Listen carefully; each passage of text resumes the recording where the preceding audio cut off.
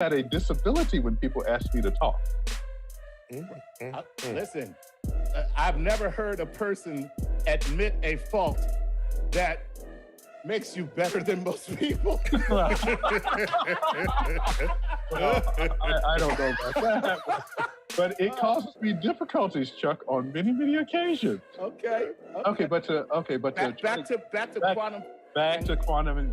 Okay, so what essentially happens is, if you believe the universe is quantum mechanical, then it forces you to forget about things like electrons. Because electrons we think about as little tiny balls. That's the classical picture that you're taught. And in fact, quantum mechanics says, no, that's not the way it works for electrons. You have to think of these things that are more like waves, except when they act like particles.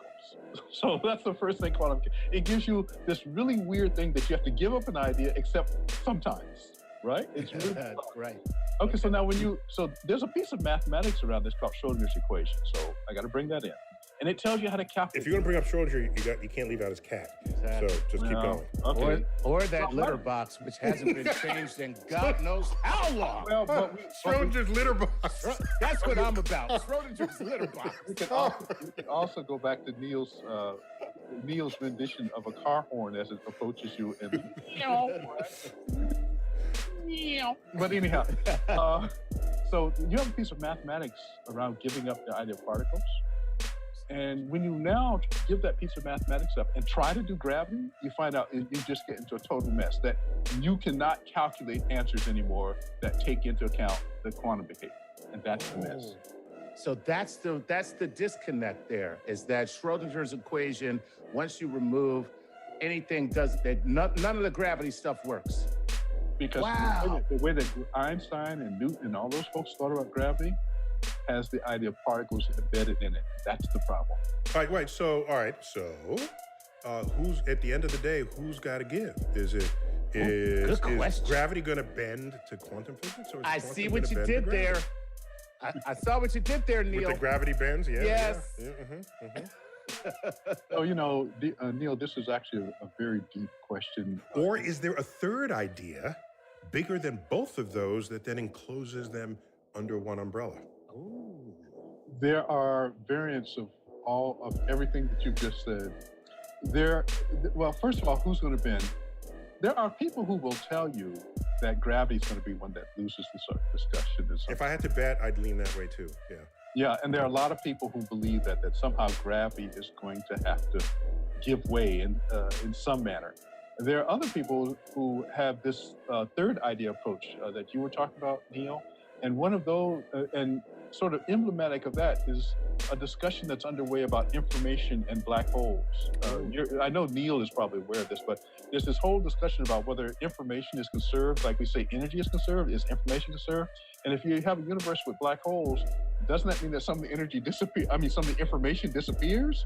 And then you violate a conservation law? So there's a whole big discussion in theoretical physics that's been underway for over a decade about black holes and information All right, so when you talk about information, are you referring to, because we just talked about this last week, give me 1 second, please, that when Neil was talking about virtual particles and the evaporation of a black hole, and if I'm not mistaken, then this particle actually materializes on the outside of the black hole, and then that is what escapes. And so then if that were to happen, are you saying that somehow messes up this whole idea of the conservation of information? Yeah, Chuck, you were really paying attention in that episode. It does seem like it. That's Man, exactly right. Chuck. Neil, why do you think I do this job, man? I'm getting a free education. Damn, Chuck. Yeah, okay, so that's but the point is that it's in a state of flux. We don't know what the final solution is going to be. But many people like me actually think that string theory will have something to do with the resolution. Okay. So the string people think this. Yeah. Well, it's not just string people, I think. I don't consider myself a string person, for example. I am someone who's spent their life working on supersymmetry, and strings happen to intersect that. Okay. Well, I consider myself a string cheese person. So string cheese, yes. Okay. That's about as close as I'm getting to it. All right, cool. All right, go to the next one. Here we go. This is Paul Bogle, who says, recently, between the detection of gravitational waves and a photo of an event horizon of a black hole, some significant predictions made by Einstein's general relativity have been verified. What's the next big prediction made by general relativity that scientists are testing? Thank you. So that's a great question, and the answer is the following. In 1905, Einstein wrote 4 papers. Among those 4 papers is one that points out that energy has to be quantized. Now, we know that Einstein doesn't like quantum theory, but in fact, he's one of the fathers of quantum theory because of this 1905 paper on the photoelectric effect. That when you Just to be clear, he didn't like it because he didn't think the universe should be probabilistic, right? That's exactly right. He wanted determinism as his thought, whereas as quantum mechanics says, no, you can't have determinism. You have to go with probabilities. So the answer to your question, Chuck, is now that we have seen waves of gravity, we want to see the quantization of the energy carried by those waves. Because when we do that, we will have the Star Trek graviton in our universe. So the same way we know light has a particle, are you saying that gravity has a particle? Or wait a minute, it would have to be that we find this gravity particle? That's correct. That's the next big prediction that you want to find from the kind of experiments watching gravity waves. You want to be able to see the quantization of the energy that the gravity waves hold. That tells you that gravitons, just like you hear in Star Trek, you always talk about graviton waves. At that point, it is no longer science fiction. It's a piece of science. Wait, and Chuck, just to follow your line, so a photon is a particle of light, but you can also speak of light as waves. Right. Right. So that is a proper analogy. We've measured gravitational waves. Now we want to measure the gravitational particle. Oh my God. You have the photon, then you have the graviton. So I don't know any experiments out there to measure a graviton. Is there something in the works? No, nothing to my knowledge, Neil. I don't know anyone who's... This is going to have to be an exquisite experiment. And we're just at the stage of just being able to see the gravity waves. So, is it 50 years? Is it 100 years? I don't know. But as our technology improves, someone is eventually going to figure out how to do that detection. And then we can stop saying that Captain Kirk is the only guy who gets to talk about gravitons. Wait. So just a quick question. If we have gravitons, then gravity being the curvature of space and time has no meaning in the presence of a graviton. You're following along here. For a lot of people, the detection of a graviton will likely necessitate a real rethinking of what gravity is. Some of us already are there. I don't actually think about gravity in terms of geometry. It's field theory. That's the tool for people like us. All right. So what you're saying is Einstein's curved space happens to be a convenience under certain situations that get you the right answer. Yes. And you're good with that, but it's not the total story. Nope. Okay. Wow. There you go. Okay. Yeah, that is... So just let the record show, Chuck, that Jim Gates just said Einstein had his head up his ass. Okay? He just said that, just to make it clear. That's funny. Okay. James is like, I'm not saying that. I'm not saying that. I didn't say that. He's like, I'm not saying that. It was like, send your letters to Neil. The professor's like, send your letters to Neil, because I did not say that. Okay. All right. Actually, we got to take a break, and when we come back, we'll go to our third and final segment of Cosmic Queries, proving Einstein right on Star Talk.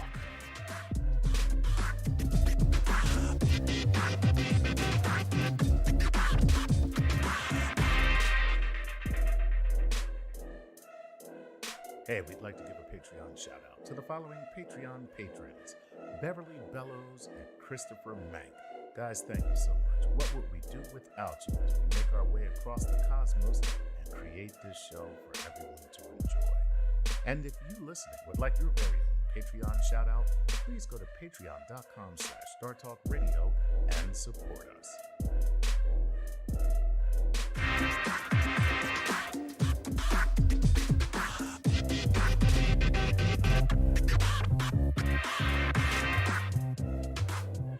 We're back. Star Talk, Proving Einstein Right.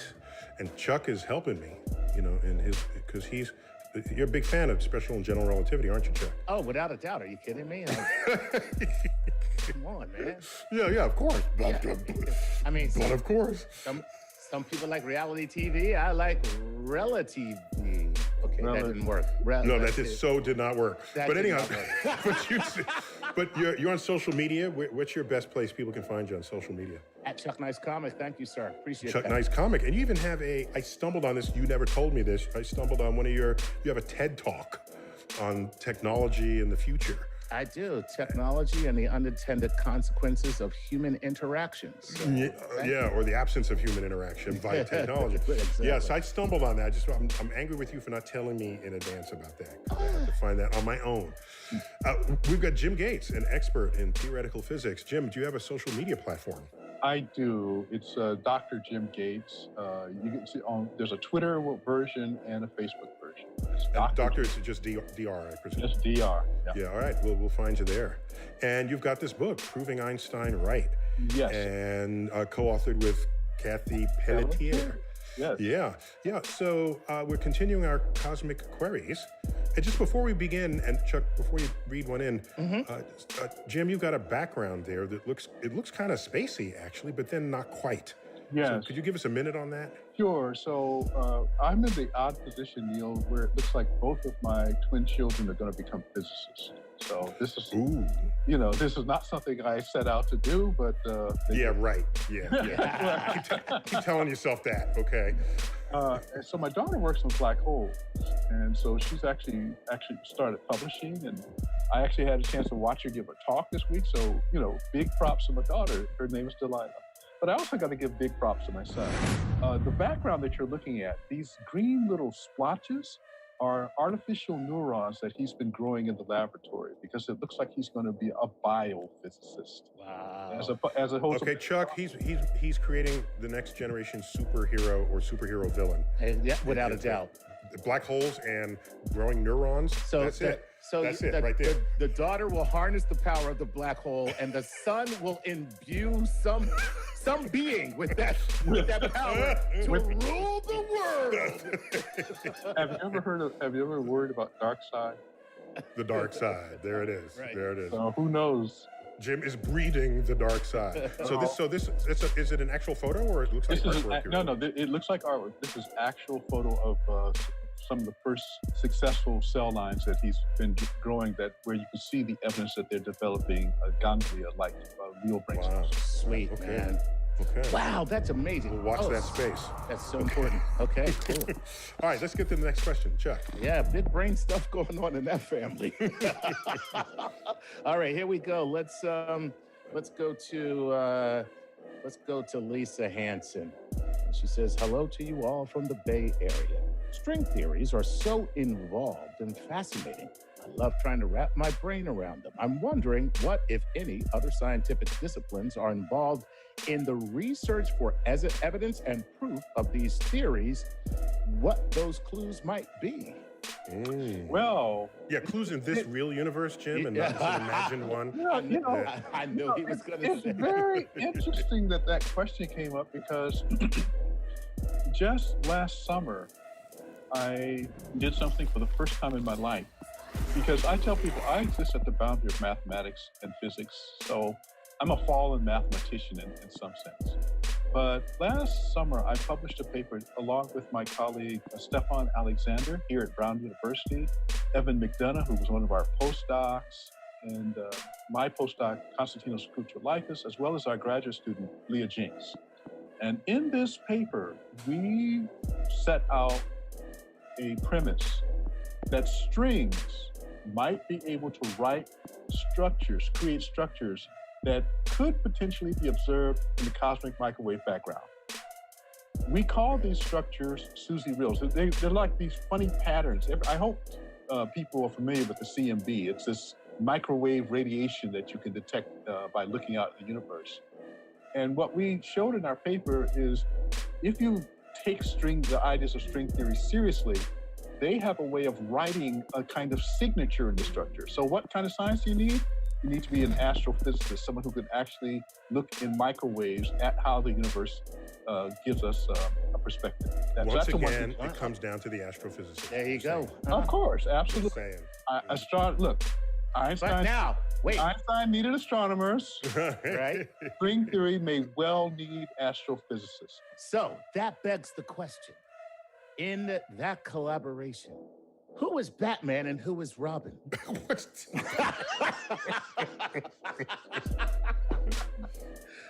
Just a quick thing, if I remember, Stefan Alexander, he's the jazz musician, isn't that correct? That's exactly right. Stefan is a professional level jazz musician, although he is a physicist on faculty here at Brown University. Yeah, I should have said that differently. He's also a jazz musician. That's so he wrote right. that book, The Jazz of Physics, or The Physics of Jazz, or something? The Jazz of Physics is his work. Okay.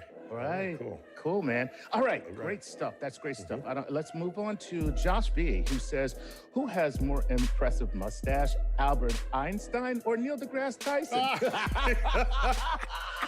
Do you know, I gotta say, anytime I'm on, I gotta show up in a movie or a documentary, and they put you in hair and makeup, and so they do the makeup, fine. Then they get to the hair, and they say, can we trim your eyebrows a little? And can we get some of those loose hairs out of your mustache? I'm saying, wait, this is my Einstein look. You did not, you want to be all trimmed and manscaped? You need a wiry, unkempt, just wild mustache. Yeah, so what's with that look that Einstein sported? So, I'm not sure what the question is.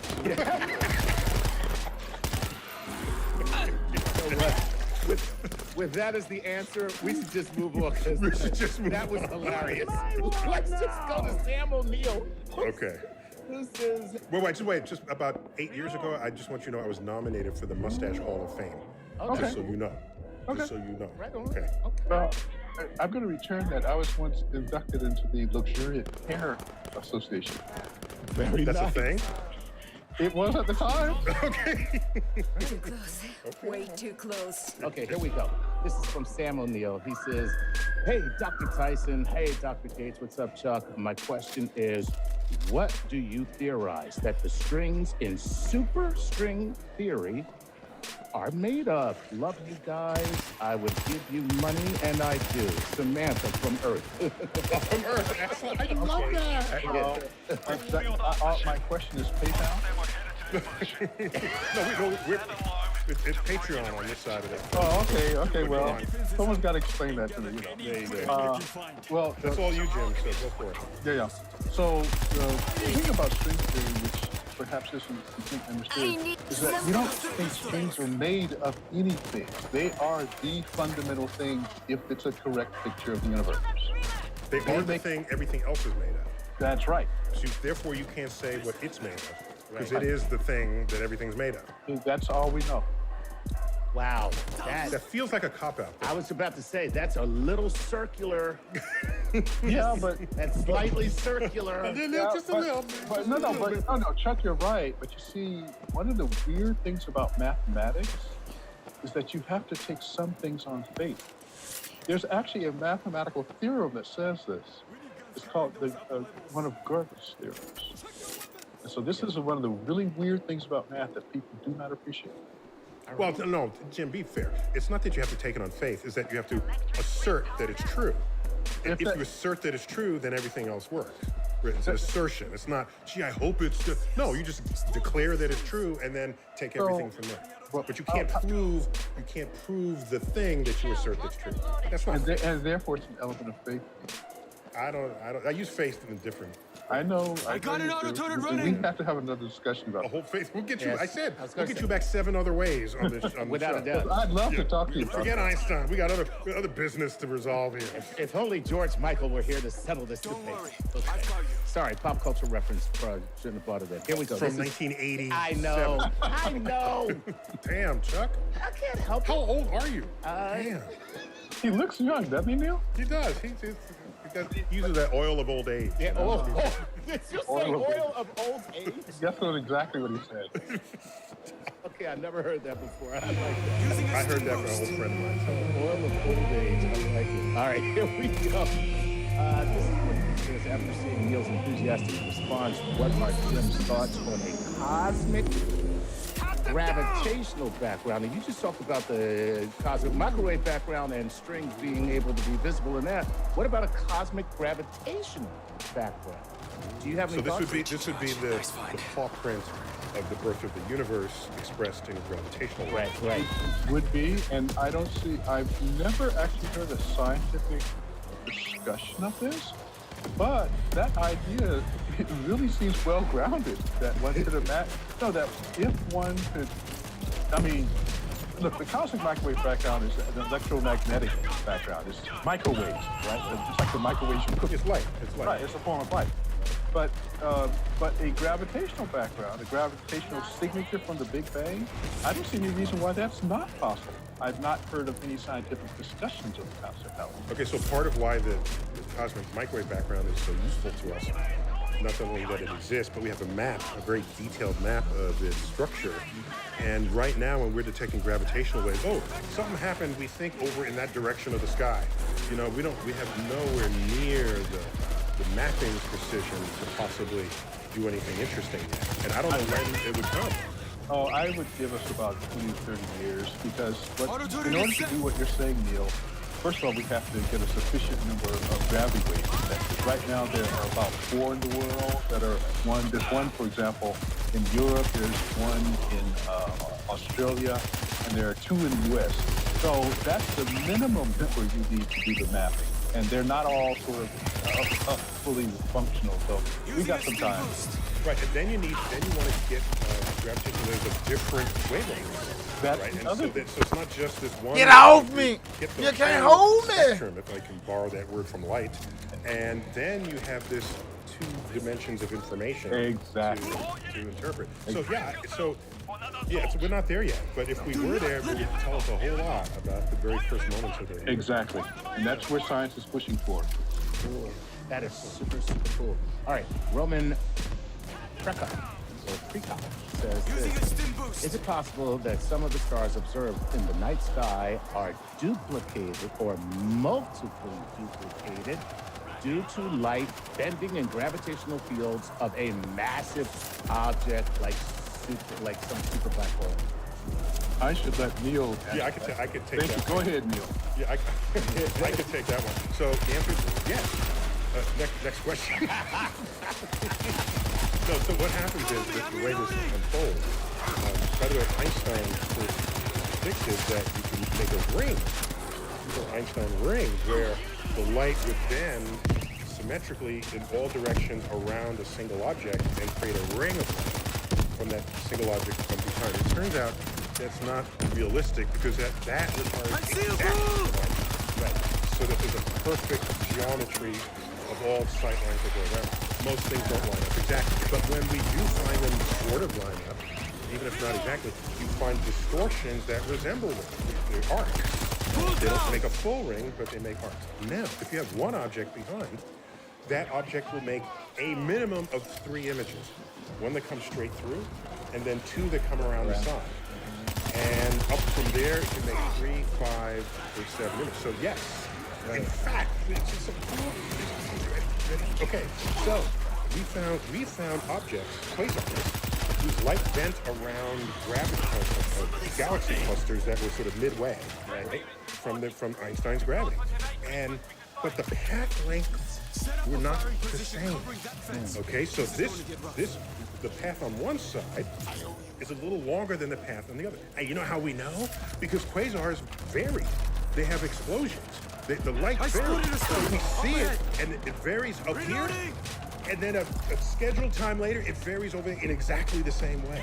So you get to see the same event twice. That's because of the change in intensity of light due to the explosion? Is that what's happening? Well, no, there are things, the quasars can eat things episodically. Okay. A lot of weird things episodically that can happen in quasars. But the fact that you have 2 different path lengths is extraordinary testing of the shape of the curvature of space and how much gravity is in the cluster and how far away the quasar is. So it's an amazing thing. So it's funny to me that you come back to this because this is what my daughter works on. We talked about the cells behind you, but when you have rings of matter around rotating black holes, Chuck, he's just giving equal time here. I know. He didn't want to pick his children. He's a good dad. He's a good dad. Good dad. Go on, good dad. you know, so but when you have rings of matter that glow around rotating black holes, you can actually see the backside of the ring because the gravity bends the light from the glowing light. That's what my daughter works on. Yeah, that's very cool, man. One last quick one. And we got to call. We're over Be done with it. Okay. Yeah, Chuck, go ahead. This is from Glenn. He says, Dr. Gates, do you think that white holes exist? What was Einstein observing that gave him the impression that they did? All right, now I'm just going to answer this for you. No, there are no white holes. Einstein was racist like everybody else back at that time, and just couldn't let it be just started black. off Chuck. Couldn't just let it be a black hole. Okay, did. Of course, Chuck got right off his chest. You know what? Here's what I love about the professor. He's sitting there like, I have nothing to do. Whatever Chuck is saying right now, that's his crazy business. I only just met Chuck. Exactly. He's like, I don't know this man. All right, go ahead. Start. Okay, so And make it quick, Jim. Yeah. So what's really interesting is black holes aren't black. It turns out that because of Stephen Hawking, we know that they actually have this very slight radiation called Hawking radiation. So they're not exactly black. Fuck. That went out a long time ago. So, got to keep up with the news and physics. Okay, but the white hole concept. The white hole concept, people who, look, I don't know of any solid scientific arguments about the existence of such things. I have not encountered. Okay. And plus, we don't see anything in the universe that would resemble what a white hole would be predicted to be, which would be the mathematical opposite of a black hole. Right. Yeah. So everything is spewing out, and that should look like something in the signature of light. Be something spectacular. We don't see. Yeah. But we really got to cut it there. Jim, okay, we got to get you back for 9 other subjects. That's okay, Neil. Okay, I'm game. We got you on the Rolodex. I got game. All right, and we'll get a picture from your other child's twin child behind you on the next program. Okay, so black holes, man, black holes. Chuck, always good to have you. Always a pleasure. All right, this has been Star Talk. I'm Neil deGrasse Tyson, your personal astrophysicist. As always, keep looking up.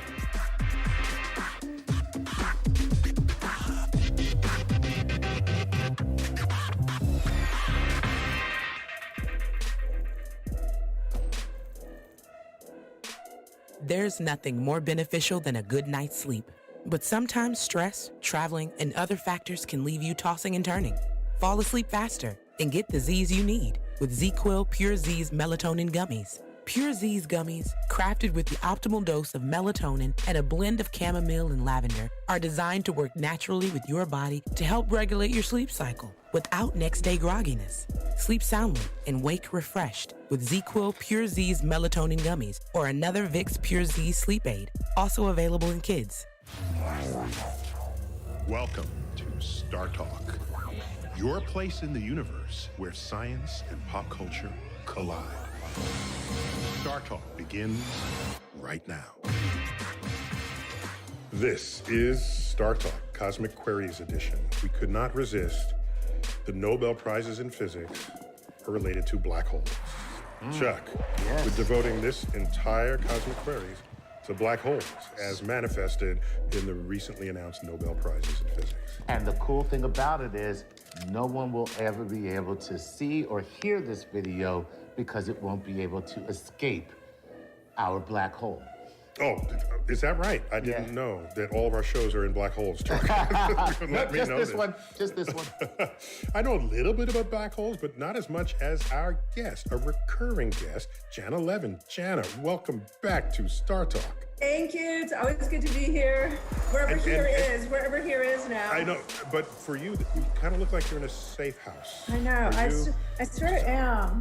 Yeah, are you in an identity protection program or something? What do you do? I'm at Pioneer Works, which is, a cultural center in Brooklyn, where I'm director of sciences. But I tell you, if the apocalypse is happening, this is where I'm coming. We've got all the resources you need. Let's see. Wait, Chuck, did you hear that?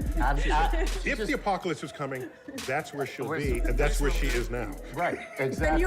you're invited. So wait, tell me what happens at Pioneer Works. So we, this place really started as inspiration of Dustin Yellen and Gabriel Florence as an art center, but with a vision of just impacting culture in creative ways, really kind of breaking down boundaries, doing things in a new way.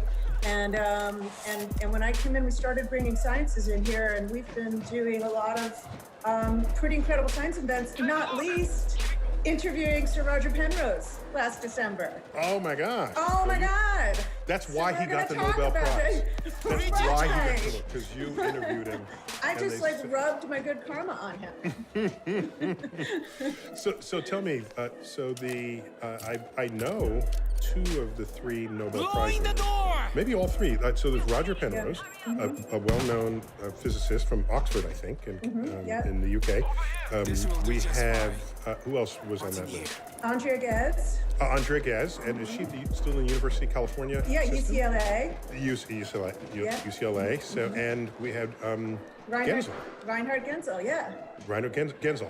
And Yeah. so they all split the Nobel Prize, all for their work in black holes. So if you can just give us sort of the short version of each of their contribution to our understanding of black holes. Well, technically, Roger got half the prize.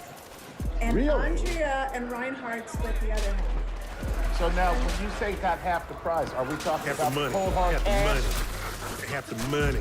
Wow. They each get. They don't get a half a medal. Right. They all each They all the get a same medal. But when they say half, they mean half the money. Yeah, well, Yeah. you can, let me tell you something, you can keep your stinking medal. How much you have to I want that check. So it's a super interesting prize because that's happened before, that where they divided the prize unequally amongst the 3 participants, and you can never have more than 3 winners of the Nobel Prize. So it does reflect the fact that Andrea and Reinhard, their work is observational, and they're both responsible independently for understanding supermassive black hole at the center of our galaxy. So that's why they shared in the prize, because they both contributed to that particular aspect of the award. Roger Penrose was just off on his own in like 1964. He's been off on his own forever. He's on his own. Right, so that was all Roger, and he is very theoretical. So I'd say one of the most surprising things about this award was that people as theoretical as Roger Penrose, for example, Stephen Hawking, don't usually get awarded the Nobel Prize. And so this was considered, I think a lot of people were kind of thrilled and delighted to see Sir Roger honored in this way. But it could be that the trend is not so much that they don't give it to theorists, but if they're going to give it to theorists, in the same breath, they're going to give it to the experimentalist who verified what the theorist said. Is that a fair way to characterize That is it? a fair way to characterize it. But there's still a long stretch between like Roger's theory and the observations. So if you want to talk about Roger's... As was true with the Higgs boson. That's right. So they gave it to Peter Higgs. Higgs himself. Yeah, but he'd come up with that decades ago. Yeah.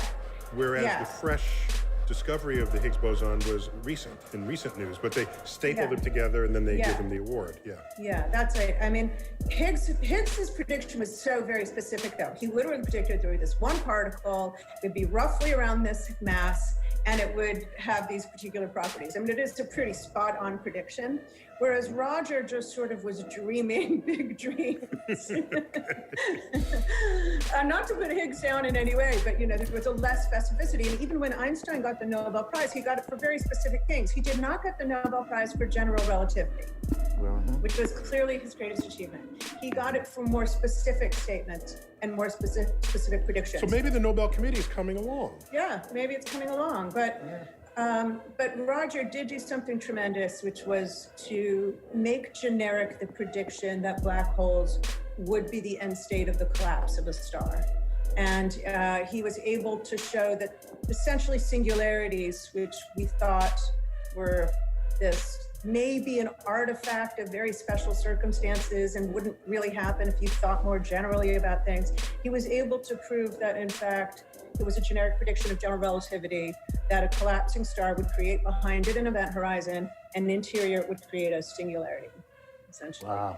So it's right after Einstein first thinks of general relativity that Schwarzschild writes to him from the Russian front and discovers this thing that we now call a black hole. But it's Russian really, front in the First World War. in the First World War, it's 1916, and he's on the Russian front, and he's saying, you know, the war has treated me kindly enough, and I've been able to wander through the land of your ideas. And so here he solves this problem. It's very idealized. It's a complete sphere. It's perfectly collapsed. He doesn't ask how or why. He just idealizes a situation, and he comes up with this thing that we now call a black hole. And so for decades after that, people thought, well, that's just a silly, idealized situation. It's not wrong, it's correct mathematically, but that'll never happen in nature. What Roger Penrose does in 1964 is he uses the most ingenious methods in a paper about 3 pages long. In the final paragraph of this incredibly clear, lucid, simple paper, he proves that, in fact, it is absolutely generic prediction of general relativity that a collapsing body would create behind it an event horizon and inside a singularity. So he makes black holes inevitable. He made them real. Made them real. Make them real. Wow. Yeah. Yeah, so they go from this mathematical, perfect, silly, platonic idealization to an inevitable reality. So, and now on the other side of that Nobel Prize coin, we have 2 people, independent researchers, who are figuring out that our galaxy has a supermassive black hole in the middle. But of course, you can't see black holes. So what light can you shed on their discovery? I see what you did there. You see what I did there? I Was see that what good? you did there. You punster. So they demonstrated the opposite characteristics as powerful scientists. Slow and methodical. They looked at these stars for decades, right? 2 decades. And they watched these stars orbit an invisible object. And just, they don't even need to... At the center of the galaxy. At the center of the galaxy, it's 26,000 light years away in the direction of the constellation Sagittarius. So we call the object that they orbit Sag A star, Sagittarius A star, only because it's in that direction from our point of view. It's a cute little nickname. So around Sag A star, they see some stars orbiting, and they can follow their entire orbits. One of them takes about 16, 17 years. That's kind of the one that is most helpful to them. But just to be clear, normally when we think of things orbiting other things, we think of planets orbiting stars. Yeah. Now you're talking about stars orbiting other things. Yeah, exactly. So now you have a bunch of stars in the center of the galaxy, a bunch that are orbiting this thing. Now you can't see this thing. It's definitely dark, and it's very massive. And contrary, I think, to sort of the popular imagination about black holes aren't huge. The whole point about black holes is that they're tiny. So for how heavy they are, they're tiny. So this object, they just look at the orbit and deduce, wow, that thing is 4 million times the mass of the sun. But it's fitting in a region much smaller than the solar system. Not 4 million times the size of the sun, right? If you calculate how big you think it should be, it's about 17 times the width of the sun across, but 4 million times its mass. That's crazy. Crazy. So they go, look, it's really heavy, it's really small, it's a supermassive black hole. Wow. Okay. Yeah. Well, there you have it. And by the way, this is our 2nd or 3rd hour in the astrophysics community. Our 2nd or 3rd Nobel Prize in a decade. Generally, they used to throw us a bone once every 10 years. Are you saying that you guys are the Meryl Streep of the Nobel Prize? No, I'm saying. Oh, wait. Black holes are. Well, the prize is in the category of physics, just to be clear. So we in my community, we're not living our lives wondering if we'll be considered. Occasionally, we do something that touches on laws of physics, and then it gets, and people take a note. So we just got it for exoplanets, which is not itself a new branch of physics, but it's a very interesting advance in our understanding of the world or the universe. So I'm just saying, maybe we're done with laboratories on Earth, And the best laboratories on the frontier of discovery are the universe itself. Well, it's fascinating because Hubble lobbied for astrophysics to be considered by the Physics Nobel Prize. Wait, Hubble the man. Edwin Hubble, the man. Not the telescope. The telescope, right, is not live. The telescope's It's not lobbying. That'd be cool. That'd be awesome. remains inanimate. Yeah. Yes, it remains. It's still to this day not alive. Right. But Hubble, so what did Hubble do that was so tremendous? Today, Hubble absolutely, unquestionably would have won the Nobel Prize. So what did Hubble do? Two Nobel Prizes. Right. For one, In the same decade. Yeah. he realizes that there are other galaxies. You have to realize when Einstein was working in 1905 and 1915, 1916, he did not know that there was another galaxy besides the Milky Way. He suspected, but he wasn't sure, right? So Hubble observes the first external galaxies. But just to be clear, at that time, the universe was just the stars of the night sky. Yeah. And how far do they extend? Nobody knows. Yeah, exactly. And then the second thing, which I'm sure, I'm guessing Neil's referring to, is he then also notices that, oh, by the way, all those galaxies are moving away from each other. Right. And so he deduces that the universe is expanding. So, Right. So he lobbied the Nobel Committee, and then what they said, I guess they said no. I don't know if there were like formal letters exchanged, but there was certainly political, there was internal politics. And they stood no for, when was that, 1920s? They stood no for another 50 years. I don't think it was until the 70s that the Nobel Prize Committee considered astrophysics. Yeah, I think the first one was maybe the discovery of pulsars. Yeah. And that was in the 70s. I mean, discovery made in the 60s. Yeah. Cool. Yeah. Well, actually, we got to take a break now. But Chuck, did you load up questions? Because this is a Cosmic Queries. I got them all loaded up and ready to go, and there are pages of them. People love black holes. All right, when we come back, more with our friend Jen Levin to get us through an understanding of black holes.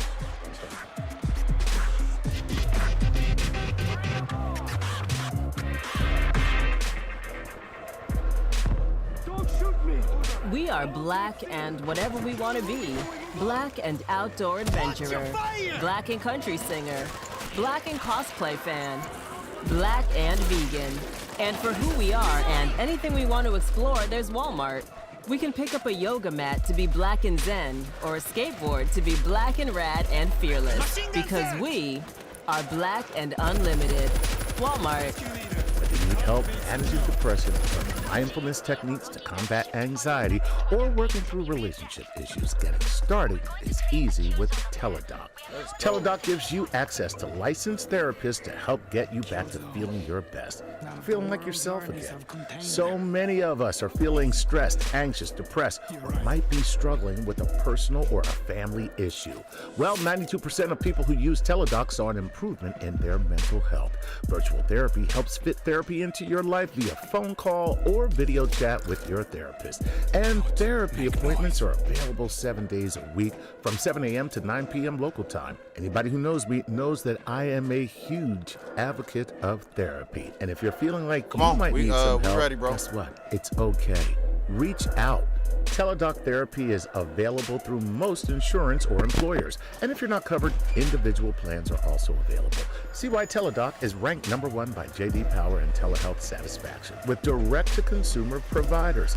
Download the app or visit teladoc.com/StarTalk today to get started. That's TELADOC.com/StarTalk. For J.D. Power 2021 award information, visit jdpower.com/awards.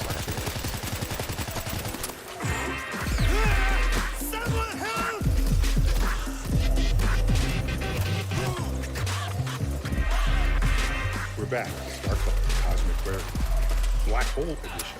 Actually, Chuck, you've had other Black Hole editions of Cosmic Queries, but this time Black Hole's won Nobel Prizes. In fact, it's not the first time Black Holes have won Nobel Prizes. And last time we did that, we had to bring in Jan 11 to explain what the hell was going on, and we're doing that again today in this second segment of Cosmic Queries. Jana, always great to have you back in the loop. Thank you so much. I always love being here. One of the times we brought you in was because of the LIGO discovery of colliding black holes. Right? And they got a Nobel Prize.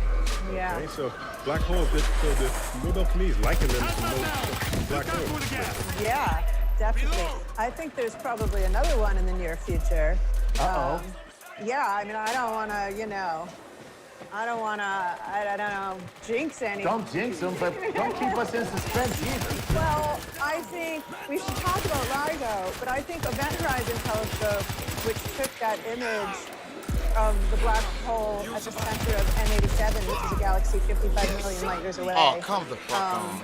And they imaged as close to the event horizon as is essentially conceivable, given the realities of Right, the resolution was there. Yes, that's right. Yeah. So for taking that photo, a photo of a black hole. Okay. Conceivable.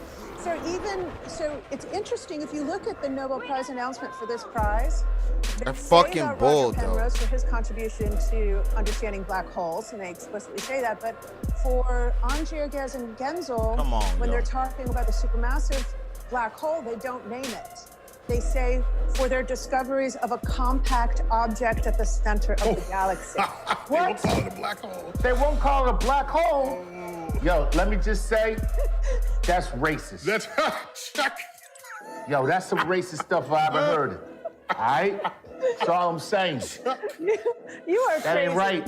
That ain't right. If anything has a tinge of it, Chuck is all up in it. He's going to call it out.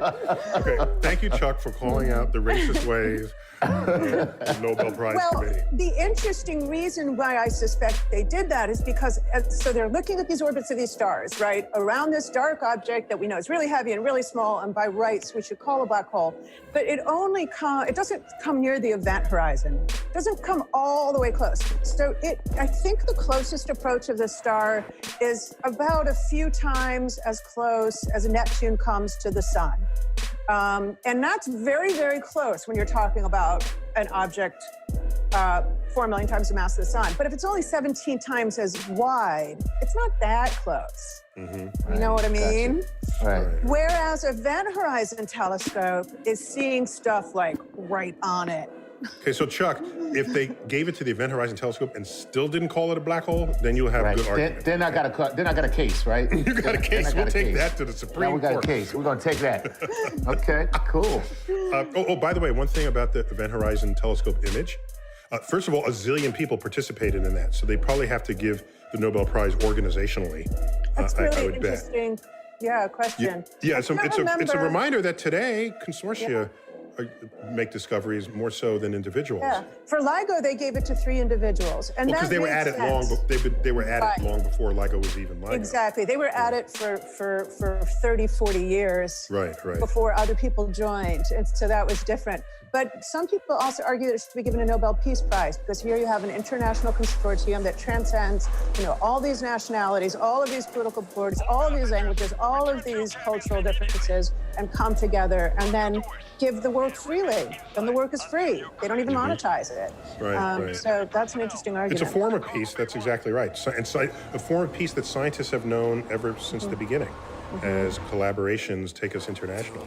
Yeah. I have a quick Event Horizon photo story. So I used the Event Horizon photo for a tweet. Can I tell you what that tweet was? It was, okay. So scientists, : we've imaged a black hole in a galaxy, in the nucleus of a galaxy 55 million light years away. That's public.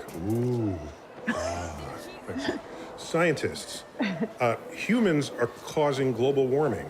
Public. That doesn't agree with my philosophy. I don't agree with that. Excellent. How did that go down? How did that go down? It was, people, it's social media, so it goes every which way. But every which way. But the irony wasn't lost on most people. So. Funny. That's brilliant. That's a brilliant tweet. Yeah, and, so Chuck, so give it to me. All right, let's get to it. Okay, so actually we're going to start with a Patreon question from my son, because I actually am on Patreon, so he gets to ask, which is, can black holes tell us anything about the age of nearby stars or stars that are orbiting them? Interesting. Am I trying it or are you trying it, Neil? I'll try, and if I miss anything, you jump in. Yeah, because I think there's a lot of dimensions to the answer. Well, so a black hole as the endpoint of a star, of a dead star, that star didn't live very long. Maybe 500,000 years tops. So if you see a black hole, and if it's freshly made, then the thing that made the black hole itself was not all that old. 500,000 is not long in the history of the universe. Not at all. So black holes are the product of very high mass stars that have very short lives.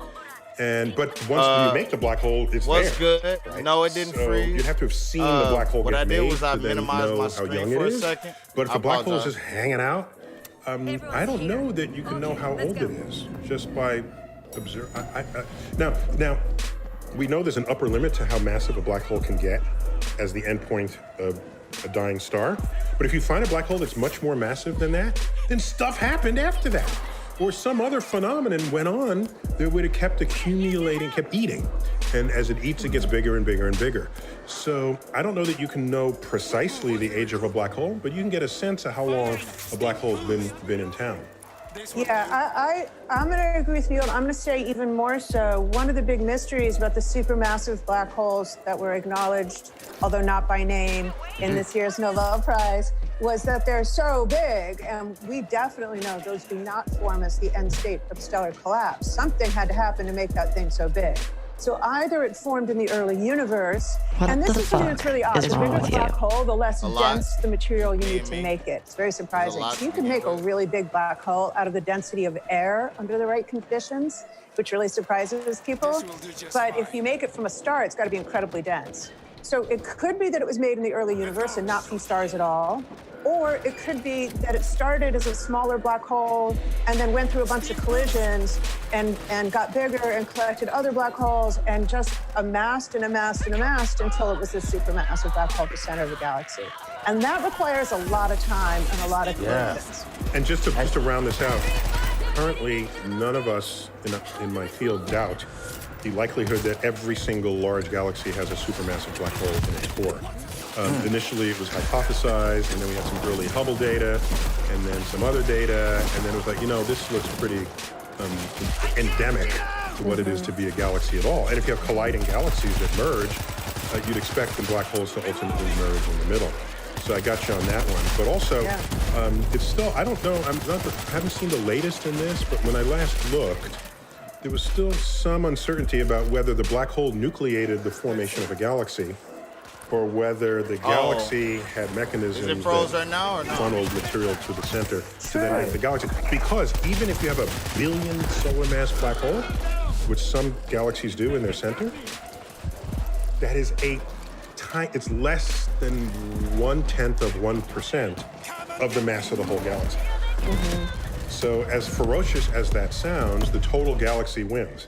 If you're on a balance. Absolutely. So you might have thought, even if it's true that all of these galaxies have these supermassive black holes, they're such a small percentage in terms of the mass, they're probably not influential on the galaxy. Who cares? Right. But it actually turns out that's not the case because they can blow these gigantic winds. They could have been very active in their early history and been like quasars. They could have sculpted the entire galaxy. They could have regulated the size, the shape, the number of of stars that form. So they might actually have incredible agency despite their smaller fraction in terms of mass. And is that because in the formation of the black hole that it is spewing out materials in order for it to become what it becomes? Yeah, in the early days, it was blowing out these jets, and it was like, imagine these winds. There are black holes whose jets are so strong that they're puncturing neighboring galaxies and basically wiping out any planetary life in those galaxies.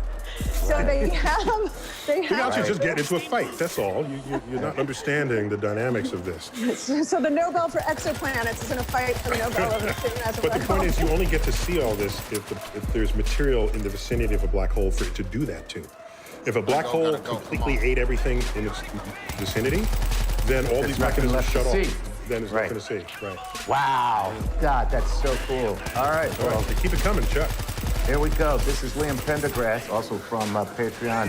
What opportunities for future research into black holes are created as a result of this particular prize being awarded? So is there anything new that came out of this that may spur further discovery? Well, let me lead something here, and then I'm going to hand off to Jenna.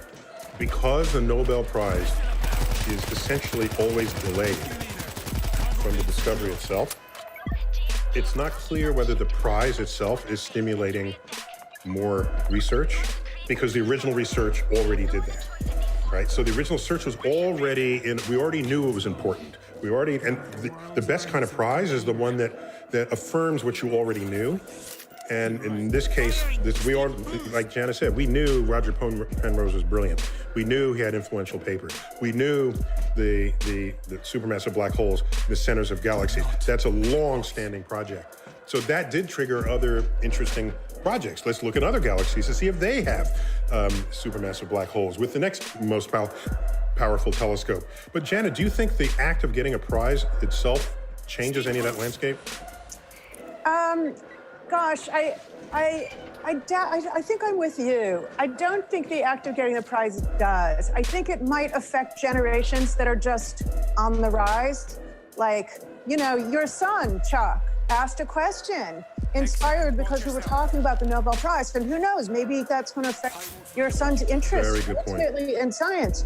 I mean, for the scientists who are practicing now, I would say no, not so much. But it does have that effect, I think, for the younger generation. Excellent point, because it's black holes are in the news now for a whole other reason. Yeah. There's a celebration with a big fat check associated. Yeah. In America, money talks. That's what it is. Well, I'm glad to hear you say that, because that's for his research club. Black holes are his focus. So I'm gonna ask you to talk to him. And by the way, kids love black holes. I don't care. We're totally cheating. Screw them other kids. Screw them other kids. I'll be like, my son has Neil deGrasse Tyson and Jan 11. I don't give a damn. Sorry, kids. Sorry. That's how the cookies crumble. That's how the cookies crumble. What can we say? Totally. Wait. So, but it's an interesting point, Jana, that if it's another reason to talk about something in the context of it having been a celebrated result rather than just a highly respected result, that definitely adds a societal force on this. I agree with you there entirely. And it's interesting that a lot of these Nobel Prizes are connected. So, for instance, the supermassive black hole at the center of the galaxy also has littler black holes orbiting it. And they did form from the end state of gravitational collapse. Now, littler might be 30, 60 times the mass of the sun. And so LIGO, which is the experiment that you mentioned earlier, Neil, that got the Nobel Prize, what was it, 2017? 2017, they're detecting the collision of two black holes that are more around 50, 60 times the mass of the sun each. And they might be doing that near a supermassive black hole. And so these are all connected discoveries. And so some of the ones that LIGO is beginning to, and I don't want to say observe, but really listen to, because LIGO doesn't take pictures. LIGO listens to the resonance of space around these like orbiting mallets. We're starting to think that maybe those in fact really are coming from galactic centers.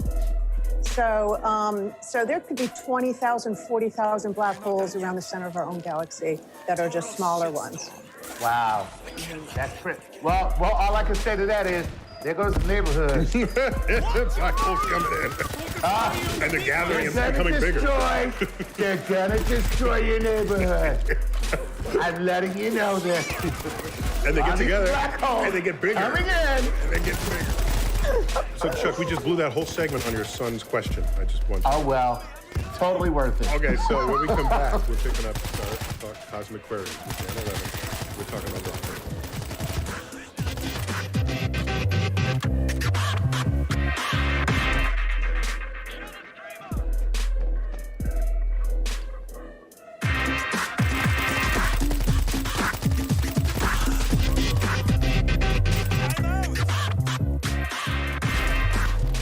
We're back. Star Talk, Cosmic Queries.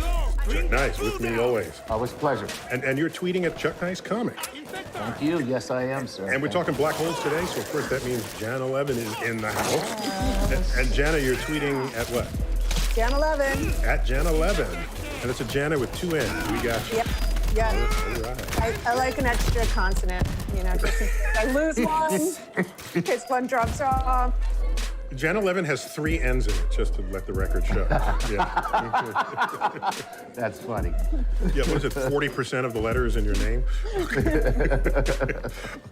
So this is Cosmic Queries. So Chuck, keep coming at us with these questions. All right, I'm staying with This one is from your wife now, right? You're the whole family.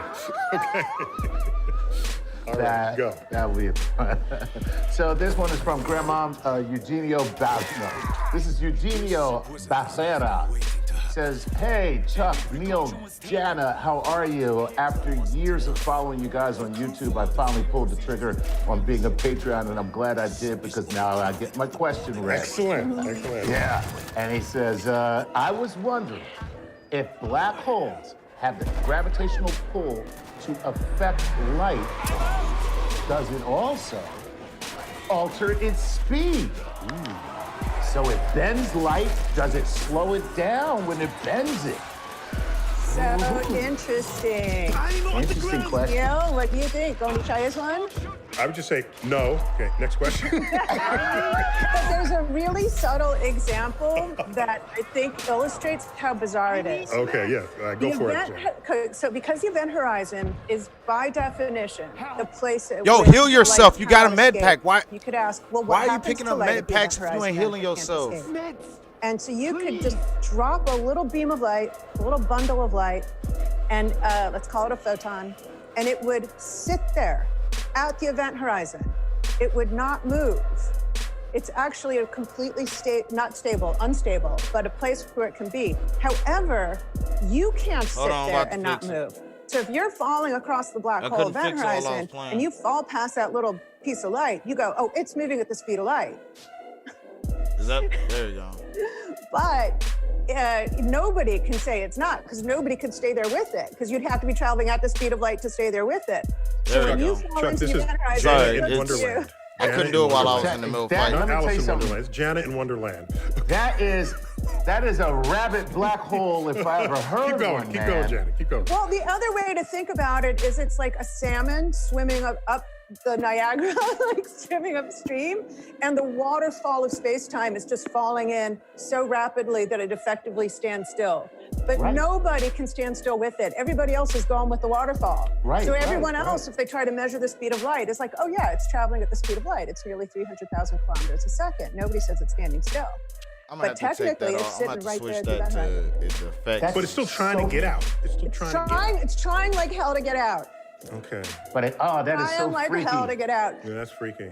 So what's the observation outside of the black hole?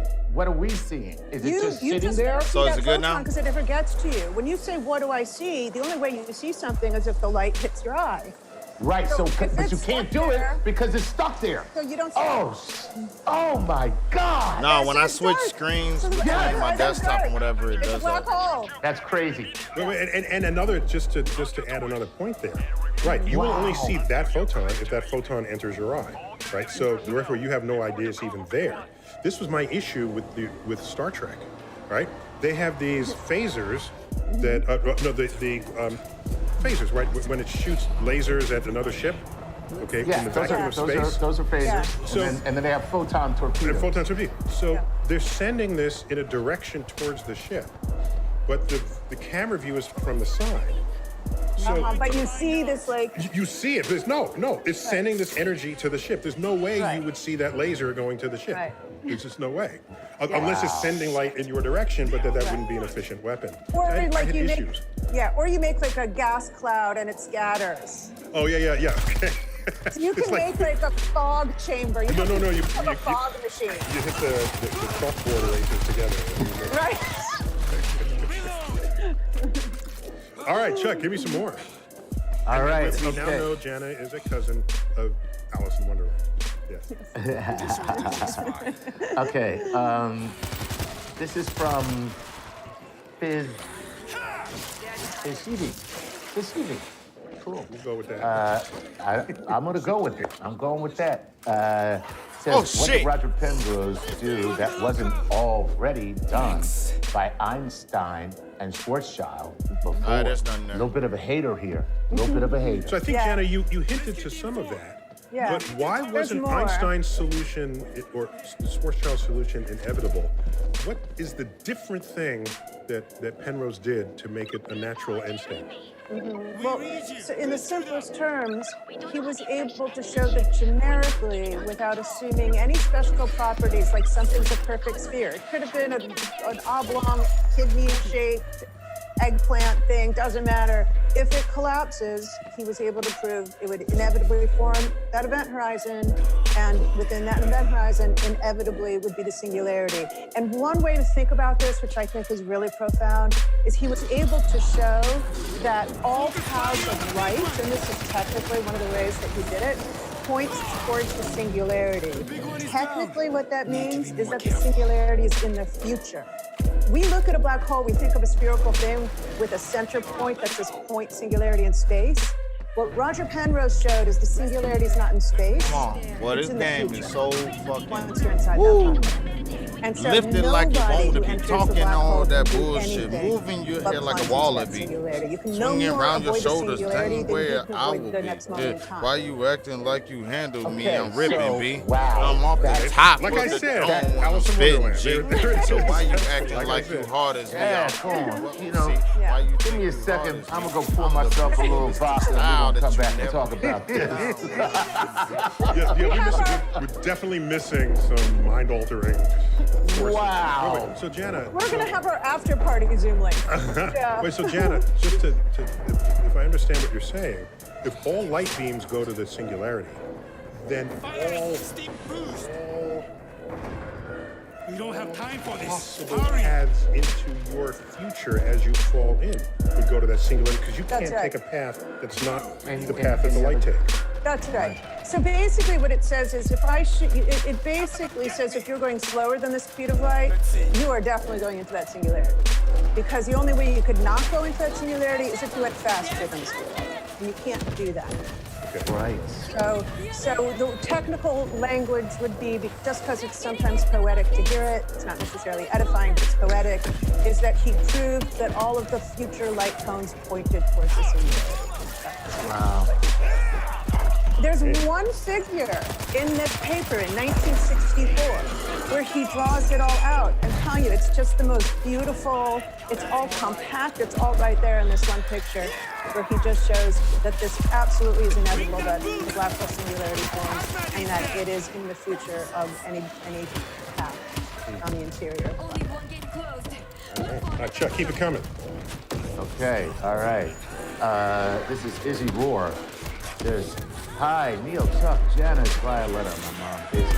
I'm 12 years old from Birmingham, Alabama, and I love all things astrophysical. Professor Guest says that the data collected, which ultimately proves the existence of Sagittarius A, are consistent with Einstein's general theory of relativity. Come on, Absolutely bro. I 100% can't do it all. not consistent with Newton's law of No, I do gravity. not, because And that's a even waste of my then, time. She said that Einstein is right. I would never at watch least for now. any The kind of questions fucking are, ASR, How can something, a major thing like this ASMR, in the cosmos abide that by shit's general weak. relativity? I'm sorry. And yet, If you- not if you got follow your one of the tits most out, basic and fundamental you are- laws of physics. I mean, does look, this you can mean we promote will your brand need how to you want to. discover There's places a to new promote your law brand. of Get your gravity? tits, and does get this your mean belly general button relativity ring, get your needs to be ass cheeks, upgraded or expanded calm down upon? all that extra Yes, wild Jana, ass you are the makeup, first unless woman you're trying to do some astrophysicist kind of I like ever extra saw in shit an that's episode of just you Star and Trek a few cosplay. years back, Have and some you have fucking inspired me respect so and much some ever goals, since. like Thank just you for the for simple rocking fact to show science the so hard chest for level, the girls and shoulder kids like level. me You over showing all over this the belly cosmos. button comparison, you leaning over in front of the camera. Stop all that. Stop all that. Thank you. And by the way, none of that question impressed me. That whole Like, licking your ear thing is a motherfucking fetish style thing that people do, and I don't think it should be on any fucking social media. Get that shit the fuck off. these data. Only social media that shit should If you touch know that, you're should be already- when you watching porn. Period. Well, I was so flattered and flushed that I forgot the question. Oh, but I think I got it. Period. Actually, Period. I think it's if it violates. There's a Newton's place laws, for that. how They got OnlyFans. I know because I watch OnlyFans. There's motherfuckers on Twitter that are model girls that do, you know what I'm saying? Take that shit somewhere the fuck else, man. You got little goddamn kids on this platform doesn't mean that the can laws are easily right. just Wrong. hit your shit and go, ooh, what's this? and just some little 7, 8, 9, 10, 12, 14-year-olds sitting there just all. But at that age, I remember, bro, I was horny at that age, crazy horny. I don't think pools, beaches, and hot tubs should even be a motherfucking title on fucking Twitch. But that's my opinion. I'm pretty sure they make plenty of money. What do I look like telling them they can't make money? Because a lot of these girls has got 10, 20, 30,000 motherfuckers watching them pretty much just talk, write their name somewhere on their fucking body. Then, you know, in some forms of porn, that's like humiliation when you write names on people's body skin. You know what I'm saying? Like, I don't prove none of that shit. All that shit gotta go. Fuck. That's all I gotta say. All that shit gotta go. Plain and simple. But it's gonna be what the fuck it is. I don't run the platform. I just play on the platform and I enjoy it. So I mean, for that, I love it. It's got some great benefits, some great things. But I particularly feel that there's certain things that need to be kept certain ways, and I don't feel like that they bitch, get your tits off my shit. If I'm sitting here playing a video game, watching you play a video game, which half the time you ain't playing video game, you're doing webcam girl shit minus the sexual, minus being naked. Like, it's gotta stop. Like, that's right. They become. I don't like it. I don't approve of it. I think it's inappropriate and irresponsible. But it's, once again, it's not my platform. I don't decide these things. Newton never considered, well, what happens if I crush the Earth to a point? Or what happened if I was going near this beetle light? Yeah, they're stupid. And those were exactly the kind of thoughts, experiments, the kind of fantasies that led Einstein to realize that, oh, Newtonian mechanics slowly and we would start to learn that there are generalizations that start to look very different in certain instances. All right, Chuck, we only have like a couple of minutes left. Give me, see if we can squeeze 2 in here. And Janet, soundbite answers. Okay, go. Okay. All right, here we go. Cameron Bishop says singularities or regularities. I just gotta know what we know about the geometry at the center of a black hole. Yeah, what's a regularity? Nah, Twitch ain't a joke. There's some great content on here. It turns out The joke is the fact that it's a business and they have to run it as such. Run anything other than that. but I think that Because of the donut? And wouldn't most black holes then be spinning black holes? yes, most black holes are spinning black holes. Yeah, absolutely. And when things collapse, Yo, like why an you? ice skater pulling in her arms, they tend to spin faster and faster. So we do believe that black holes are likely spinning. But most, to be honest, most astrophysicists and theoretical physicists Picking up believe fucking that stamping. singularity Stop is picking up shit y'all need to pick up. It will break down, kind of connected to the This spectrum. shit where the We fuck it believe is. Another theory that will make us understand that singularities actually don't exist. And that they're signaling, they're telling us, this isn't working anymore. This is breaking down. As has been said, singularities with God is dividing by 0. Which is, that's a no-no. No, seriously, you're now going to have a cult. Like, why did you can't say stuff like that?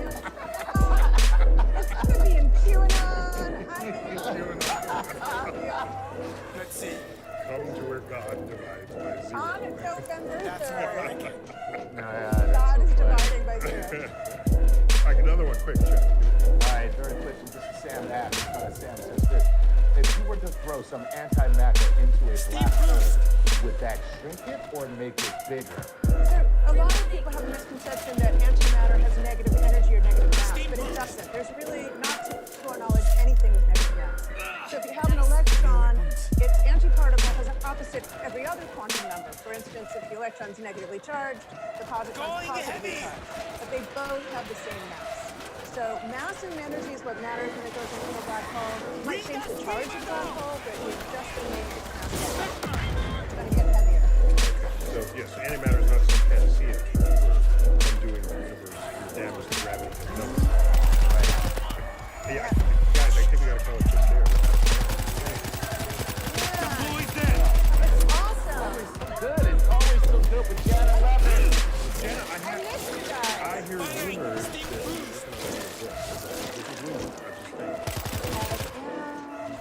but, okay, when the book comes out, can we bring it back?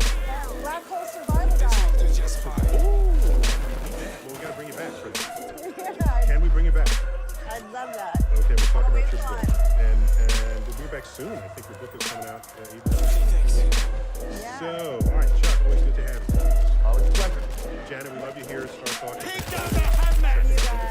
Hazmat down! Look out for the gas! The Black Hole Nobel Prize edition. Take down Of course, your personal.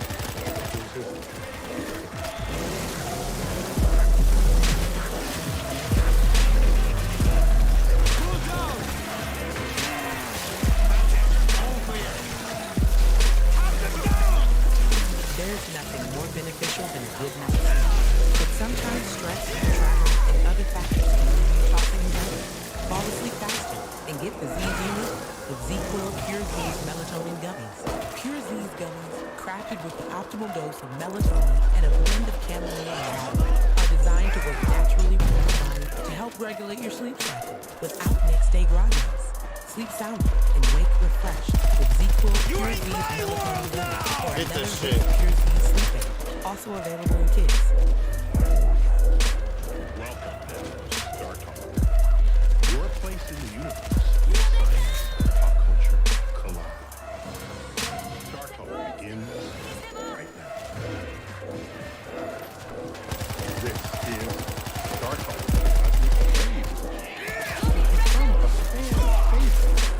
Chuck, we're doing these all the time. Yes, people like it very much. People like them, and even though you don't know how to pronounce anybody's name, who asks questions. That's it, that's what people like. They're like, wow, I now know my alias. I haven't also known that. Well, so this episode is going to be about black holes. We can't do too many black holes.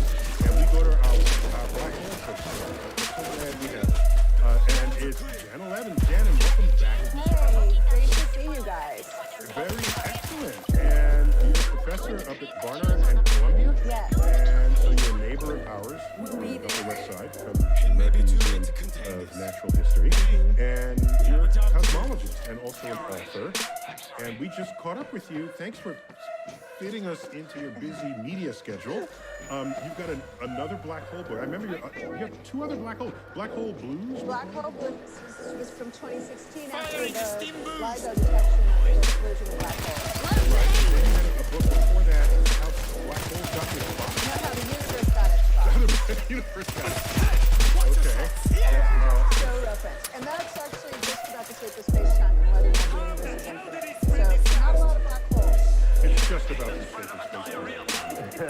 Only about I got a jumper. Yes. That was your first book. I see a high It has to be about something simple. Yeah, I think the subtitle is The Universe Infinite or Just Really Big? Oh, no, that was the paper I wrote, actually. Anyone have I'm going with just really big. I can start to wrap your head around it. Right. So who's the publisher? You got to give a shout out. Steve Count, who's my publisher for the duration, love them. No, yeah. Rock will do right by you if they like you. Awesome. Dan Frank, my editor, is wonderful there. So we've done a lot of really creative projects, and Dan really keeps me on, like, you know. Got the virus sample. Yeah. So the book does well. They said, okay, when's the next book coming? He's paying his rent all for you. Let's make that quick. I love that. Tell me about this book. So this book, so when I was writing Black Hole Blues, I set out to write a certain book. No. We trained you. It's Black Hole Blues. rescue leader. Chuck, give me your version. To the atrium. Yeah, okay. Now Black Hole Blues. No, it's the Black Hole Blues. I don't quite have your, I don't have that. Chuck's got it good. Chuck's got it better than I do. Let me hear it again, Chuck. Yeah, oh. I like Janet, though. It sounds like really see it on the ukulele. This is the vessel. Okay. So I really have to take those recordings of you guys saying the title because it's like my favorite. When I was writing that book, that turned into really a story about the climb. That turned into a story about the pilgrimage of trying to detect something so incredibly different. And so a lot of this idea of writing about black holes actually didn't happen in that book. So actually this one, Black Hole Survival Guide, is just all black holes, all of them. It's not historical, it's not about... Bring that Buddha!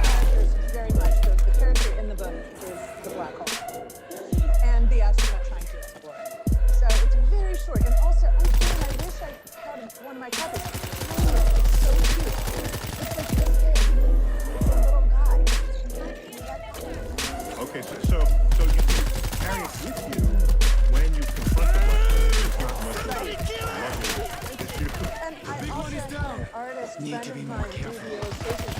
She did 23 original paintings, the Halloran for it, and they're just beautiful. So it's really, this book feels very much like a little object.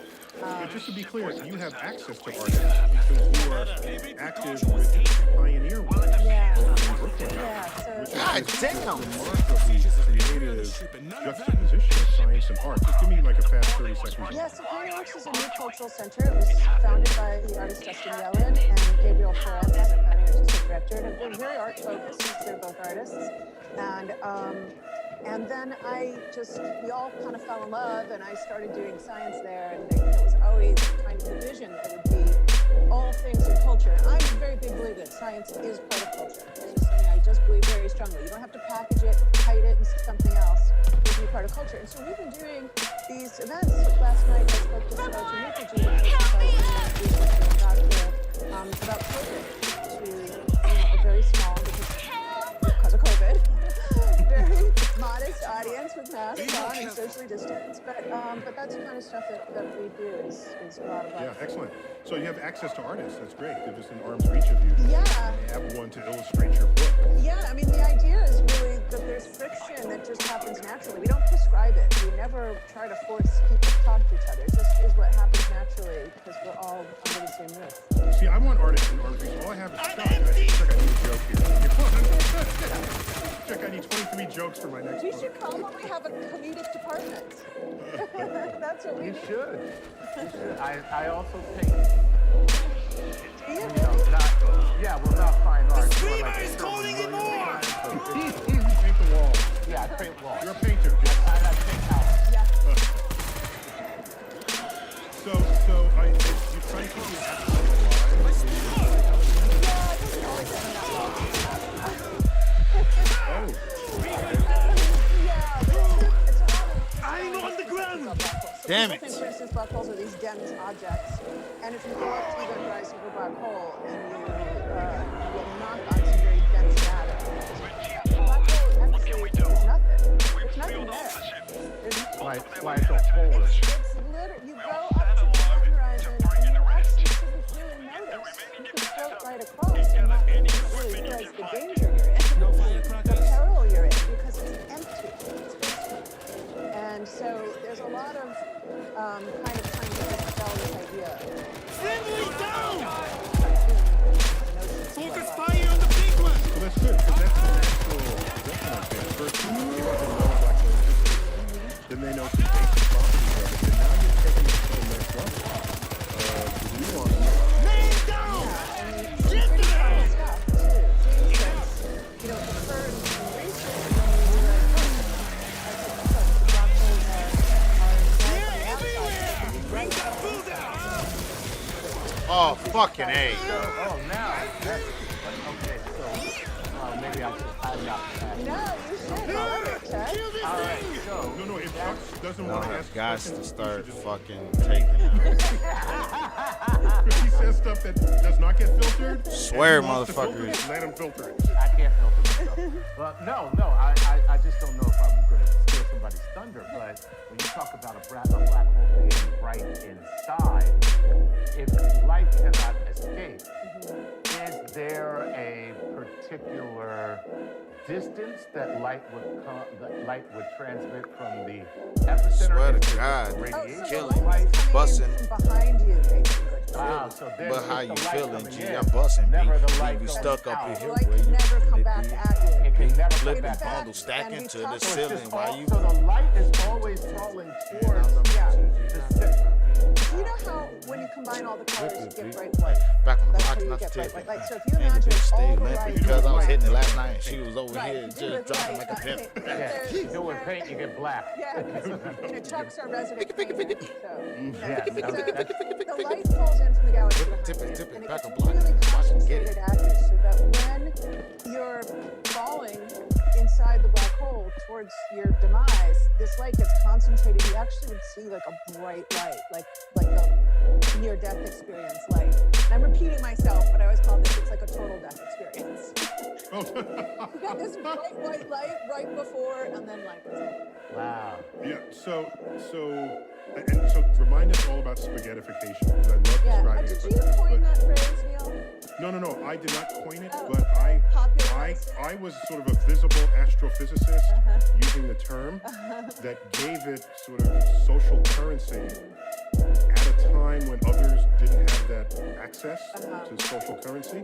So I think it's traceable to Sir Martin Rees, or actually his Lord. That was it. It is. It's Lord Rees. Lord Rees. So Right. I think he came He up also with invented a peanut butter cup. Reese's. Definitely. So I think he came up with it, but when I started writing about it, I had books and I was on TV, and so people associate it with me, but I love the word and I'm happy to keep using it. But I'm pretty sure it came from him. But I have somebody, since you're going to go ahead and talk about spaghettification, there's a question that I might as well just give you since you're going to do Well, it. let's start it off then. If it goes there, let's do it. So, Chuck, give me some cosmic queries.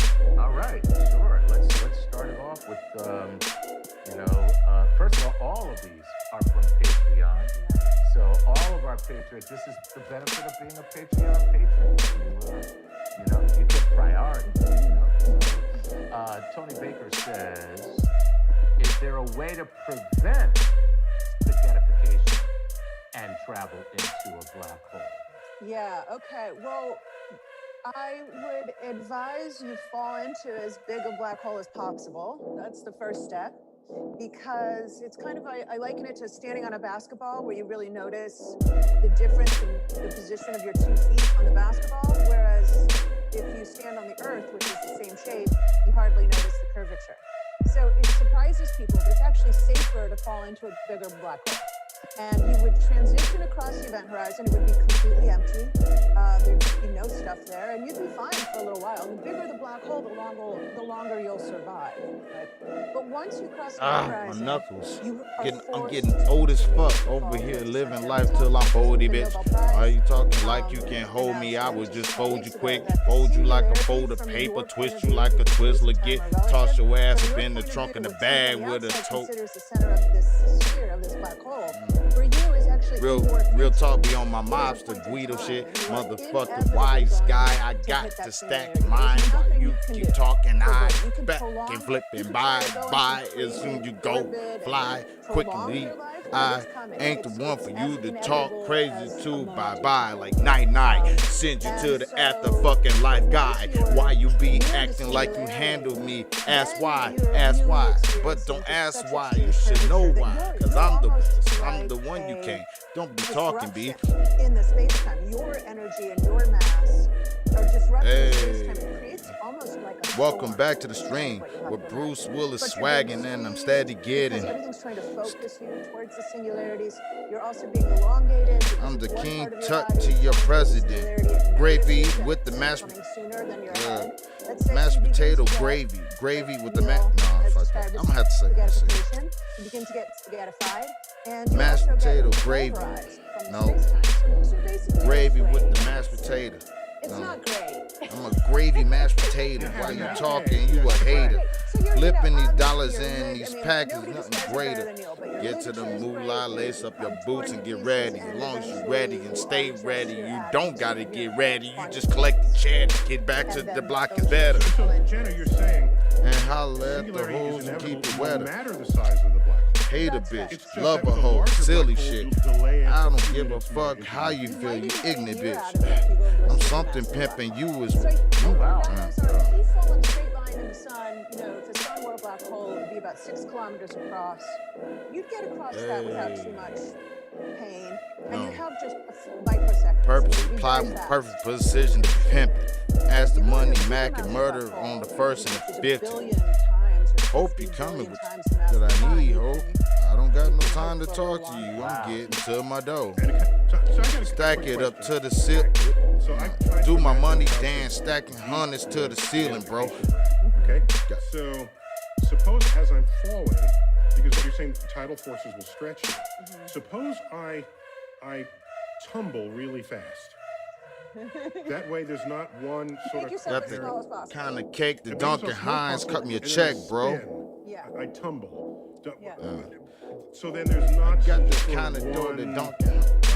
force separating my Betty feet from Crocker, my head, hell yeah. because I'm always swapping them out. Right. Crockett caught me That check for help? the dough. I'm Eventually, stacking as real as you get. will owe, no Hell, matter how small you try to motherfucking make whip to yourself, the top you will of be it. We large had to compared to the title force. You just be hitting the trick. It's just inevitable. I'm And that's sorry. like the basketball Get that, man. example, That's right? That eventually you will start to notice, no matter how small you, if you're a tiny, tiny ant on the basketball, you might not notice its curve, right? So if you just make yourself smaller relative to the black hole, you're doing okay. You're going to do better that way. But eventually, if you make something small enough, even the ant realizes it's on a curved surface. And so the curvature is so extreme. You also have to remember you have mass and energy, so you have an effect on space-time as well. And at those extreme curvatures, your effect on space-time also goes up. So you create a kind of a storm.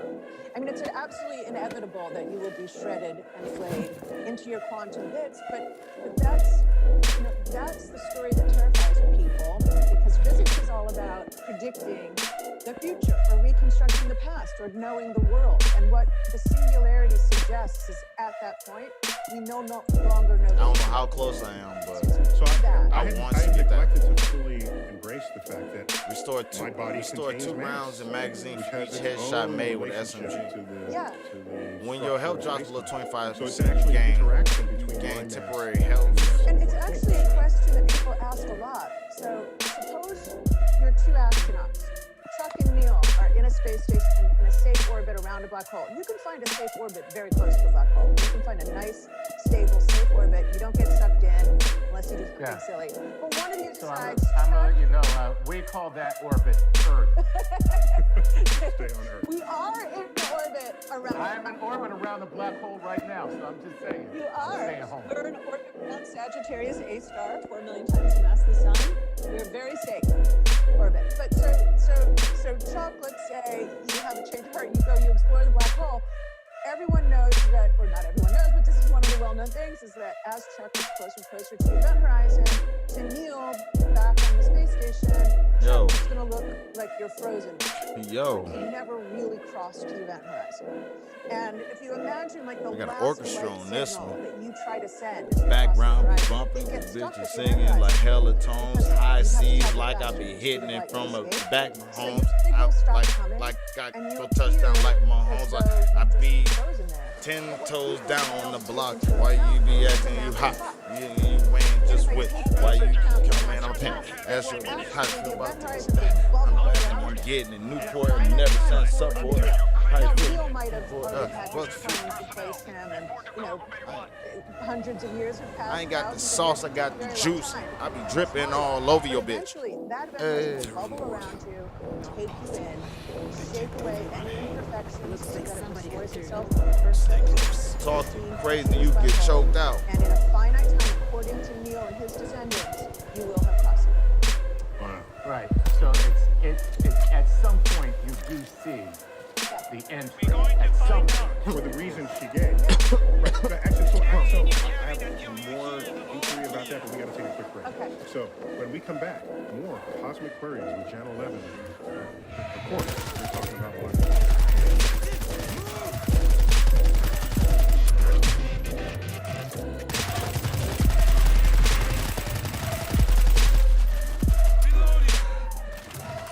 Hi, I'm Chris Dillon from Forward, New Jersey, and I support Star Talk on TV.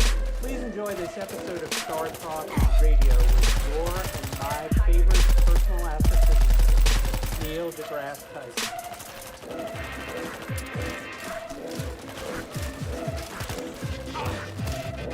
Star Trek, Cosmic Queries. Chuck Nice. Hey. Always there for me. Thank you, Chuck. Jan 11. So you're our black hole correspondent. I love it. I love it. I miss doing this in person. Oh, okay, yeah. That day will come, for sure. So I remember, Janet, in the 1970s, there was a science writer for the New York Times named Walter Sullivan, and he wrote a book called Frozen Star. And it was inspired by the fact that relative time between someone falling into a black hole and someone's safely at a distance, the person at a safe distance would report that person gets slower and slower and slower, and then just freezes. We got a vulture! Before the break, what you said was, no, that's not really how that goes out.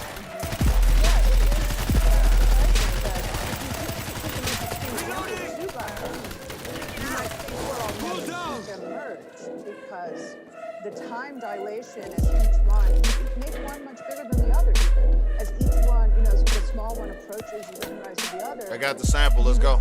It would take an infinite time from our point of view for them to merge. But that's because we're only considering the space-time of one black hole. And in reality, it's a different space-time than two black holes. And they will actually see in the simulations, which are very accurate using relativity, that the event horizons get totally deformed. The whole event horizons bubble around each other, and these two black holes absorb each other. And then they do something which we call the ring down, because they shed away all those imperfections and gravitational waves. Not to be confused with the hoedown. The black hole down. The ring down. So it rings down, literally creating waves in the shape of space-time, which we record as sound. We literally record the ringing drum and play it back to us. So that's what LIGO does. And you hear the ring down. You hear it shedding away imperfections, and at the end of the day, it just goes quiet, and it's this featureless, perfect black hole. Wow. That's fascinating. Okay, so Chuck, we got through the first question. Stop messing around. Let's go. This is Cosmic Queries. Let's keep going. Give me some more. All right. This is Andrew Stokes. Take a look at this. Okay, whatever. Andrew says, hello, Dr. Tyson, Dr. Levin, and Dr. Comedy. Oh, nice. And then he says, first off, Chuck, if you pronounce my name correctly, I'll immediately double my Patreon membership. Well, guess what? You should have read that first. I should have read that first. How do you spell the last name? Okay, it's S-T-A-U-P-E, so that's just Stoke. I'm going for Stoke. I bet there's an SH sound. Stoke. Oh, that's good. That might be, yeah. Detail. That's very Yiddish. Yeah, no hooping, no stupid.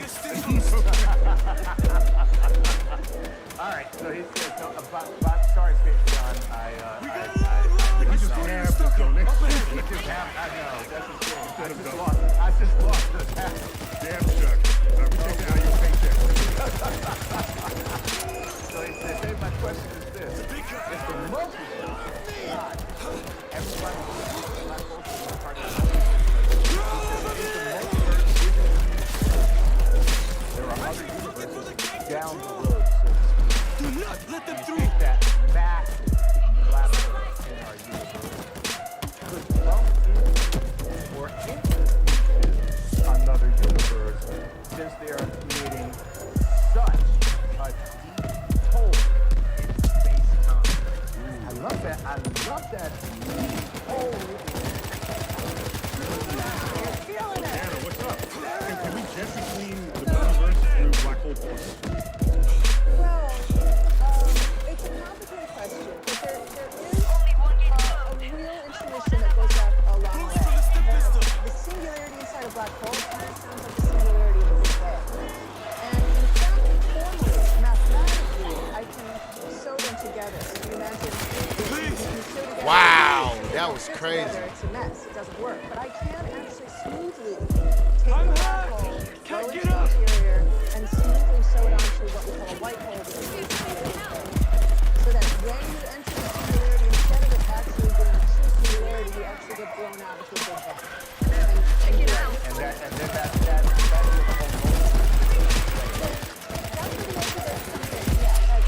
So the white hole is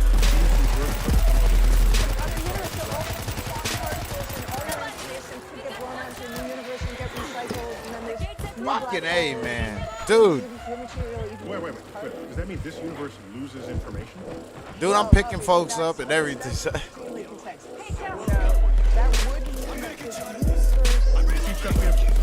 We have fights. Yeah. Take a look at this. Good looking. Okay, what is the contention? Well, there's two things. One thing to point out, which is kind of cool, is that the black hole, let's say its mass of the sun is about 6 kilometers across. It's tiny. Black holes are small. That's the cool thing about it. That's what people It's the size of the event horizon. Right, that's the size of the shadow cast. And really, that's what we really mean by a black hole. Anything that goes up in the interior is so defended. We're so defended from it by the event horizon because no information can come out. And to some extent, we don't care that much about the interior because all black holes are the same because of the event horizon. I can't know. I'm on my way. The one who fell in by looking at the black hole because that would suggest the event horizon is leaking information, and it can't. So there's one thing to note is that first of all, the black hole can be 6 kilometers across the outside, but as big as a university. So that's pretty staggering. They're bigger on the inside than the outside. So it's like Doctor Who's TARDIS. You go into your little booth and it's like, so the black hole can be arbitrarily large inside that 6 kilometers. It's crazy.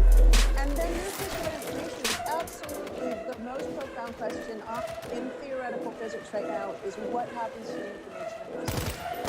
Now it's fine because and the reason why it's important is because information is what physics is all about. Right? It's about and is the information conserved? Because if information simply disappears from the universe, then we don't have a knowable universe. Then we don't have a lot of physics that makes sense to us. So it seems like no big deal. And in fact, a lot of people who started to think about this didn't realize what a big deal it was. But the idea of the information going from another universe is even okay because it still exists, right? But is that information really going into another universe if black holes evaporate? That's the problem. Exactly. Chuck, such a good student of astrophysics. Look at you. Exactly. So when Stephen Hawking comes along in the 70s and says, oh, I found this really weird trick. When I around the black hole, I need to be more allows careful. the black hole to steal energy basically from nothing, and create what's called Hawking radiation. We can talk about how Hawking radiation happens. But if you believe his thesis, and everybody does, nobody disputes it, black holes will slowly evaporate away. And eventually, the whole horizon is linked up. It's gone.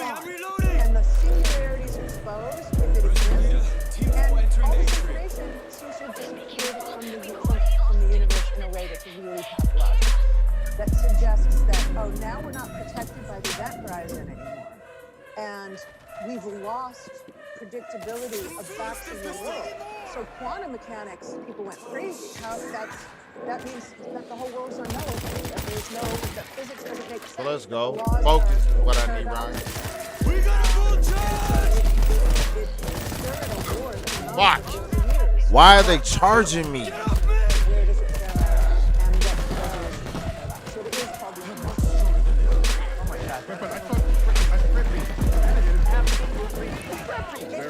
Can we talk about how it steals energy? Oh, no. Wait, and it's bigger on the inside. Just to round that out. Yeah.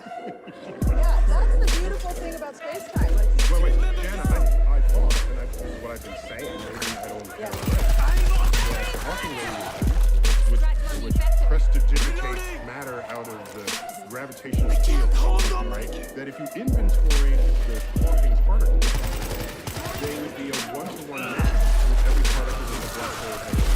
right. So exactly. So people said, look, here's how you're going to resolve the problem. The Hawking radiation is actually going to encode information about the universe. So let's talk about why that's so important. Because the radiation is not coming from the interior. And to some extent, the radiation has nothing to do with what's done. So let's say Chuck Hawking. Wow. You're just saying you want to deconstruct the Hawking radiation of that evaporating black hole. Information about what happened to Chuck before he hit the singularity, or what his last moment was. You want to reconstruct it from the Hawking radiation, which is what you're saying. Maybe it contains all of that information. But if you look at how Hawking radiation is generated, it has nothing to do with Chuck. Literally, because of Heisenberg uncertainty principle, the principle that says that you can't. Wait a second! Chuck, get your principles straight. Chuck, you're not a principled person. person. So Okay. All right. So of all your first principles, all, you're not Heisenberg on certain principles. All right. Here's the deal. Yeah. All right. We gotta stop for a second. Yeah. I gotta understand something. Yeah. All right. I gotta understand Same something. procedures All as right? every other show. Okay. None of them. All right. So here's the deal. What you're saying is everything that is struck goes into the black hole. Oh, doesn't matter right now. Recreate or reconstruct a certain thing or anything about this that The big one is down. now that I'm in here, okay, what comes out, which would be the Hawking radiation and the evaporation of the black hole. That's what's coming out. But what's coming out is really nothing to do with, it's not a representation. It's not coming out. It's not a representation of me. It's materializing as opposed to exiting. And so this is materializing as opposed to exiting, then what comes out is not necessarily related to me that went in. It's even worse than that. The radiation.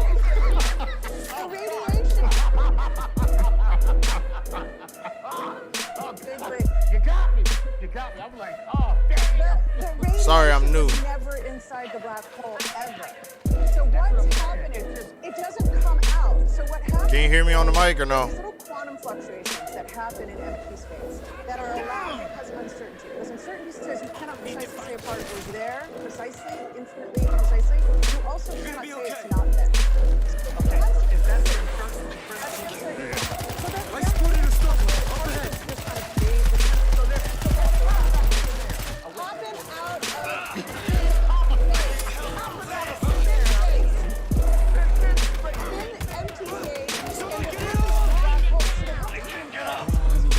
empty space. Featureless, like you have an electron thing.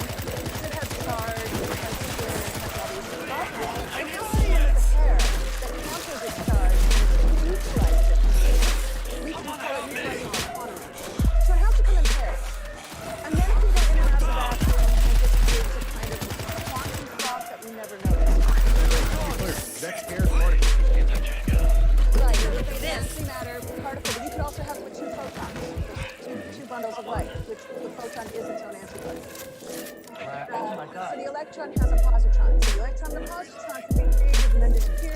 Light can be created. Any particle that exists in the universe has these fluctuations that we don't notice. It's happening in this room. It's just very, very, very low level. We don't notice it. But the black hole, what it does is it steals one of the partners. Doesn't matter which one. It steals one of the pair. And then the other one can't go back to nothing because it's not neutralized by its pair. It just sits there. So suddenly, this particle that leaves and comes out of what seems like thin air, thin empty space, and that's the Hawking radiation. So it never originated inside the black hole. It was stolen. Oh my God. It's Okay. insane. I see a boo! That's why Hawking was so famous, because it was so insane. Damn. Yeah. So let me make I can't have Chuck use brain gas. I need it. Somebody help them! You said early at the beginning that the event horizon is not Cool some down! wall. It's just space moving through and across the event horizon. You said that? Okay. Now, the space-time is made by the black hole, correct? So every place that feels this curvature is basically part of the footprint of this black hole on the fact God of damn it. time. So if I'm going to make a Hawking particle pair, I could not pick him up. There were so fucking many. Gravitational energy of the black hole itself. Why won't you allow me to say I am using the black hole identity to make this happen? I will allow you to do that, but the only identity, the only feature from outside the black hole, this is why the whole featureless aspect is so profound. The only feature you know about the black hole from outside, because of the event horizon, is its mass, its electric charge, and its spin. It spins like the Earth. And those are the only three things you can know about the black hole. Any other information is occluded by the event horizon. So you will reflect in the radiations the mass, the spin, and the charge. But you won't reflect that Chuck fell in, that he spun. Okay, so I can reconstruct his particles, perhaps. You can't reconstruct even his quantum. No features about his quantum numbers are knowable on the Wait, you telling me Chuck has 80 gazillion neutrons made of quarks. Now, coming out the other side, will I get that same number of quarks that make neutrons? So the hope is, so if you just look at Hawking's original calculation, he said no, you won't. And that's what initiated the whole crisis, because quantum theorists said that's not possible. If what Neil just asked is the case, and you're saying no, right? Then are we saying that there's a theft of information? Is there a law? That's what Hawking suggested, and then there became this big fight. So I would say right now, if you talk to people like Lenny Susskind, who has a great book called Black Hole Wars, where he talks about trying to make the universe safe from Stephen Hawking. They would say they figured out a way to encode the information of Hawking radiation. So I would say right now, the Hawking eventually kind of started to say, okay, maybe you quantum guys are onto something. And maybe there's a sneaky way that the black hole is. It's no mean feat. And one of the craziest suggestions for how the black hole allows information to escape is to say that there are wormholes that connect the interior of the black hole to the exterior of the black hole. So the Hawking radiation, which never came from inside the black hole, is actually the same particle as in Chuck's body, and it navigated by a wormhole to the outside. So basically tunnels that. Okay, so it sounds like they had the same reaction that Chuck did, and they said, guys, we gotta fix this. We can't live with this phenomenon. Let's make something up. Let's pull something out of our ass. Let's pull a wormhole out of our ass so that we don't have to blow our own gasket. Right. What happened is actually a really successful idea. So then you get to imagine all of the wormholes entangling every single one of such particles with a particle on the outside. That means that you and your descendants could reconstruct from prior what happened to Chuck, what he said, what his last moments were like. But what also happens is that we know what.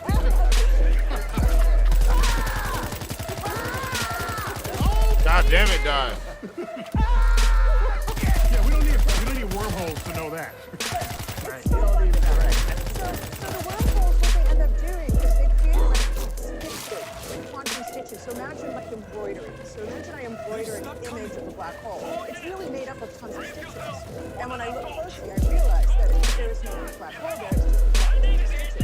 And that's actually one of the ideas that's coming out that's most radical. That the black hole is made by these quantum entangled wormholes. That is what the event horizon is.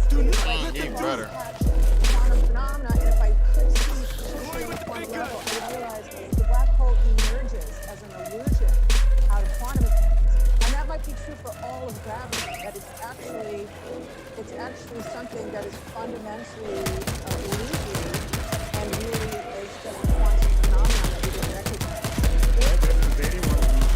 All of that. We got to take another break. But we come back more dark talk. Stuff you never knew you didn't know about black holes.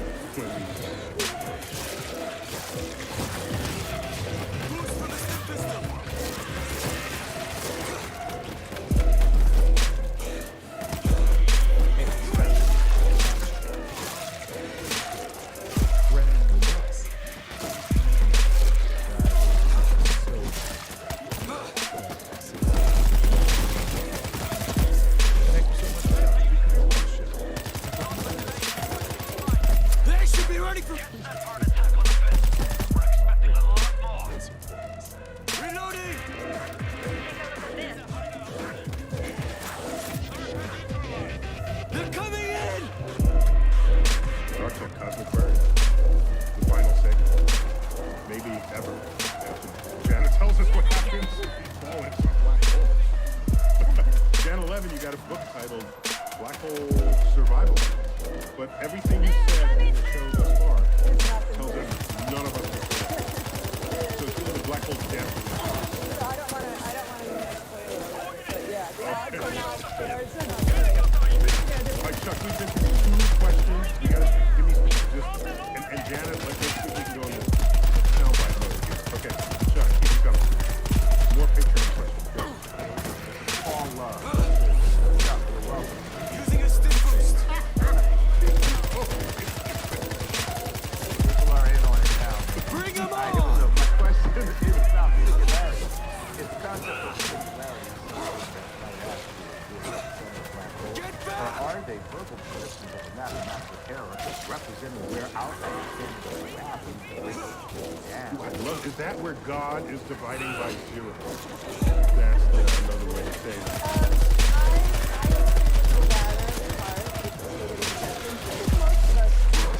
The singularity is general relativity signaling its breakdown. It's telling us I'm no longer predicting the laws of physics law here. And it's telling us that we have to look for something beyond general relativity to understand the singularity. And that's even what Roger Penrose says in his 1965 paper that won him the Nobel Prize. He says the singularity is inevitable in the mathematics of relativity, but it's not inevitable in reality. So then how do we ever observe that if we can never keep beyond the event? Right, you might not care. A lot of people, and that's another thing kind of about what kind of partial censorship. That any of the terrible things that singularity They should be ready for me! which is another reason I'm not really so bad, because eventually you're going to deal with that, and there you are, stuck confronting terrible things and having nothing material. Well, wait, it's only terrible because we have found the limits of our life. Right. You can only tell because we're not smart enough yet to figure out what's actually going on. And Doesn't make it Going terrible, hard it in the makes it paint. exhilarating. That's right, it is exhilarating. Woo, That's woo. exactly what the new direction is. The new direction is, when you understand quantum gravity, the singularity will go away. But how do you understand quantum gravity is you bang your head against this question. And that's exactly why Hawking radiation has been so fruitful. It's been so provocative. Because by banging your head against this incredibly confusing suggestion of the black hole evaporates, it forced people to make discoveries about quantum gravity. Excellent. All right, next one. Chuck, keep coming.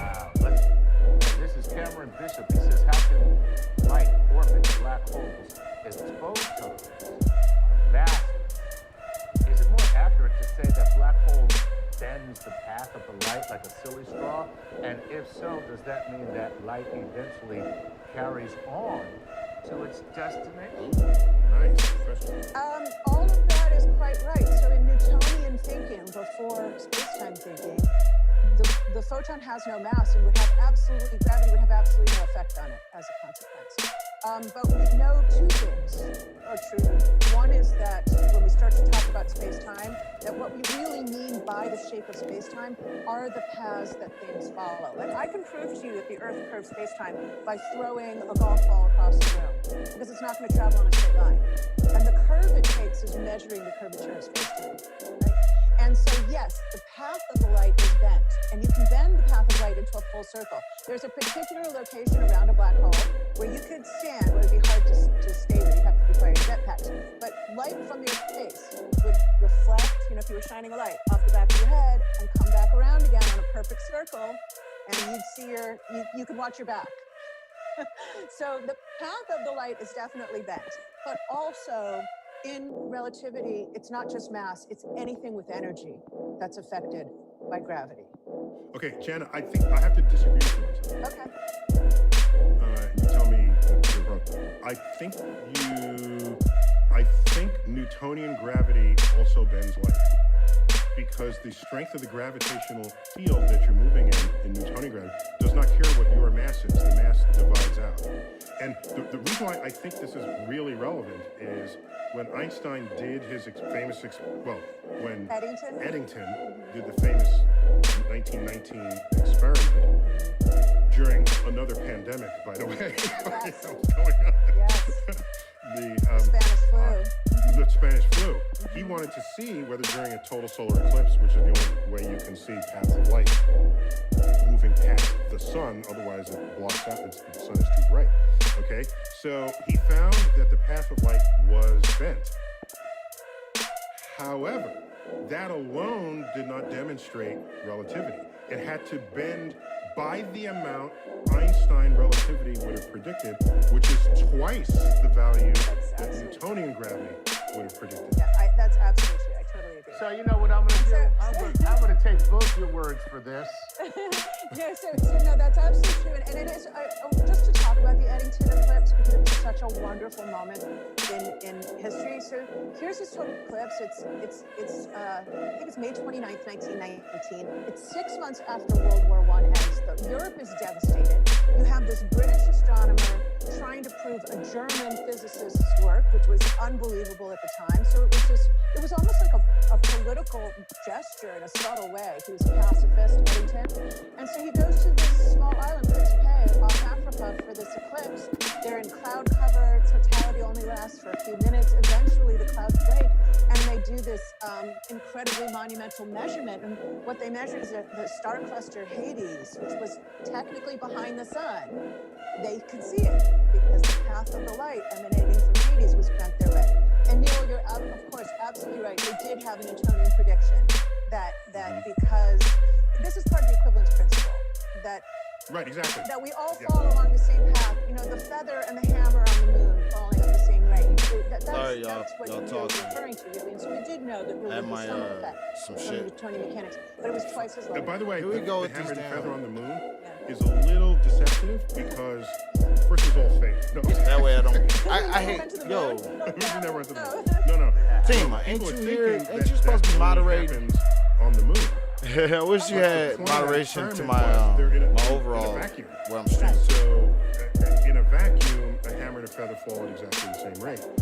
But there happens to also be a vacuum on the moon. So people are thinking, go to the moon to do this experiment. No, do it in an evacuated chamber. You can get that to happen on Earth. too. Yeah, as long as you get rid of the air interference, the so equivalence wet, I'm principle like- is very profound, actually. The idea How you that, feeling, dude? that we all fall. Like if I throw a I'm car and feeling I cool. throw a golf ball, I can throw them on the same path. Sure, One just I requires energy to Sitting do in so. the They house, should follow on the same path. Yeah, and Eric busting threw out out that Eric's the zombies do. statement that Here come another everything horde falls of bears, back lay to them down or two. proportion. Hit them near the head, have them over there. Really never did that experiment. Wish he would know. Sorry, I should have clicked that Chuck, song. any more questions?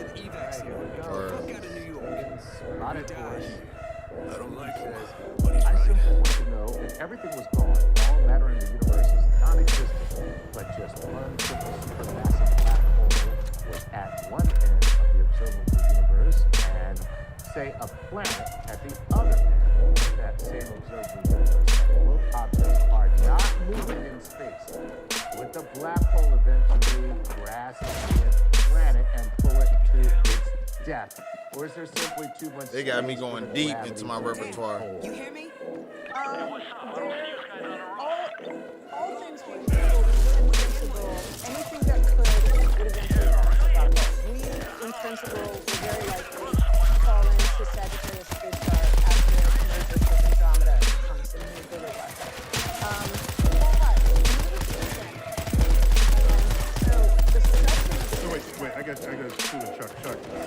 Dana, has correctly that our galaxy is going to collide with the Andromeda galaxy, and that collision, which will look like a train wreck, we each have supermassive black holes in our center, and they will merge.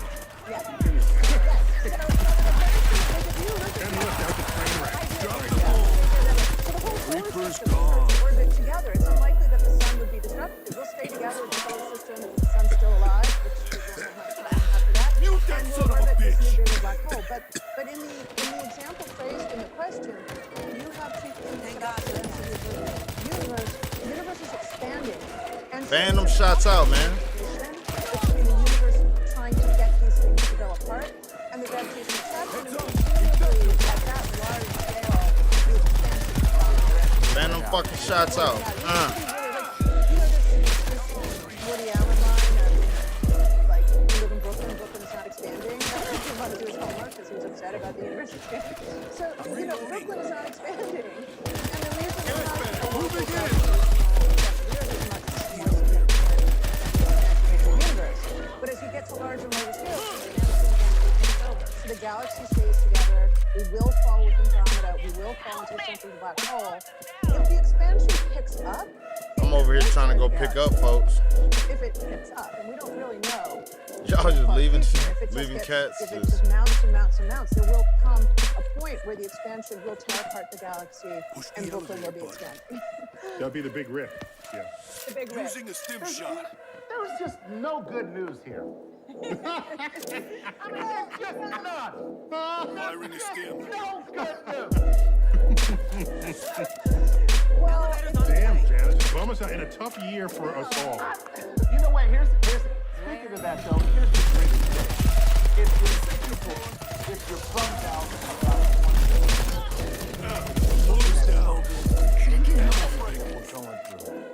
call Janet and she will make you feel Well, so you can say this ain't so bad. Man, his ass What we're whooping going out. through right now, it's not so bad. an election, the supreme court. Interesting thing is universes can be like ecosystems. So if there is a multiverse out there, there's an infinite multiverse out there. Everything, and if, this isn't necessarily follow, but and if everything that can happen will happen an infinite number of times, we're going to have this conversation about the multiverse. So, there'll be somebody who's almost talking. Woo, that boy fucking me up. Come on, y'all, give me up. Shoot at him all to go down. Tosh, shoot. We'll all be slightly different, but we'll be having conversations somewhere else. Well, Janet, good luck with your tiny book. There's a bull behind you, Tosh. Move. Thank you, Cage. All right, Janet, always good to have you. I need help. Good that you're there. I'm Neil deGrasse Tyson.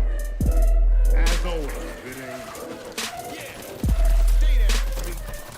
Okay, I got this. Where are you going? Get in here. Oh, you found a shotty, huh? I bet you feel special. I love that damn shotgun. That shit's amazing. Star Talk. Your place in the universe where science and pop culture collide. Star Talk begins right now. This is Star Talk, Cosmic Variety Station. And we titled this one Fermentation and Flavors. I'm gonna drop a hill on you, Bundo. Give me a second. Man. All right, buddy. Always good to have you. I don't people know you're my co-host for the Sports Edition. That's right. You're quite the sports player. That's a compliment. I'm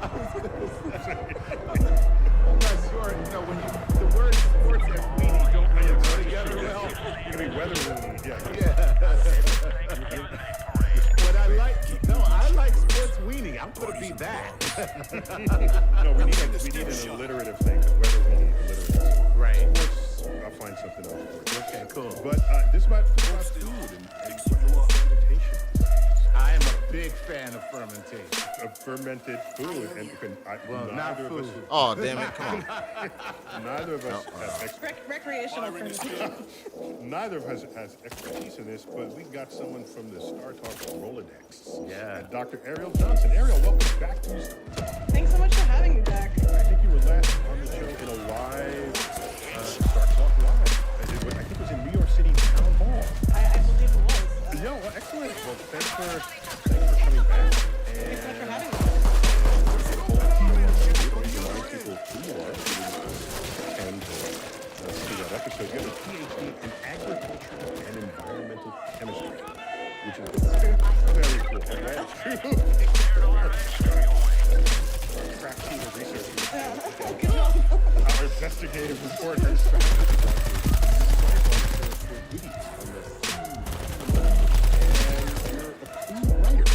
With stuff published in the Lucky Beach, I think, LA Times.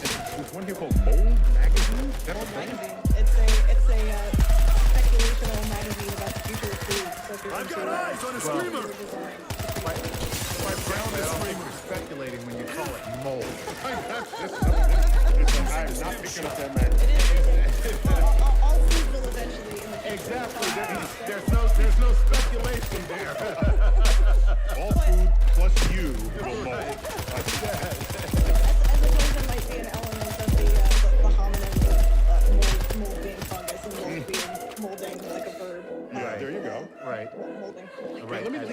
off with a question here. So, I think in modern times, where we have modern means of preservation, Oh, fucking yeah. I think we might For have for lost backup, track fucking of yeah. a lot Shotgun's of always sexy. understanding of how fermented foods ever made their way into our diet in the first place, right? And so, why do we add cheese? Well, if I know my history correctly, this was a product of fermented proteins in the milk or whatever, milk products that would last longer than the milk itself. Silence. So how much is it? Basically, all of fermentation was just to preserve food. Is this a fair characterization? Yeah, I mean, most fermentation processes do preserve food, often by adding acids to them or killing off less desirable bacteria and microorganisms. Because I only want the desirable bacteria. Right. Yeah, the undesirable bacteria is not so good for you. Your norovirus, which is a virus, obviously, or your various spoilage molds and yeasts. Not so tasty. But I mean, one thing I like, the way that I like to think about fermentation is that, back in probably not that far back in history, but pre-refrigeration and even pre-agriculture, most food would ferment pretty quickly. So if you milk your cow or your goat or whatever sort of ruminant animal you have hanging around your village or your campsite, that milk is going to start fermenting pretty quickly. So vegetables, likewise, if you pick them and store them for a while, will start fermenting. Same with grapes or fruit, things like that. So when I think of fermentation, I think of the sugar.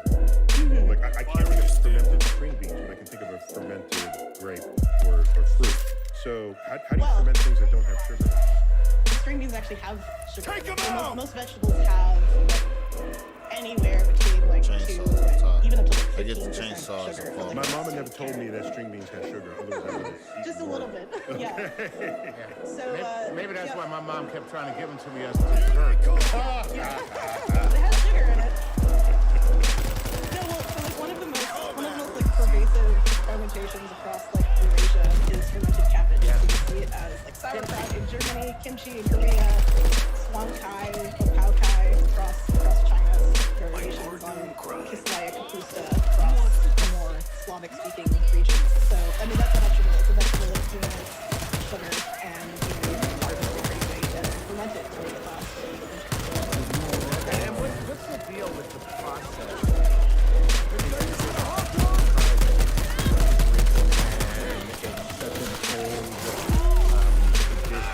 That they were moving into whatever it is that they ferment. I've heard about that. What is that?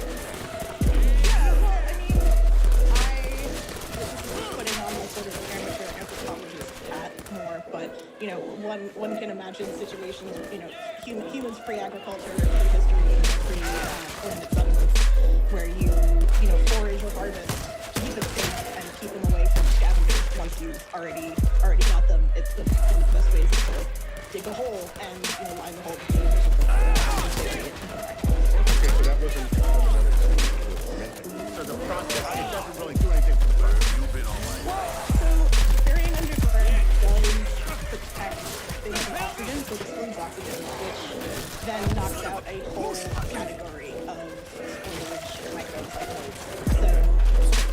So I mean, if we're talking about fermentation for vegetables, that all can be lactic acid bacteria, and most lactic acid bacteria doesn't need oxygen. Some of them don't like oxygen at all. So this is a way to tune the microbial uptake. It's sort of like cooperative microbes farming. Like nudging it in a certain direction. And so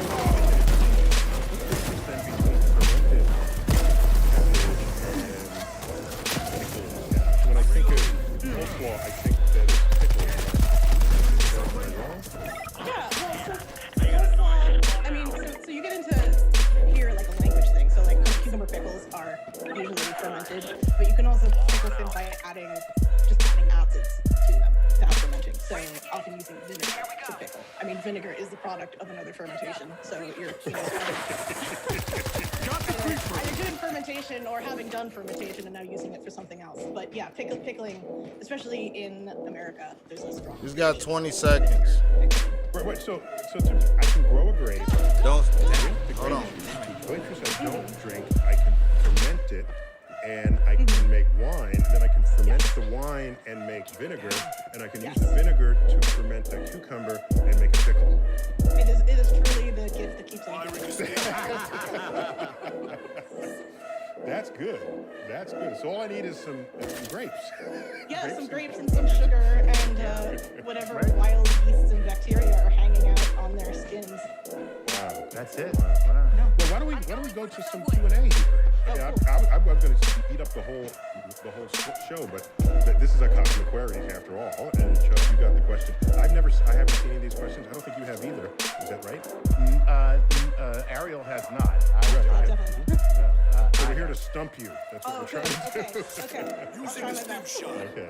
No, All right, it's go for very it, Chuck. All right, so these are all Patreon patrons, and basically, let's go with K-Profit 32, who says, "Hey, Dr. Johnson, why doesn't fermented food make you sick? It is essentially spoiled food. Also, what is your take on kombucha? It makes me feel like garbage." Somebody shut up the screamer. Okay. Thank you for your answer. Love you, Neil. Have a nice day. Have a nice day. Oh man. Well, so talking about spoilage, some of that has actual safety, but then some of it also has to do with just definitions that we apply somewhat subjectively. So, I mean, if you smelled the smell of a beautifully fermented camembert cheese, if you did not know it was supposed to smell that way, you would love it. Look out for the bull. We had a magnet on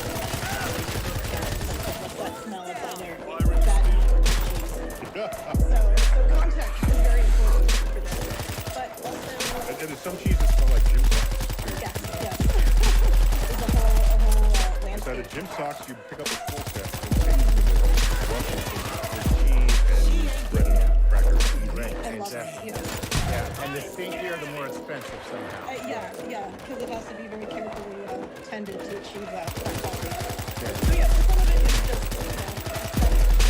a lot of fermentation is just stuff that people learn over thousands of millions of years to intentionally keep in the right conditions and coat what bacteria or fungi are going on it so that from experience it is actually safe for us. But so what you're saying is it's been trial and error historically to eat some spoiled food and still eat another spoiled food and you develop a taste for it.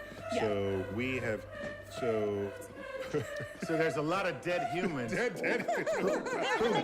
who gave their life so that we could eat some stinky cheese. Precisely. Oh my God. I mean, think of it as a millions to billions of person hours of R&D just so we can get these. That's what it is.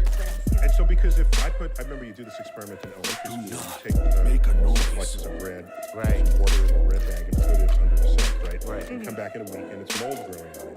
Yeah. And I pay top dollar for Roquefort and moldy cheese, and I'm going to eat the cheese, but I'm not going to eat the mold on the bread. But could I eat the mold on the bread? I mean, would I say, this is tasty? I would. That sounds like I'm taking that as a no. I'm not sure if it would be actually dangerous, but I would not recommend it. Although there are some Roquefort producers do intentionally bake breads that become infected or Shut up with the screamer! molds and then use that to sort of kickstart the cheese. Well, if you grow up in a household like mine, and you have a great grandmother who was born at the turn of the last, moldy bread just means this part gets cut out, and now you got some good bread to eat. Wow. tell me about kombucha. Kombucha, yeah. Well, so kombucha is. First of all, wait, please, what is it? Yes, yes. Yeah. So kombucha is basically fermented tea. More technically, you start with a sweetened tea, so tea and sugar and water, and then you use a special culture of microbes called a SCOBY, a symbiotic colony of bacteria and yeasts. So it's alcohol-producing yeasts and acetic acid-producing bacteria that all live together. Basically, what happens is that the yeasts in the SCOBY ferment the sugars in the sweetened tea into alcohol, and then the acetic bacteria munch on that alcohol and create acetic acid. And the bacteria also make exopolysaccharides. It's basically like so everything stays together in the Wait, so what chemical is responsible for the hair that grows on your chest after you drink this stuff? Yeah, and why? What chemical is that? I mean, I'm guessing testosterone. And who wants to? Why? What is this for? Well, Why? It's a candy when made directly from ingredients. Really? I had it once. My brother told me. I didn't mind having it. Okay. Okay. Yeah.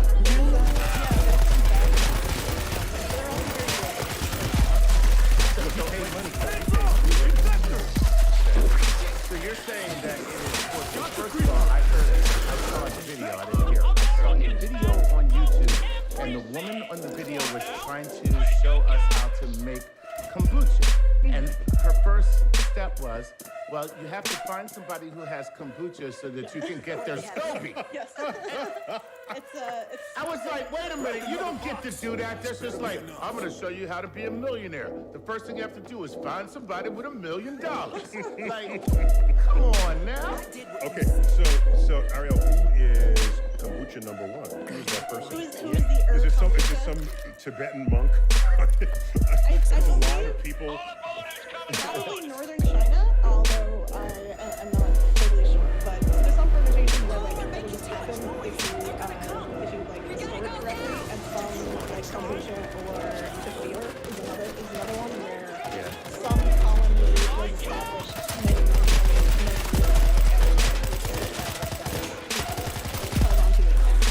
So we need a kombucha map where you can choose where you get your cocktail.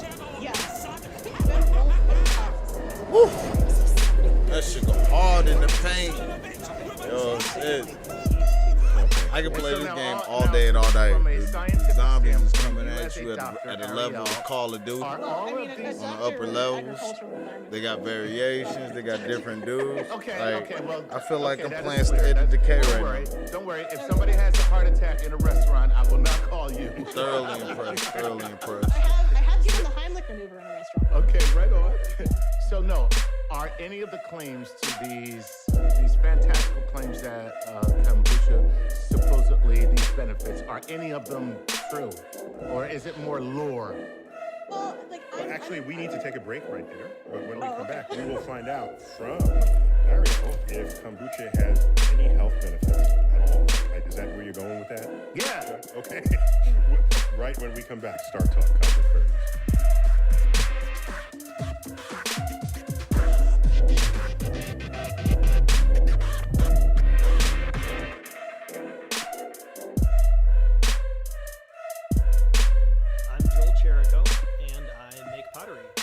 You can see my pottery on my website, cosmicmugs.com.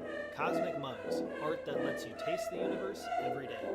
And I support Star Talk on Patreon. This is Star Talk with Neil deGrasse Tyson.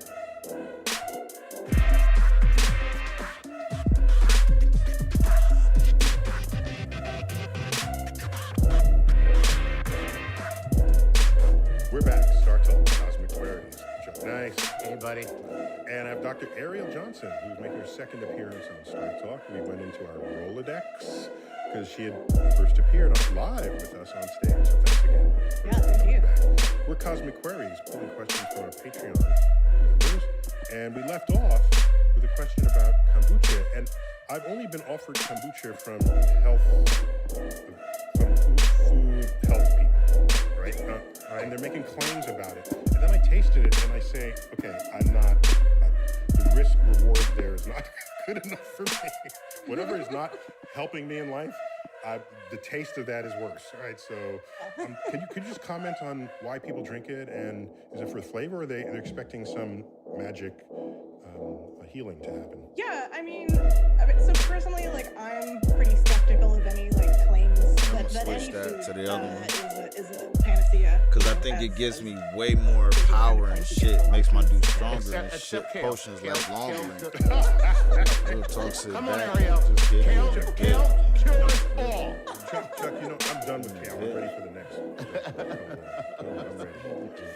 Okay, so go on.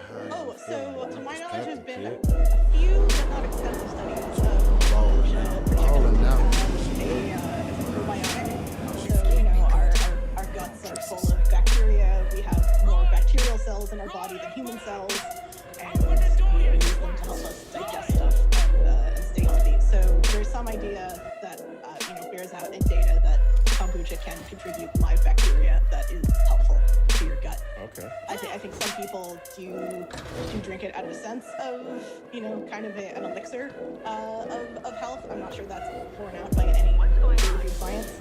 And a lot of people actually do drink it.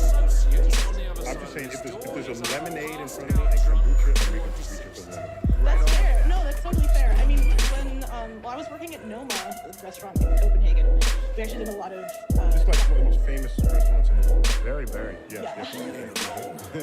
So I was working there, I had a fermentation lab, but we made a lot of kombuchas specifically for the menu for flavor. So we'd use things like elderflower or like heirloom apples and things like that, and would, you know, transform them to become specific and tasty.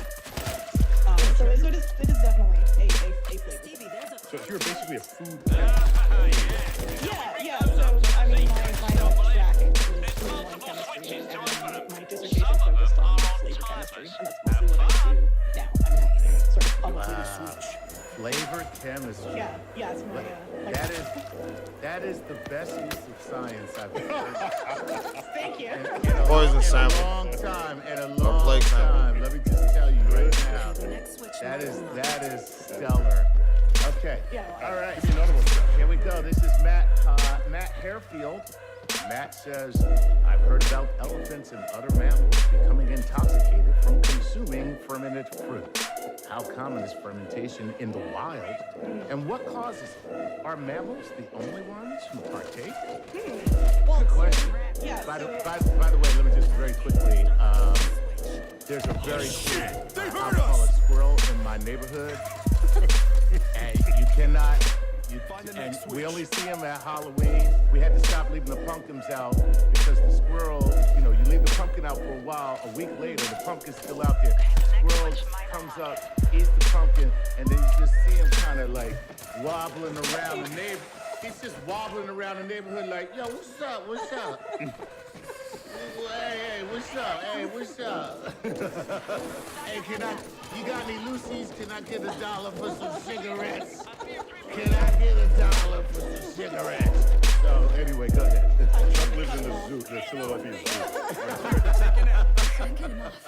Well, so pretty much any fermentation we do intentionally now started as like an accident or just like a force of nature and the microbiome of wild microorganisms that are outliving on things. So yes, spontaneous fermentation of fruits happens like all the time. You know, we're able to make wine because the yeast that create alcohol actually live on the skins of grapes. I mean, now a lot of wine is made with inoculated yeast, but for most of the history of wine, which goes back at least 8,000 years. But is there enough? Okay, so the first fermentation is the yeast turning the grape sugars into alcohol. So is there enough alcohol in a fermented fruit to make mammals go? Oh yeah, just by I mean, even a fruit that gets to like 2 or 3% alcohol, it's much more alcohol than that. If you're a small enough animal or you eat enough of it, you can be quite tipsy. I've also heard this thing about elephants. I think there was like a TikTok video going around of a pigeon that was doing fermented apples, and it was just sort of like lying, face planted on the ground. That was Chuck's backyard. Every animal in my backyard is absolutely plastered. Okay. I think you might be feeding them intentionally for the comedic effect. Okay, so you don't have to be a mammal because birds aren't mammals. No, yeah, I'm speculating here. This is getting sort of to the outer reaches of my specific knowledge, but I mean, ethanol, ethyl alcohol, the product of alcoholic fermentation, acts on central nervous systems, and many animals' central nervous systems have a lot of stuff in common. So, especially vertebrates. Yeah. I mean, other molecules like nicotine from tobacco work on. Sorry, my bad. Nervous systems, including I do not like it in here. Let's make it fast. Okay. But yeah, so I imagine most mammals can get plastered. Wow. Okay. Nice. Right, yeah, give me another one. I'm ready to go get drunk with an Elephant. Hey, yeah. All right. This is Luke. I wonder if the elephant starts telling jokes. What does a 900-pound human say? It's the 900-pound human in the middle of the room, guys. I feel like they'd be very cuddly. That might be. Yeah. Let me tell you something. That's the scariest thing I've heard is an elephant trying to cuddle you. Let me tell you, I just see shades of mice and men. Anyway, Luke Jabicki. Luke Jabicki says this, or Gebicki. You that son of a bitch! I have a jar of pickled sausage that says it never needs refrigeration. How does that work without spoiling? Is it safe to eat?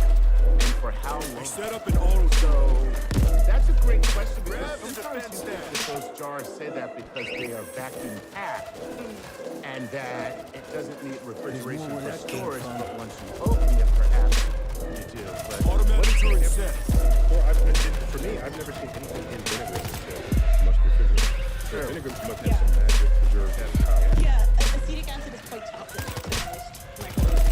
That's the active acid in. Yeah, so acetic acid is all quite toxic, and the low pH also inhibits most microbes. So it really is just a natural preservative. Yeah, definitely. I mean, if it's a jar, I can't tell. Wait, just to be clear. So, high acid. Yes, high acid. Well, actually, so technically, getting into some chemistry, acetic acid molecule, only about 1 in 10,000 of them that actually is acidic. The rest stays fully together, non-dissociated and non-acidic. So the ones that give up a hydrogen ion or a proton to create a low pH or acidity, that creates an inhospitable environment for spoilage microbes. But the whole undissociated, non-acidic acetic acid molecule itself is also toxic. Coming. Oh, interesting. But that wouldn't then trigger the litmus score for it, even if it is preservative. I see. So, okay. So the acidity is not a direct measure of how much acetic acid is. You need activated molecules. Yeah. Well, I mean, there's every acid has its natural balance. What about the switch? That it will go to. Yeah. Cool. So when he says, "How does that work?" We just said that. Is it how long? Using a stim shot. Is it safe to eat something that is stored that? Well, I mean, so when you're talking about especially preserved meats and things, you're getting into a concept called water activity. So the more acid, the more salt, the more sugar you have, the lower the available water is. So I mean, that's why jam, which is just spoilable fruits that you have on sugar cane, can sit in the cupboard for Somebody shut up the screamer. There's just not enough free water for microbes to. I mean, with stuff like that, there's probably a best way. So that's why dried. Exactly. Beef jerky. You also or dried salmon. Or Lots of charcuterie and salumi. Things like pepperoni or capicola. Either whole muscle. Sorry. I'm sorry. I'm going to go. It's not capicola. Sorry. Gabagool. Thank you.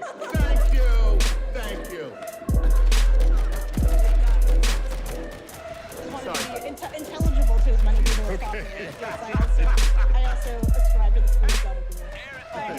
We need Chuck's hood to. Shit. They would never let me. Nobody would ever let me live down Capricorn. I can't Okay. let that happen. Well, let me invert the question. What do you know? It is not Damn it. by the high acid solution that would still grow regardless. Oh, that's cool. Yeah. Just to invert the question. There's plenty of like extremophile microbes out there. Love high acid. Yeah, high acid or high salt.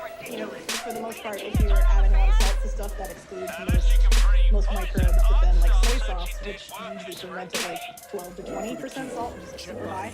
Those are the extremophile yeast. That goes back to a nuclei that like loves that salt. That's a badass name. Yeah. Let me hear that again. Saccharomyces reuteri. Man, nice. You know what? You just sound like you casted a spell on Very Harry Potter. Soy sauce flavor. That was totally a witch cat. That was a witch spell right there. Exactly. Thank you. So now, when you say that that bacteria and adds to the flavor, so will it ultimately spoil the soy sauce, or does it just enhance? That one's generally not a spoiled microbe. Okay. I mean, I suppose it just produces like alcohol and sleep molecules. Gotcha. Off the top of my head, I can't think of any really significant like high acid, high salt tolerant spoilage microbes. A real microbiologist might be mad at me right now for not identifying one, but mostly I don't have like a ton to worry about. And like what you should be looking out for like Boy, this about to get stick ass. that would be like off smells be there or like Prison mold. Yeah. That should always be a sign. I don't have a degree in anything chemistry, but I'm pretty sure that's a good sign you don't eat it. Well, I mean, up until Pasteur, that's how everyone knew that. Right. Yeah, it's just like, this bread is hairy. All right, I'm gonna pass. All right, cool. All right, give me another one before we can go to break. Okay, all right. Hi, Ariel. Hi, Neil. Often we hear the words ferment. Did he say hi to you, Chuck? They did not. Yeah, who is it? You know what? Here's the thing. They don't even. Oh, nope. Their name is on the previous page. It's Avinav. One more hit, I'm dead. Okay. Avinav Abraham. Hopefully I disinfected fast enough. But you know what? I read everybody's question. It doesn't make a difference how you feel about it. That is so sweet of you. I'm the Joe Biden. Okay, here we go. Hi, Ariel. Hi, Neil. Often we hear the word fermentation with regards to preserving food and making alcohol with the help of microorganisms. But what precautions are needed to take with respect to the fermentation process so that the next time I'm making my homemade wine, I don't end up creating some super bug that will further harm this current scenario. Or ferment. Actually, we just ran out of time. We'll come back in the third segment. We'll read off with the answer to the Make question. it here. Start talking. The fermentation condition.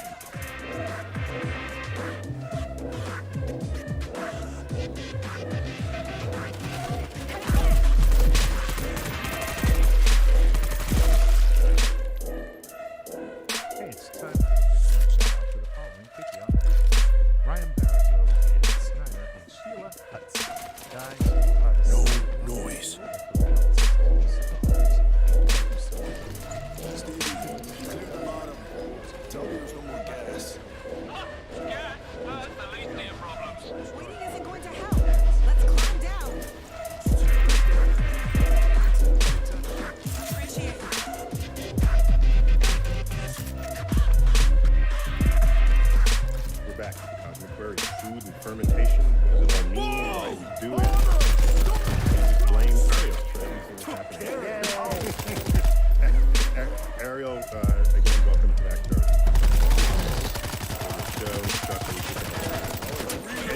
So Ariel, we left off with someone asking about yeasts gone wild, I guess. You know, how to, you know, you can use it for some purpose, some contained purpose, but could they mutate? Could they become an infectious bug? There's all this fermenting going on where we think we're in control of the microbes, but maybe one day the microbes will fight back. Rise up! Well, for well outside the scope of the time that we have, for anyone that's interested in getting into that much more like philosophically, Heather Paxson is a science and technology studies scholar at MIT and has really interesting work on what she calls microbiopolitics. Whoa, that's a phrase? So, but getting back to the subject of the question, well, so microorganisms are constantly mutating and evolving. I mean, you know, random mutation is what drives evolution, and microbes are constantly mutating and swapping genes and trying new stuff out to like better adapt to their environment. So that's just gonna happen anyway. As we are currently all living as a reality right now. Please.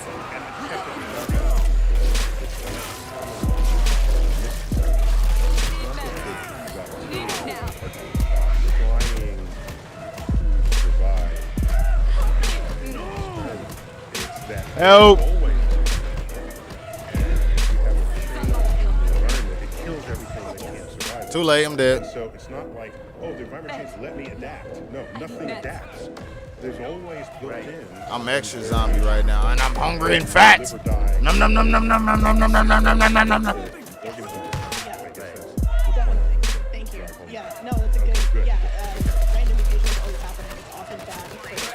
Occasionally, it's random. Yes, exactly. Although some microbes mutate. I tried to pick somebody up. I should have just left them. Oh, it looks like I'm dead in here. Chuck, give me some of your genes.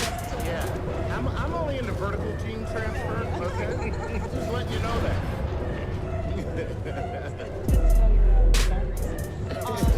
So what could happen? Yeah, I mean, so yes, yeasts will mutate, but I think probably in the course of a fermentation that you're doing at home or in a winery, probably nothing's going to mutate to become like totally clean and outside the bounds of anything we've seen. Right, and escape the winery, and then we have maps of the zones. You know, it would be like you know, World War Z, except for microbes. Yeah, I mean, if that were to happen in your homemade wine, it would happen on a piece of fruit out in the wild just as easily. If that's the scenario that would happen, it's super fine. But I mean, So Chuck, you get her answer is don't panic. Everything is fine. There's nothing wrong. Okay, very cool.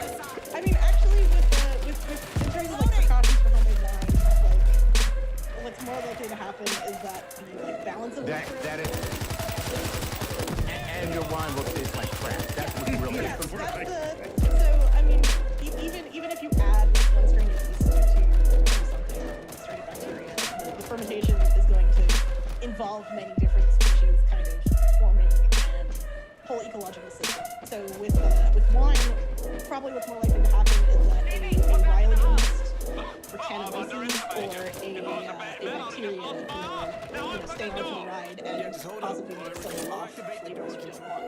Or if the wine is too exposed to oxygen, you're going to get acetic acid turning. Yeah. Generally alcoholic fermentations are. Okay. So we're safe continuing to make wine in your basement. I think so. Yeah. I mean, like, ending the if it gets moldy, throw it out. Yeah. So, well, now speaking of that, so what is mulled wine then? Is it actually? Yeah. Is it actual mold? I've heard of this mold wine. MULLED. Right. Well, I mean, mulled wine is. Okay, Chuck just got the wrong word. No. Chuck just got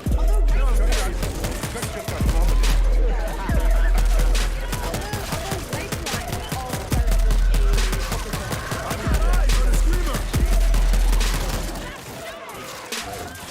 So what is mold? The real wine that they call mulled wine. It's wine that you heat up and add spices and sometimes fruit too. So I guess that. Okay, so that's what makes it. Okay. Yeah. So it's the heat and even the spices and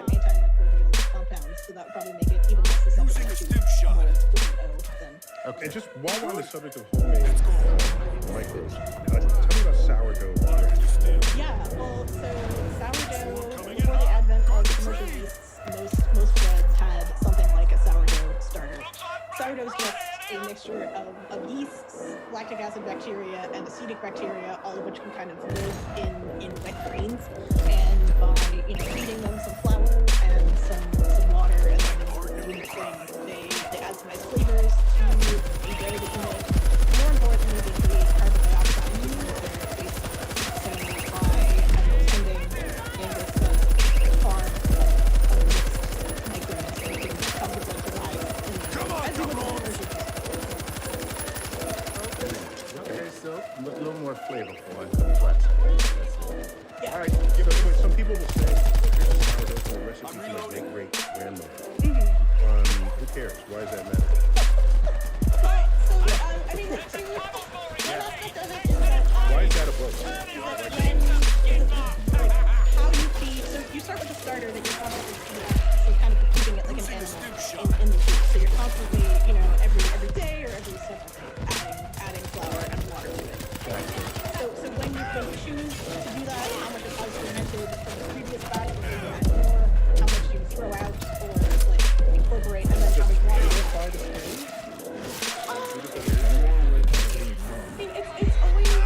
It's like pretty dynamic. So when you first add flour and water to the starter, there's more like yeast activity going on, and then as it gets older and nurtured, you get more noticeable. So then when you feed it, and then when the number of hours that you let pass between feeding and actually making it into bread can have like a huge effect on flavor and rise. So the protocol that you follow that your grandmother figured out can actually be pretty good. So this is the new title of the movie, The Sourdough Toast.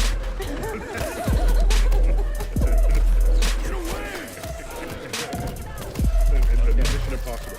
Yeah. Sourdough. French baker. All right, Chuck, give me another one. There's Joy Pinheiro Denise who says this. I love you guys, Dr. Tyson, Dr. Johnson. Oh, Dr. Nice. Okay, so yeah, she's made up for... Deborah died gruesome. Yeah, thank you. Yeah, so take that, Annie Bob. I don't know who took their eyes off the train, but homeboy has some problems down there. When it comes to land shortage for growing crops, is there a way to genetically produce an easily grown hardy crop with high yield that contains the perfect amount of vitamins and minerals, amino acids and proteins, basically a living version of what they eat on the Nebuchadnezzar hover ship in the Matrix? Yes, by the way, she says, I know that's Neil's favorite movie. Thank you for Southern Jersey. So that's the scene where it comes out of the spigot, and it looks kind of like, as they say in the movie, it looks like a pile of snot. And they're eating it. They say, no, it's got all the amino acids and vitamins that a healthy body needs. So I'm curious about that. And it tastes like tasty wheat. Right? Tastes like, yes! I've been watching a lot of movies in quarantine. So Ariel, one other point here in the movie Deep Impact. Okay, I won't get into the details, but there's a scene where there's someone offloading. They're getting ready for the end of the world. Someone offloading these groceries, and they're full of little cans of Ensure. And so, if I understand it, the cans of Ensure, which are typically eaten by older people, have all the protein and vitamins and minerals and carbohydrates you need. And they come in a can, so they don't have to be refrigerated. So if the world is going to end, you want to fill your groceries, don't leave the toilet paper alone. The other way you can wipe yourself. So a good question is there some garden mixture of foods? Let's assume you can raise cows. So a garden mixture of vegetables where at a minimum size, one person can live off of that. Oh, was that so two questions. One is the crop. Engineering a crop, and the other is the minimum amount of garden space.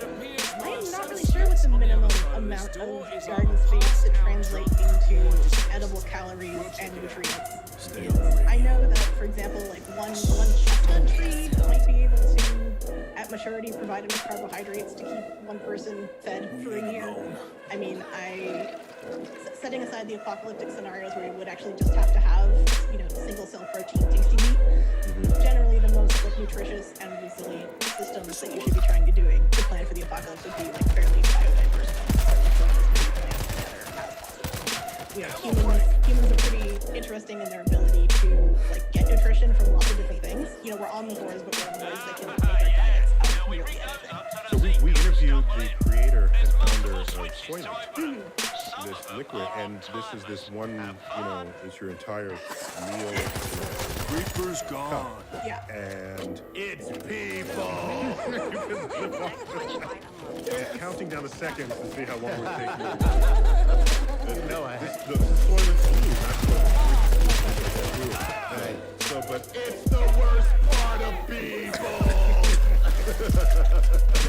What intrigued me was he can make the exact ingredients that you need, but he wanted it to be more friendly to the ecosystem. He wanted to infuse it with sort of base amino acids from as low on the food chain as he could go.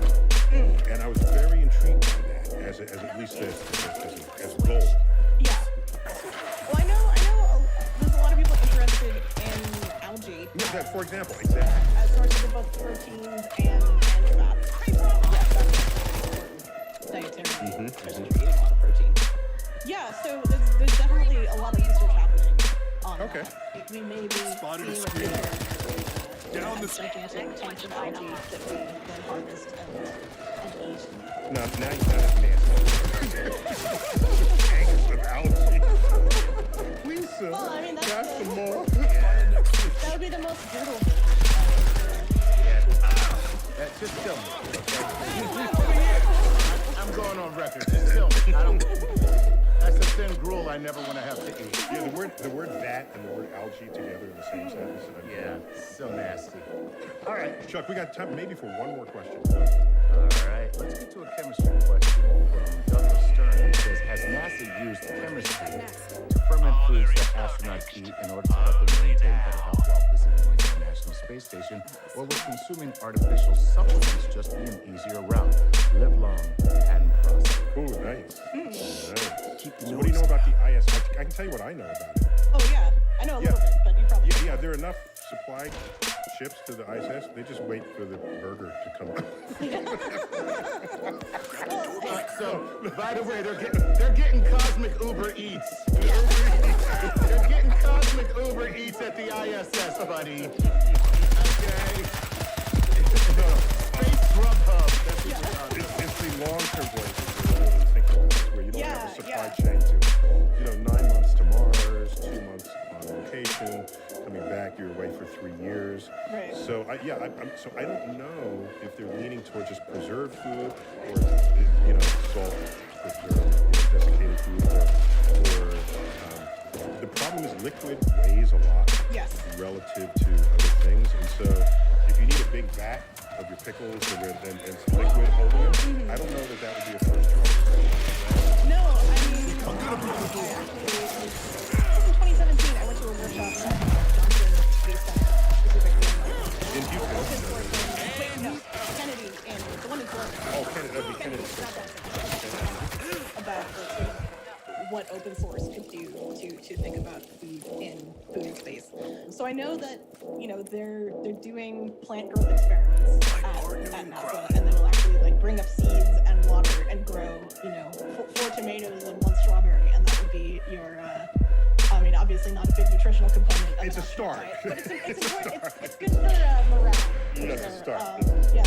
And it's much better than a poop potato. Although I don't know, after however many weeks, I think those poop potatoes will start looking pretty good. Stevie, you some kind of station. As Pinocchio says in the original book, hunger makes the best. Wow, I love that. So in terms of fermentation, I don't think NASA is doing much with fermentation, only because they try to not send as many any microbes up into space. They try to sterilize things. Grab the defense stash. Okay, that's very, very, very excellent point. But we got to wrap this up. But again, are there fermentative? Is there a frontier of fermentation where you'll show up one day? Here's a newly fermented thing that didn't previously exist in the food catalog. Here, do you and your people do those kinds of close one inventing foods? Yeah, well, I've actually done some work. I have friends at a company called Ginkgo Biowork. They are a synthetic biology startup. They may have surpassed startup phase. They're doing quite well. But so what they do is engineer microbes to do interesting things. And they have some tools of yeast. Some yeast that are producing carotenoids, which are orange pigments in flowers and grass and carrots, and are actually the precursors to a lot of interesting like fruity flavors. And then also yeast that are producing flavor molecules. Okay, so Chuck, what you're saying is that nature is insufficient for our needs. There's some flavors we need. There's we just would do it ourselves. Yeah. So I am the creative director of Christina Avocado, who's pretty awesome. Got together and we're making some fermented foods with these totally new, super flavor molecules producing. Okay, so if you don't exist the next time we invite you, it's because it's one of those experiments. Right? It's like, try this. He had me. All right, we got to end it there, unfortunately. But Ariel Johnson, very delighted to have you back on. Oh, delighted to be here. Thanks for all the great questions. We'll surely find another excuse to bring you back. Chuck, I'm glad we now can Yes. Yeah, I still can't pronounce names correctly. Mute that But son at of a least we bitch. know that Capicola is Gabagoo. All right, this has been Cosmic Queries, the fermentation.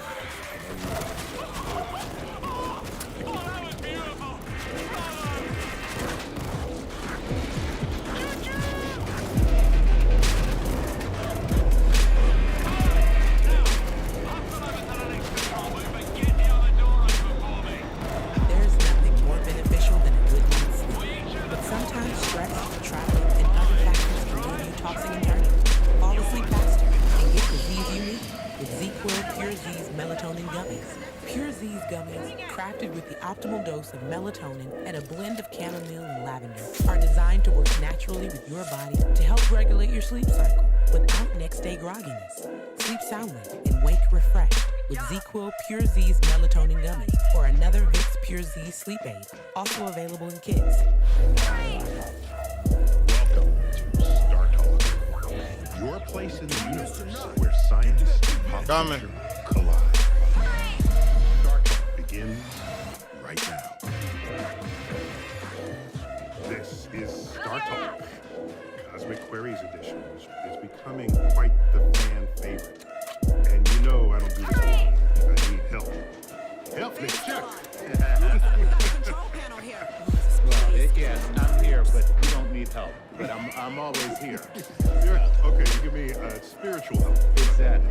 There you go. Because I'm certainly not helping to answer the questions, that's for sure. So this one is a sort of a fan appreciation episode. Yeah. Where I think it's primarily Patreon questions. These are our supporters. I think, you're not just a patron. I think that's why the word is different. When you're a patron, you just hand money and charity, but Patreon, there's actually a contract between the money you give and what happens next. And there's a scale with higher and higher rewards for it. So we're trying to just encourage that because it allows us to experiment those funds and do things that are not yet tested in the marketplace. But we think will work. We get to test it and it will work. So They're giving us the opportunity to fail with our content. I haven't thought about it that way. That's what they're doing. Like, thank you for giving us the opportunity to fail. Thanks. You don't have to worry about it. Bulls down. That's a good thing. Who shot me? Yeah, those who are the only people who no longer make mistakes are those who are no longer on the computer. Ooh. think that up? That's really good. Oh, well, you write it down. Right in this. Just saying. Yeah, mistakes are evidence that you're not evidence that That's cool. Get it. change our attitude. By the way, if you make the same mistake twice, no, That's a different story. that's a different. That's a whole new ball game now. That's a different show. Right. So you collected all the questions. So what do you have for us? Yeah, so, but first we're going to try something different. What's that? We have some patrons that do a yeoman's job of supporting us. Okay. By that, I mean they drop some coin. Drop some coin. They drop some coin, and so, we like to reward them. And so, Joel Jericho is going to lead us off with a video question. Well, this is like in Jeopardy, you have video daily double. Yeah, I forgot about that. That's right. It's just a little moment of silence for Alice Trebek. Oh, God. Yeah, host of Jeopardy for what, 36 years. What an incredible career he had.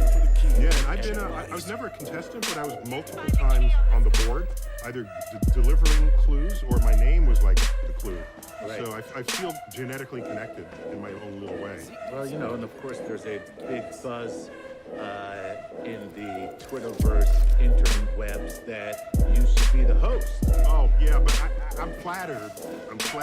But I got a day job. Got a job. Yeah. I got a day job. Yeah, man.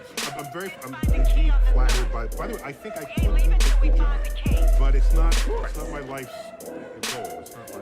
Here's my impression of you as the host of Jeopardy. Okay, and so they give the answer, and then the person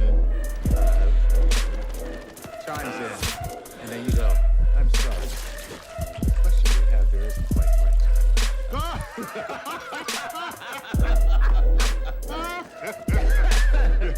Judges? Yeah, we need judges for the judges, right? We need a judge for the judge, because I'm pretty sure that question isn't exactly right. I mean, they messed that one up. Right. Technically, maybe, but no. But yeah. So anyway. All right, so let's get things off. Oh, by the way, just another quick thing. There are people, when I went to college, there was someone who had like a very high IQ who lived in my dorm. And his IQ was so high that it couldn't be measured by normal tests, so they had to create a special test for him. Wow. And then he was a consultant to people who write IQ tests for how to test people. This is while he was in college. He was a consultant to test writers who test people at very, very high IQ. So it's weird, it's its own thing.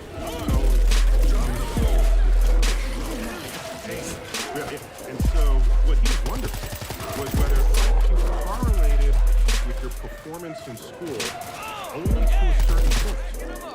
Then a higher IQ will get you lower grades. And so I asked, well, what's going on there? He said, oh, because beyond a certain IQ, you are smarter than anyone asking the question. And so you will see answers that they do not yet see. And then you'll be marked wrong. Makes sense. So I thought that was an interesting fact. I'm not claiming a very high IQ, but this happened to me in school. When I was in kindergarten, I made a crayon drawing of the universe. No, it was the sky. Okay. Exactly. It's my Earth, and then the sky. I used my black crayon and totally wore it out, put in some stars, and the teacher said, no, the night sky is dark blue. And I'm thinking, no, this is like, why would it not? Like, no. but I'm like 6 or 5 or something. And so later on, the teacher went home, did research, and came back and said, no, you're right. The nighttime sky is black. Right. And so that's what happened there. And so when she said it's dark blue was your answer, so do you have eyes? No, I'm 5, okay? It's like a full grown-up teacher. It happened again. There was a question on the physics regents, I think it was, where New York State would take the regents. Right. So there's a question, if you have a projectile, this is basic physics, what shape best represents that path? Okay, and so you have like parabola, circle, ellipse, whatever. Okay. And the answer they're looking for is parabola. Right. And if you do the math, it's a parabola. However, if it's not actually a parabola, it's close to a parabola, but if you remove Earth or scrunch Earth down to only its center, that path would continue and orbit the Earth and come back into that orbit. So in fact, it's a segment of an ellipse. More than it's a segment of a parabola. But it's taught parabola because a parabola equation is way easier to calculate with than an ellipse. So again, just because you wrote the question and you're testing other people's knowledge doesn't mean you know enough knowledge to test people who know more than you do. That's all I'm saying. All right. Hey, listen, that's good. Well, now we're going to test your knowledge because we got a bunch of questions that have been written. Bring it on. Here's a video daily double. Chuck, what's behind Yes, exactly. the universe for 1,000? Hey, Star Talk. Hey, Neil. Thanks for the chance to ask a question. So I'm an artist. I make pottery. Some of it inspired by the cosmos. And most Come of on. the pots have a spiral in them somewhere because I think they look really cool. So my question is very simple. Why are there so many spirals in nature? Oh, cool. Oh, yeah. This is Joel, right? Okay, so I recognize him. I still know who this guy is, okay? Because I got right here one of his creations, okay? This is a... There was nowhere to go. Coffee mug. What do you think of that? And the problem is, every time I taste it, it tastes a bit of basalt. Why is this coffee so gritty? Y'all gotta kill me.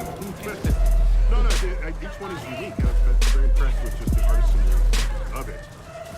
But yeah, he gave me a set of these. Yeah. I guess we'll get to the top one. The funny thing is that he sent me one. You got one too? Okay. Yeah. And he told me in the note that he sent me that he had made several for you. And I realized that he sent me one without a hand. Just with jewels. Right. Okay. So yours has a handle, and clearly, mine is meant to... Chuck is just so ungrateful. Joel, I apologize for Chuck. And Joel, I apologize for you sending me a handleless mug. Thank you. Which I didn't even realize. I was like, well, maybe all of his mugs have no handle. Maybe this is the way he in fact, mine has a little place where your thumb goes. Right on the top of the handle. Look at that.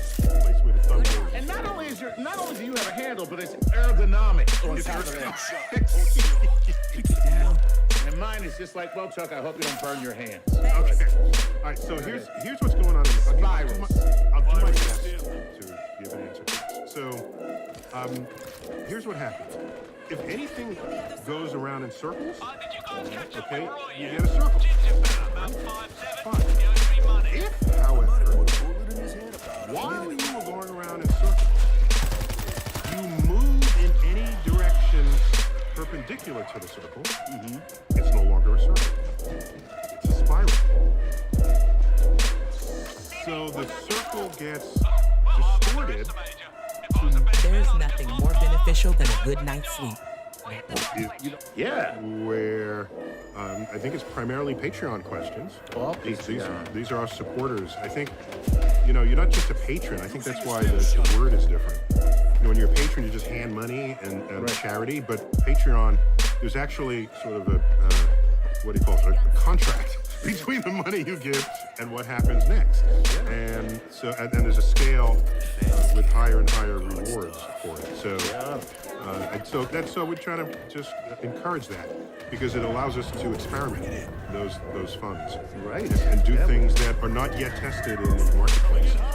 And but we think will work, and then we get to test it, and then it works, and we go on to something else. So. You're giving us the opportunity to fail with our concept. That's basically. I hadn't thought about it that way. That's what they're doing. It's like, thank you for giving us the opportunity to fail, and we don't have to worry about it. But that's a good thing, right? Yeah, those who are the only people who no longer make mistakes are those who are no longer on the frontier. Ooh. Did you just think that up? That's really good. Oh, no, you're going to write it down? Writing this? Just saying. Yeah, mistakes are evidence that you're exploring. They're not evidence of your failure. So I have to agree with you. Yeah, cool, man. We have to change our attitude. By the way, you can make the same mistake twice. No, that's a different story. That's a whole new ball game now. That's a different show. Right. So you collected all the questions. So what do you have for me? Yeah. But first we're gonna try something different. Speaking of Patreon, we have some patrons that do a yeoman's job of supporting us. By that I mean they drop some coin.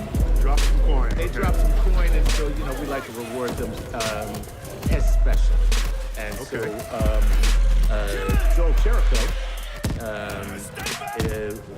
is going to lead us off with a video question. Well, this is like in Jeopardy, have the video daily double? Yeah, I forgot about that. Video. A little moment of silence for Alex Trebek. Oh, God. Yeah, host of Jeopardy for 36 years. What an incredible career he had. Yeah, and I've been, I was never a contestant, but I was multiple times on the board, either delivering clues or my name was like a clue.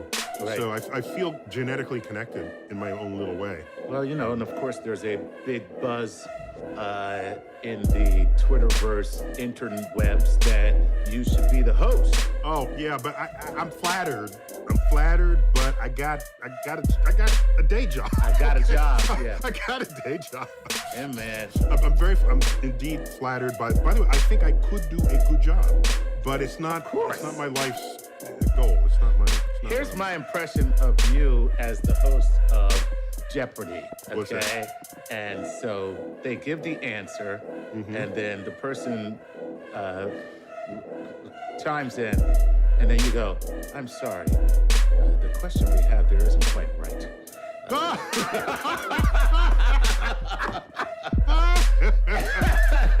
Judges? Yeah, we need judges for the judges, right? We need a judge for the judge, because I'm pretty sure that question isn't exactly right. I mean, they messed that one up. Right, technically maybe, but no. Yeah. So anyway. All right, so let's kick things off with our by the way, question. just another quick thing.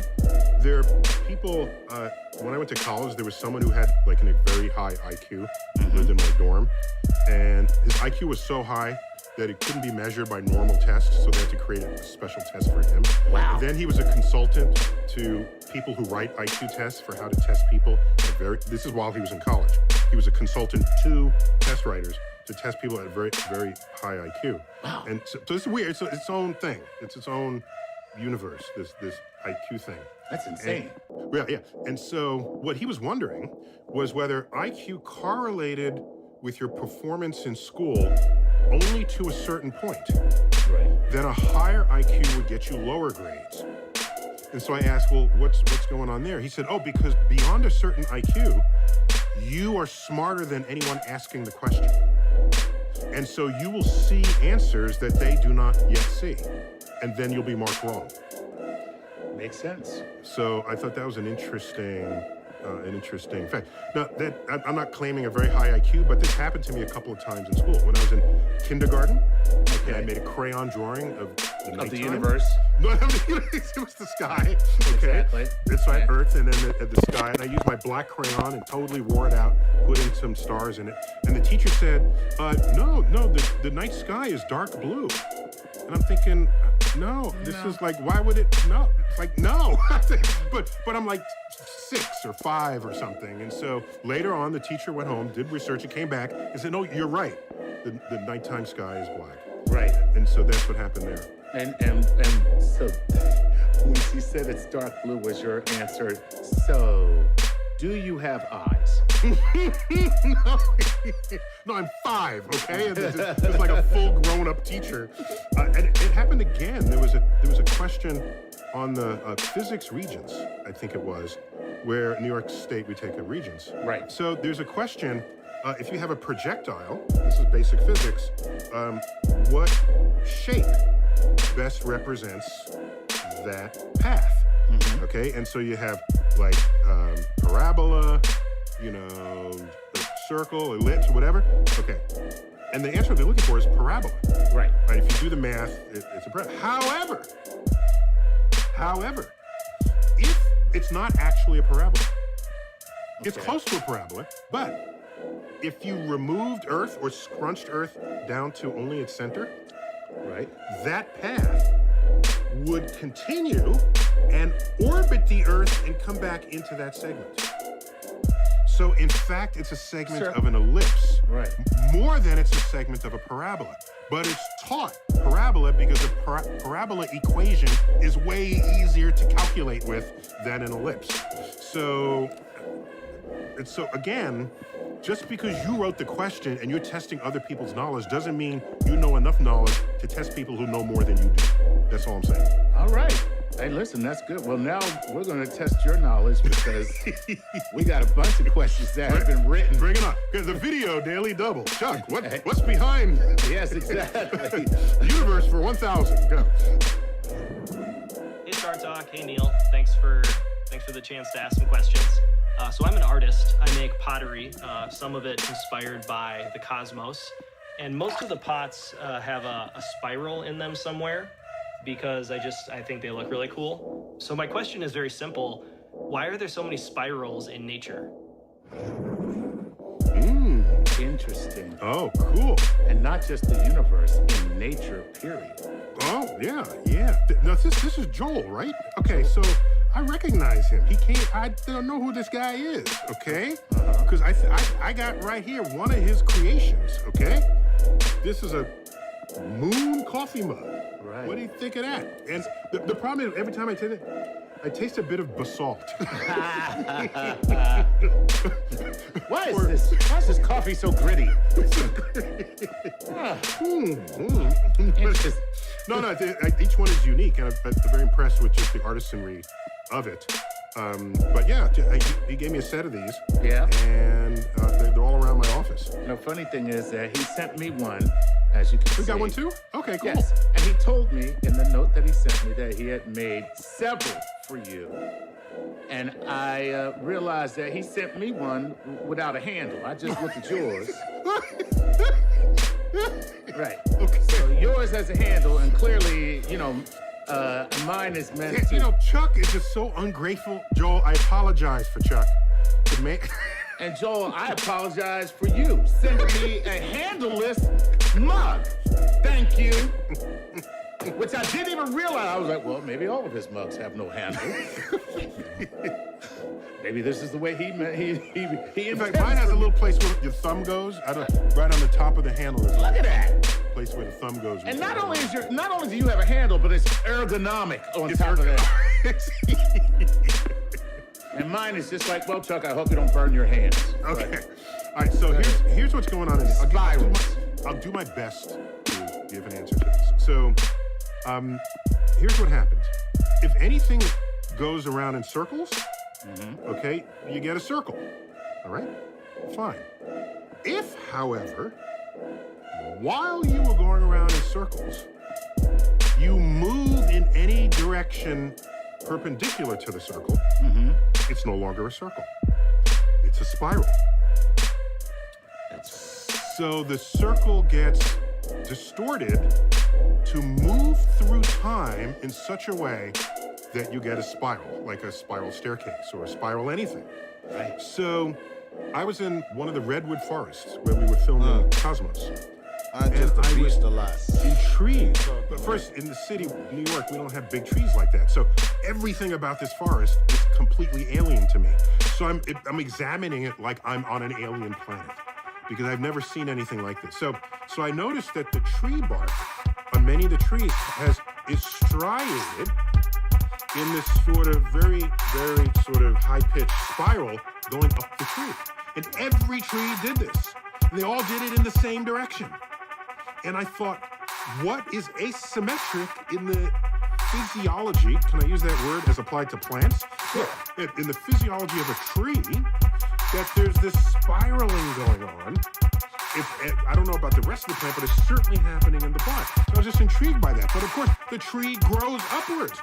So whatever is otherwise happening in the tree, if there's any kind of sap movement or whatever else is going on, and I don't know, I have no expertise in plants, I'm just saying, combine something that wants to go in a circle and have it move upwards, you get a spiral. Wow.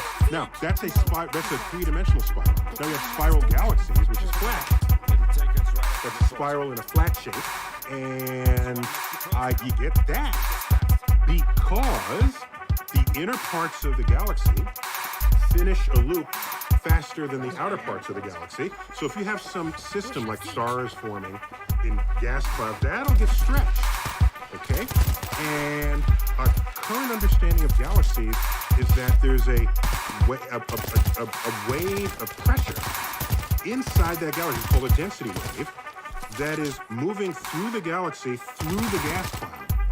And that density wave is being stretched by the rotation of the galaxy itself. And where that density wave is hitting the gas, you get the formation of stars. So again, you have an action happening combined with a rotation, and that rotation is not as a solid object. And there you have it. So, by the way, plenty of stuff is not spiral. We have elliptical galaxies. There's no spiral things in them at all. Mm-hmm. You know, but if you're going to spin, watch for some spiral action. There you go. That makes sense. Yeah. Very cool. Well, thanks, Joel. And thank you for, once again, the handleless cup. I'm trying to get the basalt out of it. Yeah, exactly. Thank you for my gritty morning coffee. For my volcanic. That burns my hand.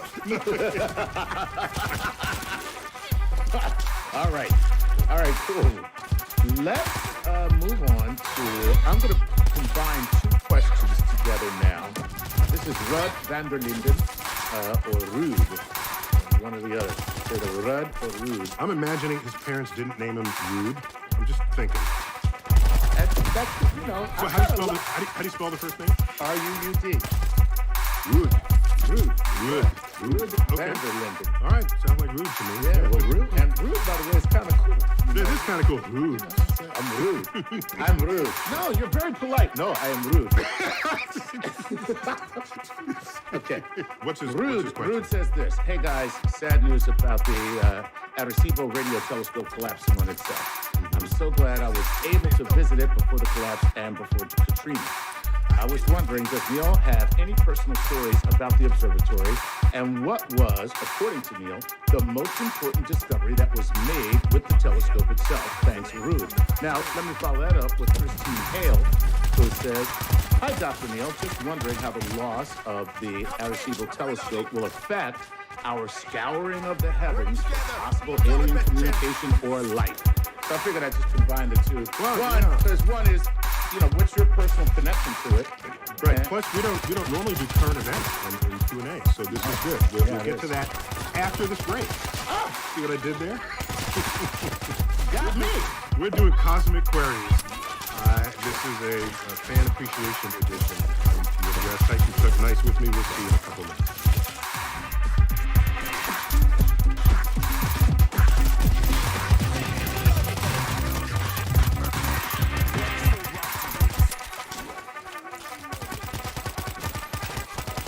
Help managing depression, mindfulness techniques to combat anxiety, or working through relationship issues. Starting is easy with Teledoc. Teledoc gives you access to licensed therapists to help get you back to feeling your best, feeling like yourself again.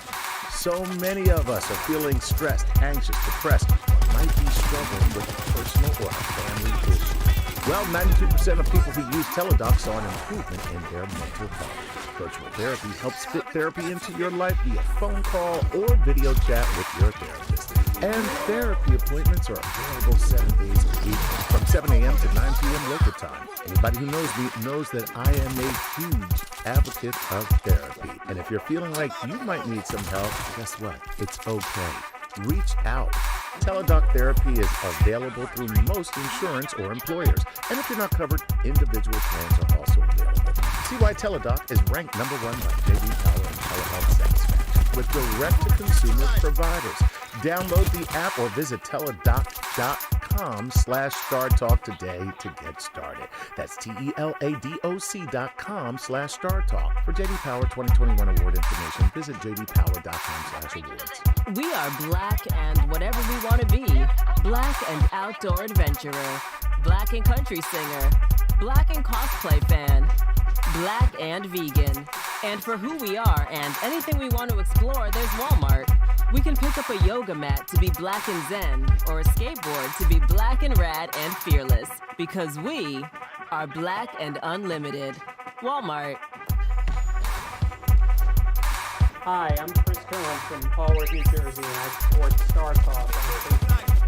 Please enjoy this episode of Star Talk Radio with your and my favorite personal astrophysicist, Neil deGrasse Tyson.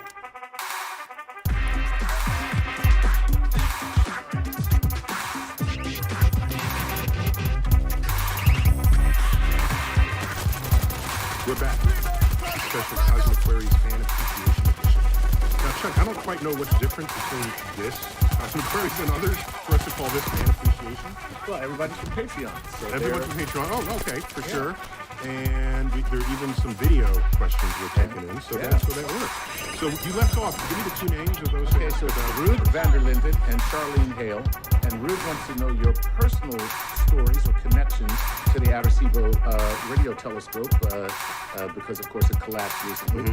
And Charlene would like to know, will it have an effect on how we scour the heavens for possible alien communication or life? Yeah. So the Arecibo telescope was the largest telescope in the world for decades. Okay. Ever since it was built until back in the 50s or 60s. When was it built? I think 1960s. Until just a few years ago, it was the largest telescope in the world. And in telescopes, in astronomy in general, bigger equals better. Because if you're trying to collect rain outside that's coming down, imagine the rain are just photons. Okay? And you want to collect it, you can use a thimble, you can use a bucket, you can use a cauldron. Or a swimming pool. Or a swimming pool, you use a swimming pool, you get the most amount of raindrops. So it's that simple. It's not more complicated than that. So bigger equals better. So since it's a radio telescope, it observes radio waves. And pulsars give off rapidly rotating neutron stars give off radio waves. It can also detect things happening in our ionosphere, right? This is a part of the upper atmosphere that's electrically charged, right? Old timers will know that you could get AM radio from very distant cities late at night.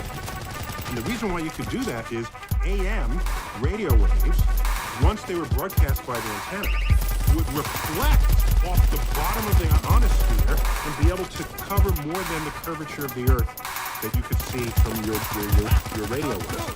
Whereas FM goes straight out into space. So if you want FM across multiple cities, you need repeaters and all sorts of other. You need all manner of ways to get that signal into other places. Now, of course, everything's cable driven and satellite driven. I'm just talking about in the day. Right. So it could observe phenomenon going on in the ionosphere. In fact, the funding originally for Arecibo was enabled by the U.S. military to detect the signature of decoy intercontinental ballistic missiles as they re-enter the atmosphere through the ionosphere as launched by Russia. What? This is how. Okay, so don't get me. That sensitive? Listen, don't get me started on. Well, you can, but not in this moment. Okay. On the two-way street between astrophysics, my field, and my people, and the military. Oh man, we got to do an explainer on that. My people, we're all generally sort of liberal, anti-war, this sort of thing.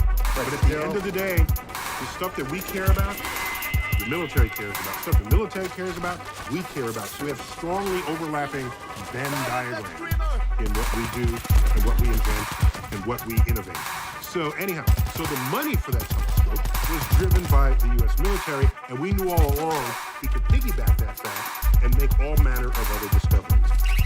So it also gets us, it does radio echoing.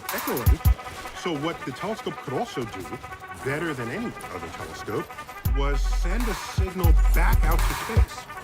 Okay? Because you think of telescopes as just receiving, but what you can do is take a signal, send it from where the location of the receiver, bounce it back off the telescope, and send it somewhere in space that you designate.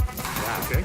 So, there are asteroids which are too small to really carefully track using optical regular telescopes. So what you can do is take a radio signal, send it out, beam it back out to space to an asteroid, and the reflected signal comes back to you. You time it, you get the distance to that asteroid. And when you get the distance and you know which way it's going, you get its orbit. And you want to know what those orbits are for asteroids that cross Earth's orbit, because they will eventually 100% hit Earth. So it's like an echolocator. Not with sound, of course. Not with sound, but still. But with radio waves bouncing off and coming back. And so this is it's a highly useful telescope in that regard. Now, all right, several years ago, okay, China says we're going to have the biggest telescope in the world. And so they went up and built a bigger telescope, twice the collecting area of the Arecibo telescope. Twice. Around twice. I forgot the exact math, but it's about twice. And that's the deal with China. China. This is what I'm trying to tell you about China. So they're killing us. They're killing us. So they too found a natural crater in the Earth, as we found for the Arecibo telescope, and built the largest radio dish in the world. And it has an acronym. It's called FAST, the 500-meter aperture spherical telescope. So the shape is spherical. It's the geometry of it. So I visited that. We shot some scenes there for Cosmos for a whole episode. Neil deGrasse Tyson,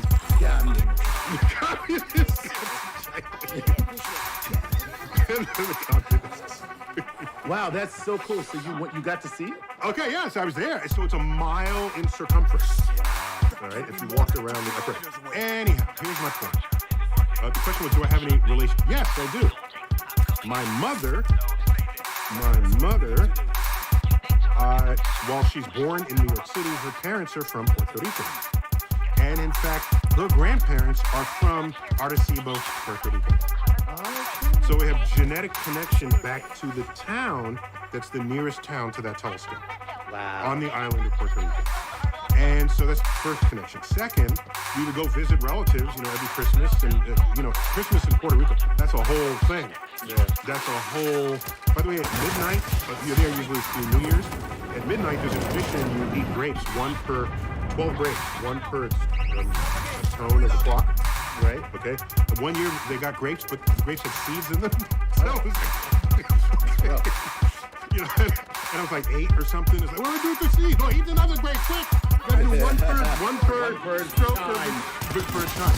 Anyhow, so my point is, the telescope will be missed in that regard. But it was falling out of disrepair. We've known this for about a decade.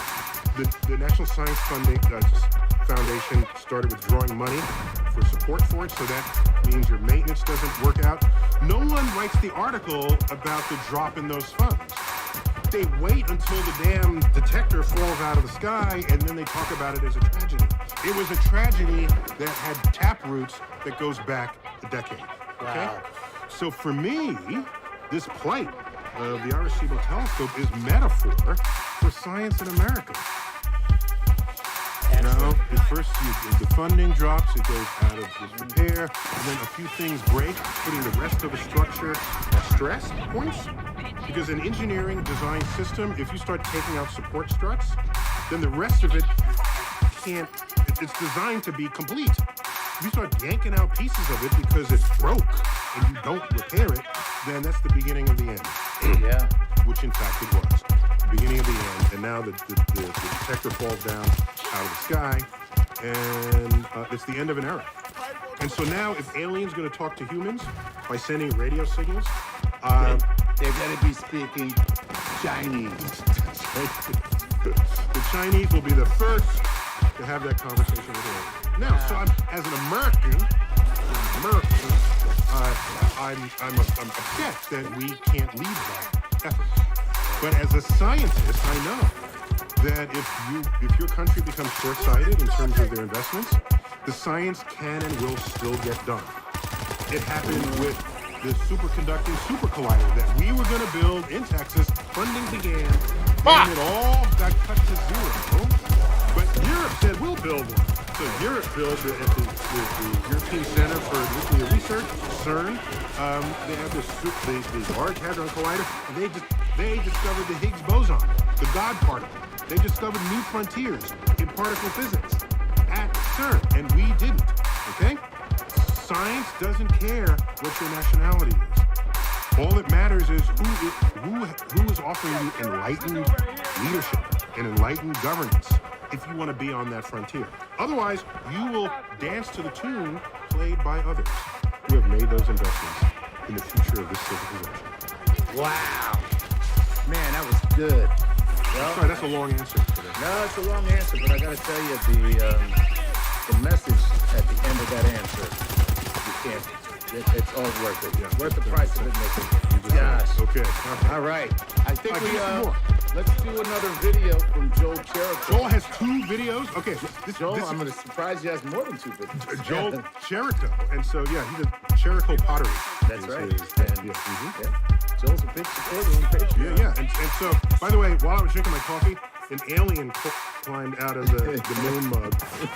Joel, can you lose the aliens? All right. All right, go ahead. Let's hear from Joel. Another question for you.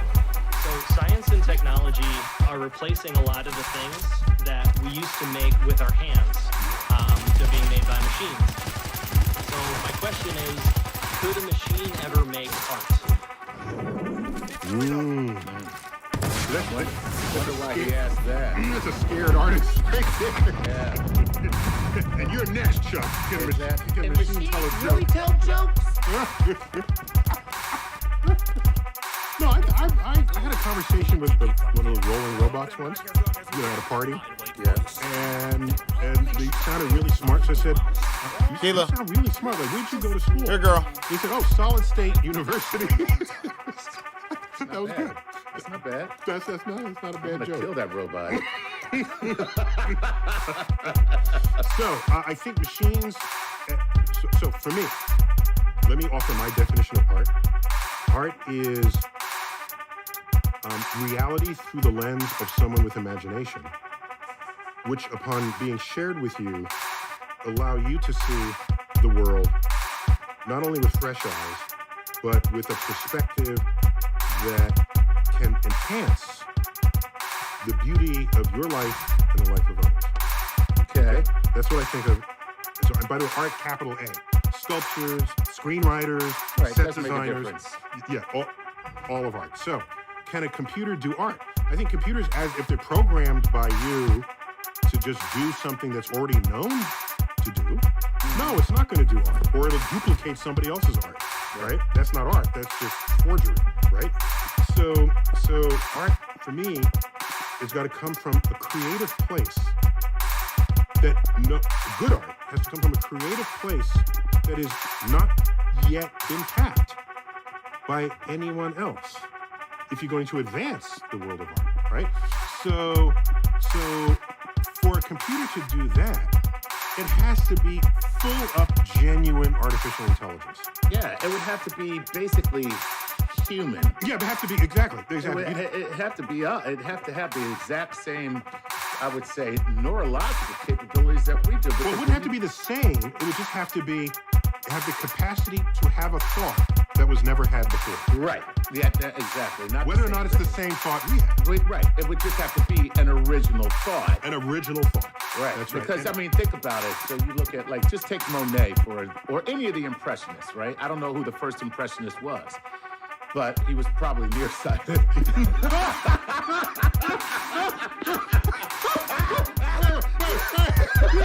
Someone go back through time and say, hey, put one of these on.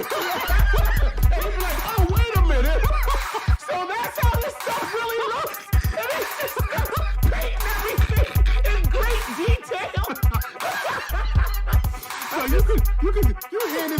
whoever that was, that would destroy an entire movement. The whole movement. We're like, wait a minute. So, that's how stuff really looks. But it was either that he was nearsighted, or he was like, why couldn't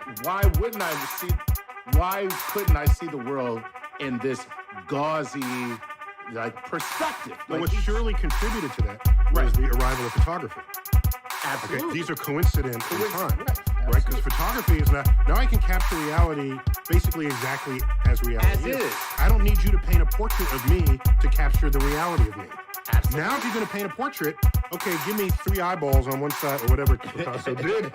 Do something different and imaginative, because if I want exactly me, I'll just take a photo. Yeah. There you go. So, yeah. Oh, wow, that's really cool. Well, right, so I think that's the kind of computer you need. And the day that happens, we'll just become their pets. I was going to say, we're all screwed. Yeah. When that happens, it's a wrap. It's a wrap on us all, okay? Okay, do you know how we domesticated cats and dogs? No. By killing the ones that bit us. Oh. God, okay. That's so you have a litter, all right, and some are nice and cuddly, and you pet them, and they purr, and they do that, whatever, and then another one's like scratching and clawing at you. Dead. Kill that one. Kill that one.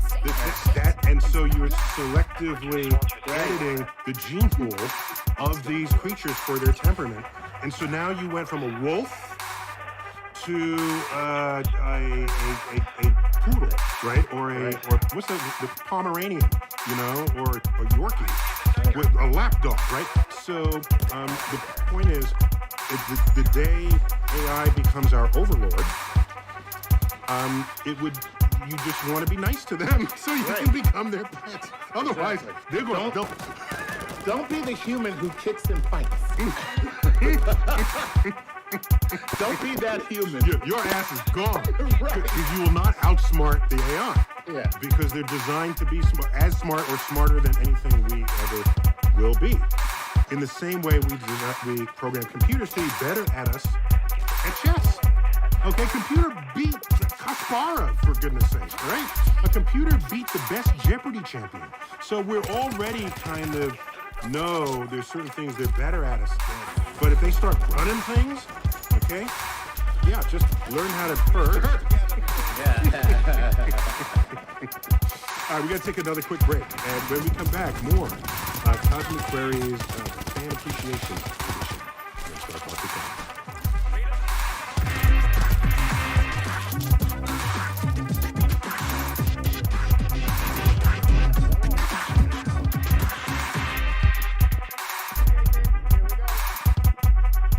We'd like to give a Patreon shout-out to the following Patreon patrons: Corey Farnham, Patty Weber, and Vergard Jurtson. Guys, thank you so much for your gravity assist as we make our way through the cosmos. Without you, we couldn't do this show. And for those of you who would like to get their own Patreon shout-out, please go to patreon.com/StarTalkRadio.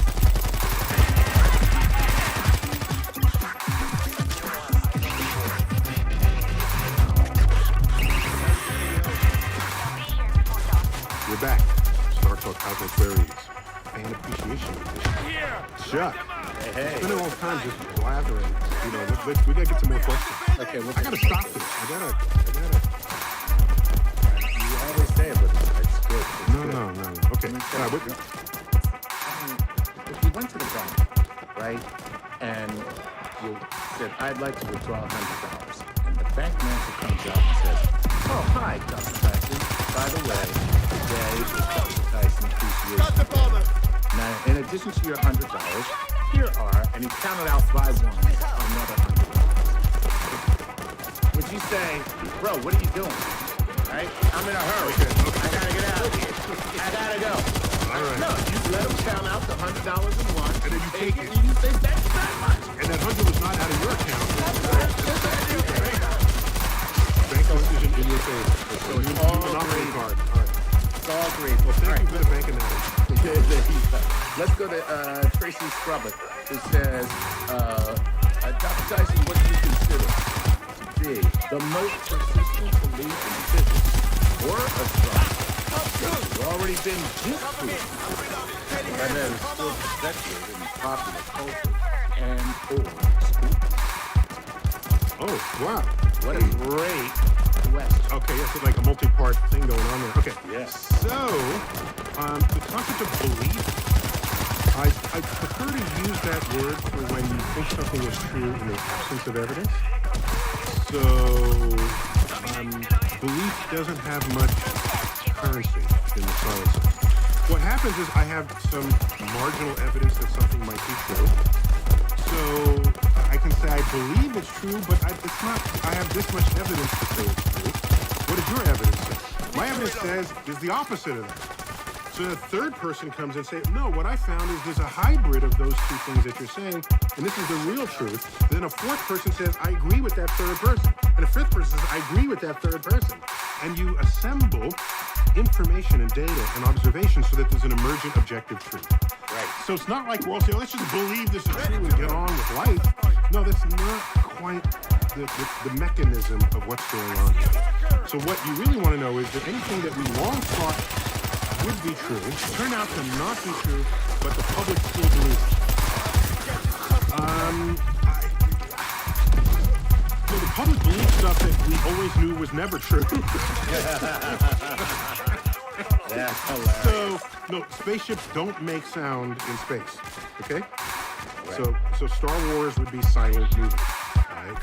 So that's one that we always knew was not true, and the public doesn't seem to get it. We knew the world was round in ancient Greece.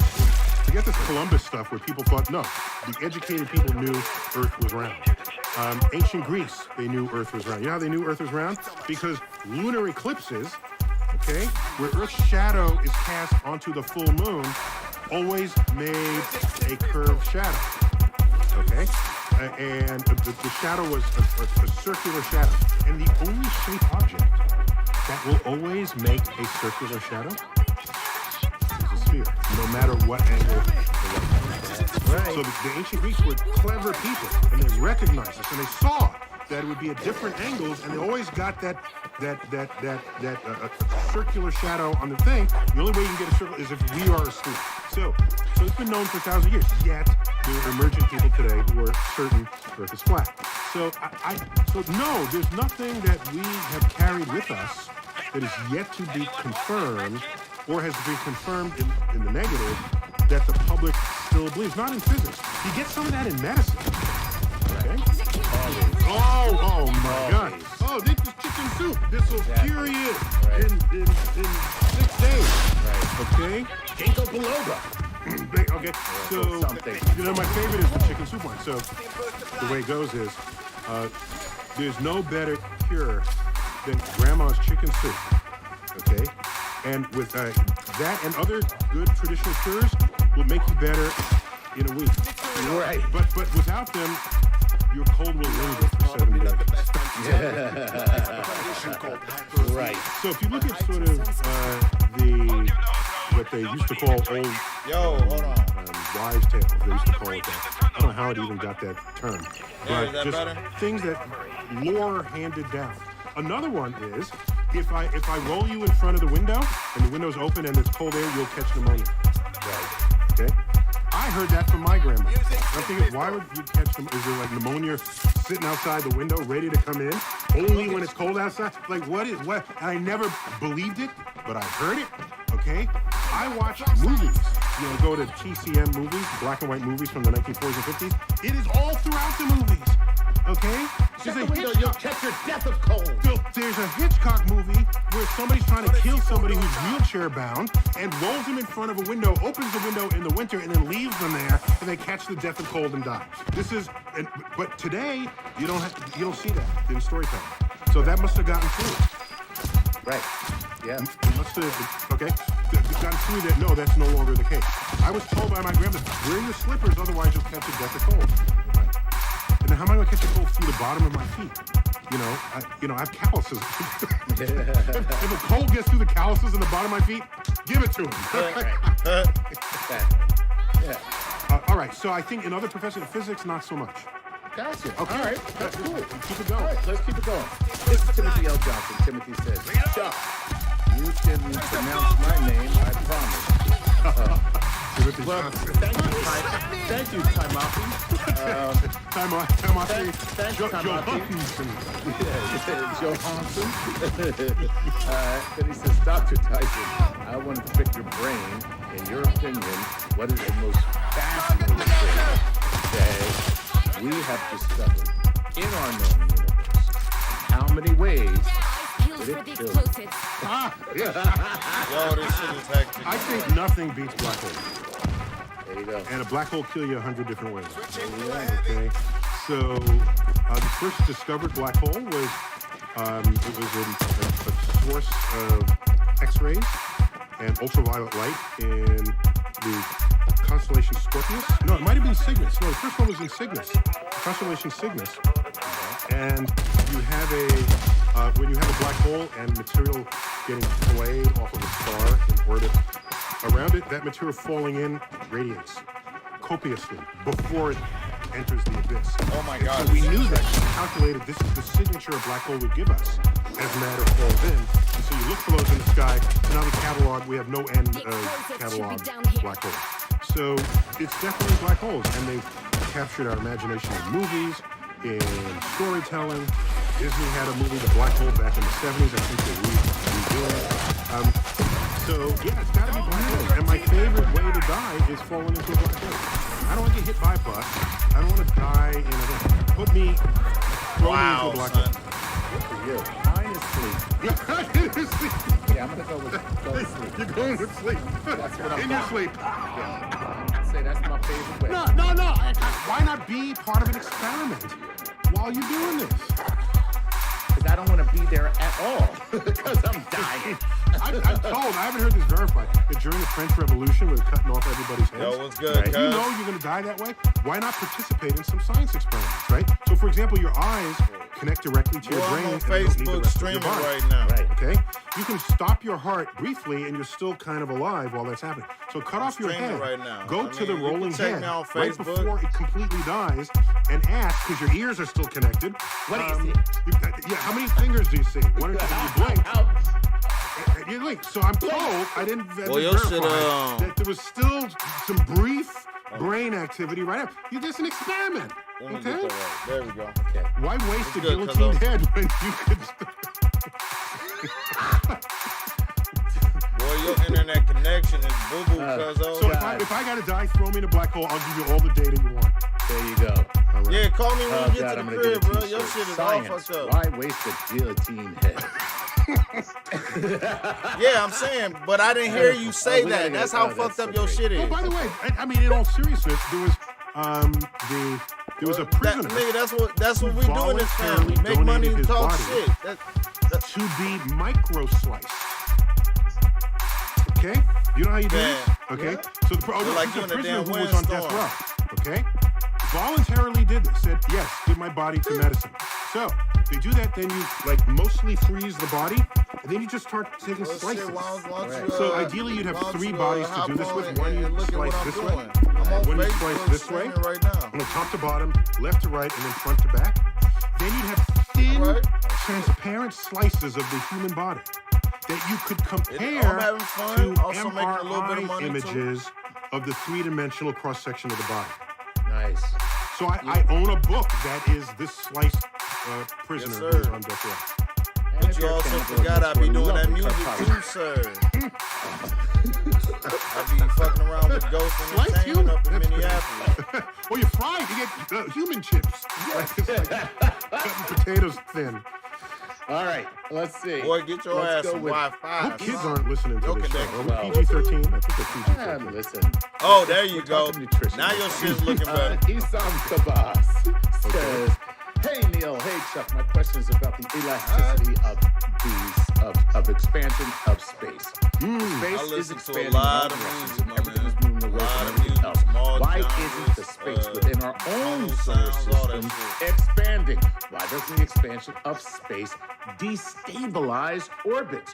Why doesn't the expansion stretch the space currently occupied by the Earth and in turn stretch us? This person's clearly lost some sleep. Don't listen to 3-6 Mafia. You got 10 questions that just Juicy J put them on the map. out of one idea. His question was like a little Russian nesting doll. Yes, that's right. So, excellent question. So here's what's going on. I'm listening to all the shit you was listening to, plus all the shit, all the white people, Italians, everybody, all the people. At all times competing against gravity that would prevent it. Okay? On the largest fuck I would scale, not. it is winning. Don't say On the that smallest scales, it's not. What you want? The What sun you has talking a about? good grip on Bouncing the or planet, ass and titties? and the Shut up, Matt. urge for space Ass and titties is within not the commercial. confines of the solar system is not higher than the success of the sun. Oh, that one? Oh, okay. How about some of their work? How about 3-6 work when they did with Crime dark Mob? energy Crime Mob was scenario of the universe, where the universe will the continue bullshit to they was. expand and Juicy J is the accelerate reason why in Crime its Mob got popular. Them The girls were only expansion will 15 become years old. more and more significant in places where it didn't previously have a stronghold. And yes, eventually, All right. Look up. Just give me that statement. Look up who we'll start ripping figured them apart out. solar systems.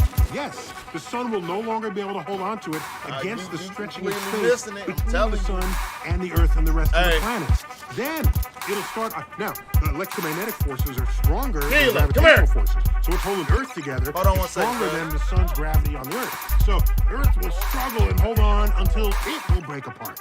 And this will continue until there's some of us worried about the big rip. And this will take place when it tries to stretch the very quantum realm. She acting a fucking ass right That now. is the tiniest representation of the fabric, space, and time there is.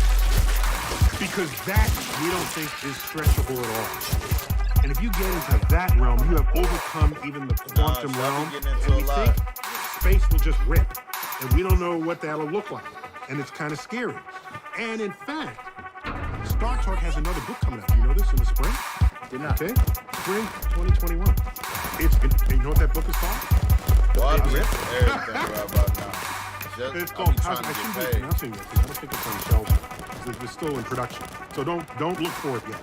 Okay? But it's called Cosmic Clarity. And in there is a whole discussion about the expansion of the universe and how it could, in one scenario, could end up in the Big Rip. And in which case, all of the nesting doll scenarios described by what's the person's name? Dusan, will be realized. And that'll be the end of the universe as we know it. There you go. Have a nice day. Have a great day. The big rip. Here's not the Delta. There you go. So we got time for one more question, Chuck. Well, that means we got to go to our last video question from Joel Jericho. Joel gets 3 questions? Yeah, Yes, but sir, he bro, does. I've been He working must be 6 giving us days a a lot of week. money. Oh my God. Yes, I barely sir, have he time is. for myself. This day is my day. Like Sunday is for Jesus. Like that is. No, we're not that crass, but we like a joke. Okay, what does he get? Here it is. Neither do I. Another question. So there are some scientists in history who were also interested in art as part of their process. Bro, hold the fuck up. Bro. 1 second, cuz. Oh, shit. Hold on, I got zombies. Hold up. You would take a break and play the Trying to live. So, Scream at the as a same scientist, time.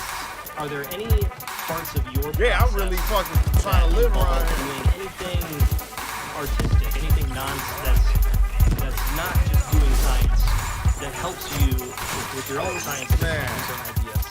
I be in the house, I be outside the Excellent house. question. Interesting. So let me, wow, this, I don't know if there's time to give the full answer. Bro, I'm trying to stay alive right now. That's why I told you to watch my streams. go You can see quick how the struggle is. So Motherfucking real the right art-science relationship is not an equal two-way street, okay? There are discoveries in science that directly impact how the artist does art, okay?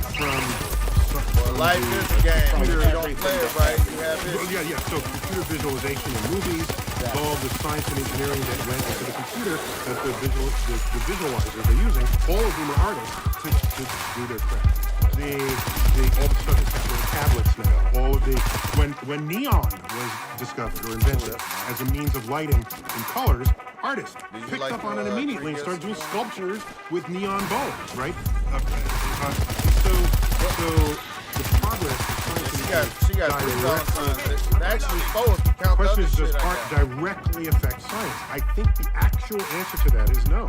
There is no scientific discovery where the person says, this is where that's a G chord on my guitar came in. There's no, there is no that's such my cousin infusion. Scott. That Look how much being he look said, like, how much we look alike. the value of art to the scientist, I don't think is any different from the value of art to anybody who knows the value of art. It is a place for you to stimulate parts of your brain that are wired differently from all the other ways. We all damn near look the damn same. And that could possibly stimulate new synaptic possibilities in what your next thought will be. Okay? My entire PhD Somebody asked me one time if we was to the music brothers. of the 9 symphonies of Beethoven and all of the string I forget who it was too, but they asked, straight asked that question. I wasn't surprised. Me and Ludwig go way back on this. Okay? So, so in that case, I'm not writing and then looking at art. I'm writing and listening to artistic creativity in the regime of classical music. Oh, God. So yeah. science has Who a asked- direct impact. Who asked about whereas me from when I art was living on may have a direct inspiration. Inspirational impact, correct. It's not as though Einstein played the violin and said, well, there's a note, I'm going to put that note in the thing. That's not really what that is. I see Einstein and the violin not so much as an escape from his work, not so much as something that will directly plug into his work, but as a respite from his work. And if you have a brief respite, it lets the brain breathe. I like that. Metaphorically breathe. Oh, yeah. So that new, Y'all stomp that or dude's maybe bike literally out. breathe. New oxygen comes in to feed new thoughts. So I've always been a fan of art. My brother is an artist. So my whole life, and he went to the High School of Music and Art, just as a both native New Yorkers. I went to the Bronx High School of Science. So we both sort of were fed by these institutions in New York that knew and understand so that people walked around who could benefit from this kind of stimulation. So I got to go with Joel that it can help inspire you, not directly. It shows your brain a different palette on which to think before you return to what you were doing before. Cool. I like that answer. Okay, well, I'm glad. Well, thank you, Joel, for your 3 daily doubles. Well, that's the thing, though. The Morrisons and the Griffins out there, like, we stayed in the shit. We stayed getting in the shit. And maybe left they'll get and the right. basalt out of it. Man, Some that people shit don't know really what didn't basalt is. change when the Basalt is just motherfuckers like decided they was gonna bring hardened their lava. goofy ass up to Minnesota. And so All they did was darkened bring areas the with same blue. racine shit up to We Minnesota. went over that in one of the explainer videos. We talk about making craters. But anyway, this definitely evokes the universe and moons without actually being a representation of the moon, and that's where I like art to be. Don't be the moon, be something that the moon evokes that makes you feel the moon. Nice. I just want to handle. No, you're just trying to get a handle. And like I said in Van Gogh's Starry Night, that's clearly not what he saw, but it's definitely what he felt while he was watching. I am exactly whatever the money makes. I want a piece of what artists feel, because I want to feel and see the way they do. Nice. I myself am not the artist, so I need their help. We got to wrap it up there. Look, Chuck. like I said, I'm whatever the money makes. Always good to have you, man. Okay, this has been Star Talk. Cosmic Queries Fan Appreciation I don't be missing out on nothing. And as always, I thank you for the whole Star Talk family.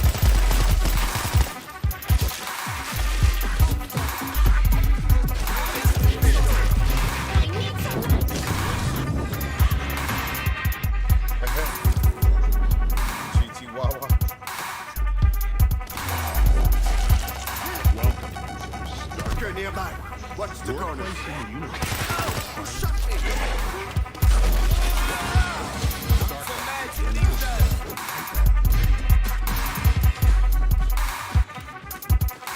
This is Star Talk, Sports Edition. We need those explosives. Cosmic Queries. Got with me, Jeff Knight. Hey, what's happening? Good to have you, Jeff. It's a pleasure. Yeah, this is Sports Edition. you're not in town. Give me back. Just want to make that clear. Disclosure to the audience. I am sometimes when I'm sleeping. And you wake up after you have Yeah, so That's right. They put the metal around my neck, and then I wake up like, oh, damn. Gary O'Reilly. Gary. Hey, Neil. My other co-host in this is the legit street cred part of this triad. Man, Chuck, I give me still back have that a little dream, by bit. the way. You wake up and there's still no gold medal, but you know what? Gotta have a dream. So Gary, when were you playing professional soccer in the UK? I spanned 3 decades. So, Seriously? Yeah, I am that old. The 70s, late part of the 70s, and moved through into the early part of the 90s. So I made my professional debut at a rather famous club, Tottenham Hotspur in London, at the age of 19. Okay, cool. Yeah, and You're still an old fart. absolutely, totally and decrepit old fart. So today, in this Cosmic Queries, we're going to do... Dude, how do I catch up to these dudes, bro? And, you know, I try to wax poetic about that often in my social media, but to really do it right, we have to I'm stuck and don't know how to get out of here. and find our resident. Work together. Jeff, you It's know our that. best chance. Yes. Only one person. There's only one, and that's Charles Lee. Hi, Neil, Gary, Chuck. It's so good to see you again. Welcome back to Star Talk. Chuck is Charles. Chuck. Charles is I need to memorize the direction. And so we go way back. And he just started a new rock band. Well, that's cute. I hadn't heard. Yeah, well, I'm just judging by your hair. Yes, I'm conducting a scientific experiment. What will happen to my facial expression if I don't cut my hair for a year? Yes, the COVID haircut, the non-haircut. Very exciting, COVID right. non-haircut. Well, And if you develop superhuman strength, stay away from any woman with scissors. That's all I'm saying. The record shows. Well, you know, my brother-in-law saw That I me can use to first keep time y'all up. quite some time a few weeks ago, and he said that still counts as a midlife crisis. Growing your hair long. Oh, good. And one thing about the story that's cutting your hair. So, you know who cuts Sam's hair? Was it Delilah or what? Yeah, see, it turns out it was. Delilah's stylist. It's not. Was it Vidal Sassoon? Because, you know, if Samson doesn't look good, he doesn't look. Exactly. It was Mott. Delilah got Vidal Sassoon. Exactly. No, you could win a bar bet on that. But anyhow, so Charles, Yes. You are on this program because however geeky anybody is, there's always someone on the geek spectrum geekier than you think you are, right? So you are the geekiest person we've ever had on this show, and so you represent that extreme limit where we need binoculars to find where you are on that scale. You are the supernova of geekitude. You are all kind beyond kind, thank you. But I would just once love to be able to score that winning goal the same way that Gary has and Chuck has in the stream. Oh, okay. And Dude, so we all do it in different ways, Charles. we each We have all our achieve the modes same and thing in modes. different ways, yeah. So let me give you a pedigree here. So you're a professor of astrophysics at College of Staten Island at City University of New York, and you're an associate at Planetarium. We're delighted to have you on our staff there. So you're an associate, so it means we reach for you when we need you, and you contribute and participate in many of our programs. And coming out this year when it comes to theory and physics. And so that's just great. So that is telling back not only an astrophysics but basically to this. So Gary, go ahead. I have. This is from our Patreon patrons. We are lovely with them. And right, this is Isam Kabaz. Since most sports contain some degree of probability or chance, I wonder if a new sport can be devised that takes into account the probability presented by something like, and this is going to go way over my head, point particle duality. Wow. Because that sounds like a surfboard for two, but I'm guessing that's my low brain attitude to this. So please, guys, you've got to expand on that. Oh, by the way, what did you say?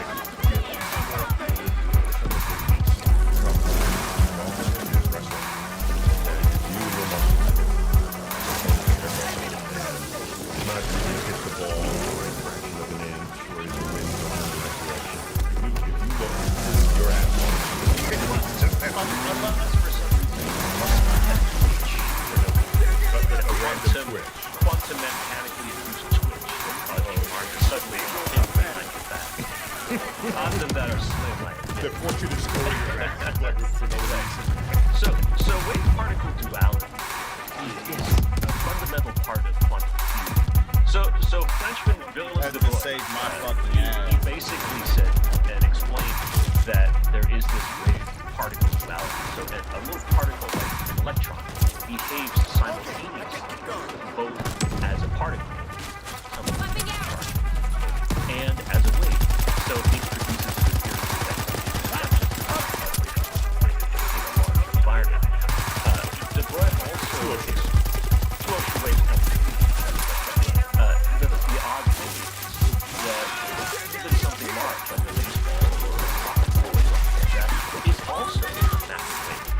But the wavelength is so tiny, far smaller than an atomic nucleus, that we in the macroscopic world never notice those wave effects. So, in a sense, we are all waves of matter kind of interacting with other waves of matter.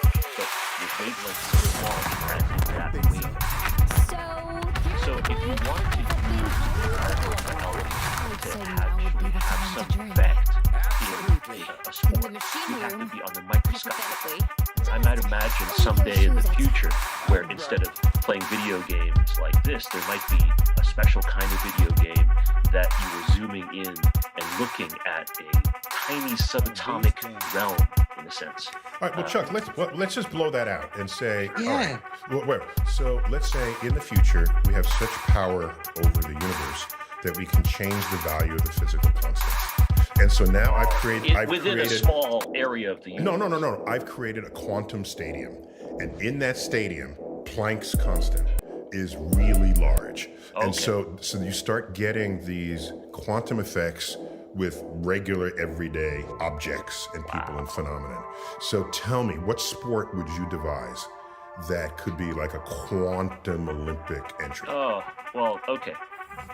Not to get extra geeky on you on that. That's why you're on the show. If you were to increase Planck's constant to that level, you'd also have massive fluctuations of energy within that stadium, so that at any given time, something equivalent to a nuclear explosion would go off right in front of one of your players. And so that's something that you don't want. That's a game I want to go to. So you're saying bad idea is what you're saying. Well, I mean, if it were something like Car Wars or, Mad Max or something, where you have cars, all you're trying to do is get from one place to the next, and random explosions can be going off in the stadium at any time. See, the sport of the future, Charles, will involve more fan interaction. So if you've got a stadium, Neil, in your quantum stadium, then all of a sudden they shout whilst the offense is in motion. That then becomes something that derails that offense by moving it. Could we do some? Yeah. So if you get enough people coordinated in their actions, you can influence the outcome of the sport. Well, it's already happening on Twitch, for example, right? So if you have a situation beyond the video realm into the physical realm, then I would devise a sport kind of where you would have an object that could randomly move, and the goal of the team is to grab that object or to otherwise obtain this randomly moving thing. Sounds like Quidditch. You are absolutely right. So maybe the Quidditch pitch is indeed a quantum stadium, just like you described. Nice. And the birdie, or whatever that's called, that's following quantum rules for its position. What's it called? The birdie, the golden snitch. Sorry, the snitch. Excuse me, the snitch. I do like birdie though. That sounds quaint. So the golden snitch is its position in four-dimensional space and time is quantum determined because they don't know where it's going next. That would be that case, although presumably in Harry Potter's world of wizardry, it's not quantum determined, but it's magically determined or even sentiently determined. It's not clear if, in fact, the golden snitch is alive or not. I was going to say the golden snitch may have a consciousness because when you look at the way it moves, it's clearly not random. It's trying to evade the players, so you never know. Okay, but also, in a quantum world, it could pop in and out of existence, which means it would be even cooler. Totally cool if you add a fourth dimension. If you entangle the golden snitch, so that it could instantaneously provide information somewhere else. And that would be almost like teleportation. Right. So it could just like be in one part of the stadium, and then when you go to reach it, it's gone, and then it's over there now. Or that's Sam. Hope that's your answer, fella. I mean, how deep does this rabbit hole go? Oh, man. Let's find out. Okay, now, if I could add an addendum to this, if I may, Charles. In recent years, was it who's the guy who plays Ant-Man? Scott Lang, Paul Rudd. No, Paul Rudd. Paul Rudd, I think, collaborated with Stephen Hawking to create the rules for quantum chess. Where when you try to take a piece, there's a probability that that piece is a different piece or is not even there. And so you're judging what the likelihood is of the success of that move will be at every time you make a move. So you can Google it, quantum chess. It's pretty cool. Yeah. Season 2 of Queen's Gambit, right there. There you go. Well, let's not get into Ant-Man and quantum stuff because that's a whole nother. Someone might ask. Well, yeah. Let's get to the question. Okay. By the way, So. Okay. All right. So Chuck, you're next. Okay. Did you finally reboot your I iPad? rebooted my little iPad, and so I'm good now. Okay. So this is from Violetta. She's 12 years old. Fabulous. Yes, and she has a story that's too long to read, but thank you for the story. By the way, just a quick thing. Violetta, I guess, is Little Violet, right? So, you know the rhyme, roses are red? So every 5 years I tweet, roses are red, violets are violet. Okay. Period. Unless you don't have very strong sensitivity in the ultraviolet or the violet part of the spectrum, in which case they actually look blue. The tweet is not intended for people with limited for sight. Charles Liu. I'm wearing blue blocker glasses, right? Right. The UV blocking glasses. The violets are blue. So what does Violetta have to say? She's 12 years old? Very cool. Okay, and she basically says. Wait a minute, is she a Patreon member?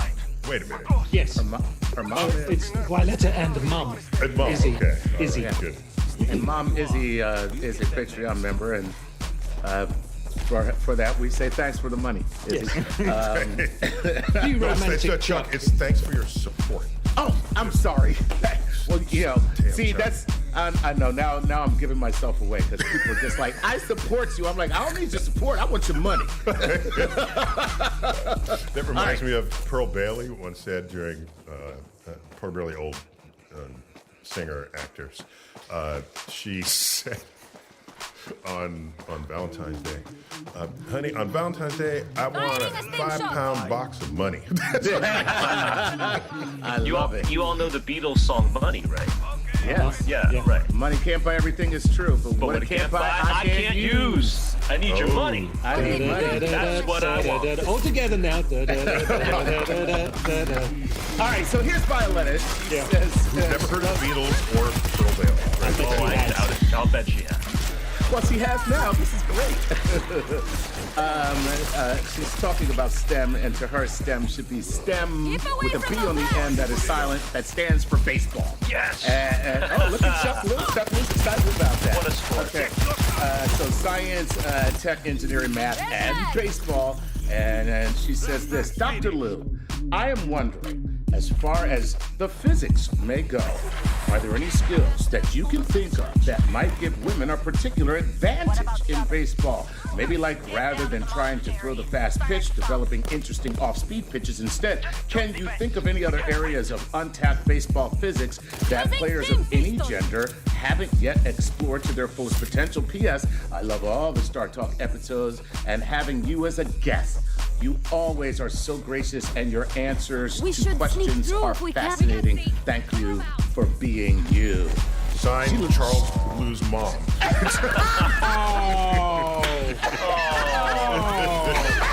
Hey, Chuck, Violetta does say, and in all modesty, she's talking about, I play baseball, and I'm just saying, I'm pretty good.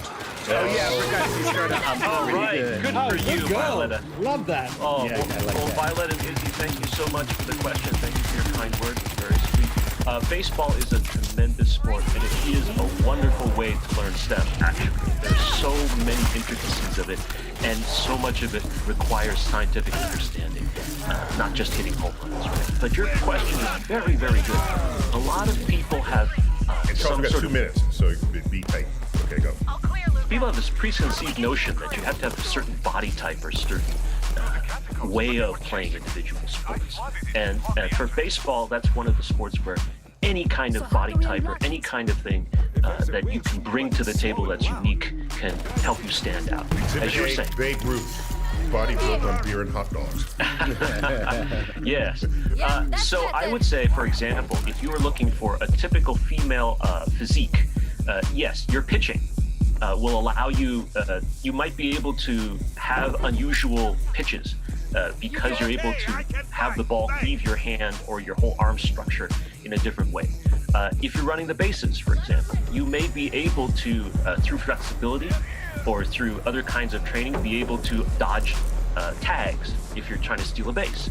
Or you might be able to leap in the field, find certain ways to grab things and throw them. So, Chuck, this would be a flexibility that women tend to enjoy in more ways than men do. Statistically speaking, that's true. Right. That's right. And also things like, so for throwing the ball, for example, your fingers. And then, of course, there's the strike zone, right? The strike zone is supposedly from your shoulders to your knees, so it doesn't matter how big or how small you are. If you're able to reach a ball in the strike zone, it's always going to be roughly a level playing field. And in some senses, for example, they're except for where the pitching mound is. They're raised. Right. The mound was actually lowered. I'm trying to put jokes in here, and where you? But you know that I mean you're talking about field technicalities. That's right. So the mound was lowered in the 60s because Bob Gibson had his ridiculous because of Bob Gibson's ridiculous 1.12 ERA back then. The Cardinals that year. But yeah, so there are very famous players who had such good crouches that their strike zones were small and it gave them an advantage in hitting. So it may well be the case that you can take advantage of that if your body type or your physique matches that of the yours. How about a woman's lower center of gravity? Would that come into play in any way, shape, or form? In baseball, I could only imagine that if you're trying to field a hot ground ball to third base or something like that, that you might be able to move laterally more effectively than someone whose body mass is more weighted toward the top. So you have to move more of your mass a larger distance in order to go sideways.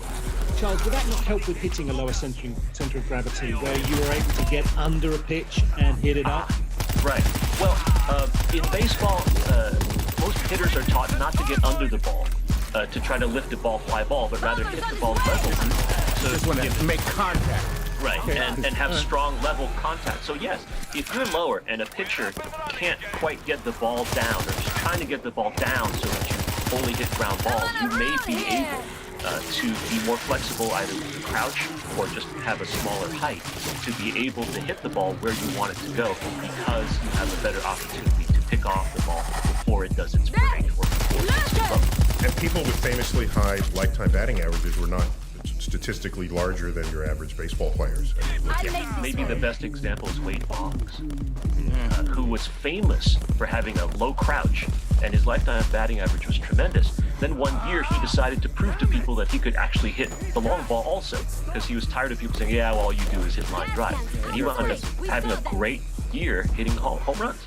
So he just proved that. And also with the lower center of mass, not all plays at the plate is the ball exactly where it needs to be for the tag. So the catcher will have to catch it and then move lower to a lower position. And so if you're already down there, that could give you a few extra scoring opportunities because of that.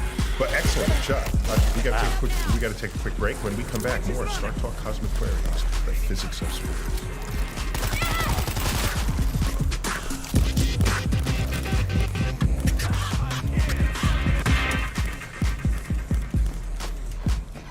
Need help managing depression, learning mindfulness techniques to combat anxiety, or working through relationship issues, getting started is easy with Teladoc. Teladoc gives you access to licensed therapists to help get you back to feeling your best, feeling like yourself again. So many of us are feeling stressed, anxious, depressed, or might be struggling with a personal or a family issue. Well, 92% of people who use Teladoc saw an improvement in their mental health. Virtual therapy helps fit therapy into your life via phone call or video chat with your therapist. And therapy appointments are available 7 days a week from 7 a.m. to 9 p.m. local time. Anybody who knows me knows that I am a huge advocate of therapy. And if you're feeling like you might need some help, guess what? It's okay. Reach out. Teladoc therapy is available through most insurance or employers. And if you're not covered, individual plans are also available. See why Teladoc is ranked #1 by J.D. Power in telehealth satisfaction with direct-to-consumer providers. Download the app or visit teladoc.com/StarTalk today to get started. That's TELADOC.com/StarTalk. For J.D. Power 2021 award information, visit jdpower.com/awards. We are black and whatever we want to be. Black and outdoor adventurer. Black and country singer. Black and cosplay fan. Black and vegan.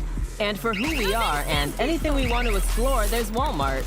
We can pick up a yoga mat to be black and zen, or a skateboard to be black and rad and fearless. Because we are black and unlimited.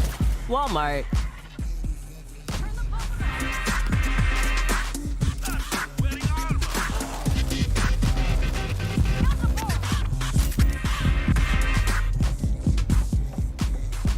We're back. Star Talk Sports Edition. Cosmic Queries, the physics of sport. Love that subject. And Gary and Chuck are giving us questions from our fan base and handing them to our president, friend and colleague, Charles. Nice. All right, so who's next up? Chuck, you got a question for him? I think Gary. Okay, I'll jump in. Right, this one, another one of our Patreon patrons, Cameron Bishop. Hi guys, I have a question about motorsports, specifically Formula One. Charles is already excited. How would we need to adapt our cars, which are already very complicated engineering feats, for a Grand Prix hosted somewhere like Mars? Well, first you have to make sure that Lewis Hamilton is wearing a helmet. Otherwise, he won't be able to breathe very well. But beyond that, Formula One, it has primarily improved car performance over the years by becoming more and more aerodynamic. Right. And they're using airplane technology to make sure that the cars actually stay on the road better, that they can turn corners better, and just go faster. Right, the car is flying in reverse. Literally, yes. It's flying in reverse. It's a really good way to say it. The problem is, of course, Mars has... Charles, I think the future Formula One. Well, that's just me. You know, Solid Rocket Boosters, NASA should sponsor Formula One, strap on some SRBs, and then it wins every time.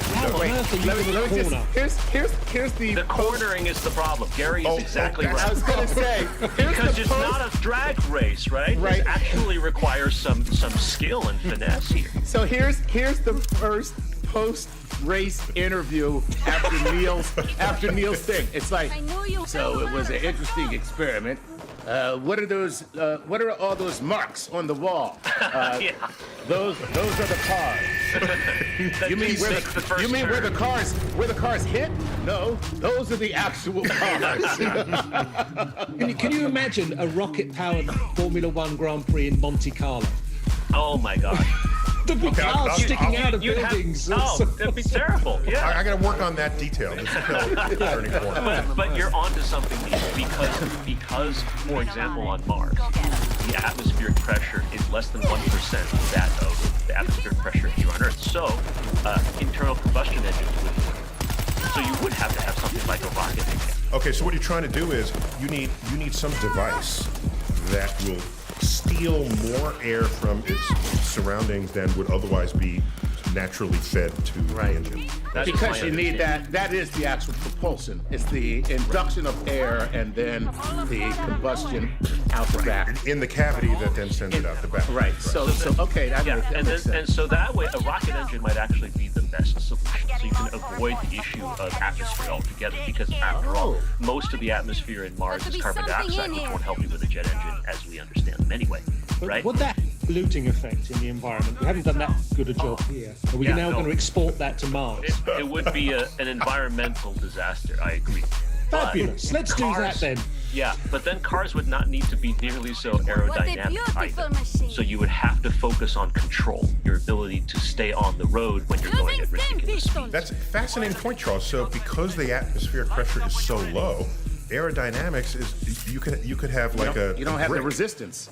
Yeah, you don't need airfoils and funky shapes. It would be a 1% effect as opposed to a much larger effect. So we'd be racing Mercedes G-Wagons, which have the aerodynamics of a brick. A box. That's great. Yeah, you would not have to worry about the shape of your vehicle nearly so much. You want instead to know the shape would be depending on whether or not you can grip the road, whether you can make the turns at very high speeds, things like that. Some of the physics is very similar. You want a low center of gravity, you want good traction, things like that. But the power ratio compared with the shape structure would be very different. So Charles, if you're because the gravity is less, it's like 40% of Earth's gravity, does that affect the slope of the bank turns if you have a bank turn at all? It would. I'm thinking NASCAR really there. Yes, it would, because you have bank turns. But remember that the issue of your angular momentum is more important when you're going at very high speed than the gravitational pull, right? Because your gravity, you're going to, their car is literally going to be like the sand in a bucket that is being swung up and down a beach. You're going to stay on regardless of whether or not you have the gravity pulling on you, because your angular momentum is so much greater. So if I go up a hill at 200 plus miles per hour on Mars, am I likely to stay on the ground once I reach the peak, or have I gone, I want to say airborne, but that's not quite. You want to go into orbit, Gary? Is that what you're trying to do? No, I'm just going to say, how are we working that out in terms of avoiding me just... If I were to do the physics real quick in my head, 200 miles an hour, you would fly off. You'd have to be almost vertical in order not to fly off. You'd still rise quite up. So the race would have to be slower.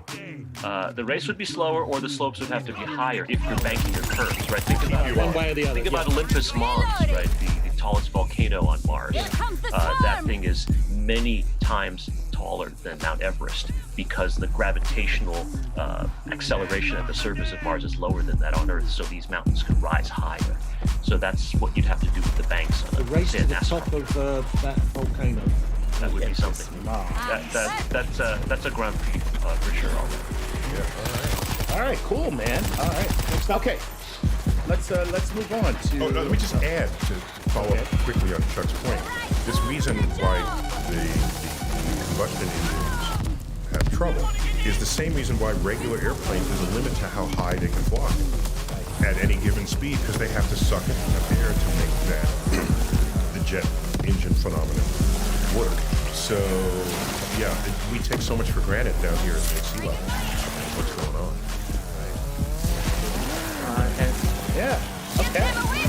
So planes can be like Icarus, is what you're saying. Yeah. Well, but instead of being burned by the sun, they run out of air. All right, here we go. This is Ruben was here, and he said, how the heck does one throw a curveball? What physics is going on there? Ruben. Well, I would say, you know what? I'm going to throw this to Gary a little bit, because throwing a curveball, the reason the ball curves is very similar to the reason a soccer ball curves when it gets kicked. And so I want the true athlete to sort of explain why the ball curves, and then I can bring on the physics for the baseball in particular. You mean you want Gary to say what he has to do to make the ball curve? Yes, and then exactly. You'll give the physics to that. So Gary, I would like to do that. Okay. When I was well, first of all, Gary, why would you want to? First of all, Gary, why would you want to curve a soccer ball? Don't you want to just kick it straight in? No. So, okay, in a certain time, I want to disable the goalkeeper, the goalminder, and have them think the ball is going from left to right, and therefore they move that way, and then the ball just comes back in from right to left. Oh, so they're committing their body momentum in the wrong direction. So once I get the body weight loaded to one side in particular, it's going to be very difficult for them to adjust to the movement of the ball. That's just not nice. Hence my prefix of this is devious. And when it works, do you go, ha ha, tricked you, like that? Oh, absolutely. Yeah, I mean, there's another thing is the route to goal may be blocked. You see this in free kicks. Yeah. Where they build a wall to protect the goal, and then all of a sudden, and then they use their hands to protect their private parts. Well, of course, yeah. I mean, one must themselves on the wall. One must protect the crown jewels at all times. Right? So, and the most famous free kick in recent times was Roberto Carlos against France. I think it's 97. France versus Brazil, or Brazil versus France. Wait, 1997 is recent times? That's 23 years ago. Yeah, well, I think we How addressed old are you? I'm 1,000 years old, so 23 years ago was recent. I remember that goal. It was ridiculous, yeah. Yeah, in answer to your question, Neil, you can carbon date me after the show and we'll answer. So Roberto Carlos comes up to the ball outside of his left foot. He's now he's coming up to the ball, addressing the ball on the right-hand side. So as he's going to kick it with his left foot, he hits it on the outside of the ball, on the right-hand side. Now, if you imagine the ball has an imaginary equator, he's got to hit right on that equatorial point, but in towards slightly more into the middle so as he can get power to make it travel the distance. But because he hits across it, he imparts this spin, this rotation. And you can see from a camera behind the ball, it deviates by about 2 yards or more. It is going wide of the goal. And then all of a sudden it cuts back in a most vicious way. The goalkeeper is a World Cup winning goalkeeper, Barthez, who, if you can imagine this, looks a little bit like the old Hollywood actor Donald Pleasance, who was a Bond villain, if I'm not mistaken. There you go. But more famously for being, I think it was Cindy Crawford's partner at some stage. There you go. There's your sad nugget of information. But not sad for Donald Pleasance. You know what? Yes, in answer. So Charles, we were taught you can't hit too fine. You have to make contact in the meat of the ball.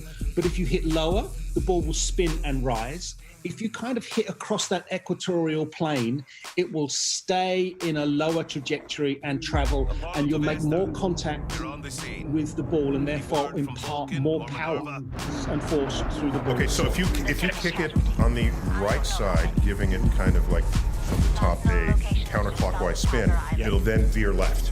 Yes. Okay. And you will angle your run to approach it so as you really do slice across it with such power. And there's a going to travel trade-off. 30 yards. There's a trade-off between maximizing the spin by hitting it just at the outer edge and putting some meat on the kick to have the thing move forward. So Charles, this is why I guess curveballs are never as fast as fastballs. Correct. Because some of the That's energy exactly right.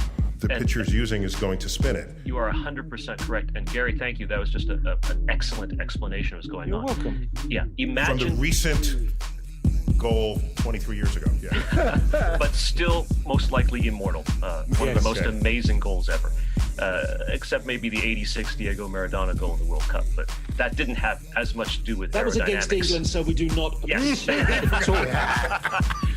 That was not as much aerodynamics as just ridiculous skill. But that's another story. And then there was the hand goal ahead of that. But let's let that aside, as you said. Please do. It was against England. Okay.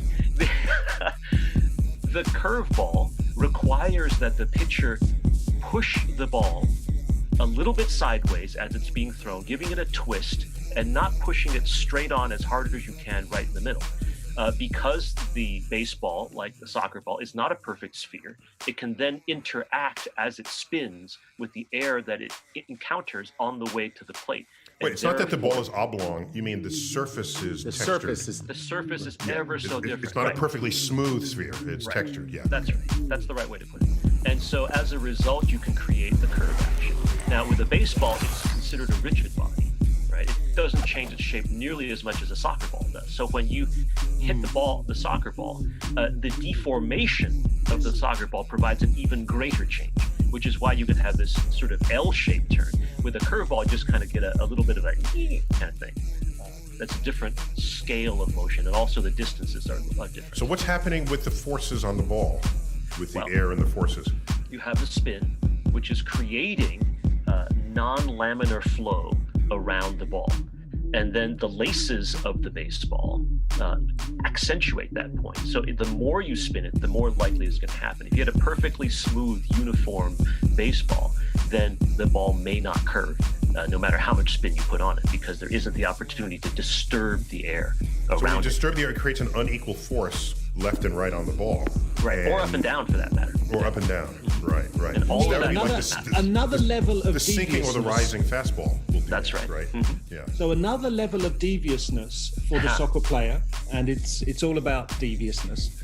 A baseball is a solid object. A soccer ball is inflated. I know you're ahead of me on this, but the aperture in which you inflate the ball, if you strike through that, you then have, Charles, am I right, some sort of pressure change, and you have a definite impact, pun intended, on the deformation of the ball, and it will knuckle as in a baseball pitch. That's right.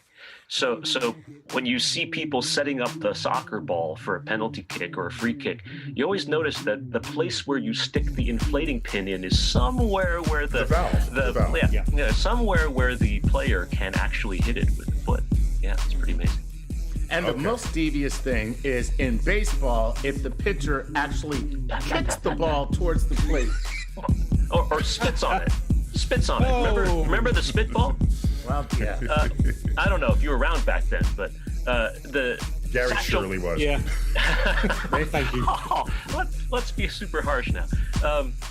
The last baseball pitcher in the major leagues who was allowed to throw a spitball, I believe, was Satchel Paige, because everyone who used to throw spitballs were grandfathered in and allowed to do it thereafter. If you put water on the ball and then you throw it with whatever spin you have, you even create even more change, because that changes the aerodynamics, it changes the ability for the ball to go through, like what's slippery and what's not. You also create water that kind of comes out and it changes the trajectory. Spitballs are ridiculous. They're terrible. And then you try to hit the ball hits the bat and the ball is slippery. So it's going to go swirling away. Wait, so there's a spitball and then there's the Hockaloogie ball. Yeah. You mean the illegal ball, the blob of stuff coming, right? And the batter's like, oh, look at that. I'm not hitting that. Wow. We got to cut that for a second and final break. And when we come back, we'll have more Star Talk Sports Edition.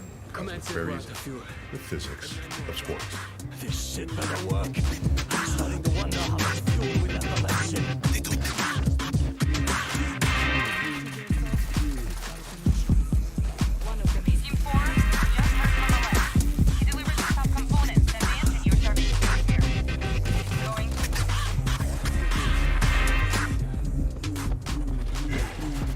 We're back. Star Talk Sports Edition. Cosmic Queries, the physics of sports. And while I know a little bit of this, you knew we brought in our resident geek in chief, Charles Liu. Charles. What a pleasure. This will work. He's there. Okay. So let's continue this. Gary and Chuck, what questions you have? Here it is. This is from Stephen Summers. He's a Patreon patron, and he wants to know this. Greetings, doctors of space comedy. Question for Hey! He says, questions for Dr. Liu. I'm involved in a high stakes game of Dumb Jot later today against some nasty That'd be Nausicaans?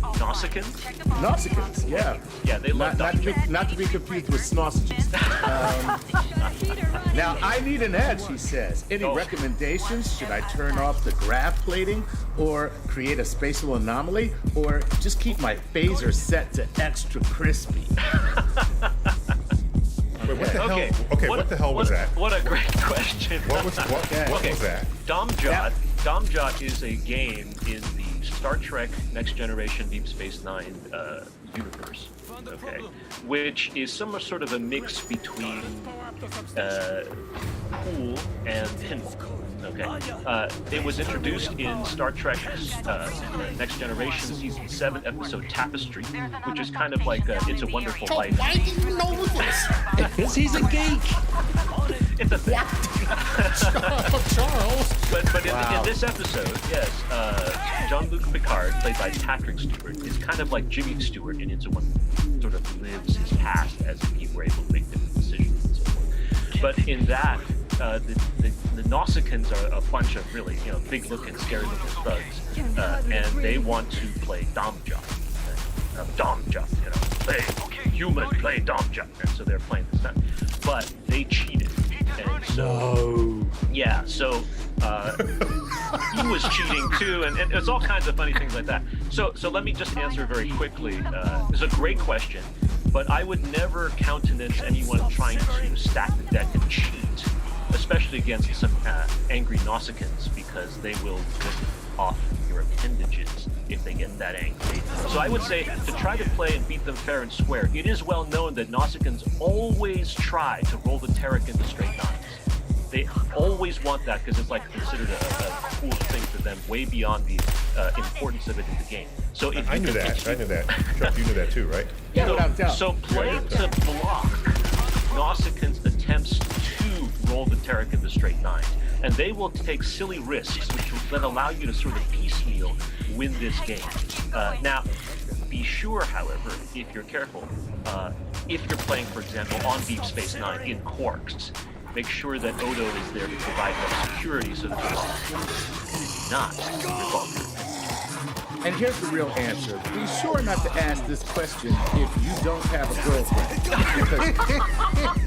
Because what you need to do is go get a girlfriend first. And then you can ask this kind of question. Okay? See, that's the real answer. You better have a girlfriend is the answer to this question. I don't know, Chuck. I suspect that question and answer might help attract a girlfriend. Yeah, unfortunately, only female Nausicaans will be attracted to that question. Okay, so Stephen, you had the choice of two answers. You. All right, let's move on. What do you got? All right, we got to do lightning round. We got to get lightning through all these questions. The minimal. So Charles, give me like soundbite answers. Okay. All right, here's a question from the minimalistic soul: how to get strengthened back with minimal efforts? I'll answer this one. Take steroids. Next. Real answer? Yeah, yes, go ahead. Okay. Strength, repetition of different muscle groups at various lengths and over long periods of time. As a training regimen. As a training regimen. Yes. So that when you actually are called to task on that, you will recover more quickly. Correct. Yes. Okay. All right, here we go. Next question. This is Andrew Gundro. He said, Chuck, if you pronounce it like gumbo, you got it. N-O-T. Here we go. So he says, hey guys, a common criticism for the introduction of science into sports is that it can take away from the soul of the game, essentially ruining the challenge faced by the athletes and the enjoyment experienced by the fans. How should we evaluate whether the introduction of science or data or AI will be truly good for the overall sport, or whether it will improve individual players' performance but ruin the overall game? So, when does it make the game better and more enjoyable, and when does it detract from the enjoyment by making the game better? Soundbite answer, Charles. This is the lightning round question? Oh my God. And show all work. Compare and contrast. Here's the soundbite answer. The more science makes a game or sport fun, the more if you try to put anything into a sport or a game that makes it less fun, whether it's steroids or unfortunate training or whatever, or science, it'll make it less fun. But if we can add the science and say, look, this makes the game more fun, which science does, if you do it right, then we have no problem. Okay, I'll give you the answer. The athlete's answer is this. Does this give me an advantage? Can I win? Let's have it. Yeah. Simple as. I'm in for winning. Well, there you go. Okay, we're all of the age when we remembered when the electronic, I think IBM was the first to do it, the electronic tracking of whether a tennis ball hits the line in or out. All right, that's science applied to a sport. Did that make it more or less fun? I think it made it more fun, unless you were Yvonne Lendl or John McEnroe, right? Then it became Unless you like less watching fun. them argue. Yeah, Okay. right. Oh, that's so funny. John McEnroe nowadays would be. What are you? What are you blind? Shut up, John. Shut up. The computer said it's out. It's like, yeah. I may be blind, but the computer isn't. So get the hell back on. Computer said no. Okay. All right. Next. Stay. This question is from Stay Punk Chugor. How do pro basketball players... From what Instagram? This is Instagram, sorry. Okay, Stay punctual. How do pro basketball players have muscle memory or to make seemingly impossible shots? I would say that it's probably practice. Muscle memory is a thing, although it's not physically a thing so much. Your brain actually can pattern in things that it's done before, whether it's in sports or in arts or music or science or things like that. So if you do it over and over enough times, then your body knows at that moment what to do, what combination of signals to send from your brain to your body to get those things to happen. And then there's also the point where you have improvisation. If you have different sequences in your head already set, you know how to take a shot, and you know how to spin, and you know how to dunk, then you can combine them together if your brain has done it often enough, almost instantaneously, to a jump and a spin and a dunk all in sequence. Cool. So what you're saying is, I don't have to invent a new sequence. I just have to staple together other fragments of the sequence that I've already perfected, and to everyone else it'll look like it's something new. Well, that's my understanding of the sports physics of the brain. But new understanding about how our brains and our bodies work is coming every day. So I may be already way behind. And like that scene where Michael Jordan is at the foul line and he just closes his eyes and shoots. Yeah. And then it's a complete, it's all net. That, I would call that muscle memory. I would call that. Over here. Or magic, one or the other. All right, let's keep this going. We're in lightning round. Go. Here we go. Get a Patreon. This is Tyson Liu, 2019. Oh, interesting. Oh, wow. So he says, hockey skates, blade contact. Are we actually on the ice or are we on a layer of water? What is it? Good question. It turns out that it's complicated. It can be either or both. There's been a long held belief that the reason you wind up being able to skate is because temporarily the ice skate pushes against the ice and creates a thin layer of water as it goes by. But it's more complicated than that. If you do the physics, that alone usually isn't enough. So surface physics is a part of physics which we haven't done a really good job in understanding the models thereof. So it's a combination of solid on solid and liquid on solid. And that's why it's such a dicey thing to do when you're playing hockey or when you're doing figure skating. It's not always the same physics that's causing your skate to move, and therefore you have to adjust physically with your muscles to make sure that you're going where you want to go. Wow. All right, this from Instagram, Jeff Halifax. What happens when a basketball seems to enter the hoop, but suddenly rolls out? I'll tell you what happens. I lose $200. Thanks, LeBron. Thanks, LeBron. Well, the ball is always spinning, even if you can't see it on television. So if it hits the rim, it's going to strike instantaneously at a particular angle, and there's a spin happening at the same time. It is altogether possible, but very unfortunate for Chuck, right, that he hit the spin and the rim in just such a way that the reflection angle from that bounce is actually out as opposed to being in. So that's kind of what happens. So Charles, this is like if I take a ball and I take a basketball, and I backspin it away from me. If you're just standing and you don't see the spin, it looks like I'm throwing it away, but then it bounces back towards me. So you can create a bounce trajectory that's very non-intuitive if you don't know in advance how the thing is spinning. That's right. Okay, so it can't go in the net and come out of the net. That's not the kind of shot that we're talking about here. It's got to be able. The rim is a participant. Gotta hit the rim. It's got to hit the rim in order for it to come back out. Almost certainly, yes. The net is not strong enough to provide to repel it. Right. Cool, man. All right, keep it coming. This is Daigo93 from Instagram. I love this question. As somebody who has tried to surf, notice operative word tried. He says, "What is the force that keeps you on your surfboard?" Oh, that's not so much force as it is balance, right? Equilibrium. In order to stay still in any reference frame, in this case, the frame of your board, you have to have all your forces balanced to zero in all the other directions. Otherwise, you tip, right? So you're using micro adjustments of your body, your arms, your legs, your feet, your toes, in such a way that... Your ass, right. Well, when I'm surfing, that is true. Such that if there is a change in the motion of the board, you are exactly balancing that almost instantaneously so that relative to the board, your position and your forces stay constant.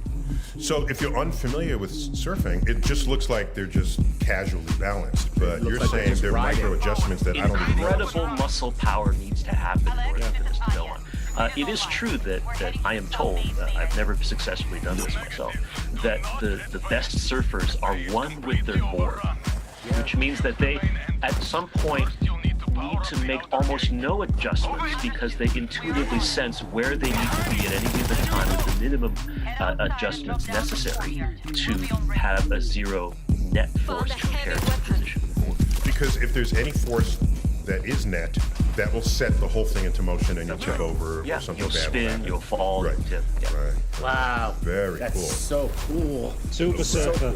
The Silver Surfer, that's completely one with the ball. Well, Yeah. the Silver Surfer stayed on because of the power cosmic given to him by Galactus to be his first herald. But that again is a different story. I set him up, you knock him down. Fantastic 448. You got to go back to the historical record. Fantastic. Amazing. And one thing about the surfer, could it be then that if the surfer goes on with hand weights, that they would have higher ability to make adjustments because they have more weight that they can maneuver so that they could survive a wave action that might otherwise topple them. Like a tightrope artist with a balance. For example, very good, Chuck. Yeah. Very possibly. I don't know enough about the specific physics, the nonlinear physics, when you're actually riding a wave to know whether that's an advantage or a disadvantage. But theoretically, I would certainly make sense. We should find if you have more weight you can reposition. That should give you more. That's interesting. But the future of surfing is to get two dumbbells, 2 weights. You have a weighted, some weighted gloves. sleeves. Yeah, weighted Somebody gloves, has weighted weighted sleeves. gloves or weighted sleeves in their wetsuit, and they could cheat. Okay, so stay with this theme, okay? Because Cooper Holland has come in on Instagram. And this might have to be the last question. All right, cool. Does being heavier on skis make you faster? Fat skiers, watch out, Olympics. You went there, didn't you? Ski You went there. competition. Well, let me think about that a little bit. On the one hand, a higher mass would cause a greater normal force, which would mean that if you have a coefficient of friction that's greater than 0, it will slow you down going down the slope, right? On the other hand, if you have a higher mass, you may be able to tilt yourself a little bit more so that you have less normal force and more parallel force. That's probably an ambiguous answer. It could go either way. There's also, Chuck, if you plow through snow going forward, if you have more momentum from your heavier body, That's right. you'll go through that with it. Because in rowing, if you're gonna bet on what boat is gonna win, and you have no other information, bet on the heaviest boat. Because the heaviest boat, between strokes, the boat slows down. because of the friction with the water. Right. But if a heavier boat, it will slow down less. Right. And so... No, Neil is exactly right. If you treat the snow as a viscous medium that's providing resistance to your motion, you would want more mass. But most of the time, ski slopes are groomed. And so there isn't a lot of loose snow blocking you. So instead, you're just worried about friction. Okay, so it's not an obvious clean answer. That's right. And just to make it clear, fat people and skinny people will fall at the same rate in free fall. Okay, so it's not like you're fat, you'll fall faster than if you're skinny. Okay? Right. Yeah. That's why I'm on the Galileo diet.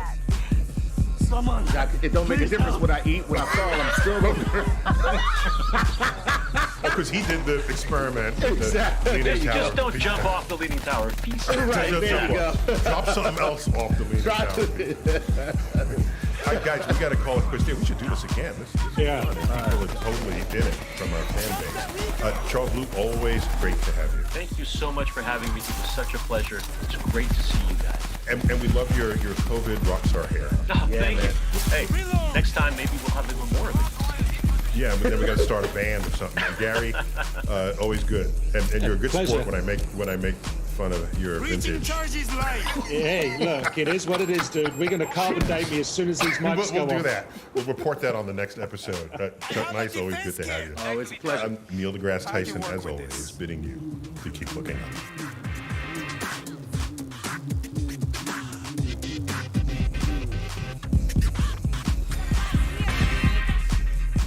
Very good.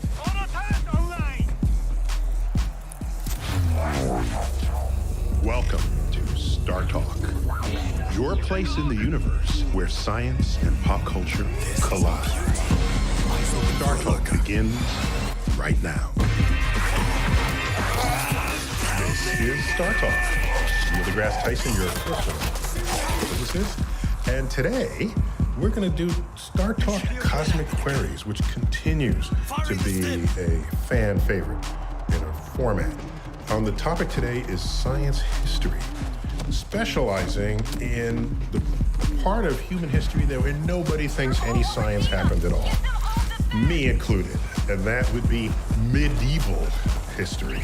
Okay, that is the benchmark for anyone's concept of where no science touched anybody's life. I got Matt Kirshen here to help me out as my co-host. Matt. Hey, Neil. Matt. All right, dude. Thanks. It's a pleasure to be here. Co-host of Probably Science. And tell me, when will that show ever graduate to be actually science? It's never going to get there, Neil. We got the closest when you were on the show. But... So if I come back on the show a couple more times, then it can be turned into likely science. It's and tending towards science, but it's... most definitely science. It'll never actually reach it.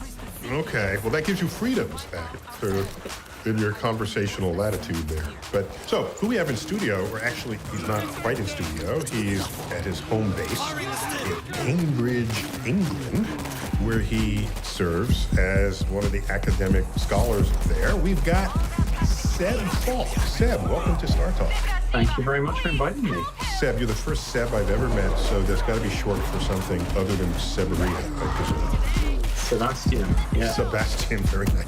It's a mouthful. In the UK, we give it 4 syllables, Sebastian. But over there, I think you only give it 3, right? It's Sebastian. Sebastian, I will just go with Seb. I'm famous with the lobster, I think.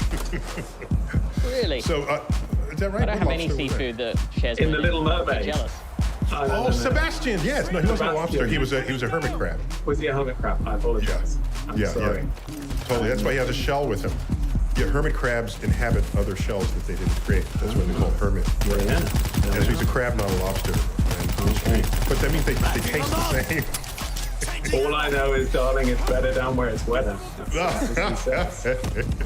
Don't get me started about her song, where she longs for being on the ground. And I'm thinking, look, you have the entire freaking ocean to swim in. There are 2 things you can miss: fire and sunlight. But everything else she sings about, she wants to walk on streets. It's like, no, you can swim in 3 dimensions. Like, shut up. All right. Compose a different song, why it's great to be in the ocean. But that's not what the point. That's another episode. We'll talk about the science of the Little Mermaid. But this is Cosmic Queries. science history. So, Seb, you're a historian, and your specialty is science in the latter Middle Ages. That's right. And I didn't know it was divided up that precisely. What's going on? What's the beginning, middle, and latter? What are the years associated with that? Well, the Middle Ages, people normally say, when we're talking about Europe, is from about 500 to 1500 AD of our era. 1,000 years. 1,000 years. Quite a lot happened in that time. Yes. Although, that includes the time of the golden age of Islam, where science was happening back between 800 and 1100. Yeah. It's problem for historians, because the word medieval means in the middle, the time in the middle. And so the very word is a slander. The very word is a way of saying, that bit we don't really care about. The bit between this one good bit and this other good bit. And the first good bit was ancient Greece and Rome, and the other good bit was the Renaissance. And people in the Renaissance said, okay, we're great. We are recovering the wisdom of the ancients. And so everything that came between us, we can just ignore. We leapfrogged over them, yes, because they had nothing but plagues. Exactly. So it's defined. But just to be clear, so you got a PhD from the University of Cambridge, and what was the title of your thesis? The title of my thesis, was Improving Instruments, Equatoria Astrolabes, and the Practices of Monastic Astronomy in Late Medieval England.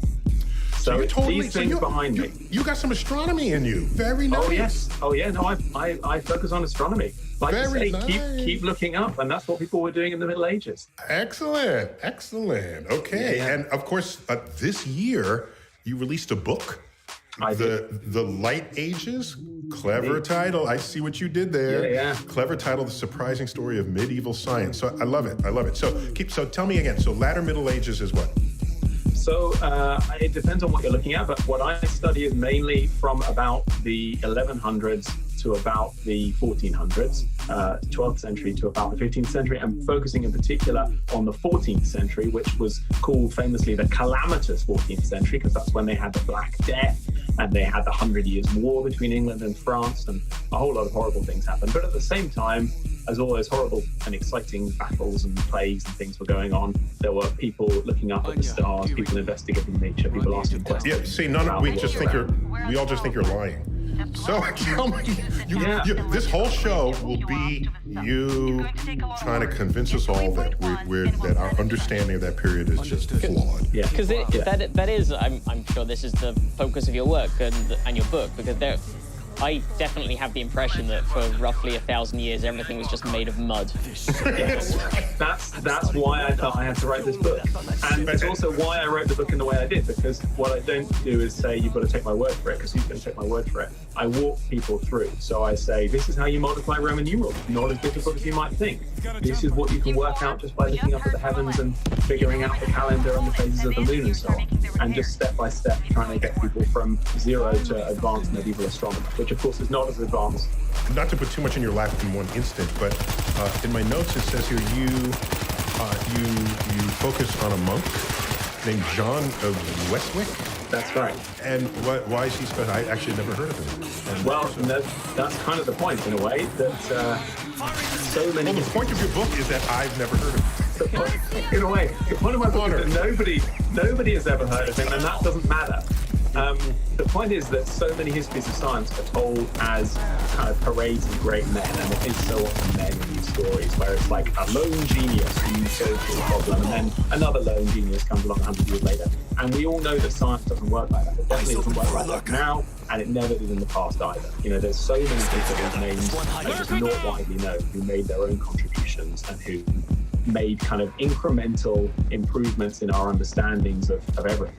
And so I wanted to tell the story of medieval science through an unknown figure, precisely to avoid falling into this trap of saying, you know, this is a famous person who made this contribution. So very clever. Now you're, I mean, as a tool to get in on the subject and to get in and out on the subject. So before I get you to explain what it is we all don't know about that period, let me just throw something else in your lap. As I understand it, the 14th century is the only 100-year span in the history of our species where the population of humans in the world was less at the end of that century than it was at the beginning of that century. So is that true? I couldn't say for certain, but it is entirely plausible because the Black Death killed somewhere between 40 and 50% of the population wherever it hit. And recent research has shown that it's spread much more widely than historians have previously thought. A lot of new genetic research showing how it spread into Africa, spread right across Asia. The Americas, of course, aren't touched by it, but apart from that, Eurasia and Africa, or at least Northern Africa, and down into the middle of Africa were all hit by the Black Death. Okay, so now tell me what's great about this time. Okay, I'm not here to say. Go. I'm not here to say that we should all wish that we lived in the Middle Ages.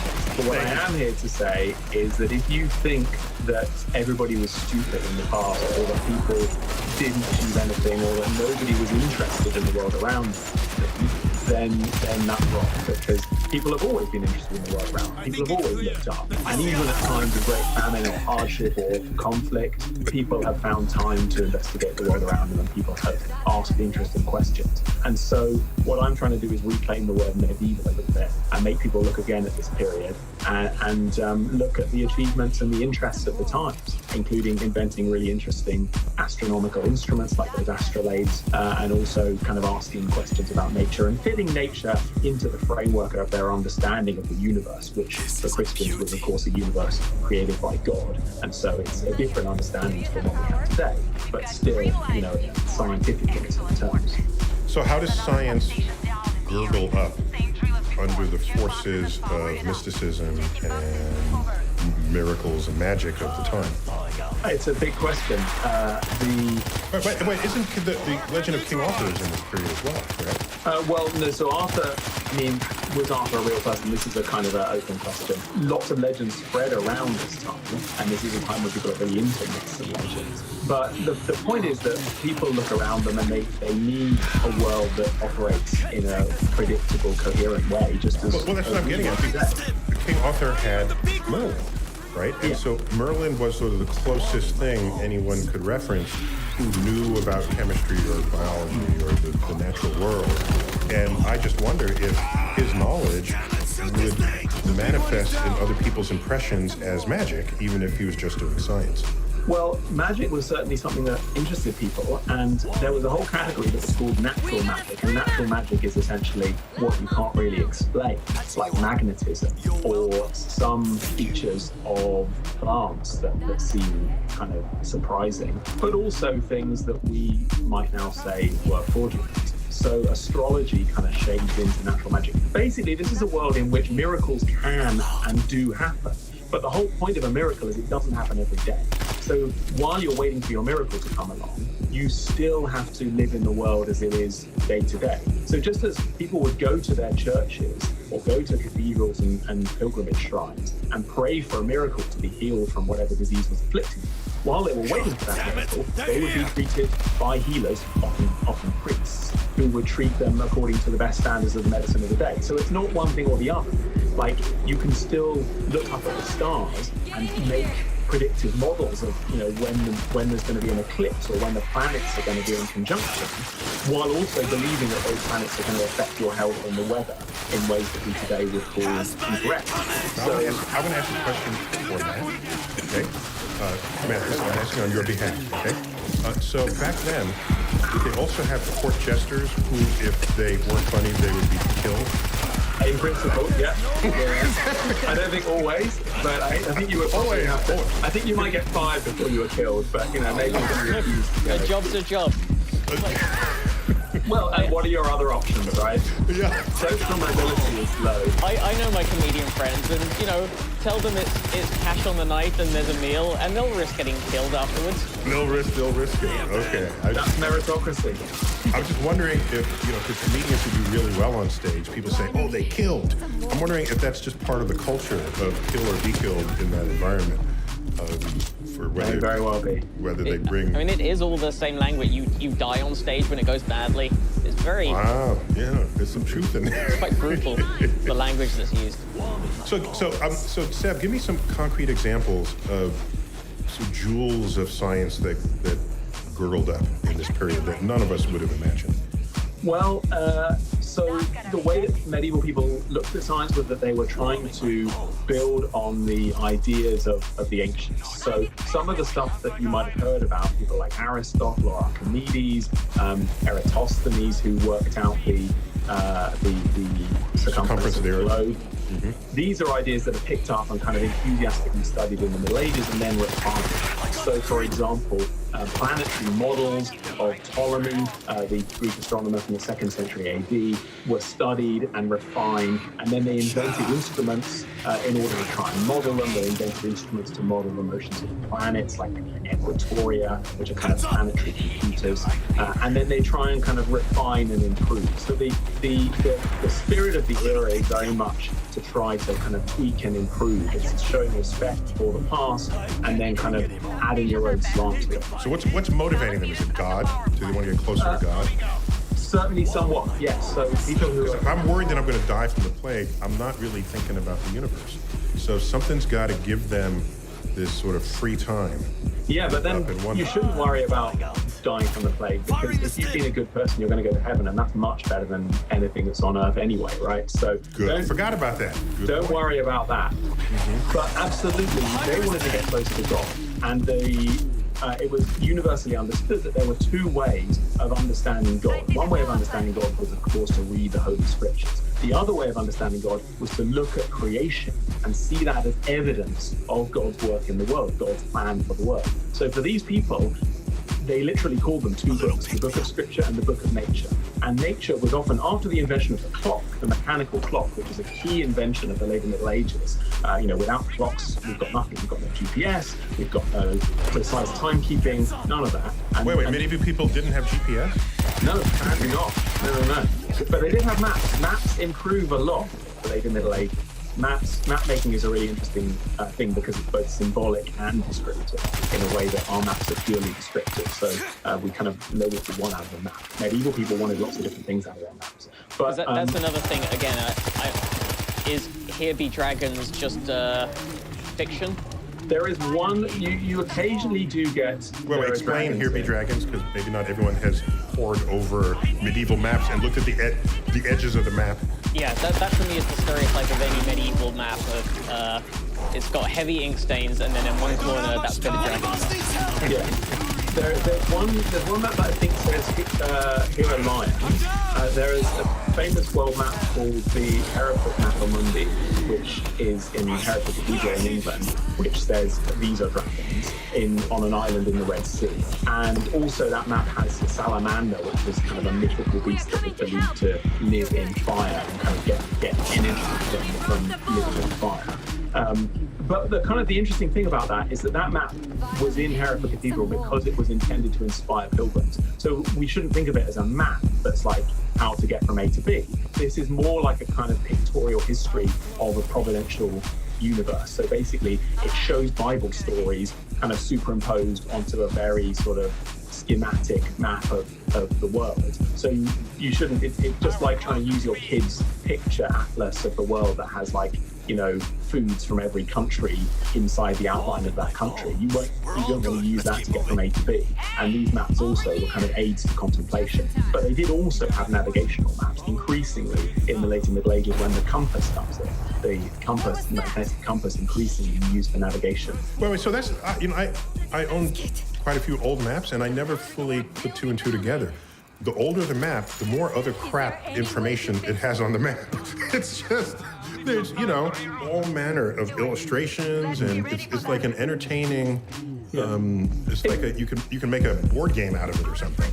It's just what it's for. It's like the difference between a road map and a hiking map, right? You don't need your road map to show you where the interesting trees are or the hills, and you don't need your hiking map to tell you about the speed limit on the roads or where the speed cameras are. And so the map serves a purpose. Every map serves a purpose, and it's the same, of course, as different projections, which many listeners will know about the Mercator projection or the Gould-Peters projection or different projections. They all serve a different purpose. No one is necessarily better than any others, but they have different benefits and drawbacks. Yeah, that's a lost art, actually. I mean, today a map is just, I got to get to grandma's house, and so there it is, turn left at the red light, and you're there. We got to take a quick break. When we come back, more on medieval science. with the truth, untold radio science so far with the internet.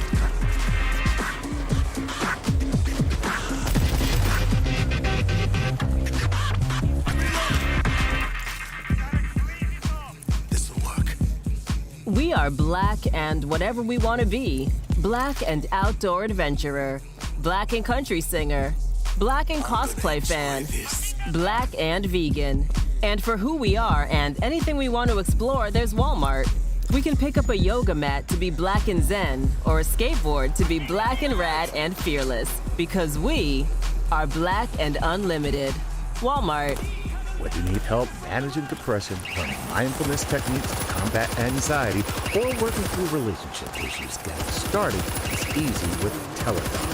Teladoc gives you access to licensed therapists to help get you back to feeling your best, feeling like yourself again. So many of us are feeling stressed, anxious, depressed, or might be struggling with a personal or a family issue. Well, 92% of people who use Teladoc saw an improvement in their mental health. Virtual therapy helps fit therapy into your life via phone call or video chat with your therapist. And therapy appointments are available 7 days a week from 7 a.m. to 9 p.m. local time. Anybody who knows me knows that I am a huge advocate of therapy. And if you're feeling like you might need some help, guess what? It's okay. Reach out. Teladoc therapy is available through most insurance or employers. And if you're not covered, individual plans are also available. See why Teladoc is ranked #1 by J.D. Power and telehealth satisfaction with direct-to-consumer providers. Download the app or visit teladoc.com/StarTalk today to get started. That's TELADOC.com/StarTalk. For J.D. Power 2021 award information, visit jdpower.com/awards. I'm Joel Cherico, and I make pottery. You can see my pottery on my website, cosmicmugs.com. Cosmic Mugs, art that lets you taste the universe every day. And I support Star Talk on Patreon. This is Star Talk with Neil deGrasse Tyson.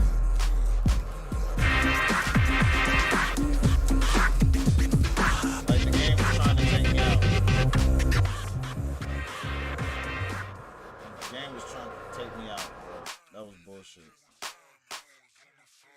Straight bullshit. That's all I gotta say about it. That's how I feel, and that's what the fuck it is. Bullshit.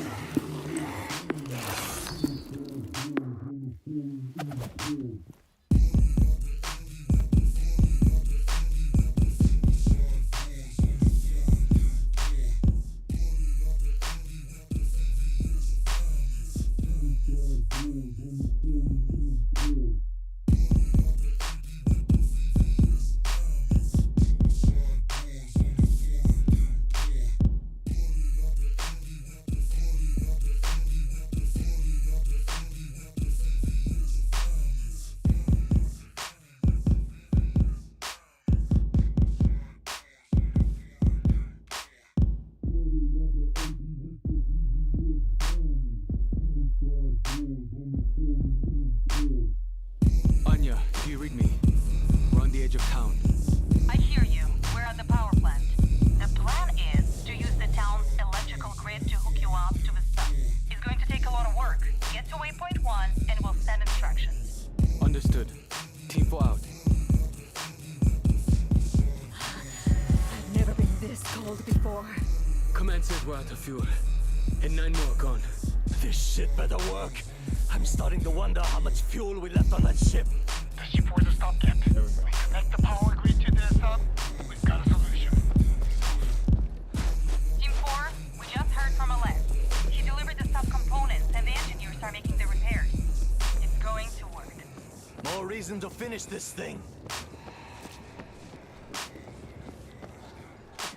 A little pick-me-up.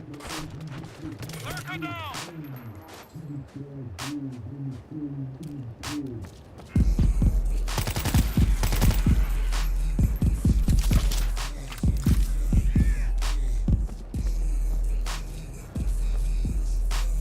This is a beauty.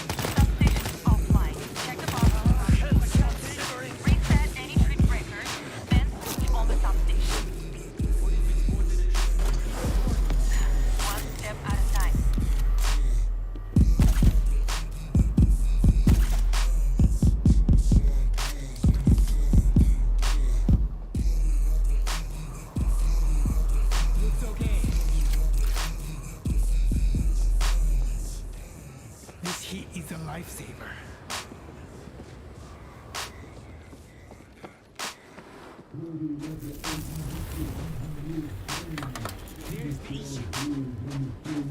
I'm supposed to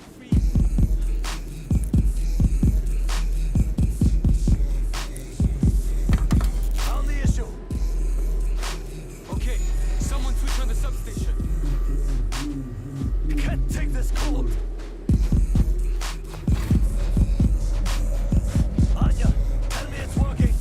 We've got green light. Team 4. Excellent work. There's another substation down in the area. Same drill as before. Check boxes and power it up. Checking boxes. Over.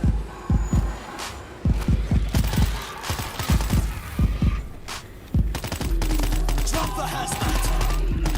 Shit, they heard us.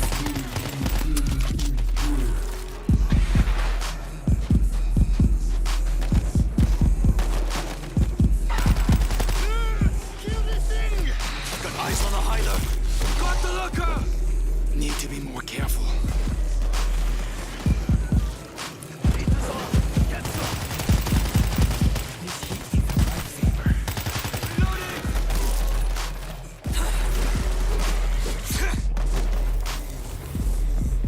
I'm thawing out. All circuits are good.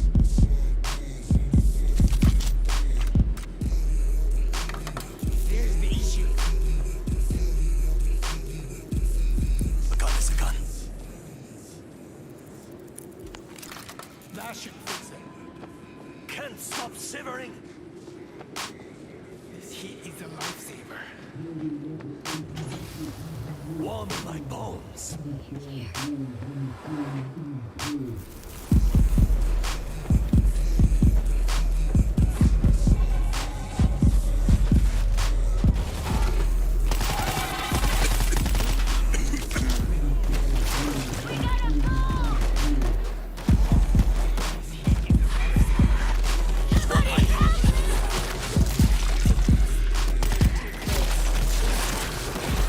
Eyes peeled. There's a hider.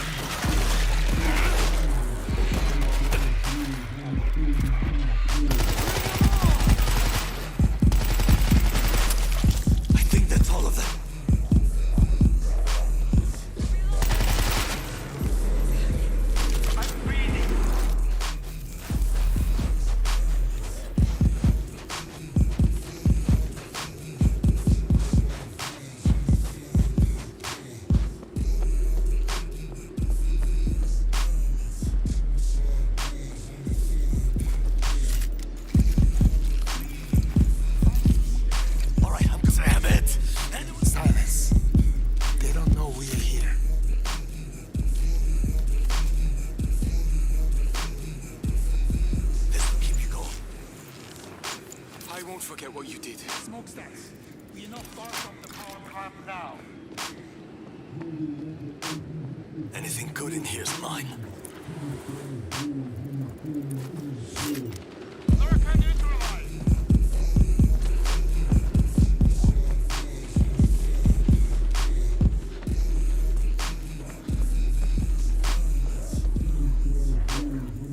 Heaters on!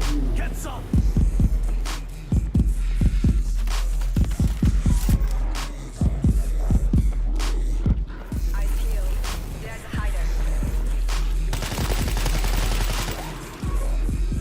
A little pick-me-up.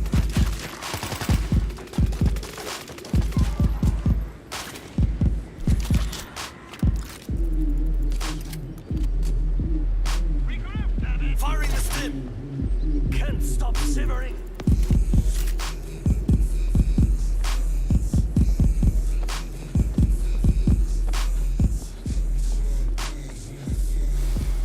Warming my bones.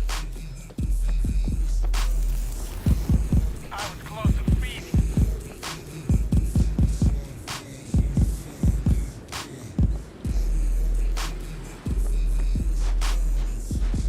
Give me something big and loud. This heat is a lifesaver. Can't take this cold.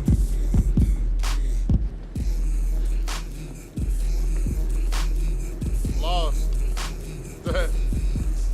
Fuck. Alright, now I got it. Here I come. I'm freezing. I'll die out here. I need a heater.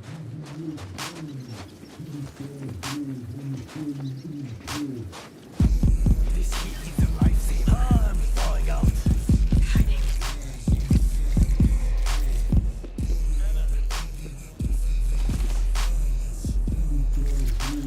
Patching you up. You're welcome. Thank you.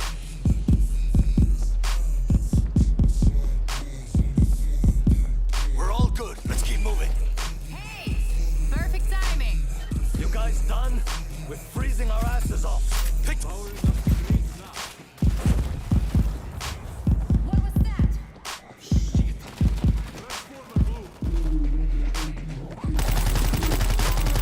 They'll be coming. Get it running again. I'll need some time to reroute. Hurry. We'll hold them as long as we can.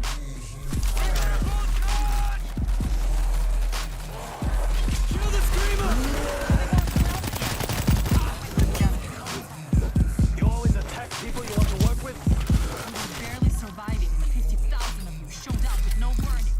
Our leader made it clear. You knew you were coming. We knew nothing. Our help had been down for weeks.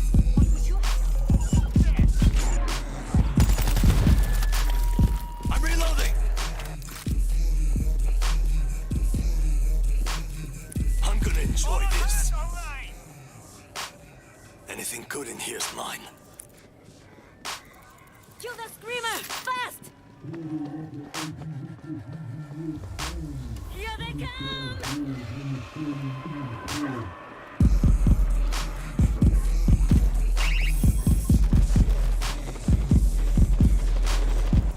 I'm gonna enjoy this. A little pick-me-up. They've stopped coming. They should be ready for me.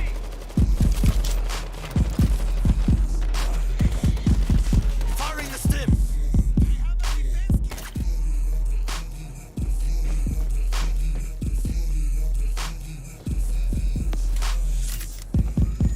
Voltage grid running.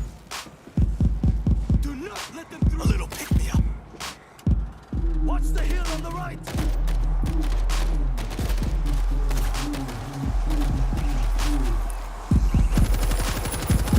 Fish in a barrel.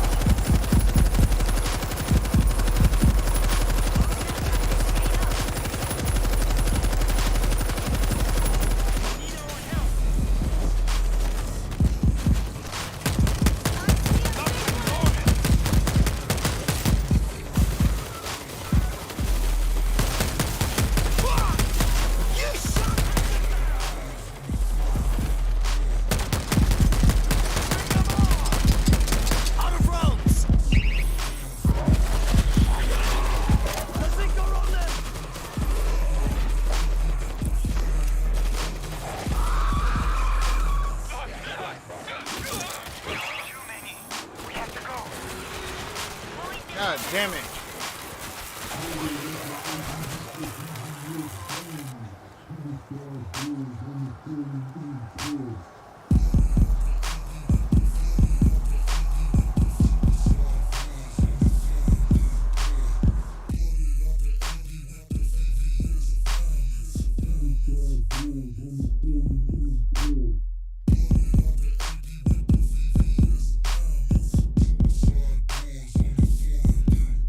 Look, flooded out the P with the flooded out the AP.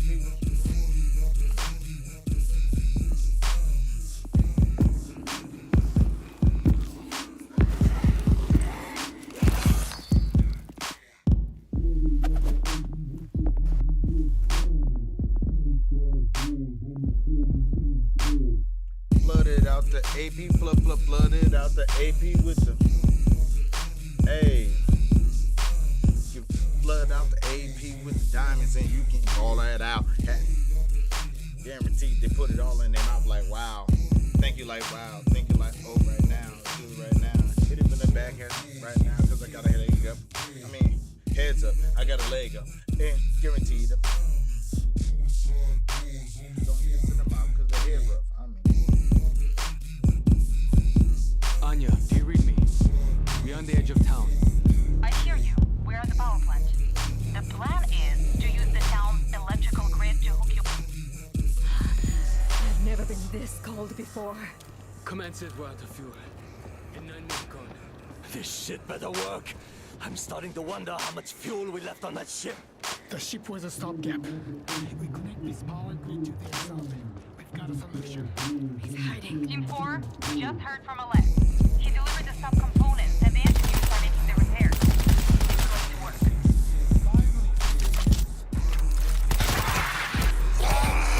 Damn it, shoot this thing!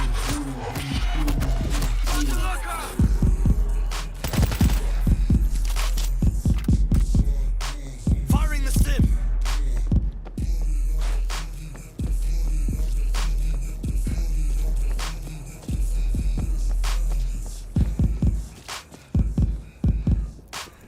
This'll work.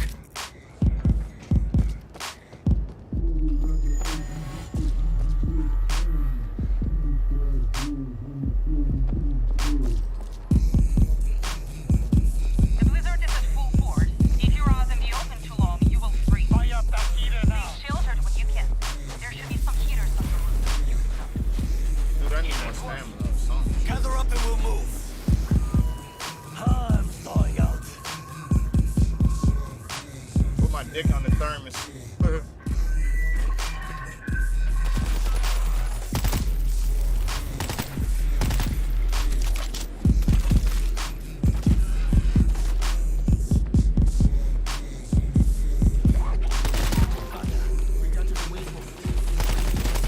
Substation is offline. Check the boxes around the courtyard. Reset any Can't breakers. take this cold. Switch on the power. I'm thawing out. One step at a time. This will do.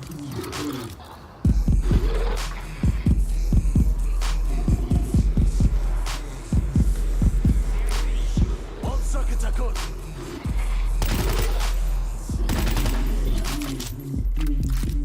Firing the stim. Here's the issue. Okay. I'm freezing. Anya, do we have power? We've got green lights, Team 4. Excellent work. There's another substation down in the area. Same drill as before. Check boxes and power it up. Checking boxes. Over. Can't take this cold. I'm thawing out. A little pick me up. I'm freezing. I was close to freezing.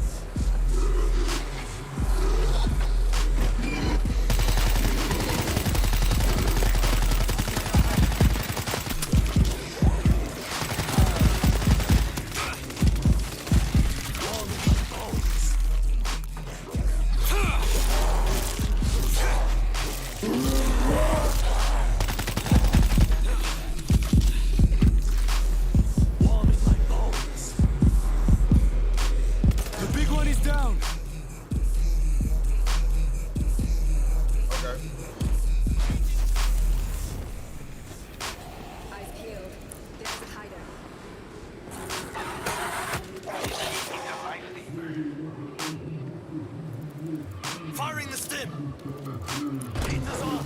Get some! I was close to feeding.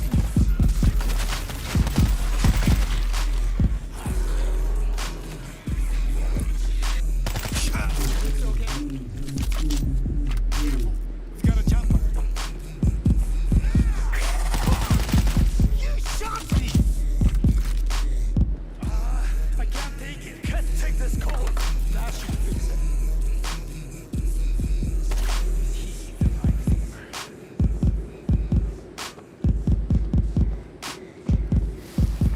I'm thawing out.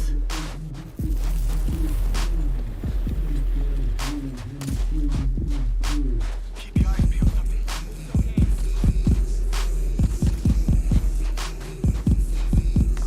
That should fix it. I can't take it. Getting powered off. Can't stop simmering.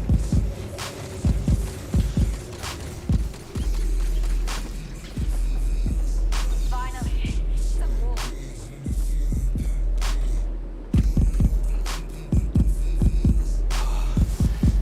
I'm thawing out.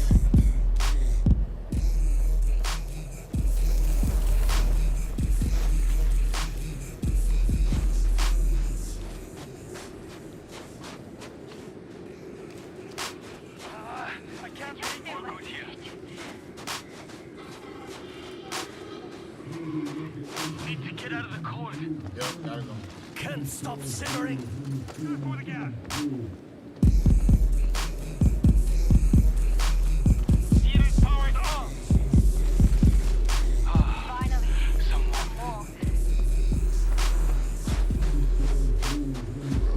Looks okay. I can't take anymore. Looks okay. Need to find heat. Thank you.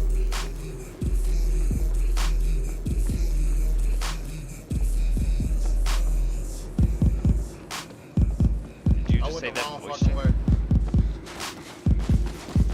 I'm almost there. Say it again.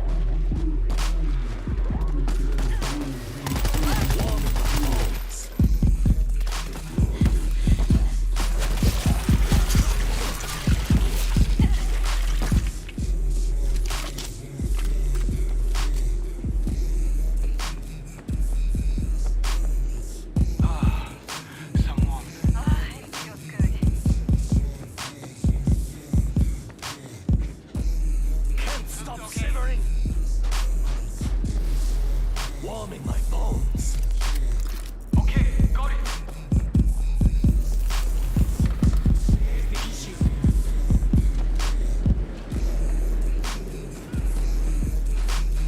Need to get out of the cold.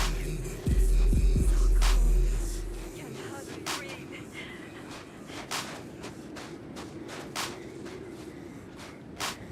Can't take this cold. It feels good. You did it. Substations are back on the grid.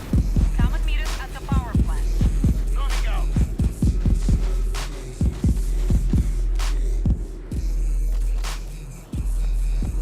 Warming my bones. Can't take this cold. Got the locker. The heat feels so good. It feels good.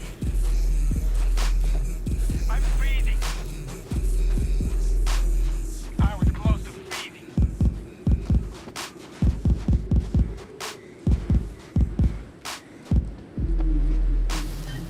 I'm thawing out.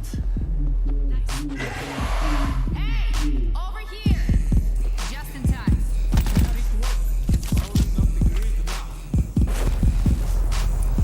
What was that? Shit. Transformer blue. Picked up some defenses. They'll be coming. Is there anything you can do to get it running? Do it. Let's be ready for them. Ah, they heard us. Let's go. This is a beauty. They'll be like, We worked well together. We could have done it a long time. You always attack people you want to work with? No work.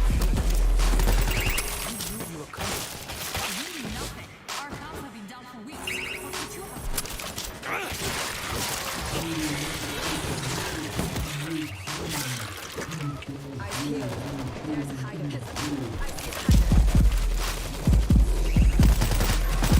out the loud one!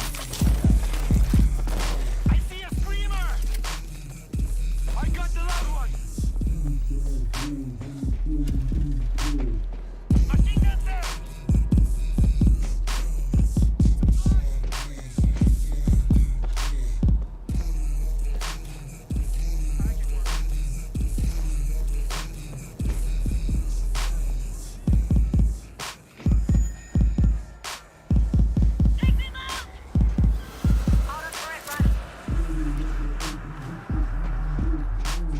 Thief coming down the hill from the right!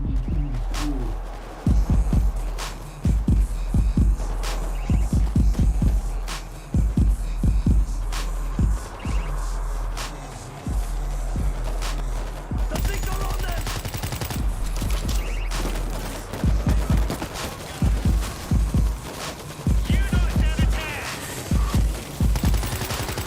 We got a butcher!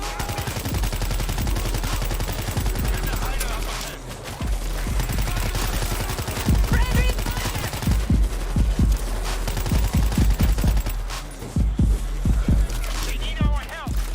They're here! Loading fresh ammo. Fish in a barrel!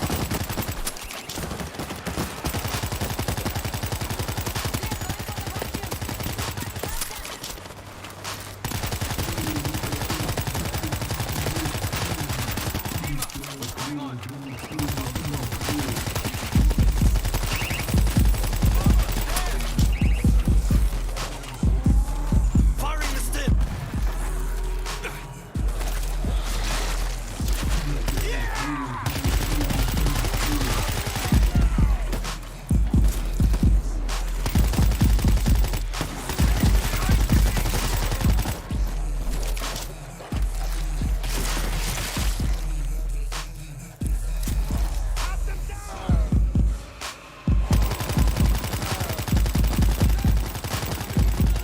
Big one is down!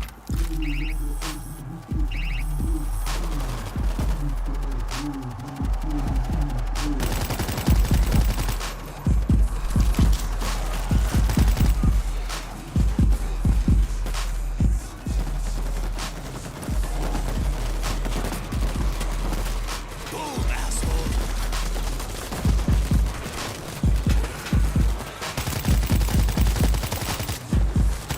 Shit! Stand your ground!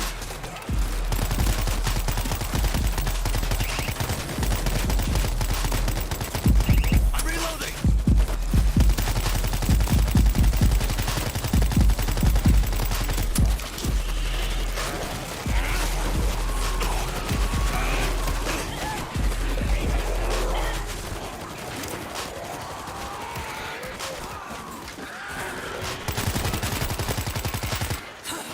Oh, I need to be more careful. Cover me, I'm reloading!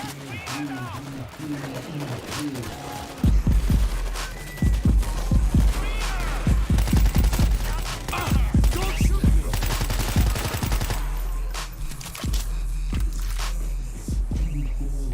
The big one's gone.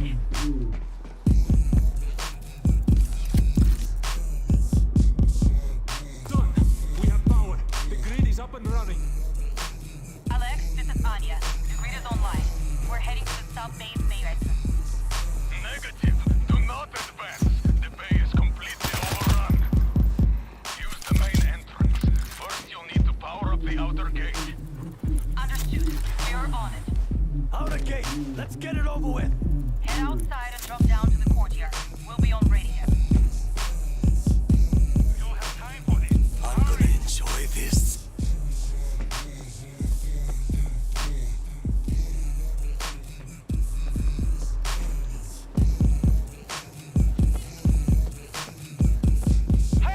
Hurry up!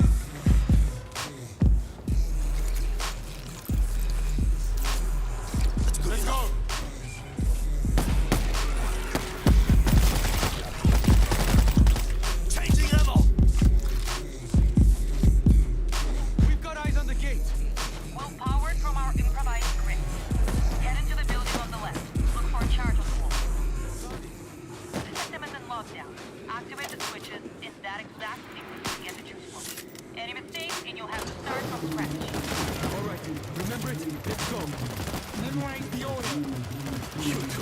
You remember it? I'm not too old to kick your ass. 4 letters? That's nothing. All right, that's the order we need. Green light. Next switch.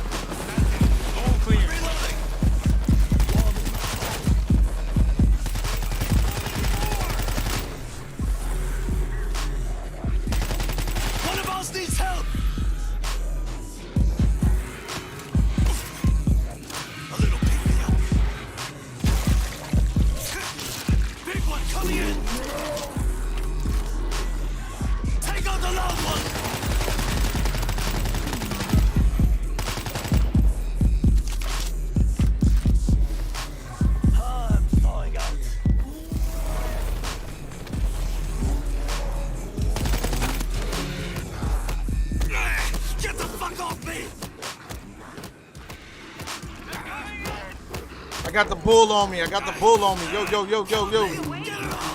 I'm dead. Thanks. I'm dead. I need help, please. Watch your back, Mark. You got 2 on you. Please.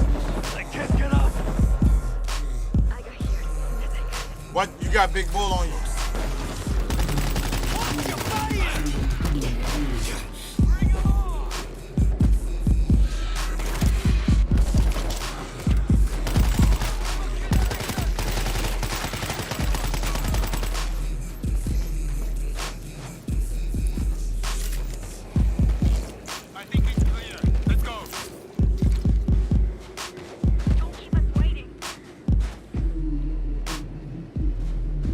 Fire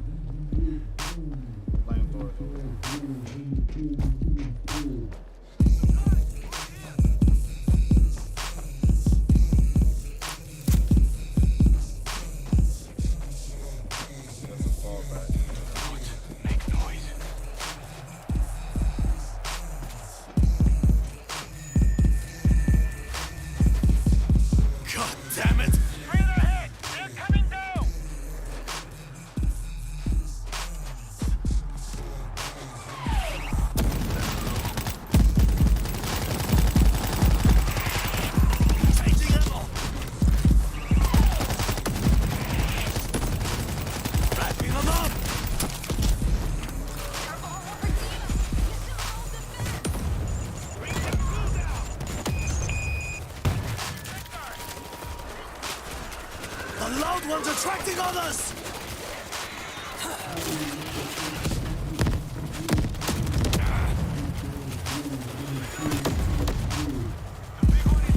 Take out the loud one!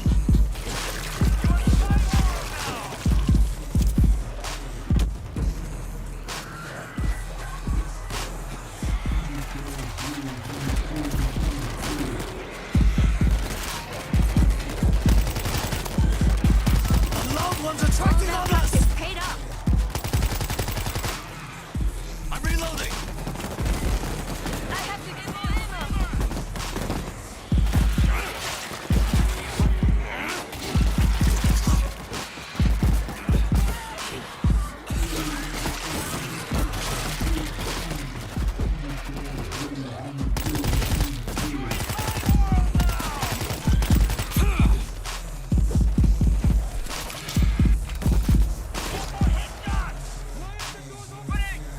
We cannot risk the Zeke getting inside. They could wipe out our settlements. I'm opening the doors as soon as it's clear. I'm reloading!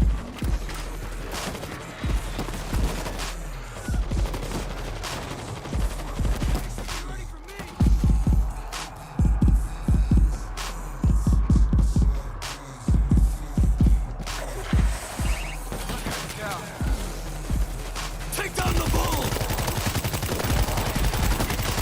Drop! From the right. Oh shit! Eyes on the hider!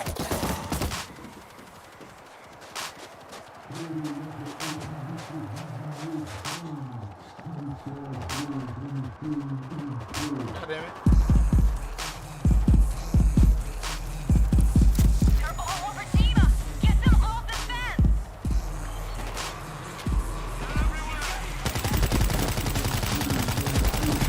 Fish in a barrel!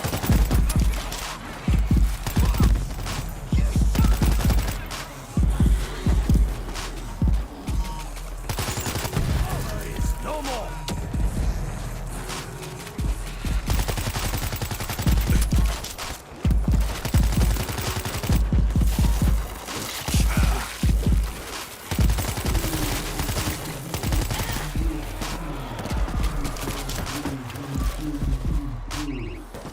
Too many of them!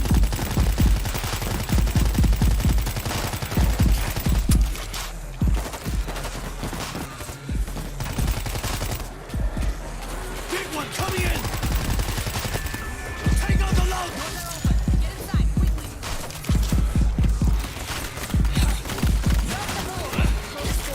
You'll be okay. Take out Tima.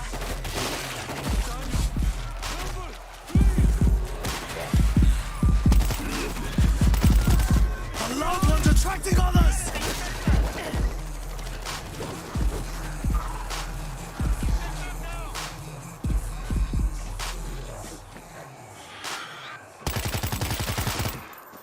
Stupid.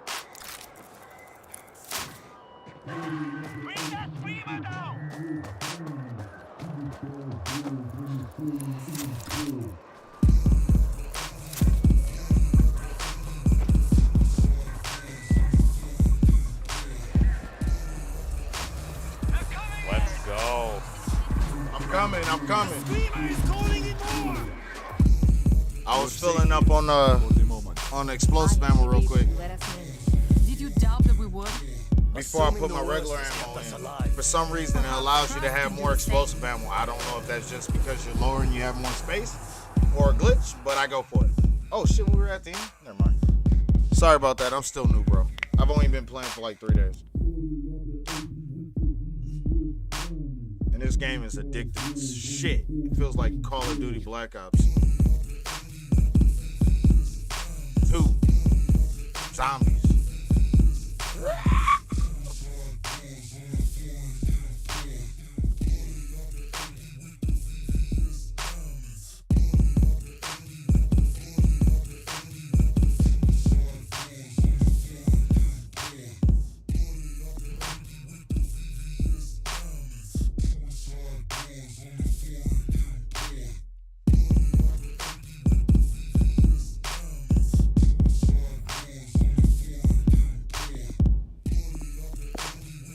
sorry about taking so long.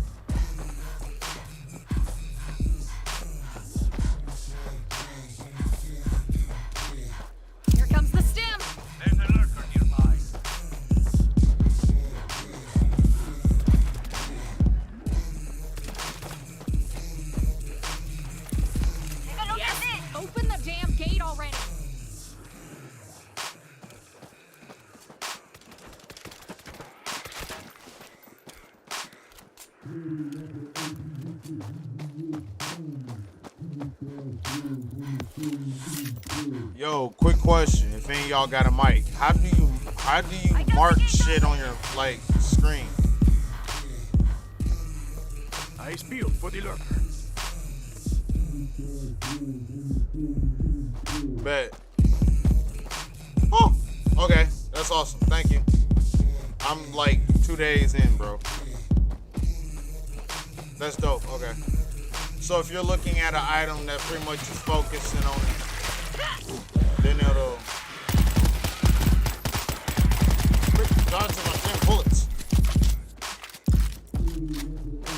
Watch for the lurker.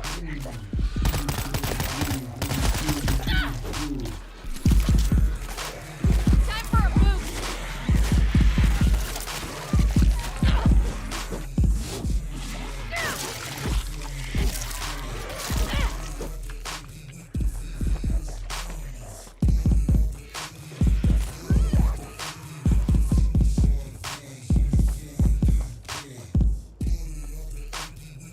Here comes the stim.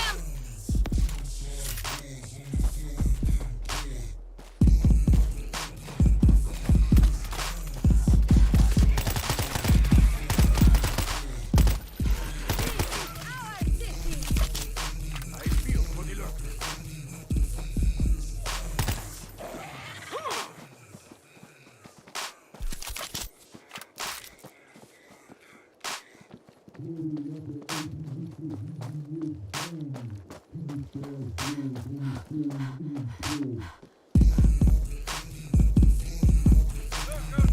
Okay then. Watch for the lurker. Found something.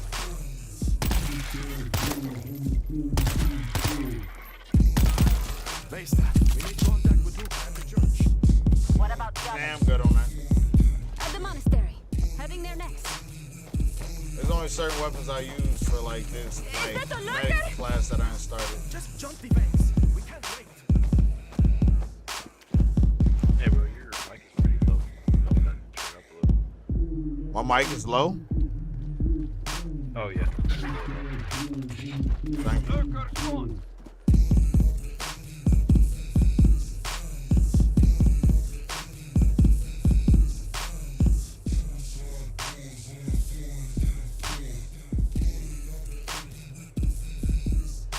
There's no other way. Jump the fence. Where's that lurker?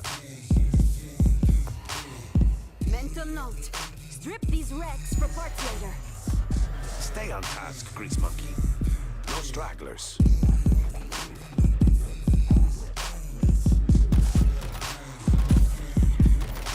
Yeah, trying to fix that is gonna be a bitch. What do you say, man? I can't really hear you. My mic, I gotta get to it and fix it. And not get dead. Okay. So I was just apologizing for not being up there because that's kind of rude to be playing with people and do shit like that. There's a lurker nearby. This is gonna pull me up there in like 9 seconds anyways.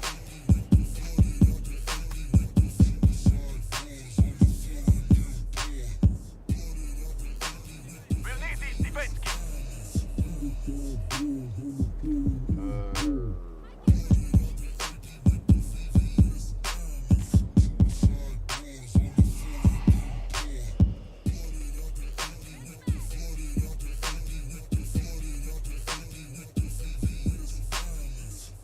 Am I any better or no? You hear that? Lurker! Yeah, you're a little bit. It might be a little weird. All clear, Luca. How do we get to your crew? Hold on, I gotta fix it because it's truly annoying. I know what you're saying. Unblock it. We can use the winch, but sequel here, and it's not fast. Get the charge ready for a fight before we start it up.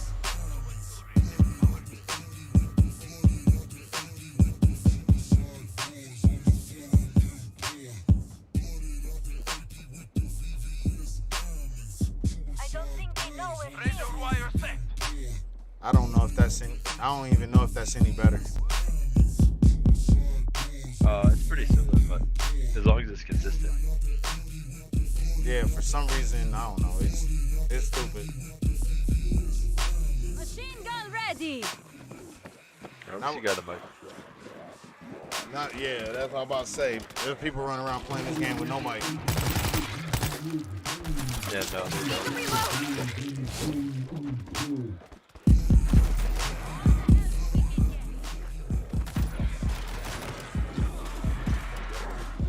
Start it up!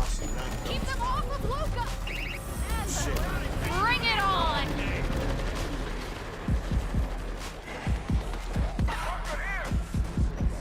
Ah, fuck. Yeah, absolutely. Need my help. God damn it.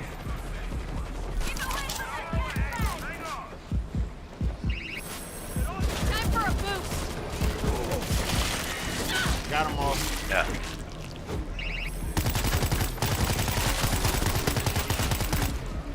Is that the fastest it'll go? Don't jinx it, Danny. I've never seen it work this fast before. Max.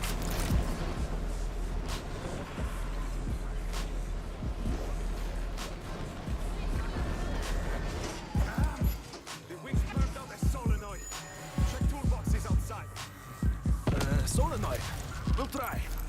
Looks fry. We don't have another option. Oh, okay. Here comes the stem!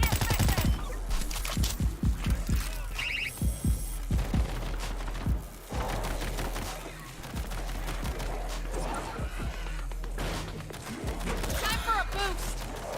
Been waiting on that solenoid. This card. Stay away from that pole! Winner!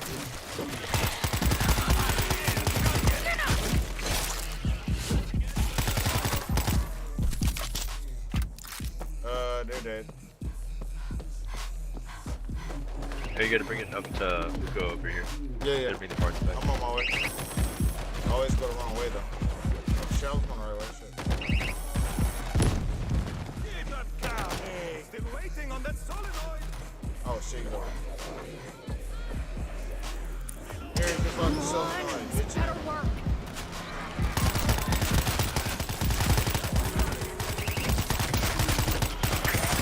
Lurker's dead!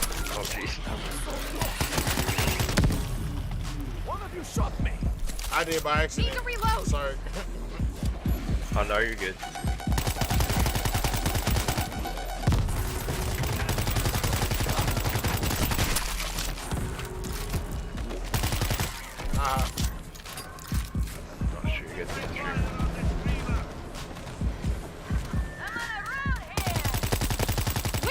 enough. It stopped again. It's out of gas. I saw gas cans outside. How many got? Gas on the way.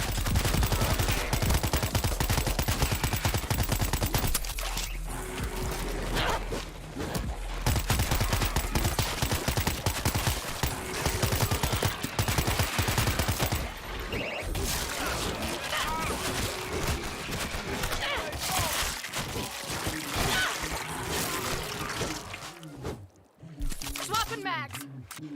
Alright. We need more than that? We only need one at a time, don't we? Or is it more than one? Gassing up now. Let's finish this. Keep us coming. Oh, great, the bomber. Oh shoot.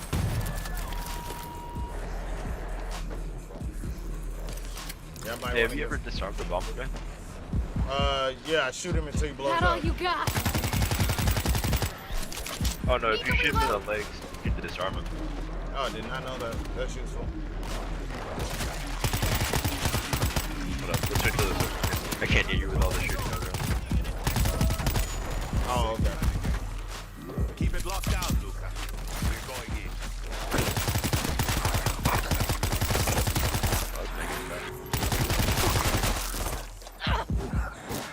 What a rush!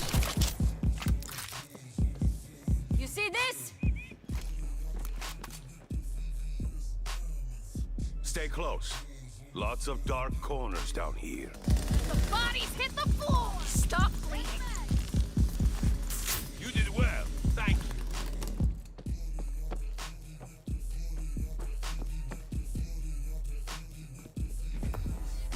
Here's the flood Luca mentioned. Get the bumps off. Oh shit. We're downstairs. Damn it. Okay. Sorry, my bad. Yep. Oh, you're good. First time playing through this campaign, or? I've played Silencers through if you've this got 'em. a couple times so far. Oh, okay. All about the deal. Killed another lurker. Lurker down. Take a look at this.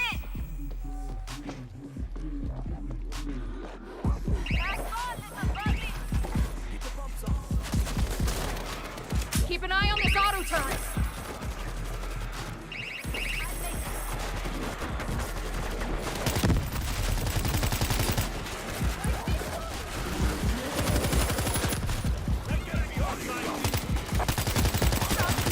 Swapping back. You spat your last. Power up the pumps. Alright, it's gonna start coming in once you get these down. So fun stuff. Okay.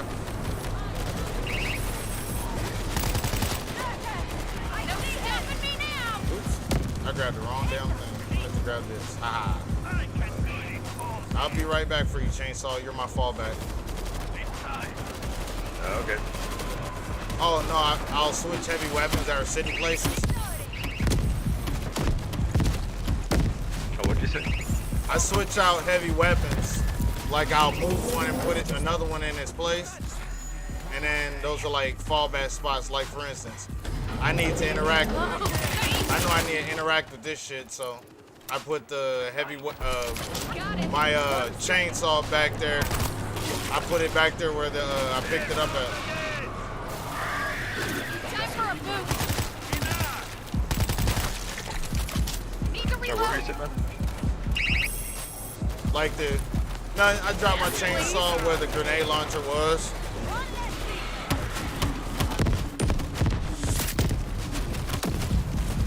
I can still barely hear you. Hold up. Sorry. No, you're good, man. This is where this swarm, there's so much shit going on. No, it's one of those loud games.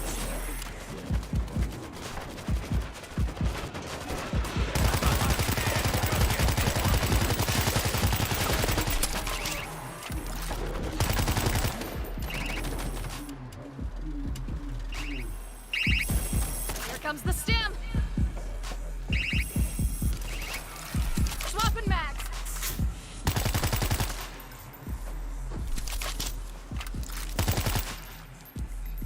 Sorry, what were you saying? It's not so bad. This thing is in your mouth. No, I was moving heavy items around, like your third item or whatever. You get the opportunity to move that mug. Like if you don't got one, you pick one up. Take a look at this.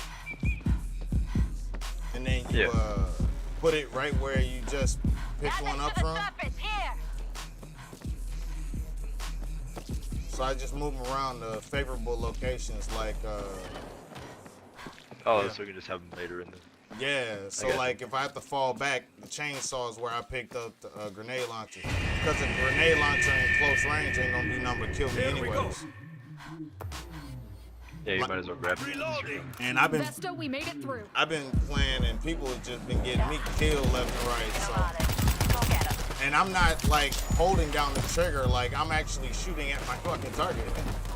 Get all I'm actually spamming that trigger, hitting my targets. That's feeling lucky. Bullshit ass ones. Thank God. I knew you would come. That's not what you told me. Vesta, Minerva squad is ready for evac. Hold up, you're getting company. Spotters are reporting a swarm. Hey Rage, hold still, Rage. Rage, be still for a second. Stop moving, I'm about to heal you up. Out. Oh. Here comes the stim. Makes sense. Yeah, plus when I use a stem, it doesn't just heal you, it just overcharge you, it overcharges me. And it heals you 10%. Time for a boost. Oh, I didn't even know that. Yep. Time for stealth I'm a mode. medic. That's I'm here to heal you. You see this? We've got a fuel tank ready. And my whole thing is to keep people alive. I started off a gunner and just people was just getting fucking dead, dude. So I was like, fuck it. I'm gonna just try to help keep everybody alive. Yeah, the thing is, a lot of people they don't keep other people alive. Oh, I don't think they don't care to. The issue is that once you started dying to swarms, once you get your teammates up, you're just gonna have to keep on killing them. Once you get your teammates back up, that's when you get back control. Yeah, because you start losing people, that shit starts getting real tragic. Alright, I see where they're gonna be coming from. Focus fire! Ready or not? Mortar is good to go. Did I call it or did I call it?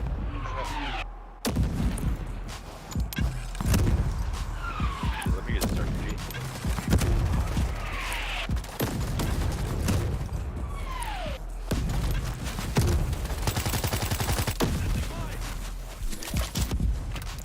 Alright, we good. Like, I'm just an actual gun using a damn gun, so like I don't just. I'm actually aiming my fucking shots.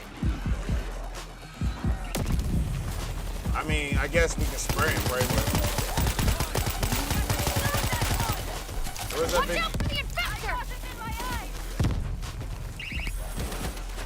I see you coming. Get back up. We can't let him get in.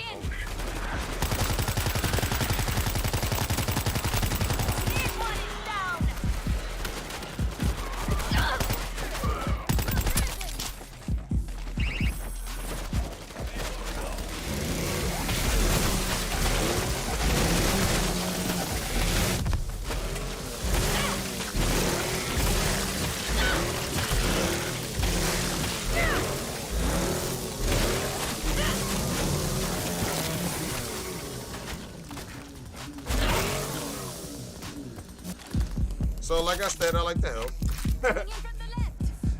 Yeah. Gives you something to do besides worrying about dying.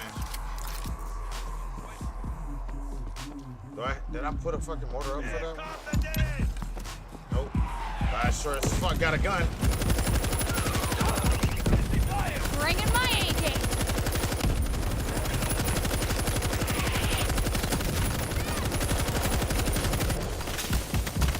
Things all over me.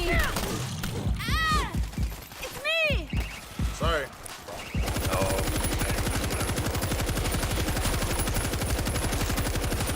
Peak performance, baby.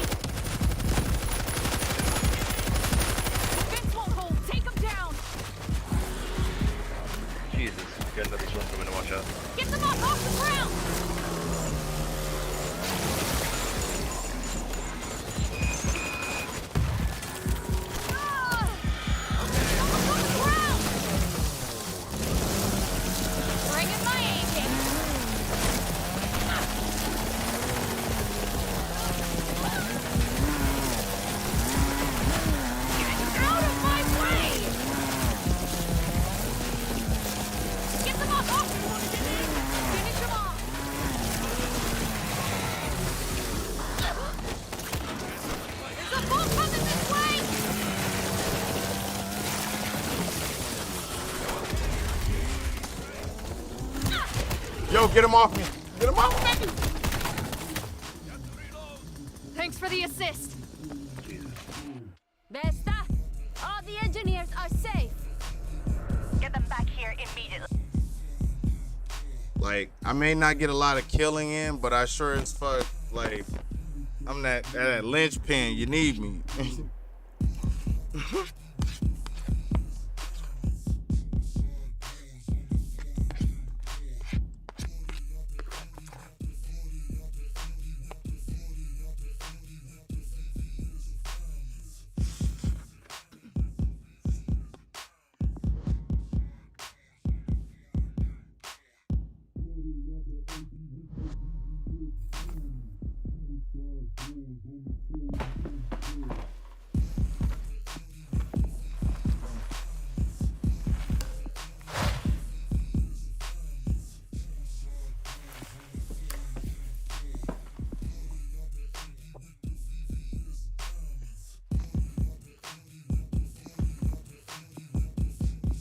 Doors on the foreign import. Flooded out the AP with my VVS diamond. Suicide doors on the foreign import. Flooded out the AP with the VVS diamonds.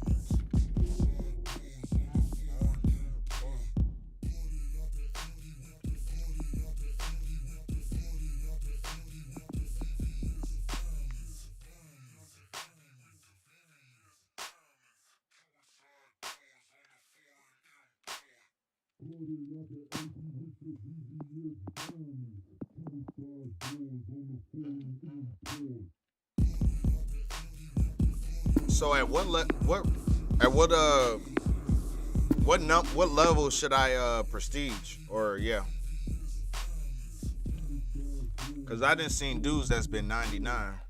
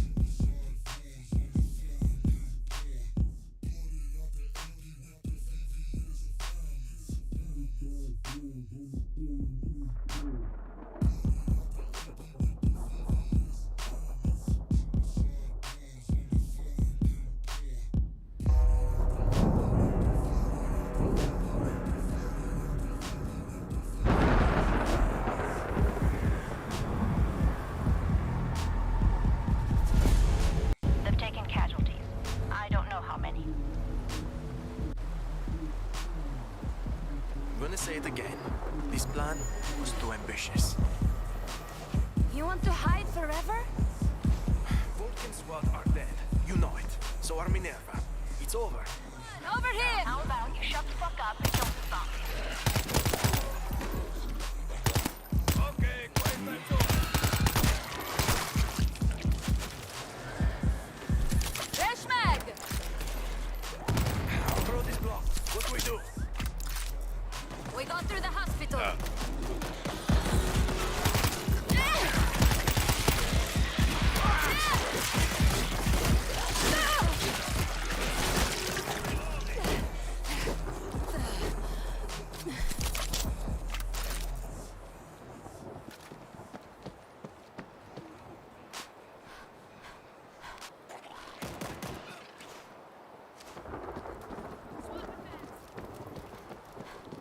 Yo, who got the blammer, bro? That shit bap, bap, bap, bap, bap.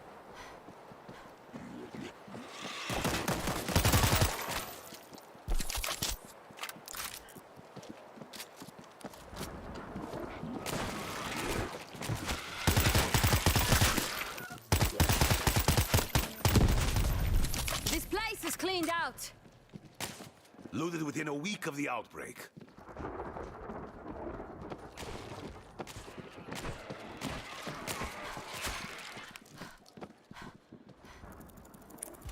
Eyes peeled for the lurker. Reloading!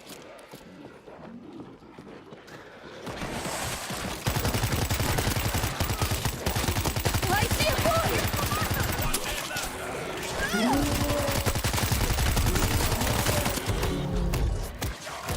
Someone help me!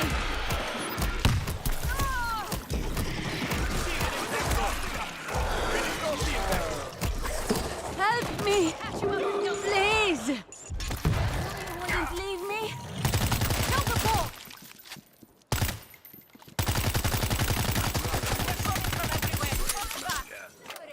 Get to safety, Tellus. I've lost two! Which way should we retreat, Vesta?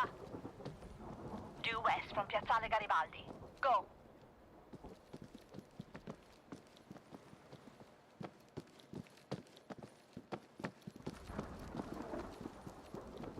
Let's do this quietly. Hold on, Rage. I got You'll be fine, promise. I guess I'll keep fighting then.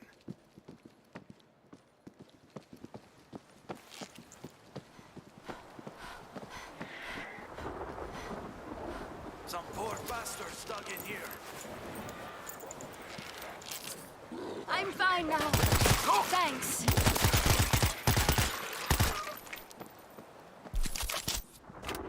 Skin crawling. Must be a lurker. Villa Aurelia is clean. We'll hold for stragglers, but cross it off your map, Vesta. Copy that, Saturn. The rats are running.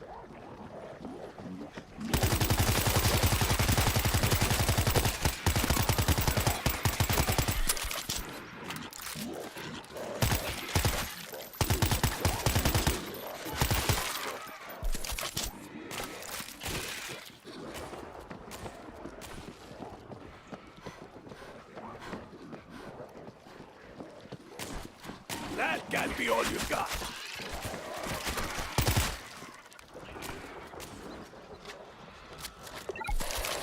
Vesta! Where are you? Gas station! Luca, we hear you. Luca.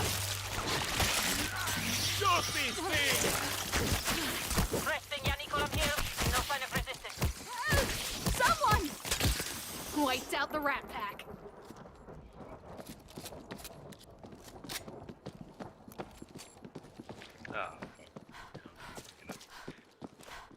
Man, there really ain't nothing back here? That's bullshit.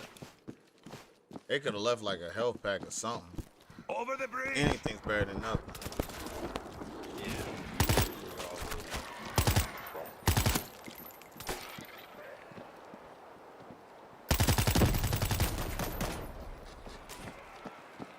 I think I just pissed off a lot of them by accident. Hey, you hearing that? Gunfire up ahead. Prepare to fly Barco della Mole Adriana. I think we've got this. Buona fortuna, Tellus. We got ammo up ahead, right? Here comes the swarm! I'm reloading!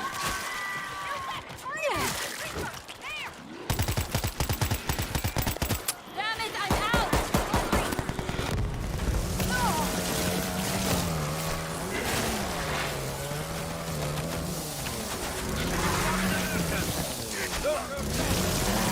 Well done! Thanks. Keep performing, baby.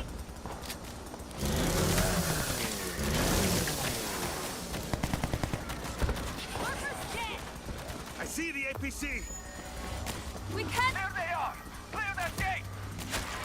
Ah!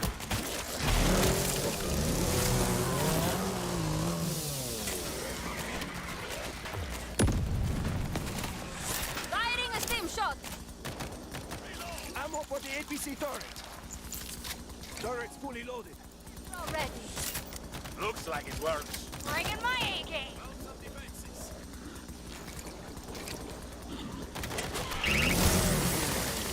They were almost in. We gotta move. We're gusting up Apollo. Another minute. Apollo, swarm's inbound. If you haven't left, stay there. Get away from me. I owe you my life. Ammo for the APC turret. This?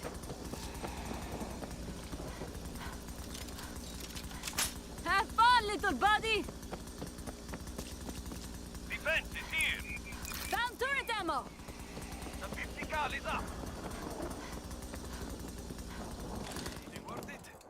Curtis around here. There's mag. All the help we can get.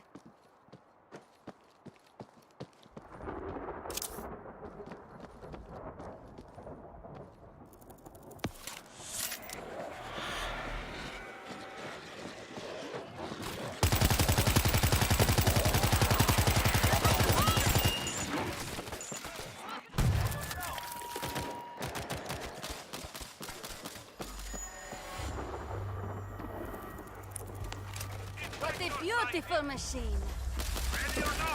Heavy weapon time! One dead. Swarm on the left. Incoming! Lots of incoming!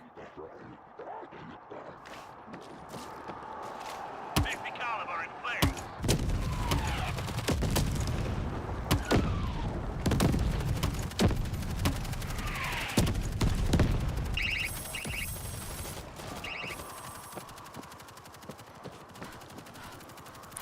Ah, perfect! Need something bigger!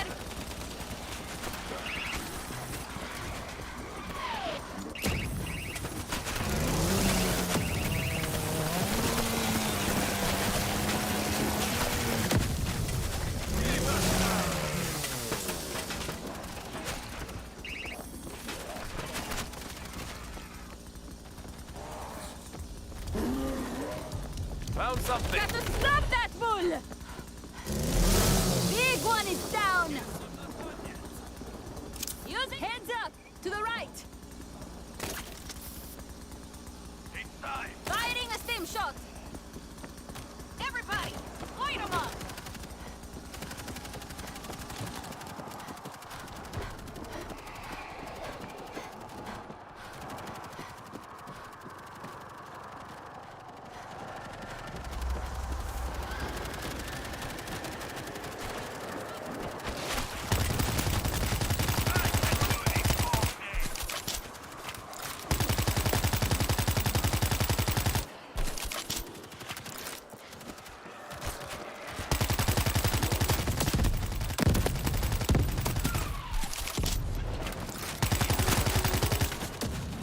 I'm going loud!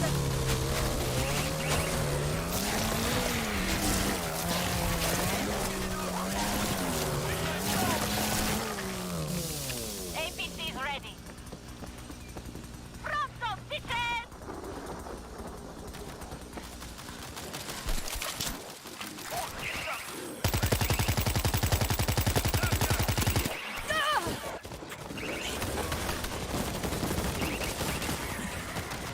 Okay, Apollo.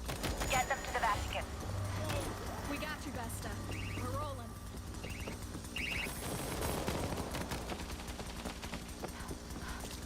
Drug.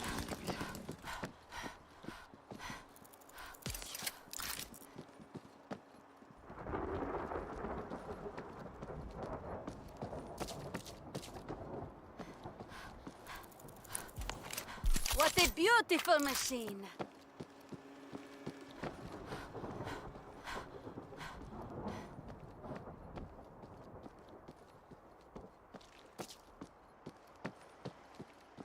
Ran out of stamina. Running out. I wish they had way more stamina than we get.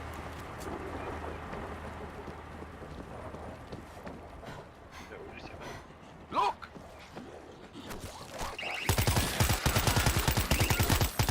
Look what I found!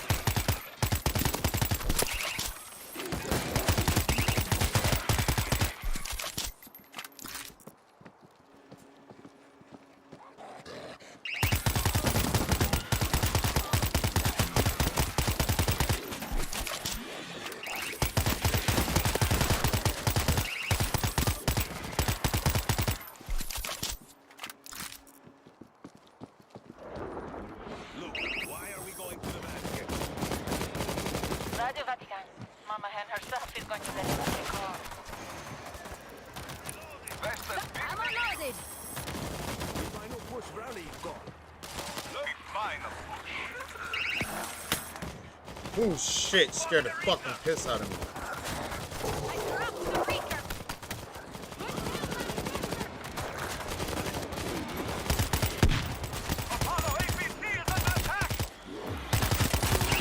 Nothing in your way.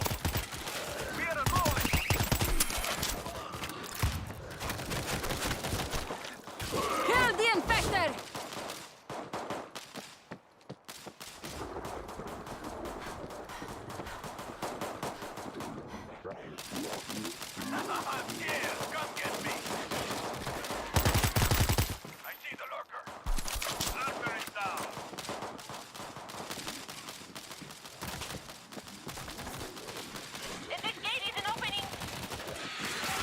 Check inside for a way to get going.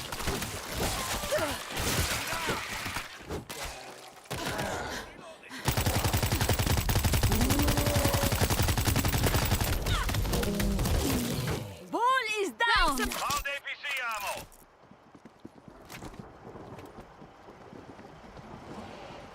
Turret reloaded. Okay. It's okay. I gotta take that. Yup. Just providing assistance.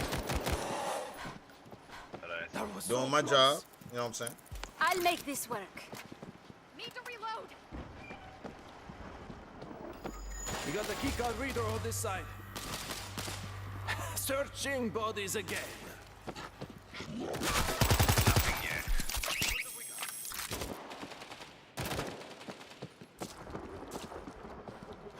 Going to rip them apart.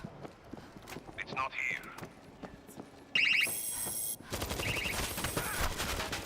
Oh shit! I just realized that was shooting us. Sorry.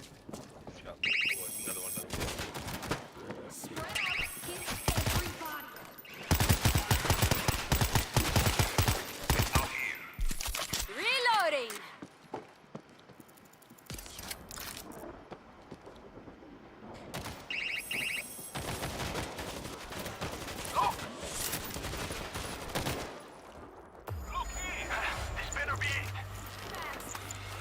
How many do I owe you? Scratch one reeker.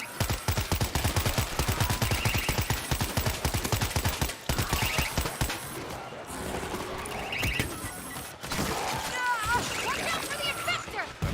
Bring it on. There's Mag. Keep them away while I get this stuff out. Found something. Open the damn cage.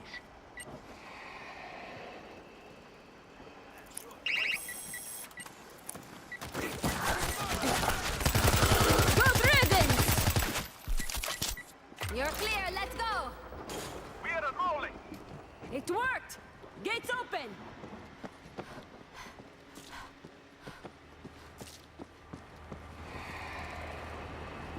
Found APC ammo.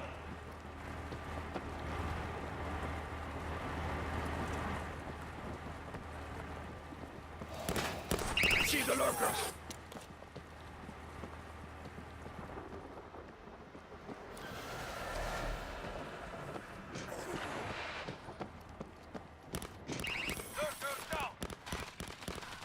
Using steam pistol!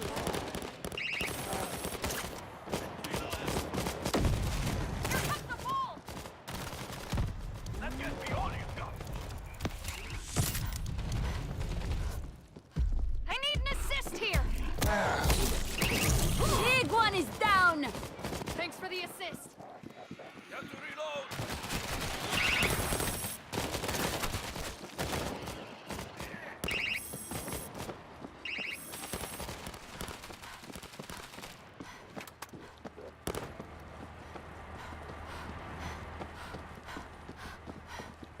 Turret's fully loaded. They're all I got the sample, by the way. This is Vesta. Hold your position. Vesta? Sergeant's tracking an approaching horde. Cover the engineer. right there.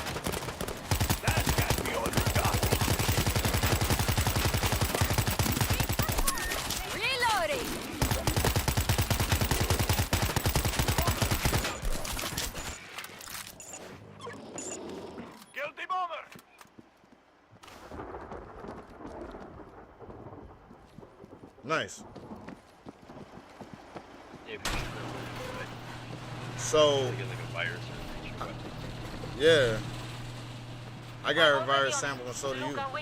I didn't know you could get more than one. Sergeant's still tracking the horde and will assist if possible. There's a random chance you can spawn anywhere on the map, but usually if you spawn enough 50 caliber is armed. like a full stack for most of the map. And Where should this go? Okay, okay. Learning something new every time I play.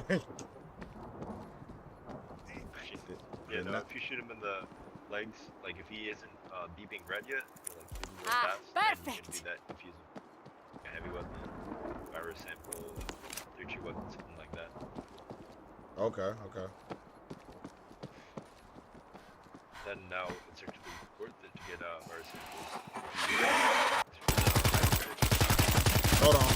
Hate those creeps. That's fucking why I keep you around. Gives you only a few, but still better. This auto turret is ready. Should hold them back. Found some meds. Hey, Flyer, where you at? Be still so I can heal you. And then I'll pick that up. You're going to be okay. Because being a medic, it gives a whole bunch of extra shit. Oh, never mind. Fuck. Oh, well, you picked it up already. It puts a shield on you, extra health shield when I do it. But if you feel like you need an emergency patch up, I mean, that's what it's for. Oh, here comes some ugly shit. Stim packs. Firing a stim shot. Here comes the swarm. Lurker. Lurker down. Mag. Electric grid is set.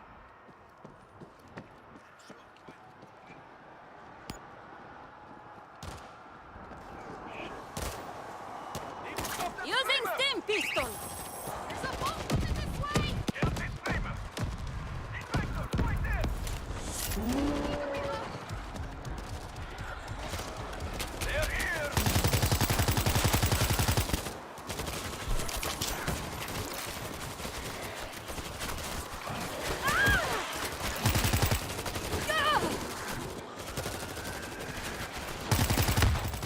That can't be all you got.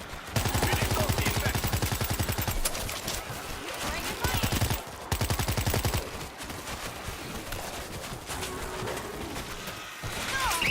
Remember, we're on the same side. Swapping mags.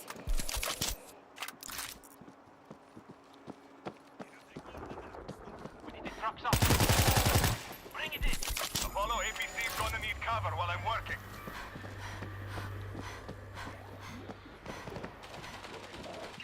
I spotted a Reaker! Reaker's down!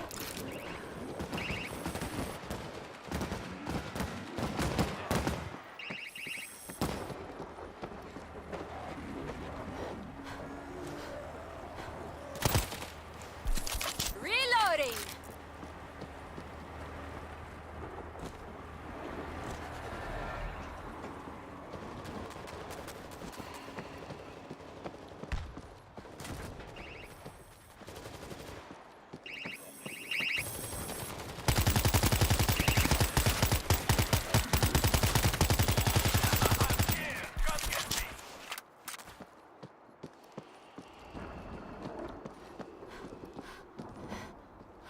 Here comes the bull. Shit over here? Okay, whatever. Breakers! Someone needs to reset it at the box!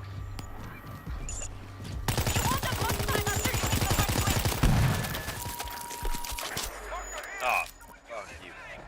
Here comes the dead! That's the lurker on me. Get them off the ground. Breaker's leg.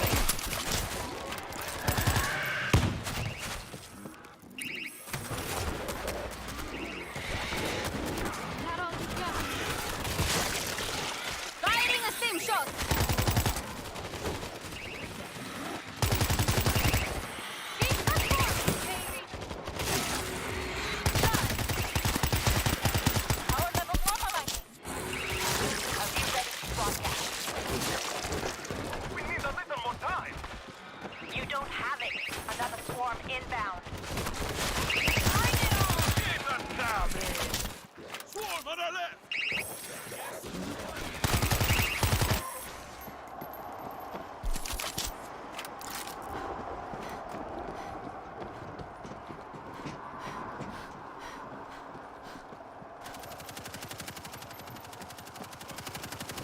Bruh, I can hear him bopping that shit.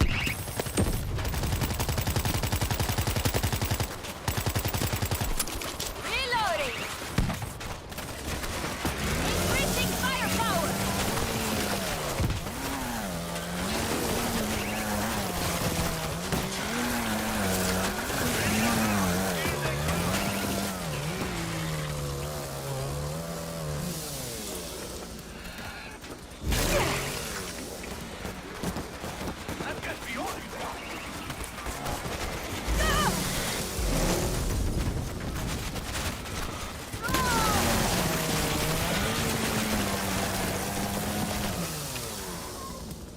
You hear that? Marker!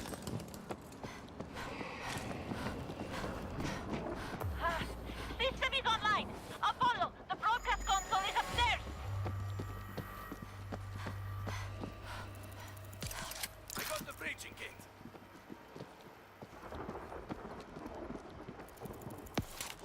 Yeah, sure, why not? Reloading. Apollo, you need to find Rage, be still so I can heal you. Using steam pistol. You're connected, Vesta. My countrymen. You're My hearing countrymen. my voice because we have reached a turning point in this war. I don't know when the ends of We these. won't run anymore. Some of these just, I don't know. Some Tomorrow, now that I we ain't got take better back Rome. or play for a little bit, it Brave feels like fighters will they're converge kind of on the like Colosseum short. for a final push against the infected. We won't run anymore. Tomorrow, we take back Rome. Our brave fighters will converge on Our brave fighters will converge on pussy, and we will fuck it up. Oh, ooh.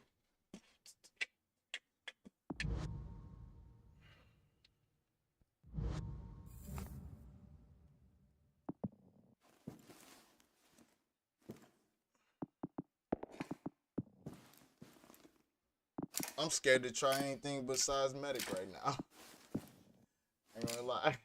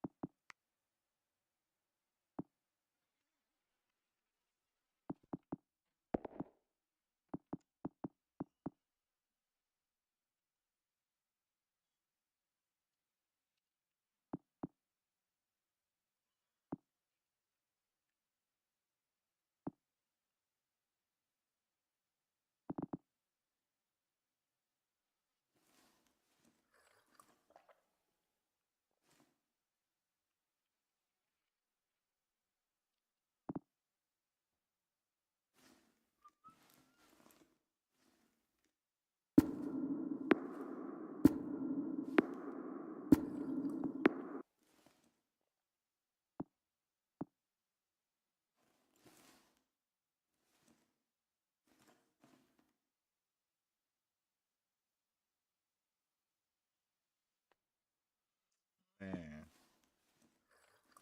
not this one, but I think one of these I'm gonna try. I'm gonna start off working on my gunslinger. I'm gonna go here.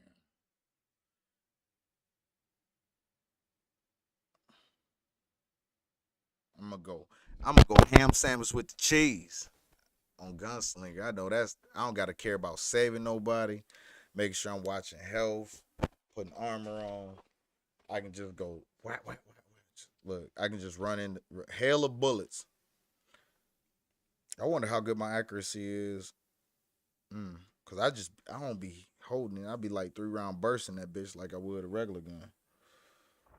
Rat, rat, rat, rat, rat. One round you ain't dead. The second volley gonna take you. In the arms of an angel. Fly away from here. In the arms of an angel.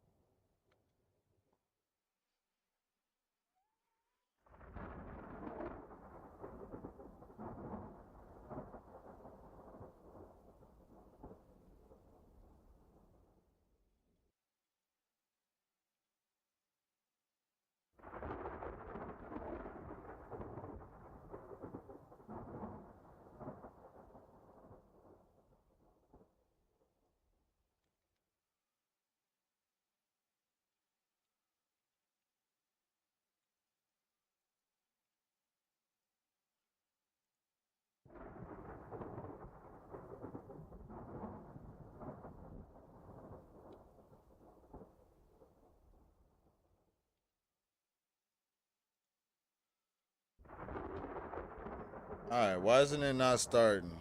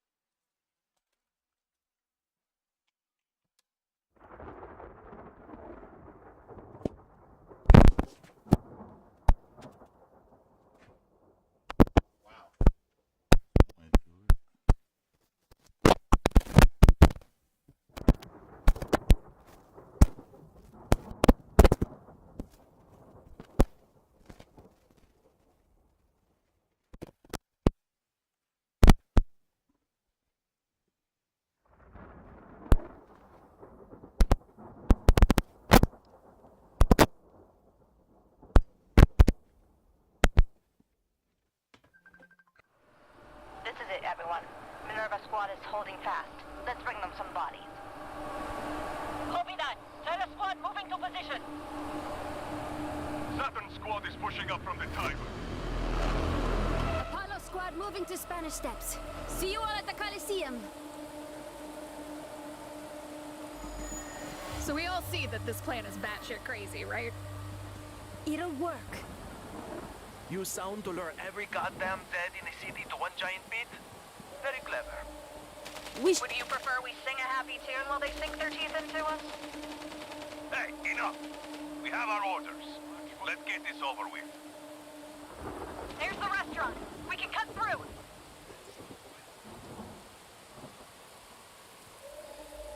Look for a way through. Lurker's dead. Sorry about that. I go to the bathroom real quick, guys. Whew, I had to pee.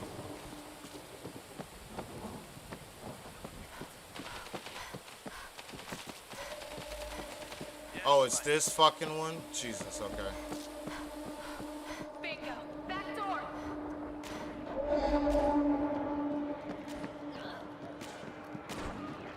Using steam pistol. Flyer, you already trying to die? Skin's crawling. Must be a lurker. Checkpoint is just a few blocks away.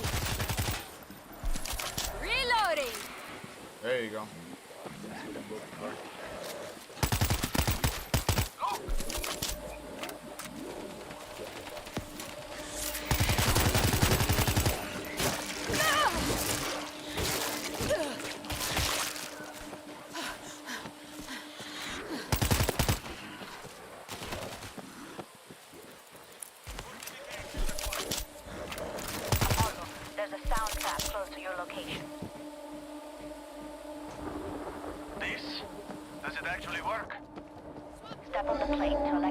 grid. It'll buy you a few seconds. Give it a sec to recharge. Using steam pistol. All teams, report in. Talos here. Seeker everywhere, but we're pushing through. Shot. This is Saturn. Same here, but we're closing on our checkpoint. Apollo here. We're at the steps. Copy that, Apollo. Minerva standing by. Activate your lure. Let's set up to hold this position.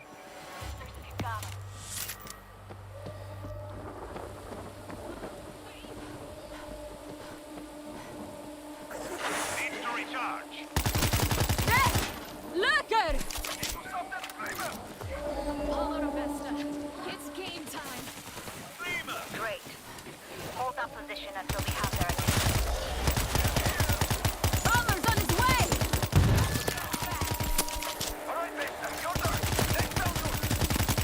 Apollo, we've got a technical issue. One is down! We're working on it. Just hold on.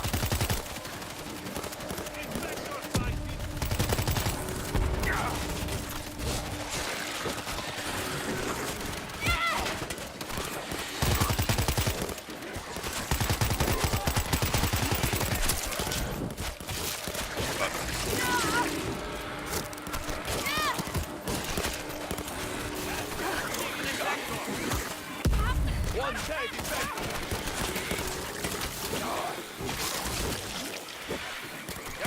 Heat performance, baby. Needs to recharge. Promise. Yes, I'll keep fighting.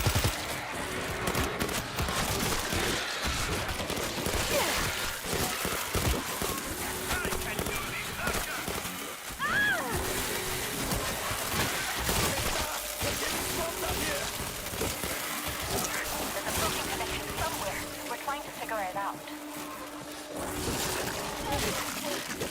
That's why I keep you around.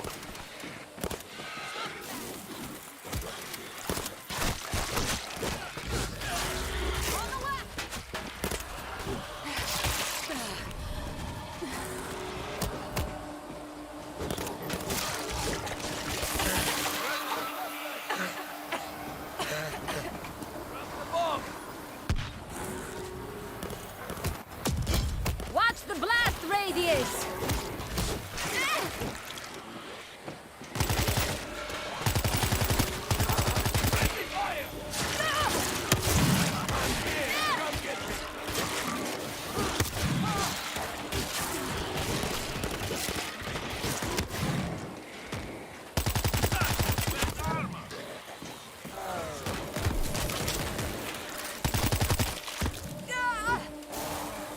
Bring it on! We've got a man down here! Apollo, we've got a problem. The engineers can't trigger the second lure from their end.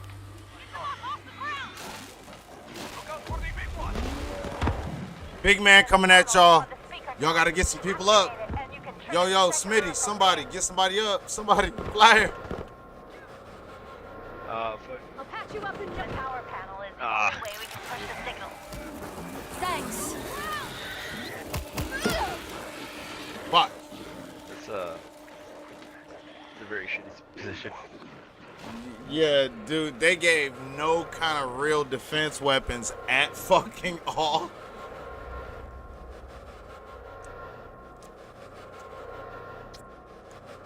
I get the defense weapons are random, but fuck.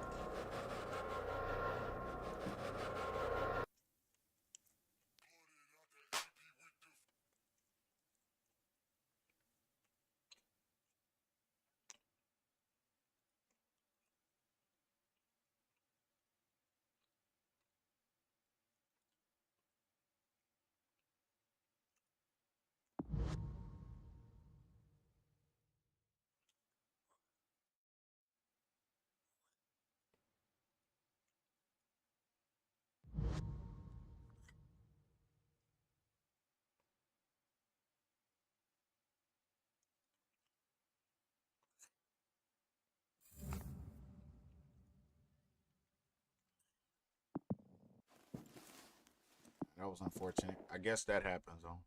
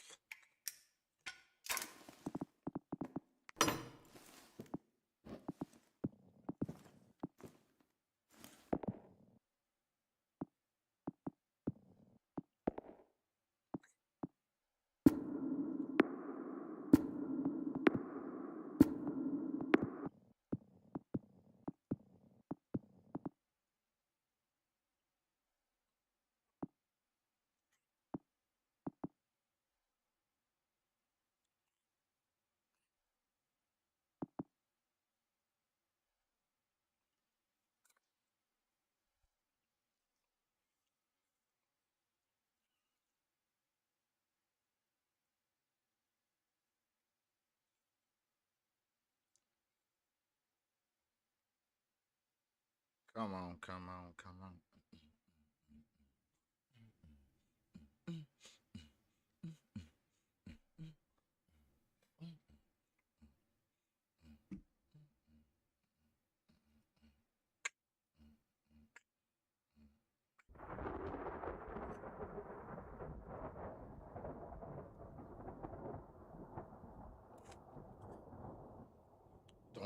Dun.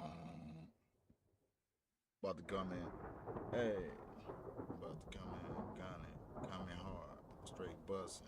Running. Duck from something, because I'm straight.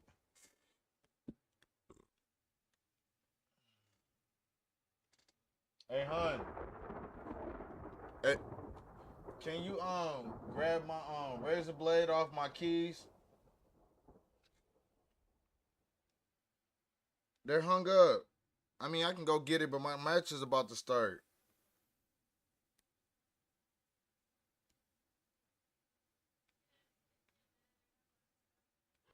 Oh, don't worry about it. Everyone. Minerva squad is holding fast. Let's bring.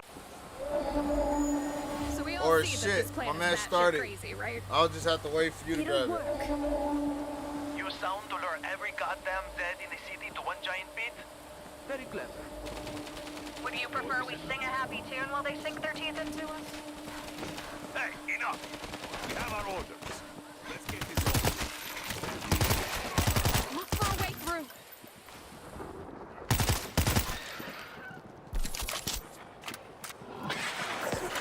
Should get us through a heavy door.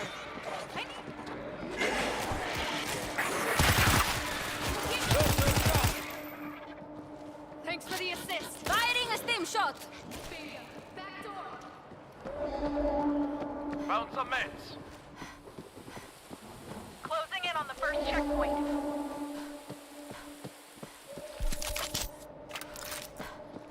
No point being quiet now. Oh, fuck. Apollo, there's a sound trap close to your location. Big guy down!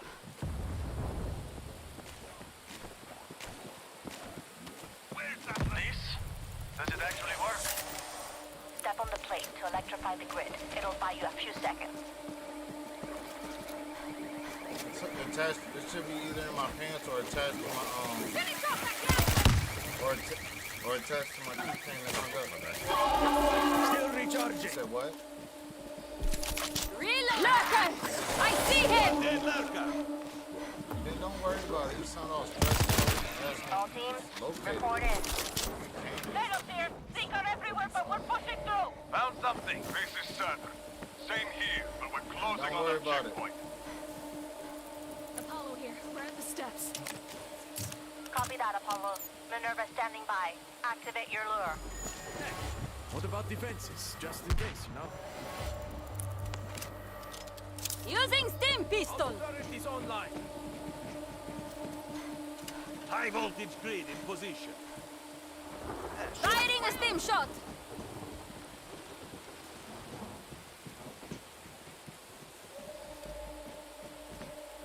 Using steam pistol.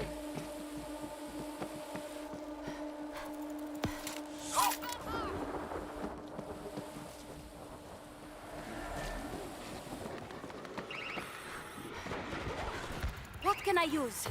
Men, this is Apollo. Door is active. Great. until we have their attention. Got to stop that fool! I got Apollo. We've got a technical issue. Driven! You better fucking fix it. We're working on it. Just hold on. Fresh mag!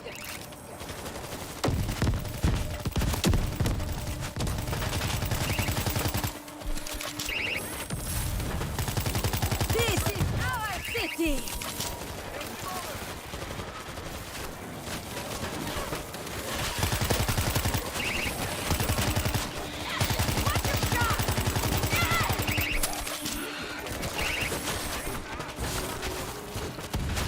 There's a broken connection somewhere. We're trying to figure it out.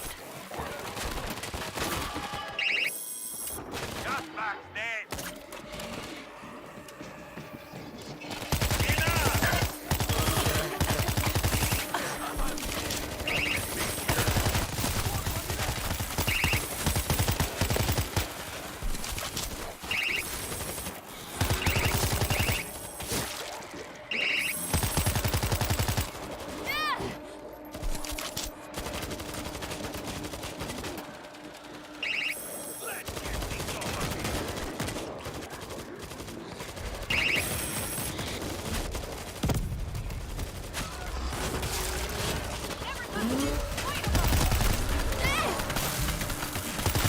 Big one is down!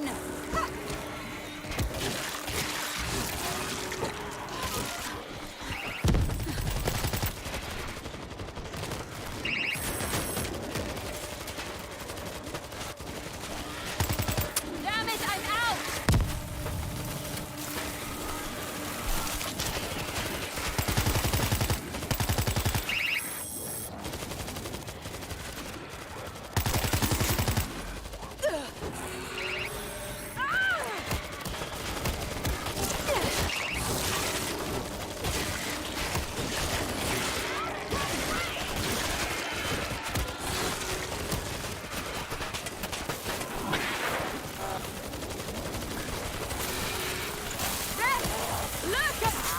Apollo, we've got a problem. The engineers can't trigger the second word from their end. I told you this would happen. There's a panel on the speaker tower. It's not safe here. We should move. Watch your shot! Let's go, you get the horn!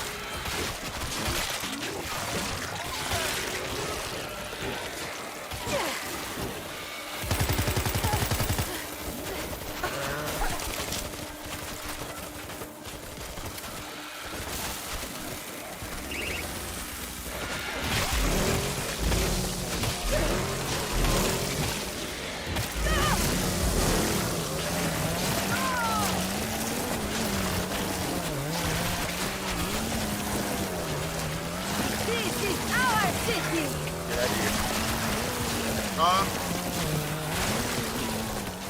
On my way.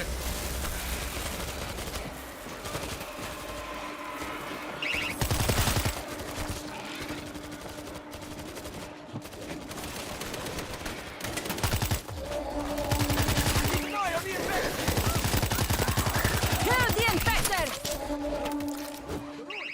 We can cut through there.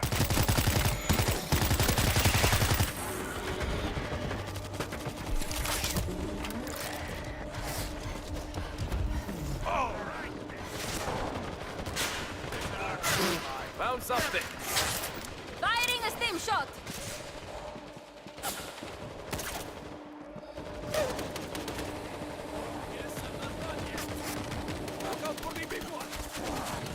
Using stim pistol!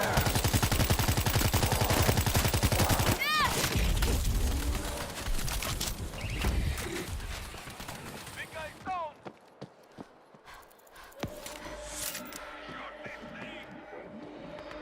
Lurker's gone. Well done. Thanks to the best medic.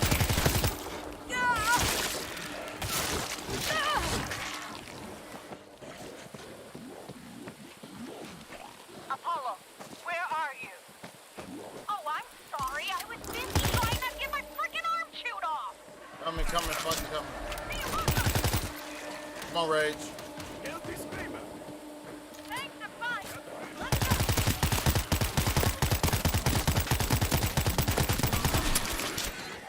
Vesta, they're coming, and there's a lot of them. Copy that, Apollo. Stay safe. I see him. Let's go.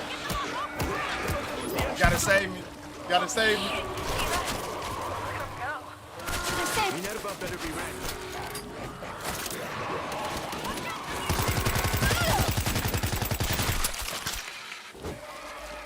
Come on, let's get these boys.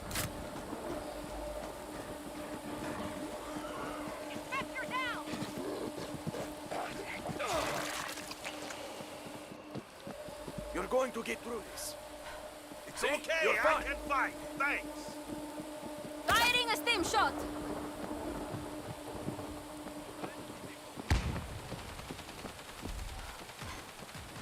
I have to cut a path through.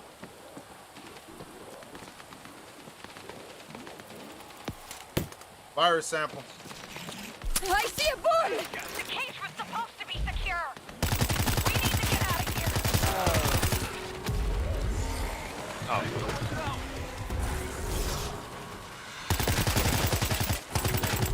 There's Mag.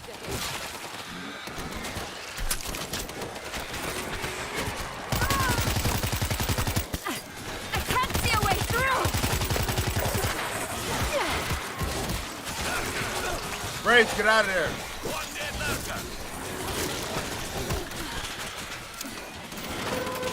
Jesus. I'm trying to keep you from going down. Jesus fucking Christ, that shit's chaotic. Flyer, be still. I got you. Oh shit, no I don't.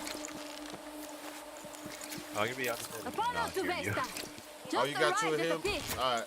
Where Ray's at? Good work, Apollo. I can see your mic, but I can't. Oh, my bad.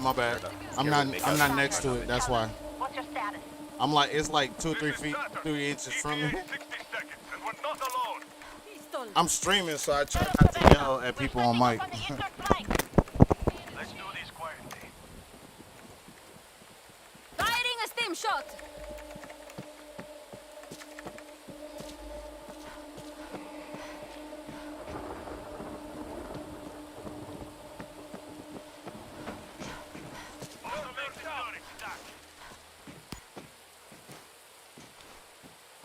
Look! Auto turret reporting for duty. The right tool for the job.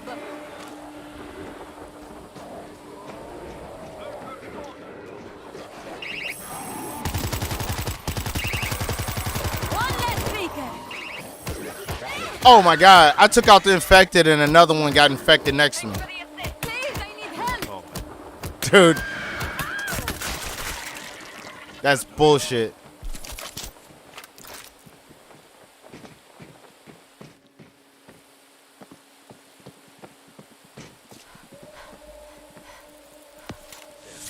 Using stim pistol.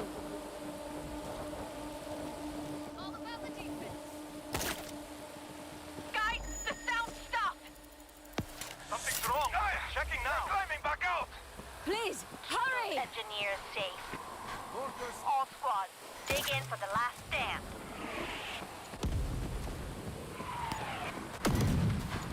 Keep an eye on this auto turret. Using stim pistol. Y'all are healed up.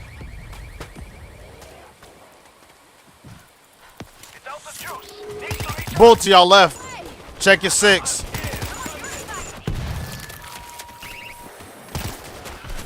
Reload. Got to stop that bull.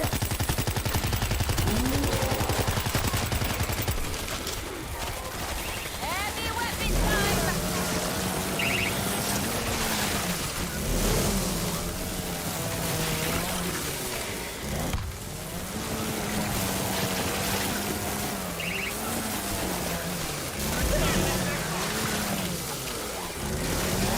I'm on a roll here.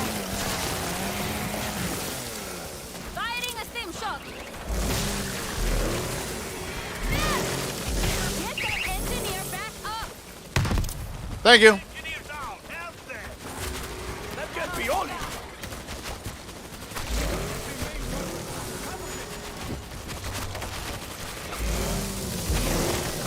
I lost the system! Cover me while I check the terminal! You heard them! They need cover! All squads, what's going on out there? Saturn's holding on, Vesta, but only just. No sign of slowing on the eastern flank! They're fucking everywhere here, Vesta! Lurker down. Firing a stim shot! This shouldn't take too long. I kinda fixed it. Just need to focus. Keep them safe, people! Alright, y'all should be healed up. Bitch, stay down. Whoa, whoa, whoa. Minerva needs our help now!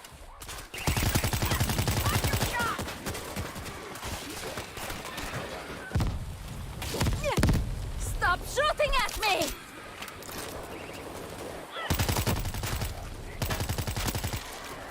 Fresh mag!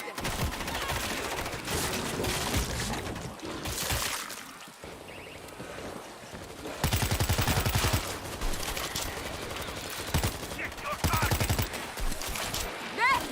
Lurker! Get that engineer back up!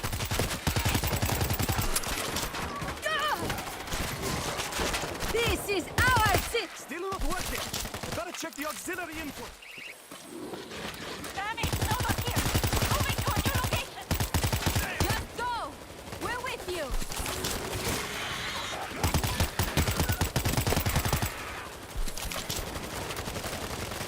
Using steam pistol! Bull is down!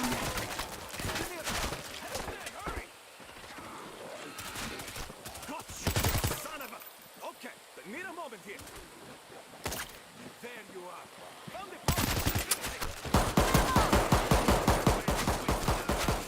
You're here!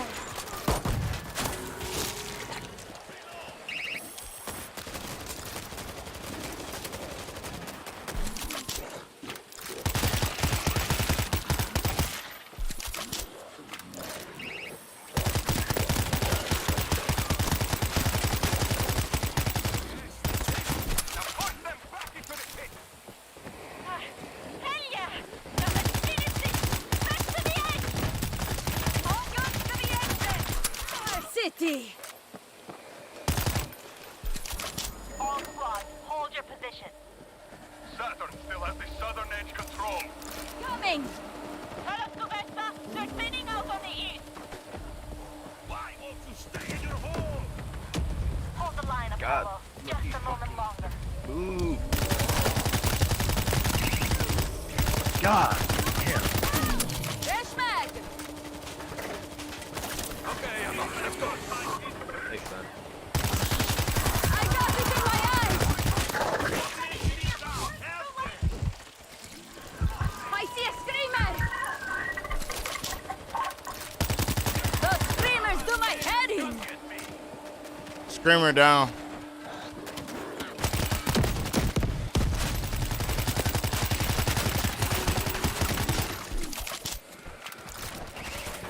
Okay, Minerva. Release the payload. Go on, Pop. You do it. I'll make it through. Finish this. Hey, Zeke! We got you a present! That works. All squads, we did it. Scouts are reporting empty streets all over the city. I thought... That's what I'm talking about. Team motherfucking Rocket. Blasting off again.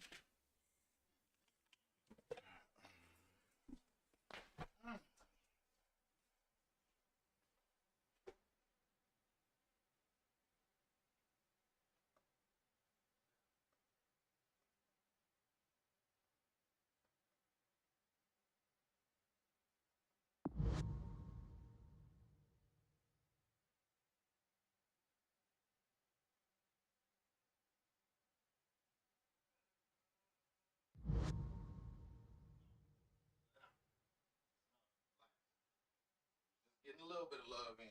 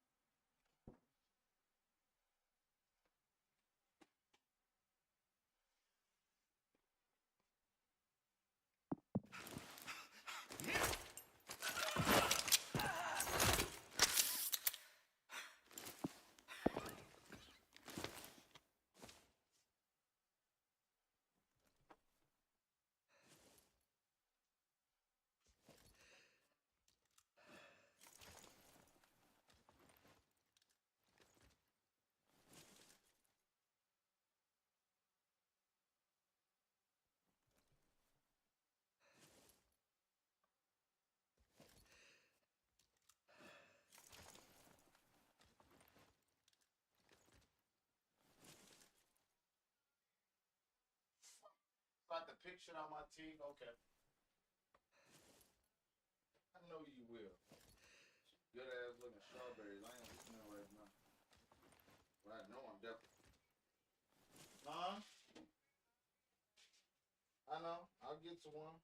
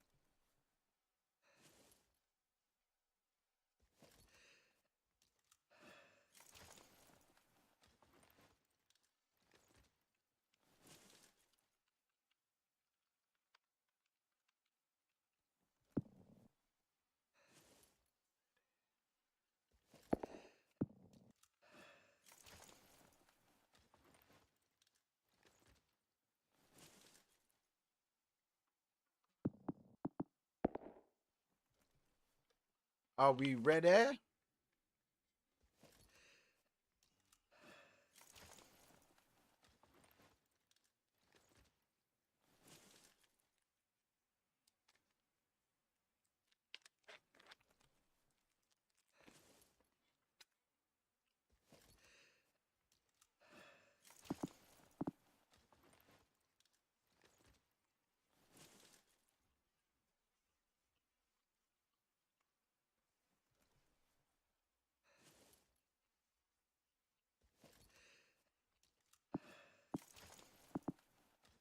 Are we queuing up or what?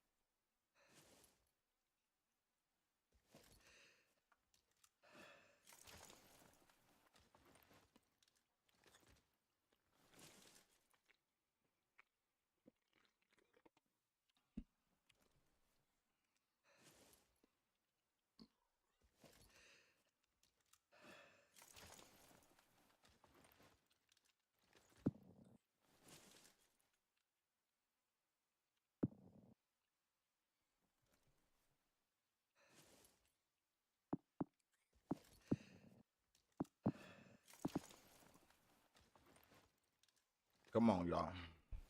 I'm gonna have to play some music while I sit here and wait. Fuck it.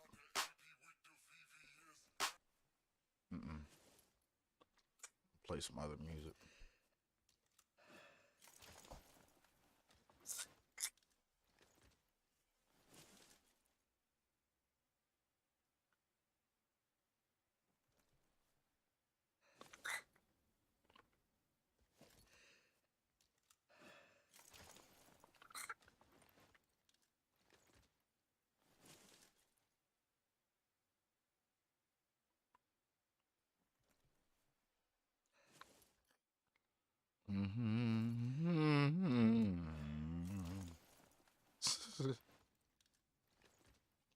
There we go.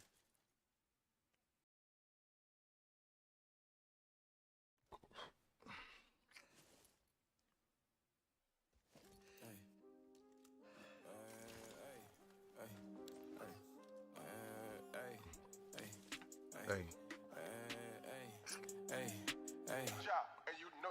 If money make the world go round and shit, I got a lot of it. Bands will make your girl go down and shit, I got a pile of it. Pull up with the flies fit and I ain't got no stylist. Niggas over there talking shit, but we don't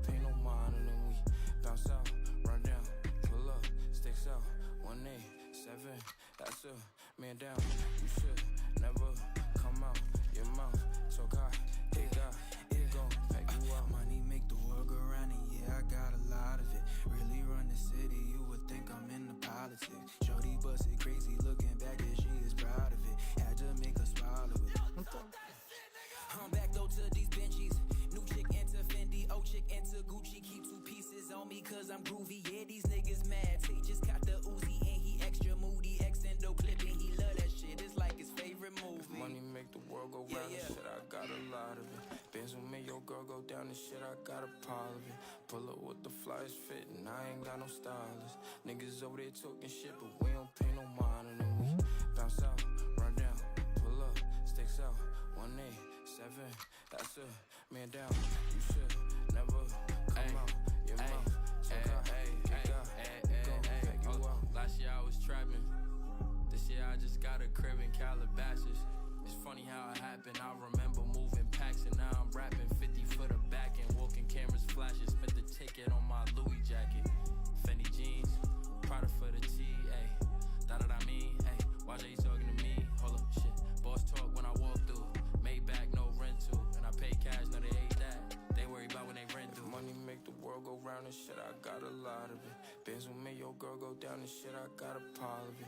Pull up with the flyest fit and I ain't got no stylist. Niggas over there talking shit, but we don't pay no mind. And then we bounce out, run down, pull up, sticks out, 187, that's up, man down. Come out, your mouth. Oh shit, we waiting. I might as well smoke a cigarette. Cause I am not leaving. Got me a decent group for once. Jesus.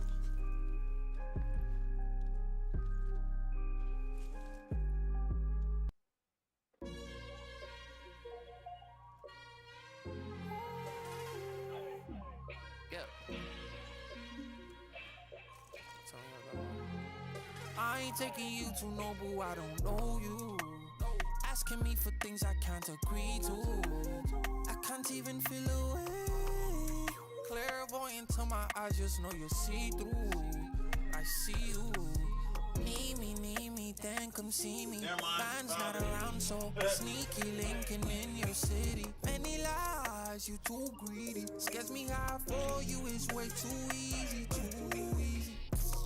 Don't take me for granted, girl, you know I'm just not anybody. I could leave tomorrow, don't you ever doubt me. See you flicking up, you up at every party. That's why I don't pay attention, just gon' cost me.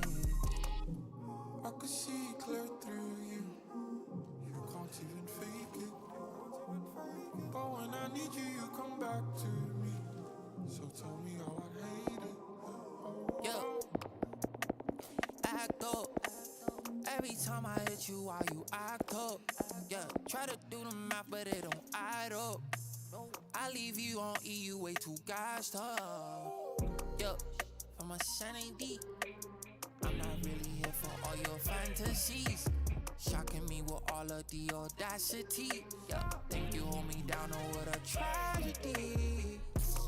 Don't take me for granted, girl, you know I'm just not anybody. I could leave tomorrow, don't you ever doubt me. See you flicking up, you up at every party. That's why I don't pay attention, just gon' cost me. I could see clear through you. You can't even fake it. But when I need you, you come back to me. So tell me how I hate it.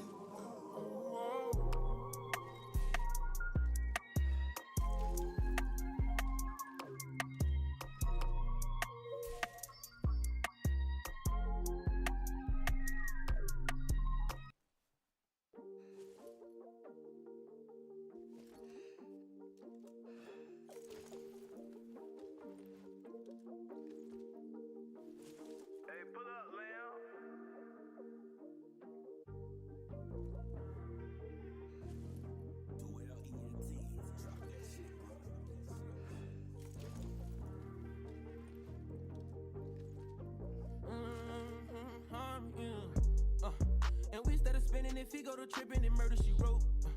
No, we handle business like Jehovah Witness be right at your door. I done ran up some binges, but that shit ain't heal me, I need me some more. Push start, that a nigga on go. Slept on me, now them niggas will had to double up my profit, now I gotta cut up, I'm so saucy, yeah. Got a bad bitch hood Barbie, and she get more loud than iCarly, yeah.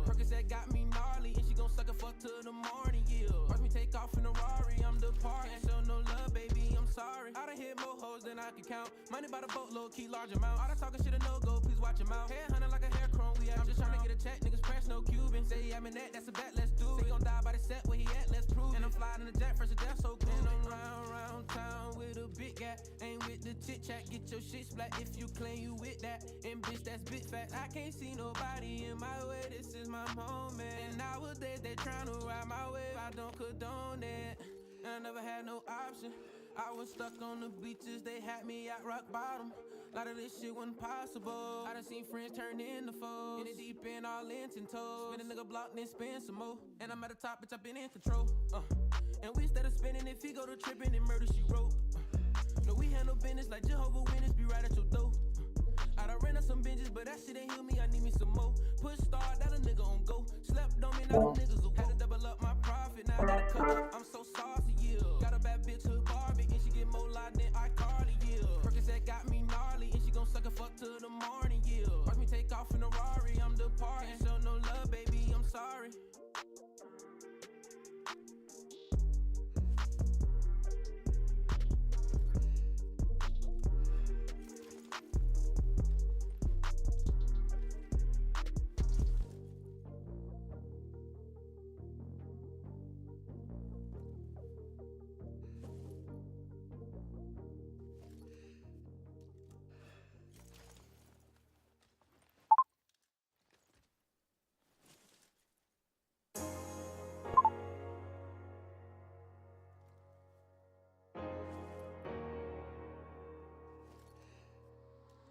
Spin the block, hit her up, yeah. Street sweeper, get 'em up, yeah.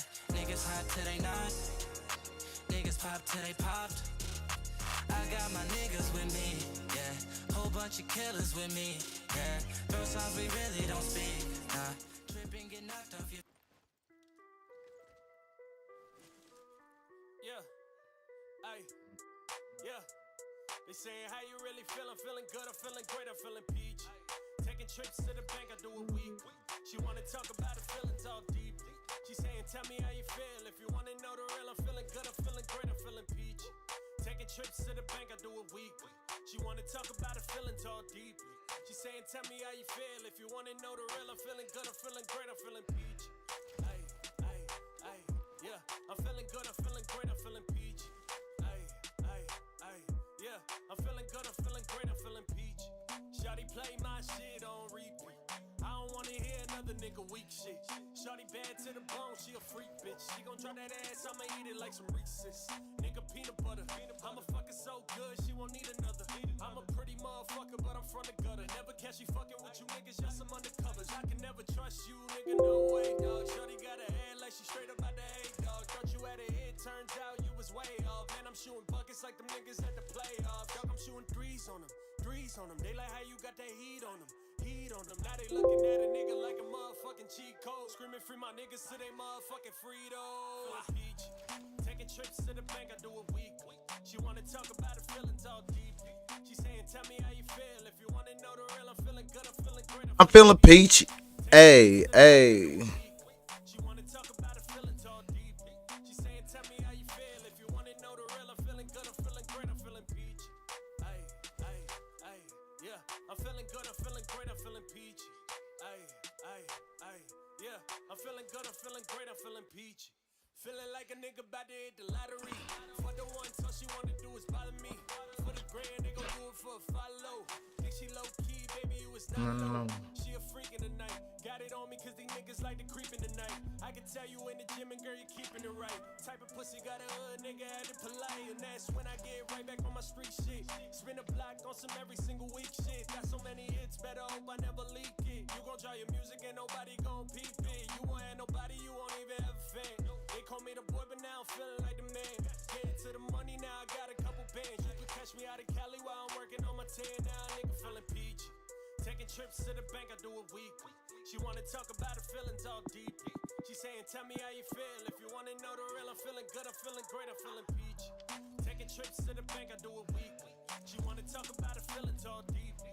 She saying, tell me how you feel. If you wanna know the real, I'm feeling good, I'm feeling great, I'm feeling peachy. Ay, ay, ay, yeah. I'm feeling good, I'm feeling great, I'm feeling peachy. Ay, ay, ay, yeah. I'm feeling good, I'm feeling great, I'm feeling peachy.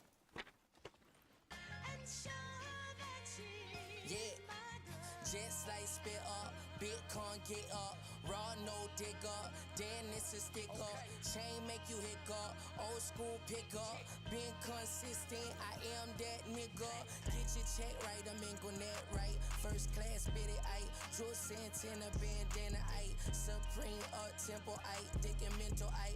Got on, got it tight. Bad bit, model tight. Shorty got a big mouth. Suck me up, overbite. Popping like I'm dynamite. You was wrong, I was right. Make sure that your paper right. Big house, stay the night. Always let it skate a light. Tiger stripes, say a light. Eat the beat, yeah, that's my diet. Pockets on good, never try it. This that good Louis had to buy it. Jump on, ride it. Everything we do is private. Every superhero need a sidekick. I just want my head like a sidekick. Remember, used to have the sidekick. I'm through the root kid. My beard foreign, just like the coupe is. I'm trying to make stupid hits. Yeah, I really do this. You know she flew in. Foreign year with her 2 friends. I think she booed in. I think she choosing who's shooting. 2 flights in a day. Sending texts to my babe. I'm smoking cookie, rolling through the A. She know I'm getting paid. Paper planes MIA. She wanna learn how to skate. Yeah, show the way. We gone all day. Stop, vote, take a picture, bold player. Yeah, I never been home. Alright, Uno need to come in. Stop fucking playing with me. The activist. First. Gotta buy a fit whenever I feel out of place. Try to put the rest up in my pocket, I run out of space. The S-Class so big, I had to park it out of space. The best things are last, and I showed up a couple hours late. Back to caught the Rollie, Mary Jane plane. 4, 3, 2, 1, and that's game. Top shotter, you know I had to let it bang. Now they hit me like I'm riding on a Nazi plane. Little niggas, y'all be hating like a little niggas, y'all out here shake just like a boxing ring. On my coat is a couple foxing things and pump to his chest, needed a little oxygen. Why these little nigga be mocking me? They bitch a bird, so you know them who gon' flock to me. Ass she give me net like an ostrich. Yeah, I said you know you right like a sausages. Say the least you niggas need an Oscar. Boy, give it a rest, should've been a doctor. Yeah, I was on the beat like coppers. Yeah, said I am on the beat like coppers. Said try to run up, no shoot, I sock ya. Like Tetris, I'm connecting all the blocks up. Shell like a DD, yeah, heard you niggas shell shot. Still gon' get my shit all like John Stockton.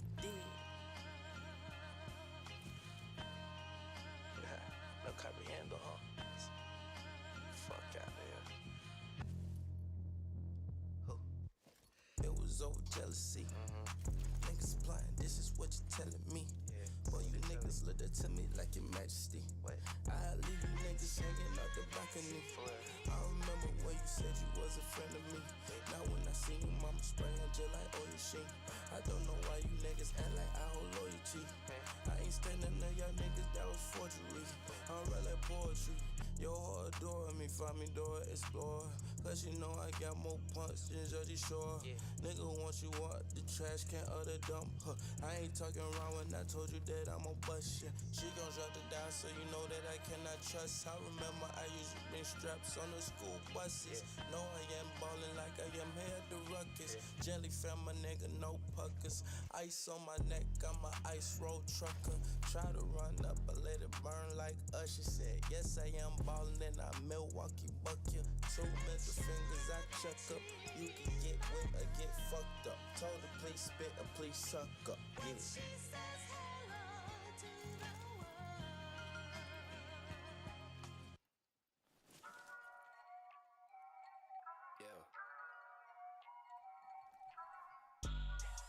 Hey.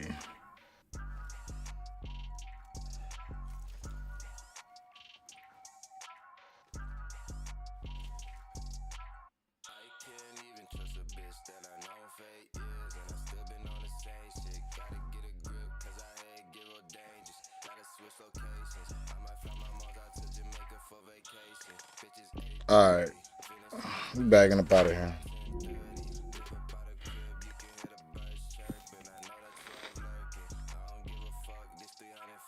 Take a small, be right back, and get some shit together.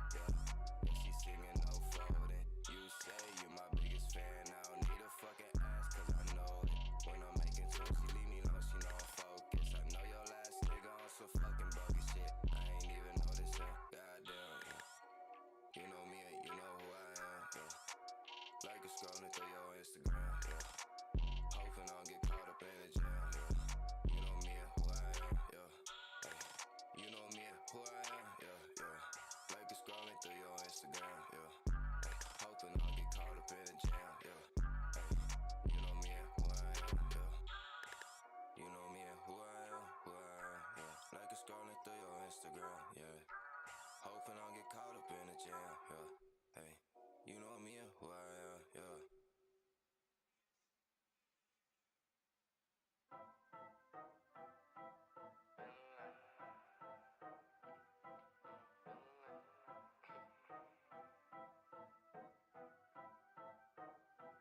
Damn, I'm feeling like the man, yeah.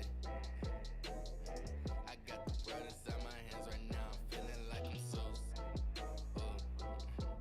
Hey, I hit my peak the other night, I got so drunk I crashed the grand. Cool, yeah, but shit, if baby kinda bad, I fuck around and call it boo. Yeah, they tryna tell me who I am, I'm tryna tell them. Look here now, I can feel them. Look here, I'm out to get them. Look here, I'm worth some millions. Last year I made a killing. Look, hold on, starch my denim. I broke her heart, no feelings. Sometimes my heart feel empty. I bought some cars to feel it. Just acting playing, fool my bitches. Text me about the truth. She talking about her friends that she see me with a daddy. I pull up in the Grand Coupe, I'm blowing gas about the roof. These diamonds on me hitting like I'm playing for the Dodgers. I only fuck with models, hit the DM, not the follow. Don't push you with no problem, should be calling you manana. Gon' push you, start the Audi, got your lotto by the mountain. I lost some friends, they pouted, why they hating, cause I'm clowning. Was down and out, nobody had my back except the family. Been fucking up a check, I fuck a check up on my hobbies. Been fucking up her neck, I put my dick inside her body. Been running up the net so I can spin it on the Rari. Damn, I'm sorry, like the man, yeah. I got the world inside my hands right now, I'm feeling like I'm so. Yeah, I hit my peak the other night, I got so drunk I crashed the grand. Cool, yeah, but shit, if baby kinda bad, I fuck around and call it boo. Yeah, they tryna tell me who I am, I'm tryna tell them I'm the truth.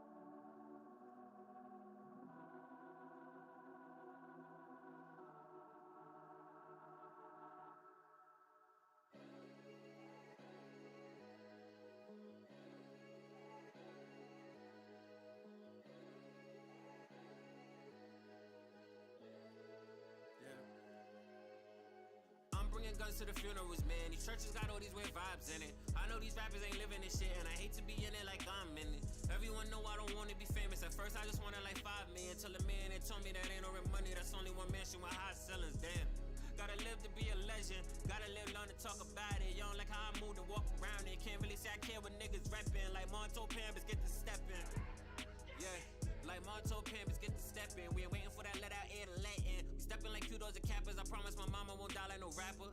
Ain't tryna die young like a rapper. I'm tryna retire real old with a bow stop. No, I'm running through rapping, I'm running through film, and I'm running them both like a coke spot. Y'all moving real cute and y'all thought it was funny. We start talking money, the joke stop. Gotta stitch you with sticks till I'm no glides. We could make any block feel like old block. Never been to the range, had to practice on ops, so none of these niggas got no shots. I'm in the lead with the big dogs. Told them shut the fuck up, let the real talk. Don't run it up off the pill talk. The sun could be up, but it's still dark. I'm bringing guns to the funerals, man. Churches got all these weird vibes in it. I know these rappers ain't living this shit, and I hate to be in it like I'm in it.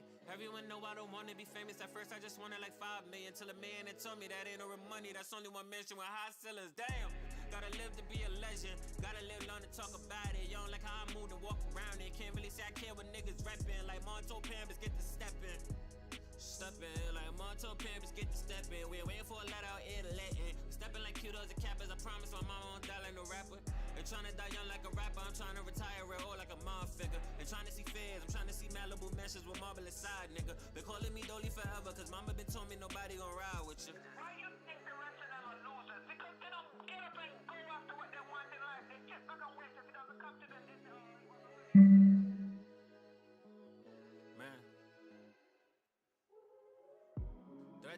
much? Did I get caught up in the game that much? Nah. They niggas really want me in the bottom, so they never hear my name that much. I think my name is in way too much discussions. If you still broke where you come from, you shouldn't speak on niggas in Paris, bitch. I just lived in London, I do Euro tours for fun. Back home, but a new chop with a drum. I can't stay out these conundrums. Had to make 100 mil for the dum-dums. Black Bentleys, 15 black billionaires, and I want one, no, I need one. Got a wolf on my hand.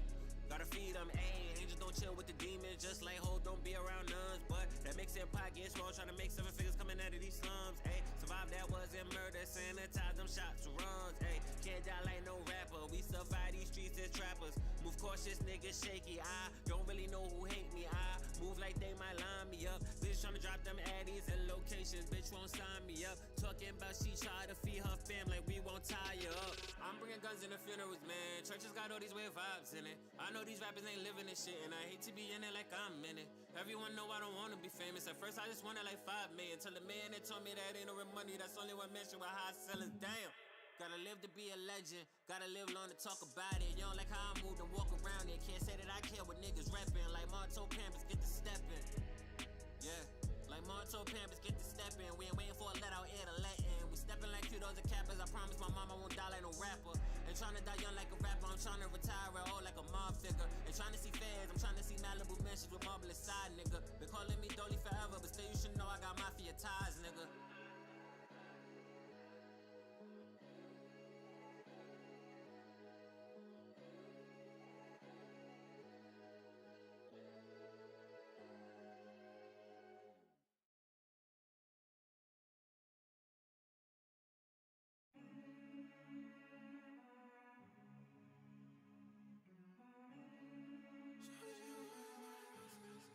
Chucky got the sauce, bitch.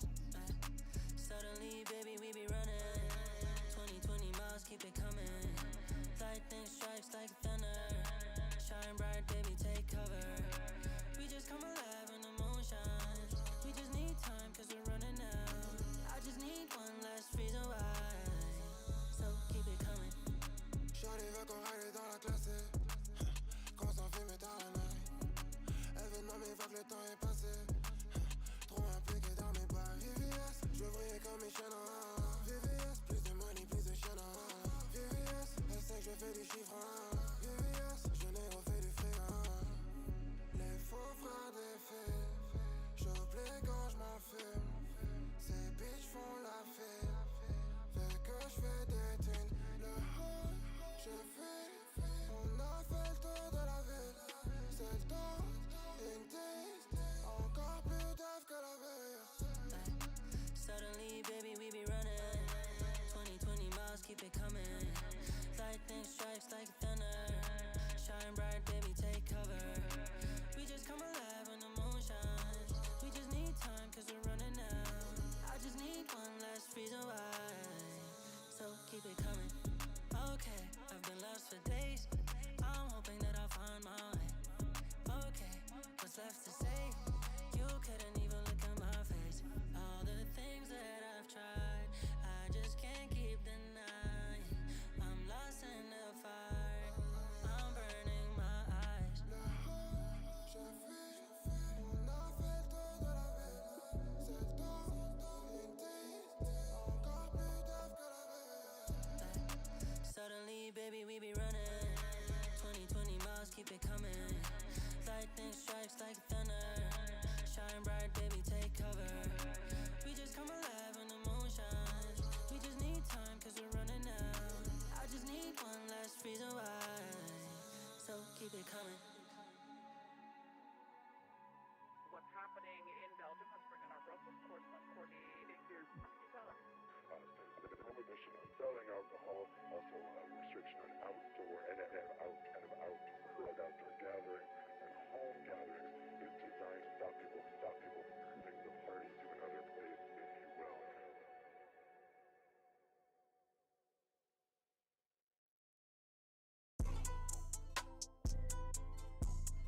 Whoa.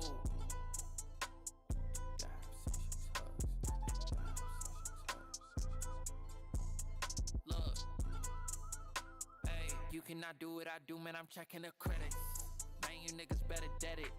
Lately feeling so replenished. On my free time I play tennis. couldn't be there for her birthday, but I sent the tickets to meet me in Paris. Breakfast is up in the terraces. I don't like strangers inside of my premise. Plus it goes with the aesthetics. Look, I used to wish for a lot of things. Ain't like my women, they all came. Tryna compete in a cause pain. Cause your flow is a hike, your crib is a hike, your whip is a hike, your life is a hike. Half of y'all fighting for conjugal rights. You never on top, must be scared of heights. Yeah, now I know why they afraid of me, dog. Question the pen, but depend on me, dog. They just be needing some therapy, dog. Dog. That's handshakes, hugs, trying to steal energy, dog. I just make sure they remember me, dog. Then I turn them into I did that. These and those, lot of things. Stop comparing me to shit. Damn, what's his name? Please don't get him mixed up. He's a filler. I pull up on charts and niggas come down like a stripper. Yeah, they do. Bank only get bigger, bitch. I've been up. Tryna catch a slip up, but my niggas I'm the type to wipe you off the scene, leave it clean. Then just get the joking with my team, bitch, I'm mean. Yeah, now I know why they afraid of me, dog. Question the pen, but depend on me, dog. They just be needing some therapy, dog. That's handshakes, hugs, tryna steal energy, dog. I just make sure they remember me, dog. Then I turn them into who?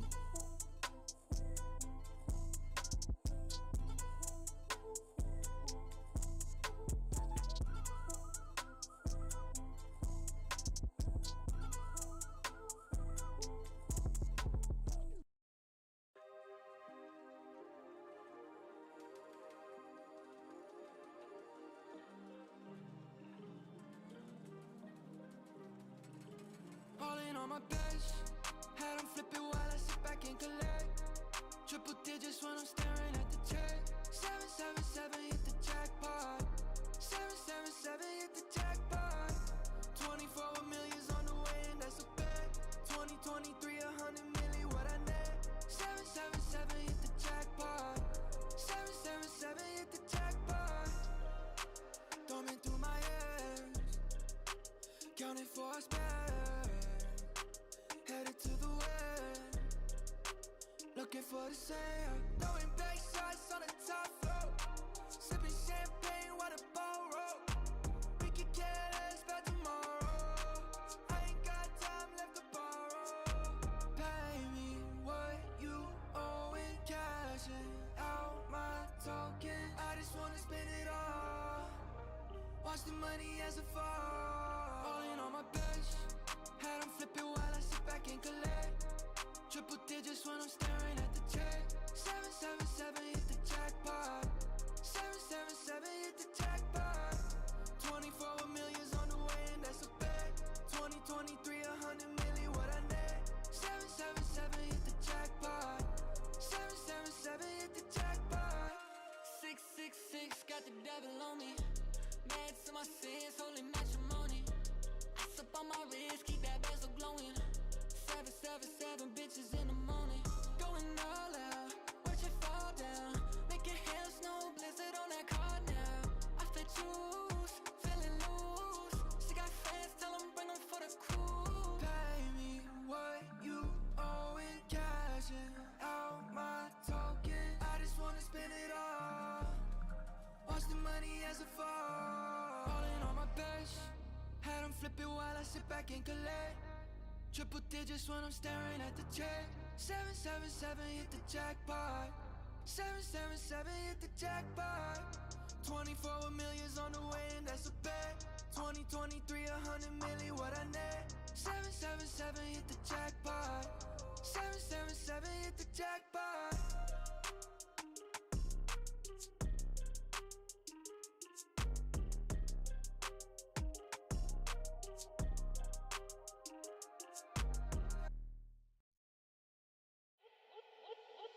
Out in LA in the hills where I'm at, I've been getting to the bag, yeah, I'm still doing that. Put some ice up on my chain, I get chills wearing that. I done came a long way, put my city on the map. All the foreigns push the start, we ain't never going back. Whole club full of bras, we ain't never love them back. I can't let them get too far, cause they always get attached. Yeah, she never get my heart, all she get is double taps, yo. Trendsetter, the bag getter, the flow been getting too hot like it's black leather. I be sending girls home with a bad sweater, and I be killing all these rappers like a vendetta. I know they coming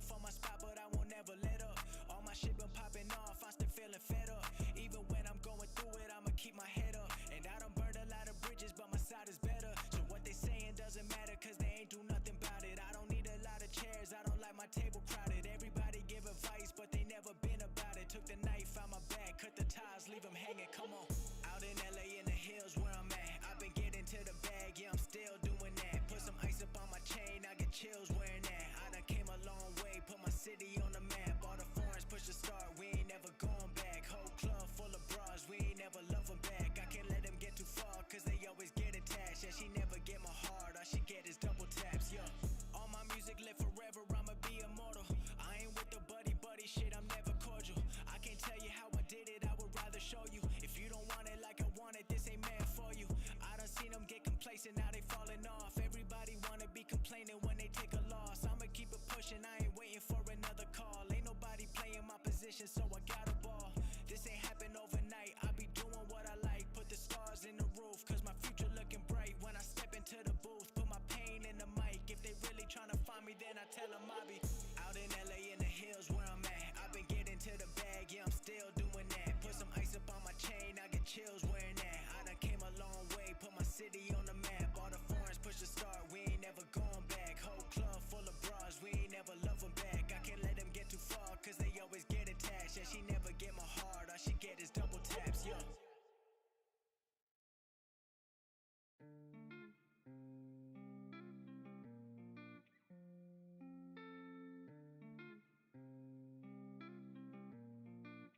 Me go crazy.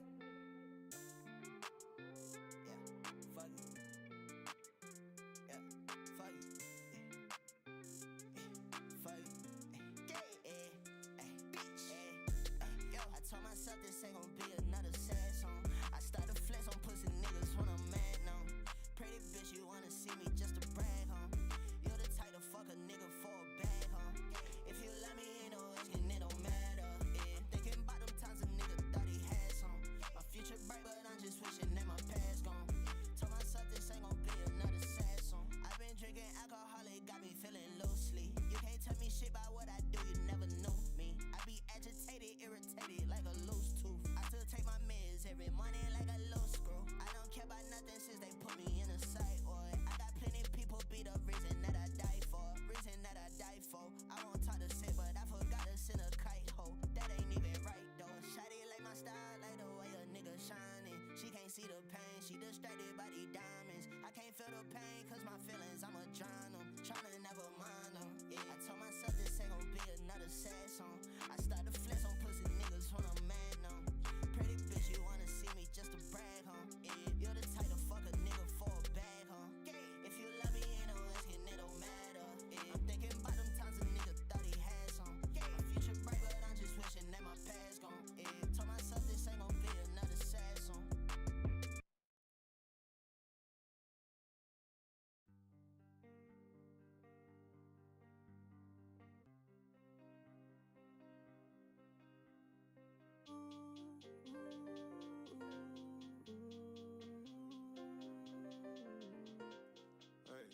My jacket chinchilla, won't fold like Manila, white like vanilla, I'm dripping my jealous. Go tell the teller, my nigga, we good like it's fellas. You in the close range, new patty with both chains, white just like cocaine, diamonds on both fangs. Yeah, had to get my brother out the dope game. Ayy, had to break down a lot when I walked in, bitch yelling, oh my. Ayy, had to drop that top, that time, leave the car and overdrive. Got the seat let down, I'ma need that now. I'ma stay in town, gotta feed that. Won't see this crown, I'ma be inbound. Hey, please start shopping at the cheap rack. Wait, gon' let the window down on the highway, girl, we speed. PCP in the backseat, nigga gotta flee, catch the police see me. You can see through the car, she reach for the door. Go ahead and swipe up the visa for 4.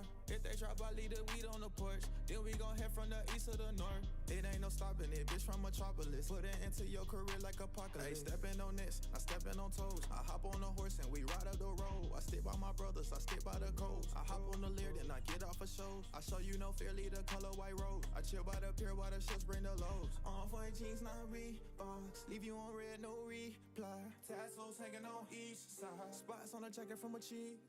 Fall back, girl, I mean, I'm all that liking. These diamonds, Billie Jean. Oh, give me one reason why. My jacket chinchilla, won't fold like Manila, white like vanilla, I'm dripping my jealous. Go tell the teller, my nigga, we good like it's fellas. You in the close range, new patty with both chains, white just like cocaine, diamonds on both fangs. Yeah, had to get my brother out the dope game. Ayy, had to break down a lot when I walked in, bitch yelling, oh my. Ayy, had to drop that top, that time, leave the car and overdrive. Got the seat let down, I'ma need that now. I'ma stay in town, gotta feed that. Won't see this crown, I'ma be inbound. Hey, please start shopping at the cheap rack.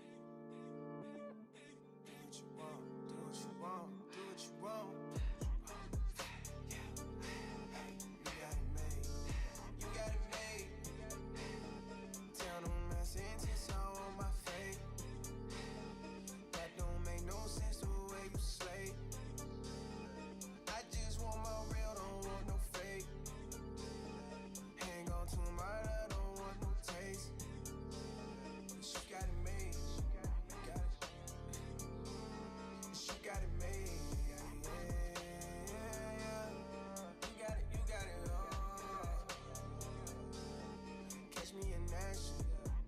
Be my new manners. You know where I'm at. Too high in fashion. Keep getting nasty. You know what it is, You know what it is. You got it all. You got it made. You got it made. You got it, you got it. You got it made. You got it, you got it.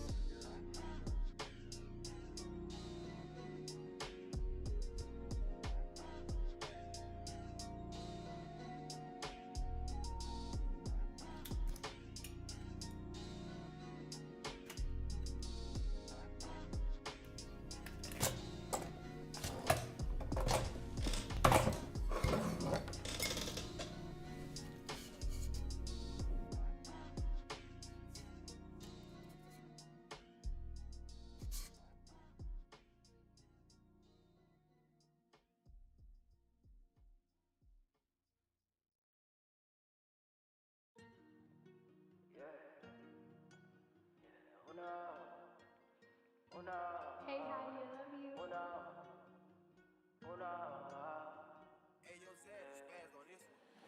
no, those, oh no, shawty tryna put me in the same zone.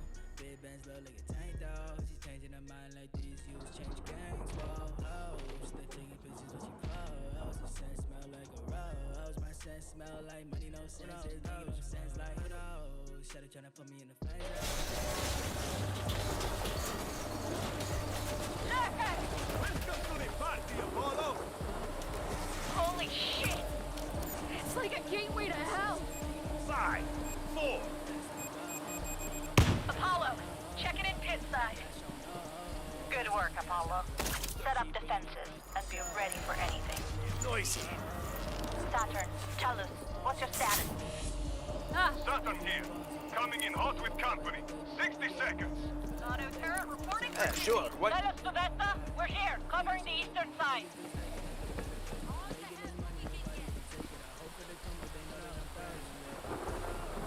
It's okay. Quietly, as we go.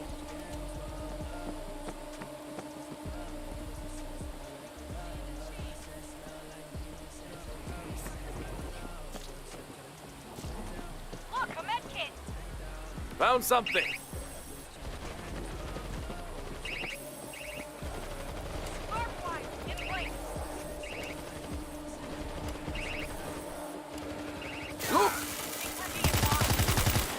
Got to reload. Bulls incoming. Out of my way! Game performance, baby!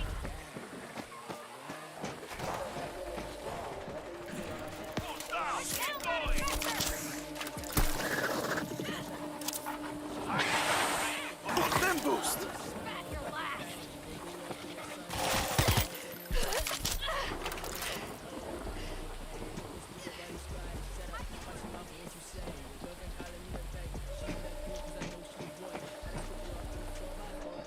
Have fun, little buddy! What happened to the sound? There's a boat. We're on it. Please, hurry. Oh, no, you don't. Get back in your hole. Keep those engineers safe. All squads, dig in for the last stand. Concentrate the movement. Down.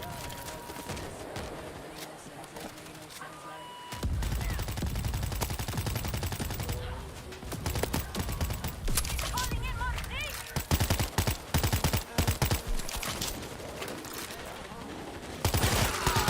That engineer before it's too late.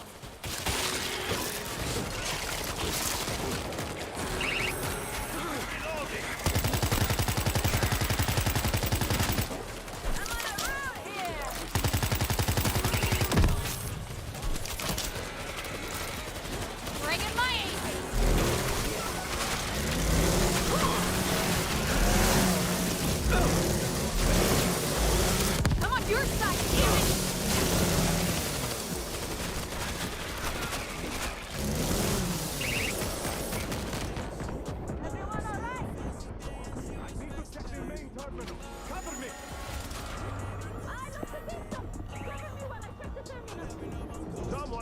cover that. Got an engineer down. Help them.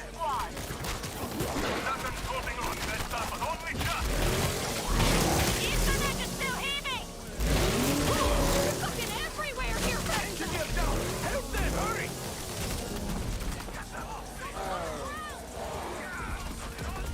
Lurker here.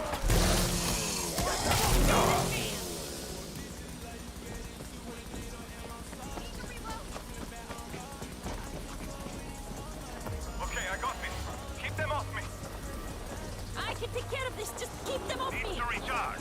Keep them safe, people. Get in there and help that engineer up. I'm fine now.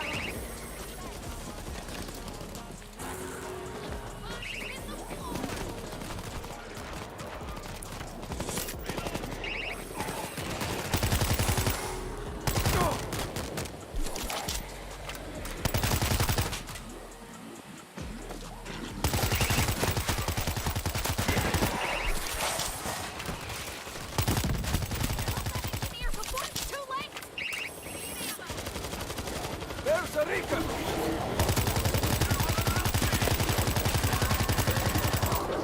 Get in there and help that engineer up.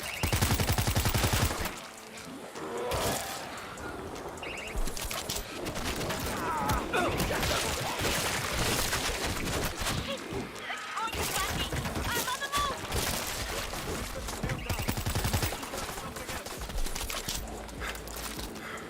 Just go. We've got you.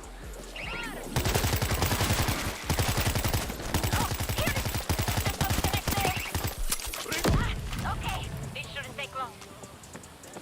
Just fix it before we overrun.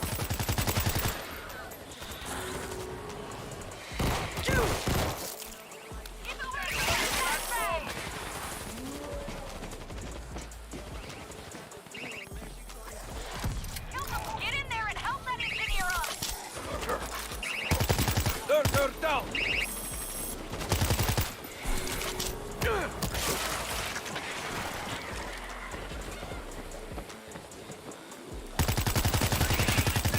Lurker gone. Winning the filthy hand. Keep performing, baby. Yes, that's it. Now push them back into the pit. Now let's finish this. Back to the edge. All guns to the exit! All squads, hold your position. Saturn holding strong on the southern edge. Wait a moment. Tell us, Sylvester. Numbers are dropping on the east. There are just too many of them. Hold the line, Apollo. Just a moment longer. Finish off the ball.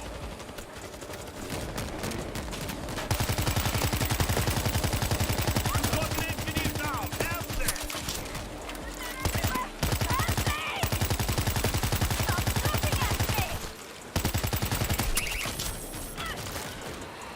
Okay, Minerva.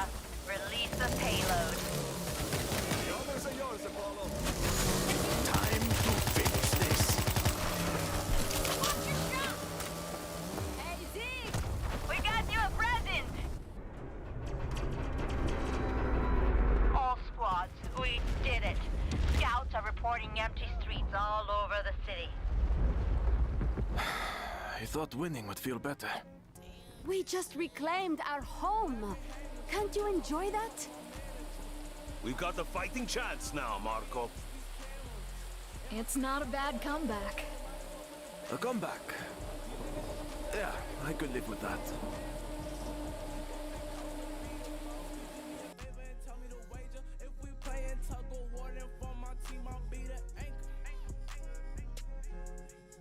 Yeah.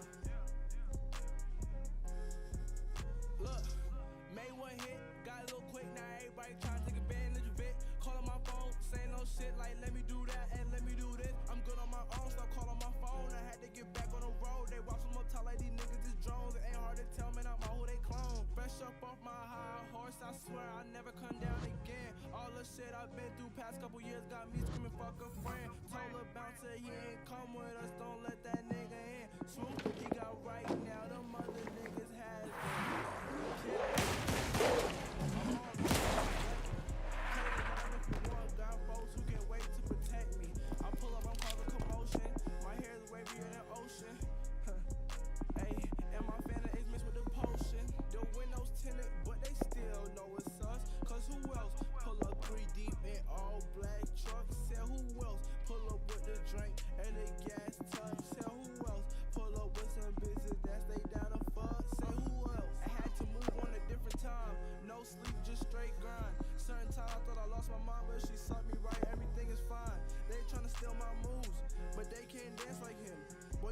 a man again. I'm going up while you was vanishing. Went through ups and downs just like an elevator. Made it out the mud just like an alligator. If you ain't talking money, then see you later. Call me printer, cause I'm all about my paper. Niggas wanna hate me, just cause the girls wanna date me. And ride me till she get wet in a motherfucking late me.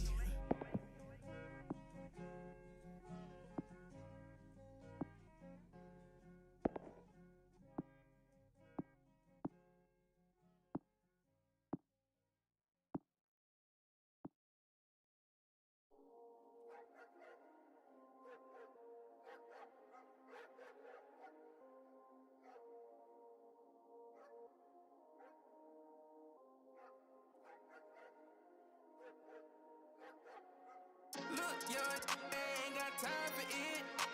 Stacking up my paper, you know I get.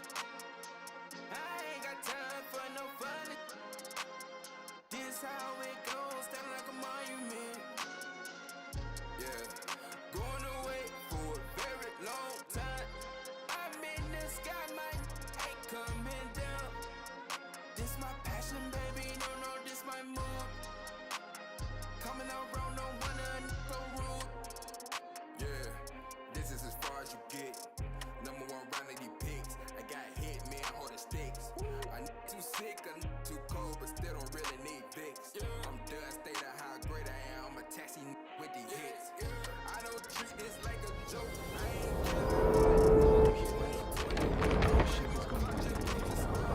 That noise is bringing in every zero miles. Are we really going in there?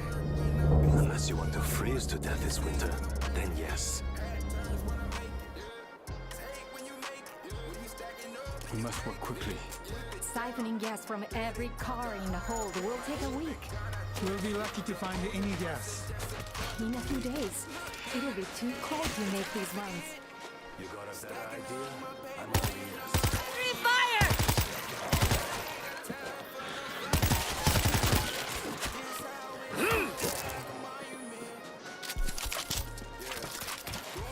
Why aren't we searching these buildings? Supply teams cleaned out any gas weeks ago. The ship is all that's left.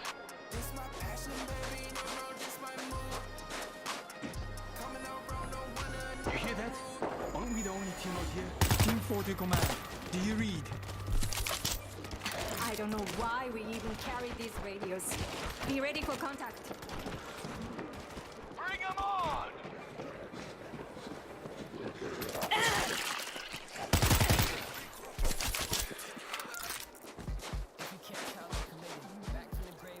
Steam boost!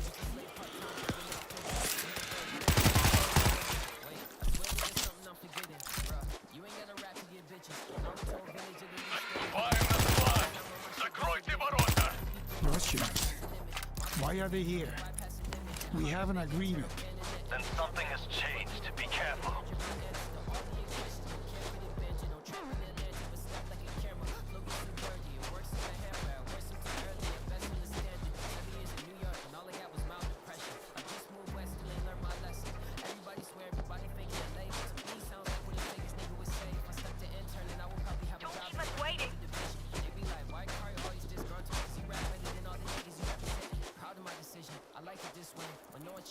Let's go!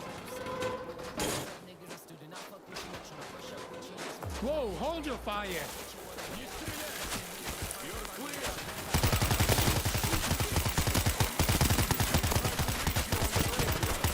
Why are you out here?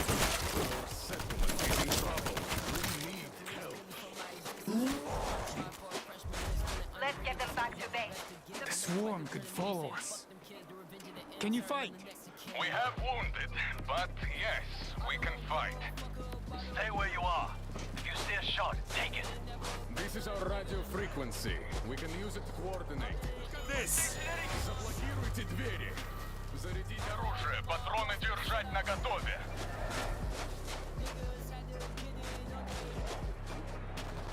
Come check this out!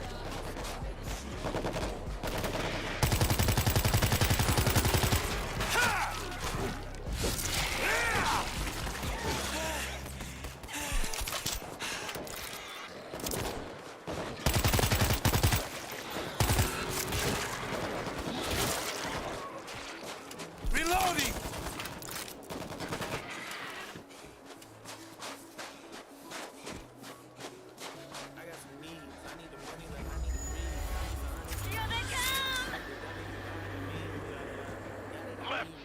Here they come.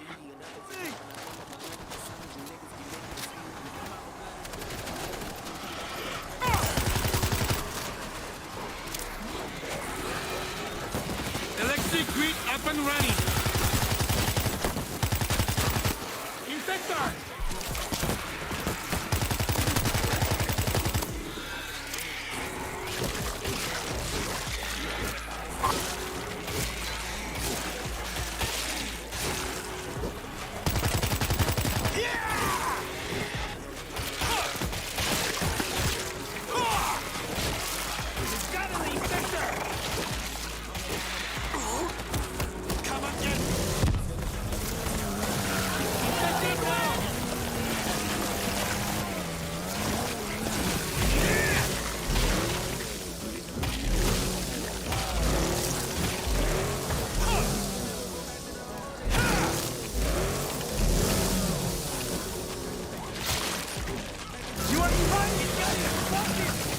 Focus fire on the big one!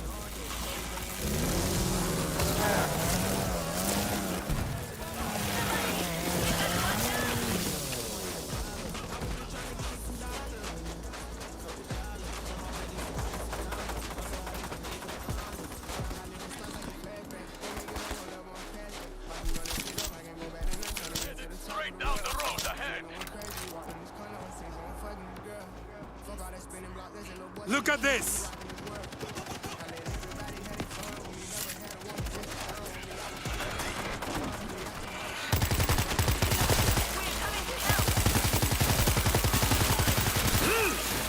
I can't get out!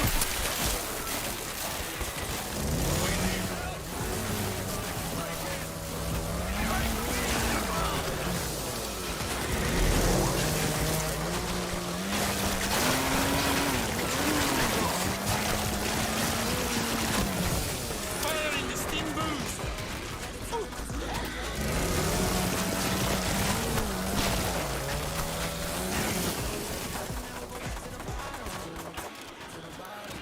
Steam boost! Man down! Get them help!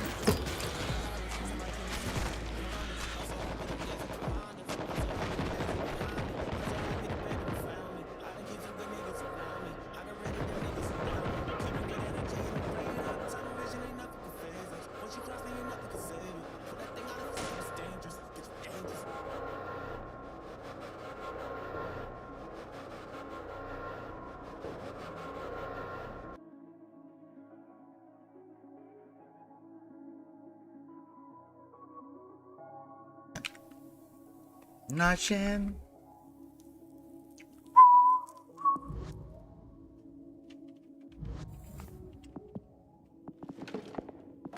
Cause to me, I don't know if y'all noticed it, but it looked like that was a god awful more than normal.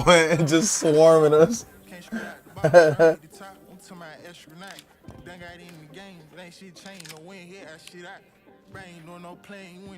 Nah, we were nowhere near ready. That shit came quick as hell. That shit came hella quick. So I like this game. The reason why I like this game is because it feels like Call of Duty Black Ops 2 Zombies.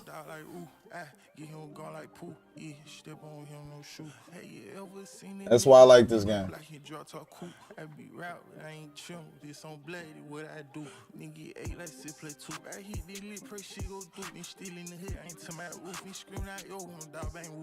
I'm Atlanta, I don't need the scoop. Yeah, him swung, I went for the scoop.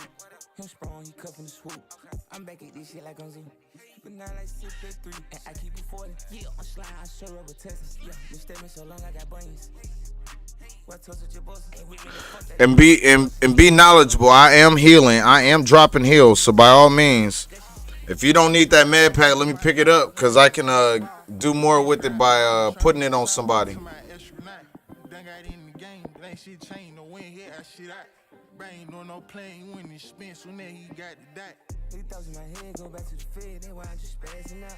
I put down the prayers, he got me possessed. We fuck on trapping for. Yeah, I right in his nose and went on the road. And so we laughing at. Yeah, I patted baton, now there's an assist. I just threw the L at home.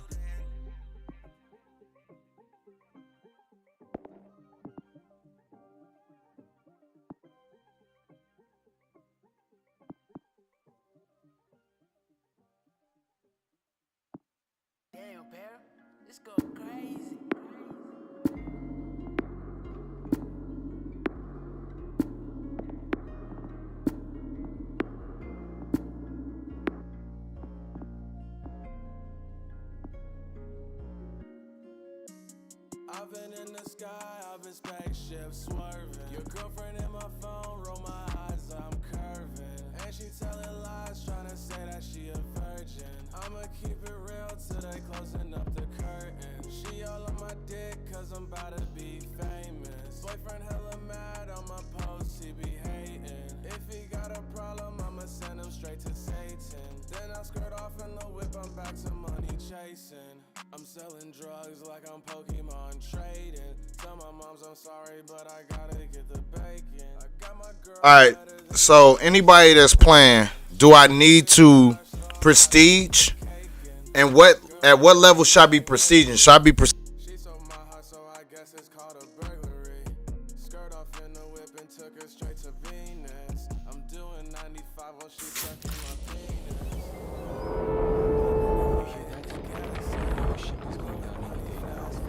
That noise is bringing in every zig for miles. Are we really going in there? Unless you want to freeze to death this winter, then yes. We must work quickly. Siphoning gas from every car in the hold will take a week. We'll be lucky to find any gas. In a few days, it'll be too cold to make this run. You got a better idea? I'm all ears.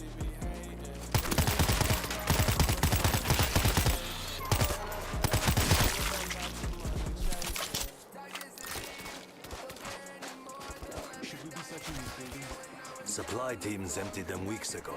The ship is our last hope for fuel.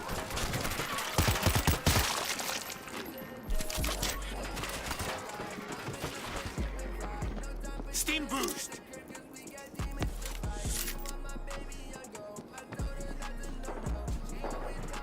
Someone's shooting. I thought we were alone out here. Shitty radios. We'll check it out. Very careful.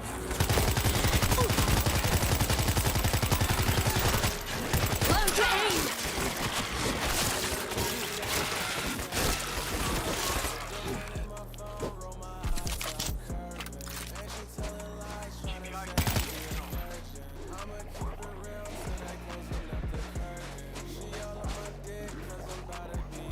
Steam boost!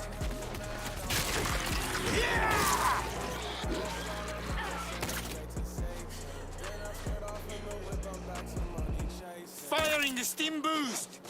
Отступаем на склад! Закройте ворота! Here? We have a tree. We must be in trouble. Careful! We've got a jumper.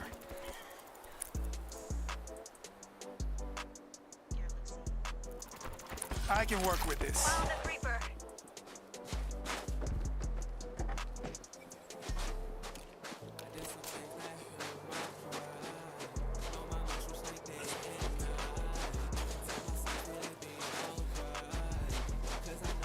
Whoa, hold your fire!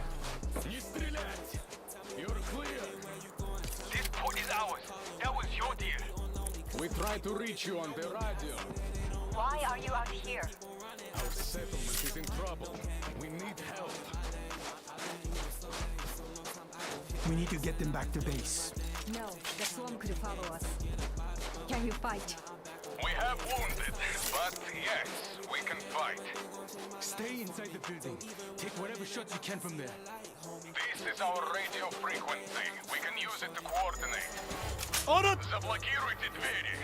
Зарядить оружие, патроны держать наготове.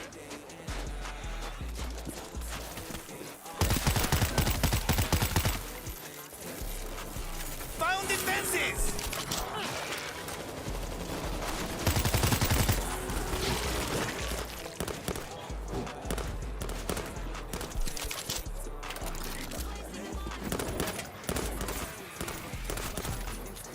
Machine gun in place! Bring them on! Reload!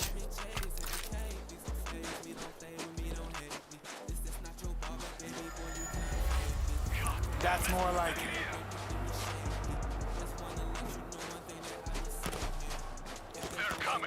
right in front of us. Enough!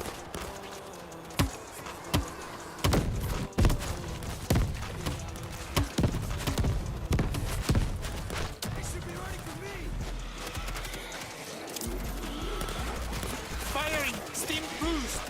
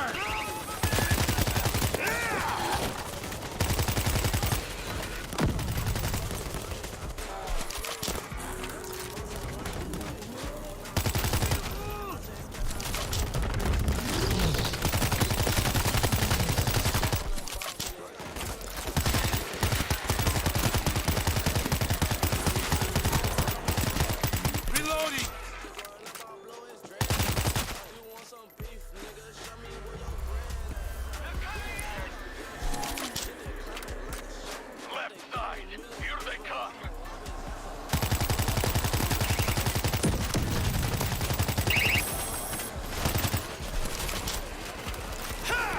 There's a hider up ahead.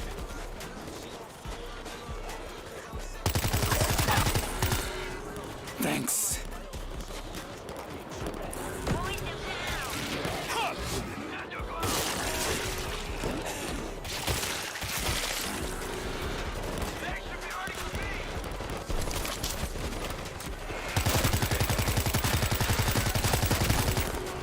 Reloading!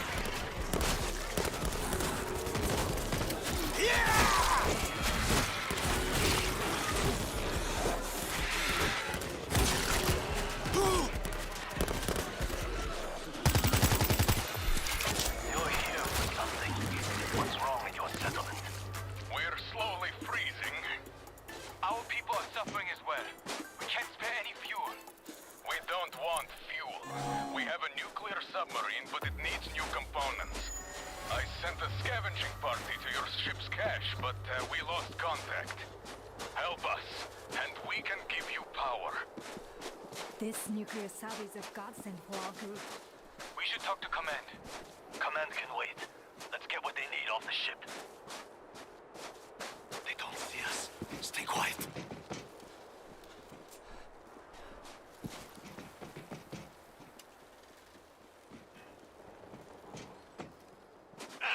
I need some mess!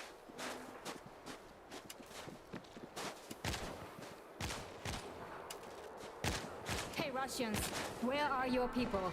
They were headed for the ship's atrium. We get them out with what they need. You'll give us power? You have my word.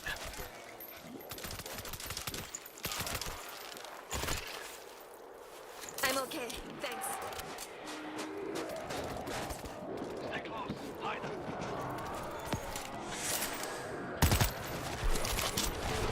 Firing the steam boost!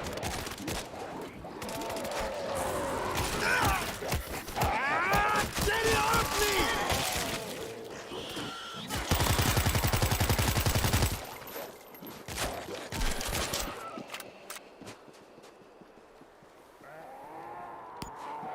Steam boost! Sounds like a hider.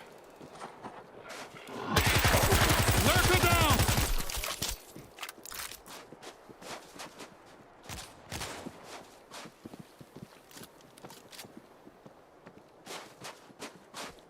Come check this out. Let's see.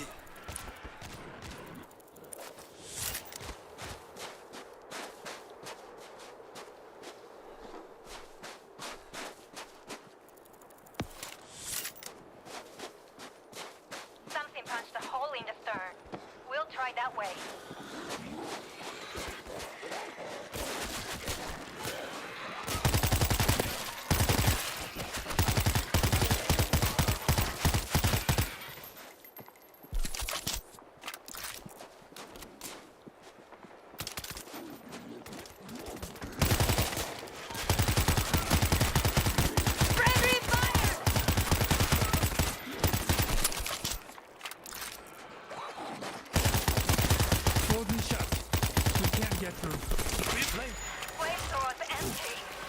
some gas. We don't have much time. I see a big one!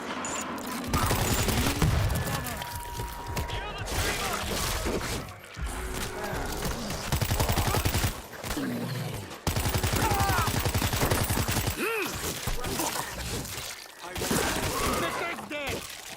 It's on my face! We need to get in there. Find some fuel. Damn it! Yes, I found it. Flamer tank is full. Firing! Steam boost!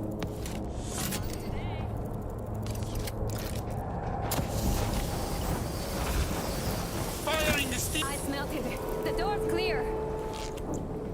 You're not done yet. Get together. Then we leave. Many thanks.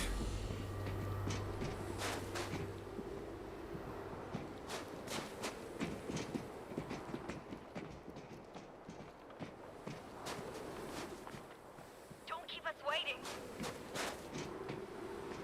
That's Locked and done. loaded! Loading fresh ammo. Let's go! Eyes open for a lurker. Be alert! What's the quickest way to get free? Steered on the other side of this cargo hold. There's no way that Russians had authorization for this. The hostilities when we arrived showed how much their word is worth. Steam boost!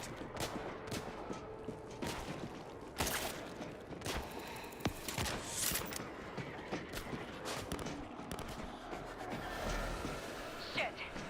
Stairs are not an option. Need another way. Elevator, through here.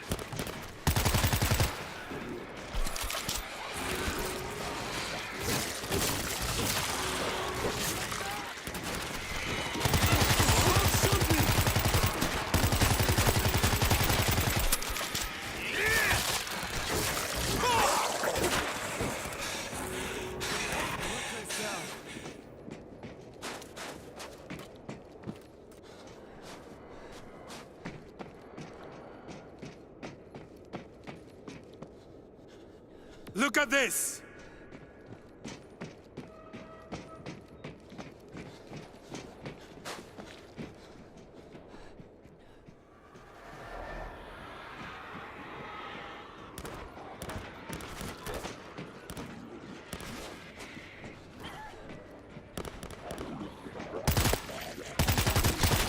No power in the elevator.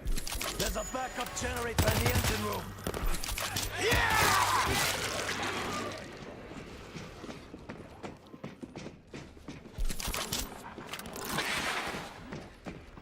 There's a hider up ahead! Steam boost!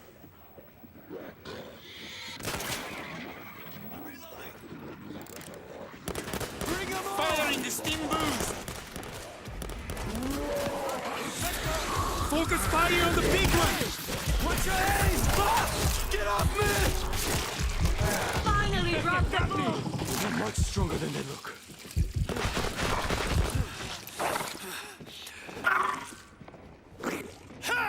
No more vector! Reloading!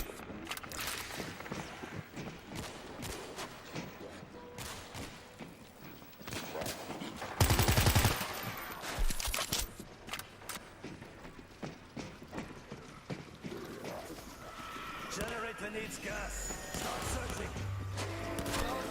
Firing! Steam boost! Help me! Get it off! Somebody stop me! Steam boost! Firing the stim!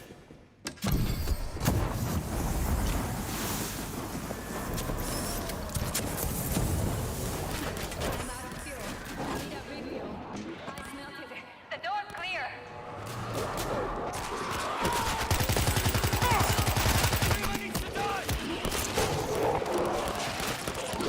Need to be more careful. It's here. Be alert! Bombers down! Backing them up!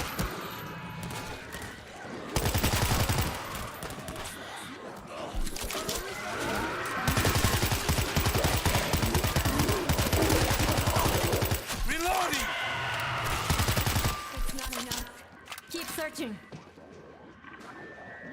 Flavor tank is full.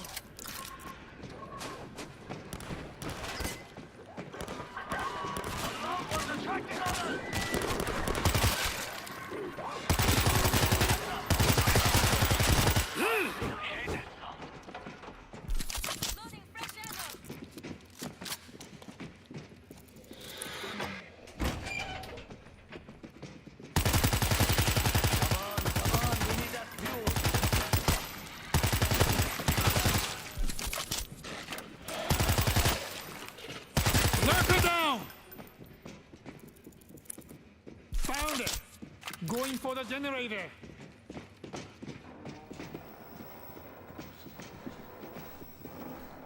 Found a heavy weapon. Come check this out.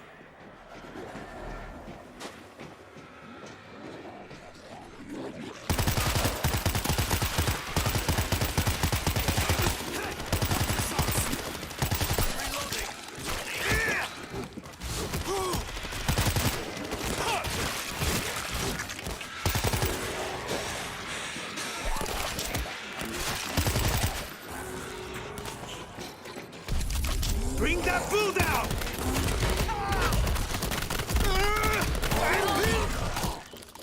Thanks.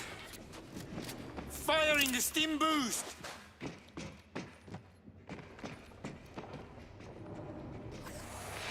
Look at this! He's not hiding anymore. We need to get in there. Find some fuel.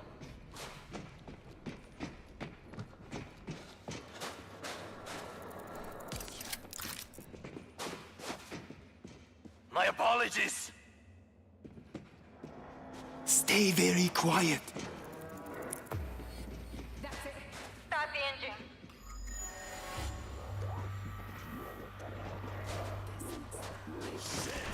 The whole system needs to be reset. It's a grid system. We throw the switches in succession. It should have enough juice.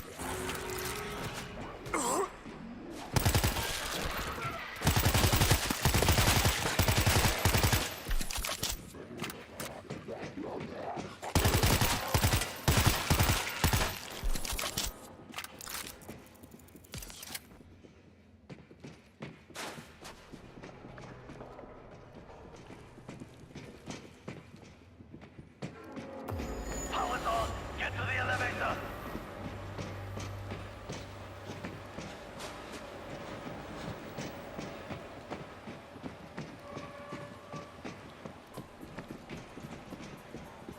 Hurry up. We need everyone.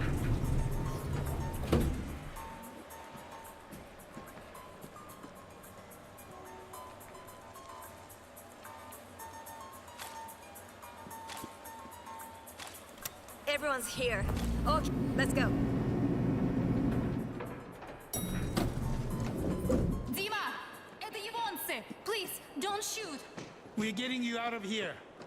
Russian, we reach their people. They're okay. Thank God. Get them out. Come on, let's go. Wait, we don't have everything we need. Damn it. Steam! How much time do you need? A few more minutes. Do it. Let's be ready for them.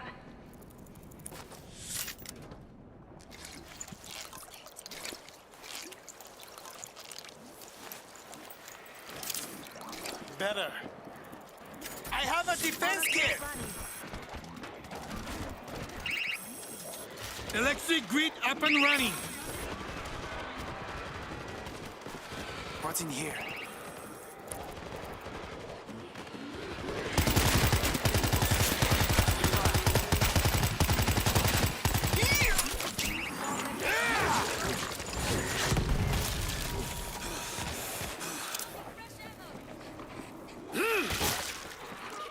There's a hider up ahead.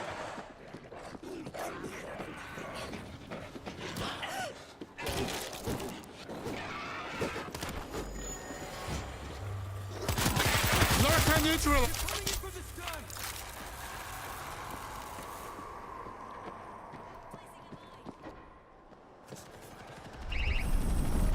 You hear that?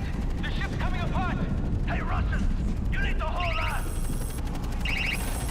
Steam boost.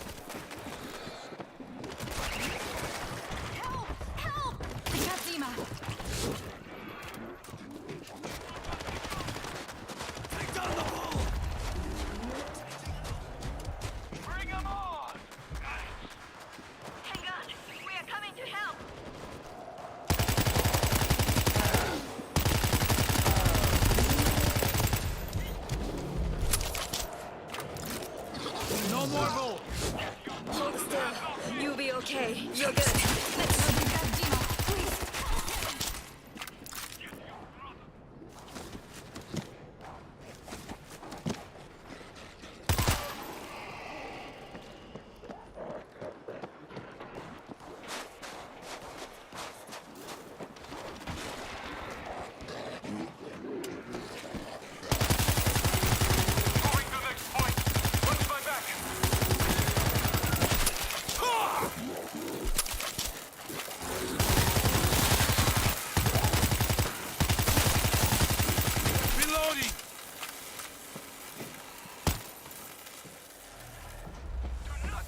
Contact!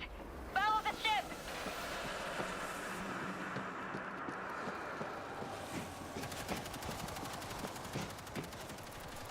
Found defenses! Reloading! Voltage grid ready!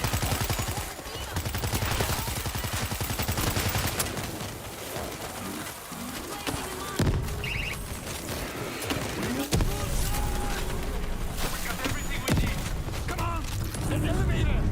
Stay together!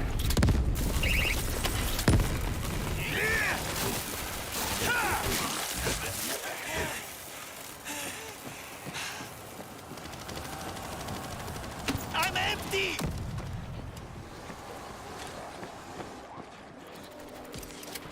Reloading!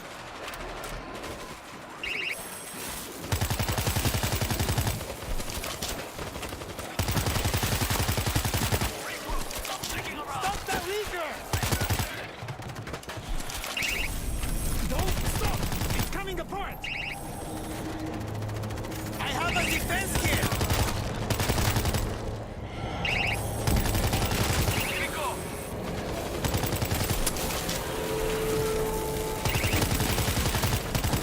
You are in my world now!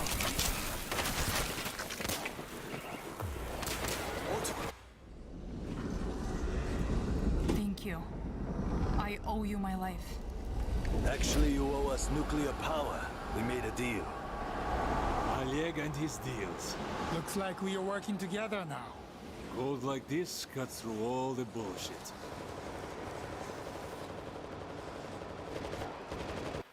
That was all me. And, yeah. Sorry.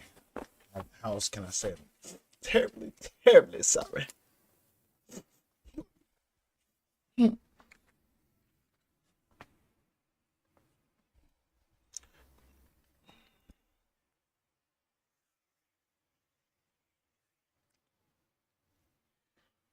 But as I play more, I'll I learn more of the ins and outs of the game. So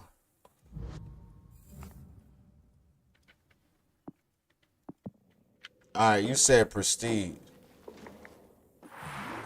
Bro, this is like the better graphics that are on Left 4 Dead, but the zombies move like Call of Duty Black Ops. Oh, dude, I got that game too, and that game is just bro. It's wow. Let's just say it's not what I thought it would be. It was waste money. Oh, this game, I bet it is. I bet it is. All right, I need 3,500 more, and then I can what's it called? Yeah, 3,500 more, and I can prestige. Yeah, Left 4 Dead don't need PvP, but still, it's nice. It is. It's really nice to have. You know what I'm saying? I ain't touched it like once, and I was like, ooh, that's addictive. So I guess I can see how that can easily turn into a bad habit quick.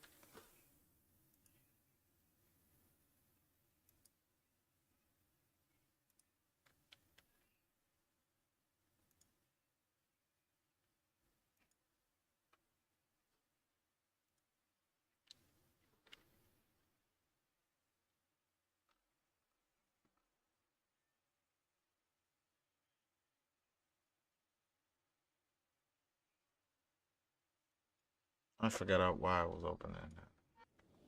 Anya, do you read me? We're on the edge of town. I hear you. We're at the power plant. The plan is to use the town's electrical grid to hook you up to the sub. It's going to take a lot of work. Get to waypoint 1 and we'll send instructions. Understood. Team 4 out. Let's get it. Let's get it. Hey. I've never been this cold before. Command says we're out of fuel. And 9 more gone. This shit better work. I'm starting to wonder how much fuel we left on that ship. The ship was a stopgap. We connect this power grid to their sub. We've got a solution. Let's see. Team 4, we just heard from Alain. He delivered the sub-components and the engineers are making the repairs. It's going to work. The blizzard is at full force. If you're out in the open too long... Y'all are missing crates and shit that I'm picking up, so... There should be some heaters on the route. Use them. Come, Greaves or Cadiz. I don't even know how to say your name. I'm probably saying it all fucking wrong. Stop messing around. Let's go.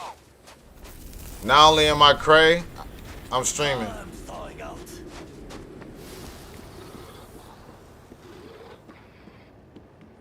Great. Let's keep pushing.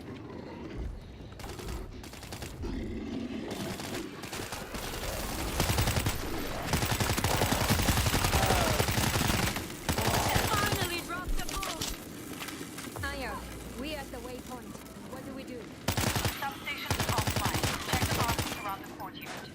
Reset any trip breakers, then switch on the substation. Got a heater going here. Just a trip breaker. One step at a time. Got the one outside. This one's fine. There's the issue. Great. Let's power up the substation. Alright, everything outside is taken care of. We've got green lights, Team 4. Excellent work.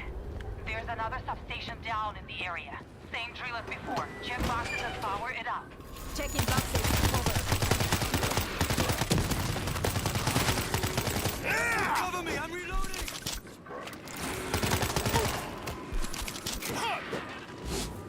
Firing! Steam boost!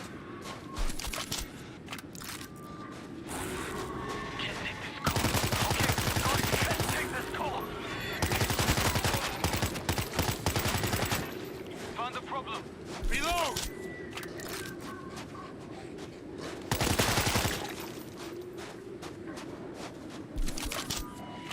I'm thawing out.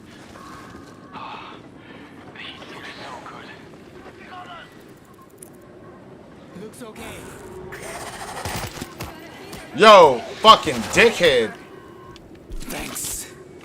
Thank you for that save there.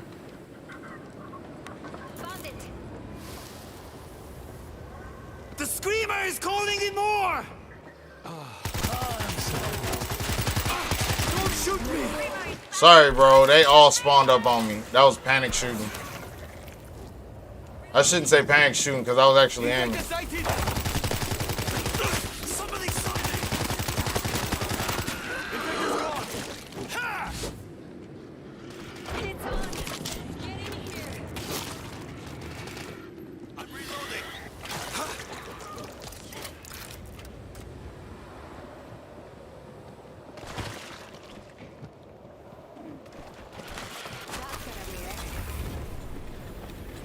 This one looks okay.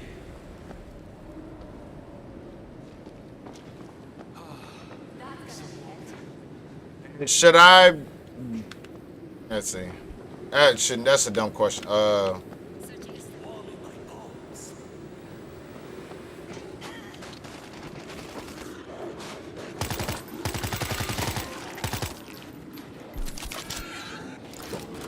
Going here.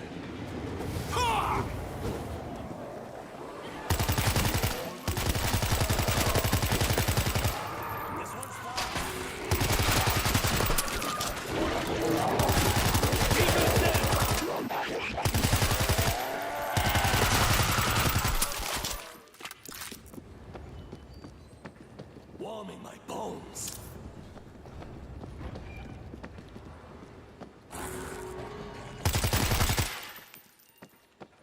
What's in here? This will do. Got a heater going here. This.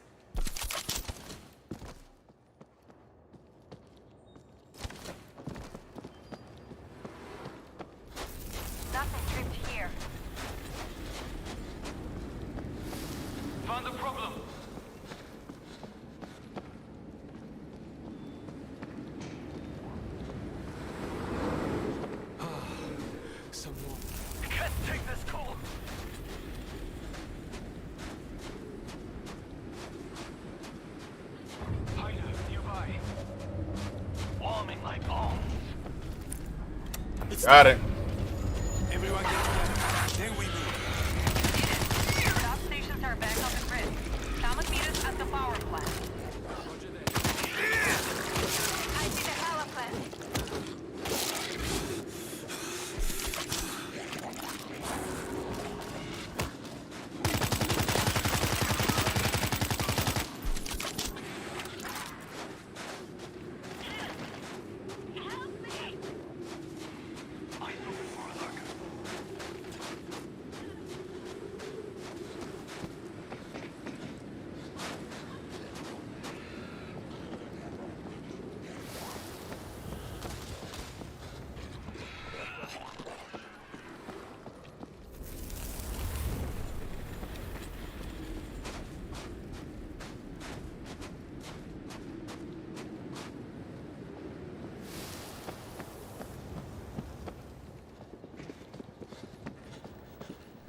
Let's go. Hey! Perfect timing. You got it working. Powering up the grid now. If it shows. What was that? Shit! Transformer blue. This should hold them back. They'll be coming. I'm setting a claymore. Is there anything you can do to get it running? Huh? I'll need some time to reroute. Do it. Let's be ready for them. He's not hiding anymore. Voltage grid ready. Our people have been working together like this for a long time. You always attack people you want to work with? We were barely surviving. We showed up with no warning. There was a deal in place. You knew we were coming. We knew nothing. Our jobs have been done for weeks. What would you have done? Stretch one, Rika. There, found one. Shit. Bring that screamer down!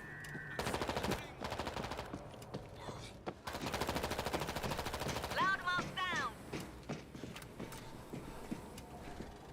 Mortar in place. Outer threat set. Time for a big gun. Steam boost!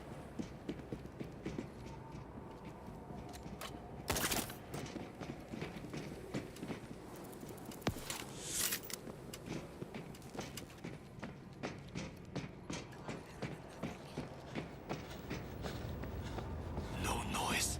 We can get through. Check it out.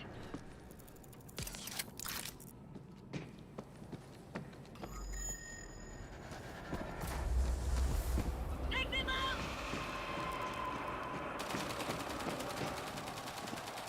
They're coming down from the church. Messing with the wrong guy. That's more like it. I see a big one! The Zinker on them! This will do just fine.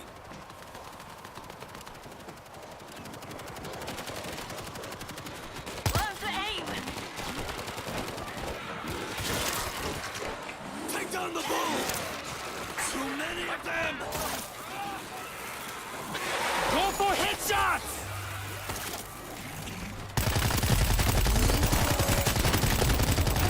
Watch your aim!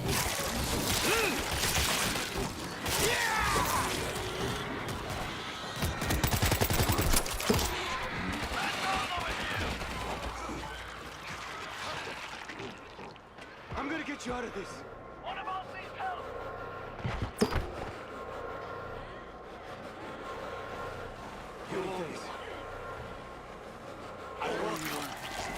Dima, what's going on? I found the problem. Give me 2 minutes. All right.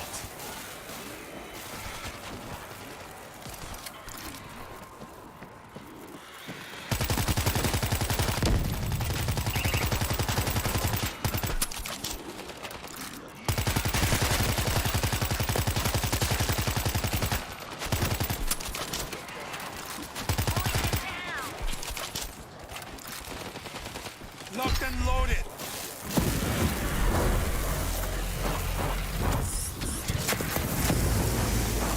You don't stand a chance!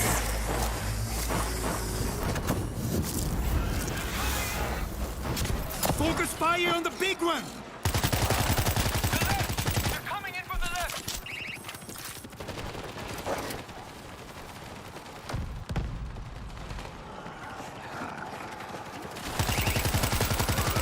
Reloading!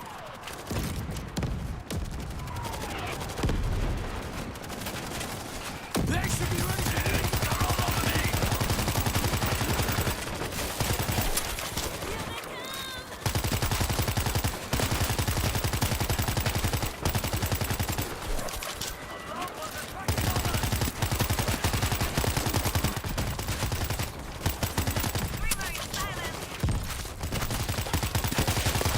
You are in my world now!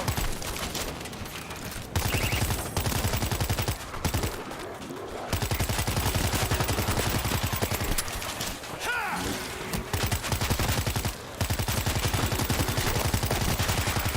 Reloading! Hut! You are in my world now!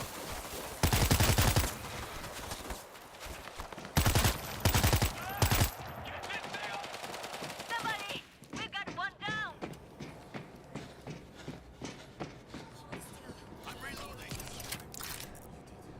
Done. We have power. The grid is up and running. Alec, this is Anya. The grid is online. We're heading to the South Base's Bay entrance. Negative. Do not advance. The bay is completely overrun.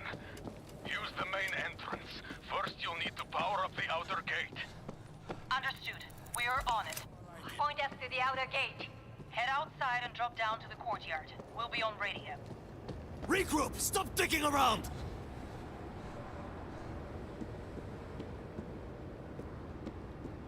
Come on, Styles.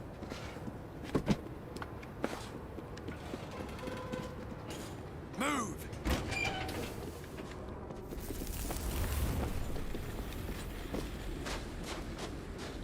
We've reached the gate.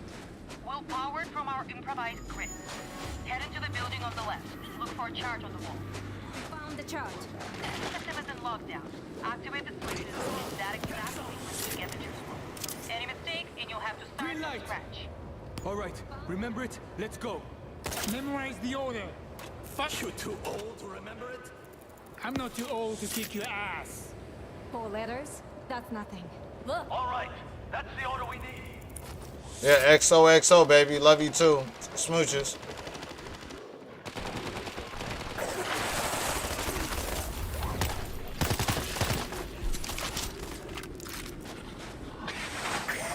If it shoots, I'll take it. Found the creeper. They're much stronger than they look. A gun is a gun.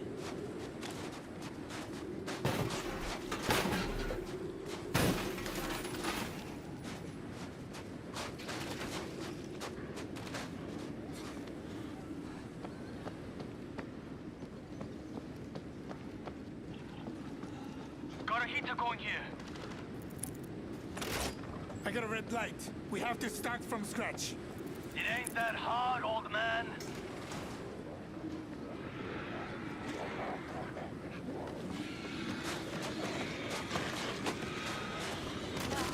I must have hit the wrong switch. Hey! Watch your aim! I got a red light. We have to start from scratch. It ain't that hard, old man.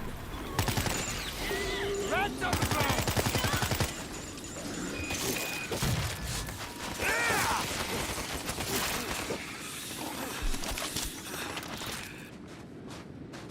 Fucking rats. I must have hit the wrong switch.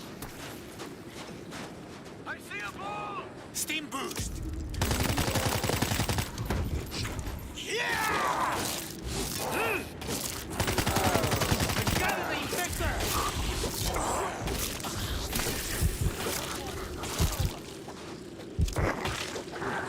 One less infected. Damn it. We gotta start over. Reload! Alright, y'all. I'm not touching anything, so I'm waiting. Because I know I don't know it. I hit the wrong switch. Let's try again.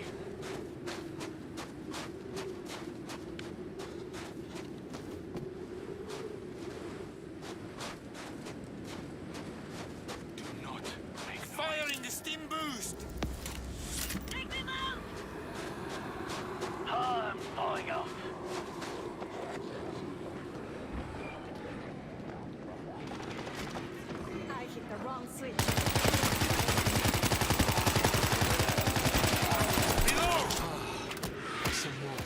Oh yeah, this is hurt. This hurts. This hurts a lot.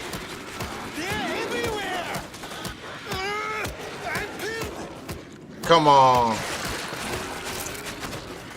Need to be more careful. Steam boost.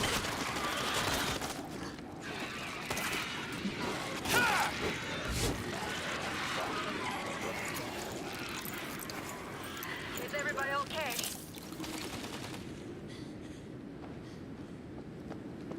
Yeah, I just gotta get warm. I'll die out here. I need a heater. They don't see us. Stay quiet.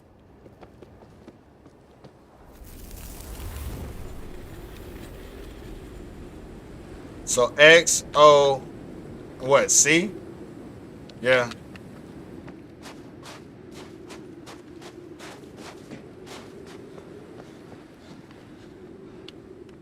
That's A. Keep your eyes peeled, something's off.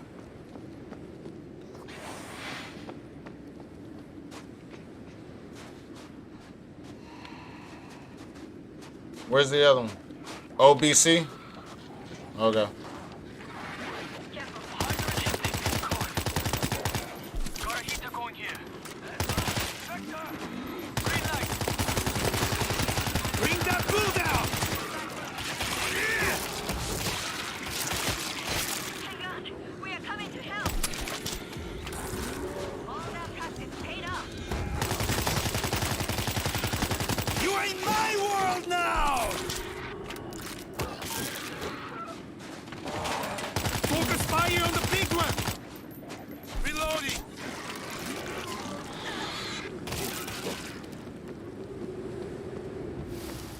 The heat feels so good. All right, go pick him up.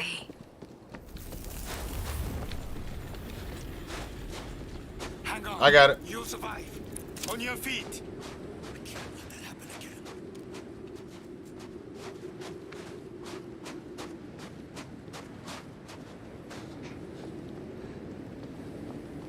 Need to get out of the cold. All right, what's next? All right, B. Where's B at though? Okay, and then just C. What's left is C. No, that's P. There we go. It's working. It's going out now. Go through and head out the stairs.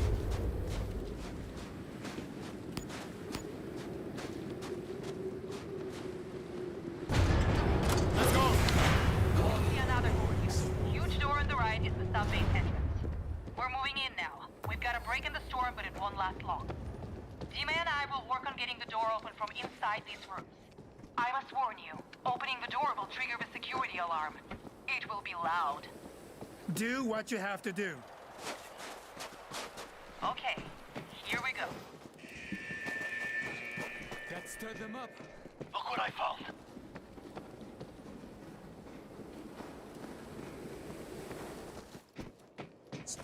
Coming. I need those. Shit. I set up a stationary gun. Firing! Steam boost!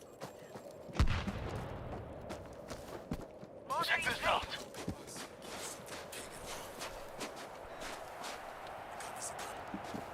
I got an auto turret running.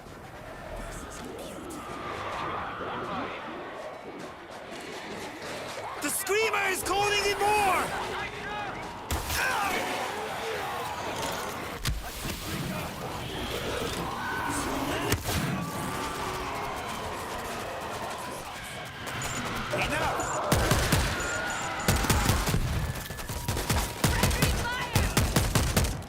Loading fresh ammo.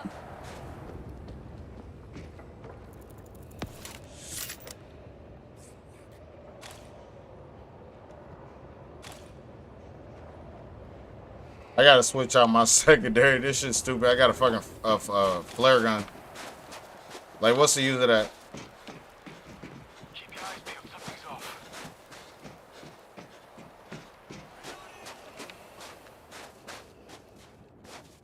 Dude, I'm not finding shit. Silence. Cut them down! What's the right? Steam boost!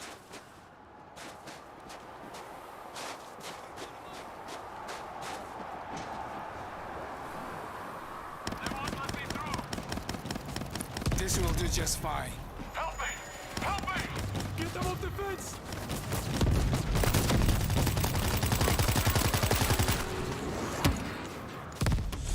Infector!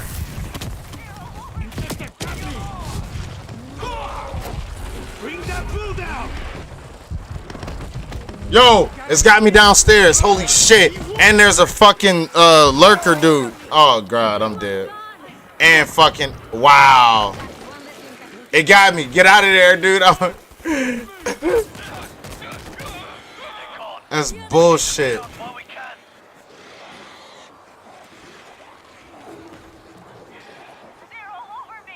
The bull spawned on one side of me and the fucking other dude spawned right next to me on the other side. I turned to the bull, went, oh shit, turned, and big dude was like, banged his head and grabbed and spit on me. That was stupid. Robbed me of being awesome. Oh god, makes me want to smoke.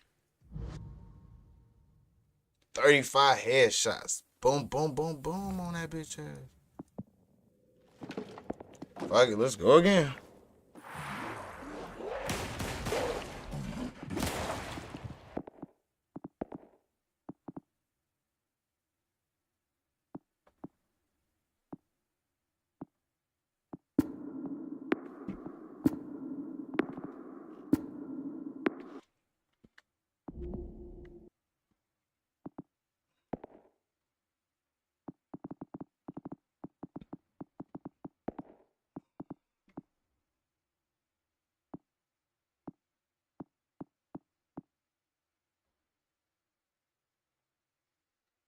Jesus. I'm like, boom, boom, boom. You don't want no more with your bitch ass.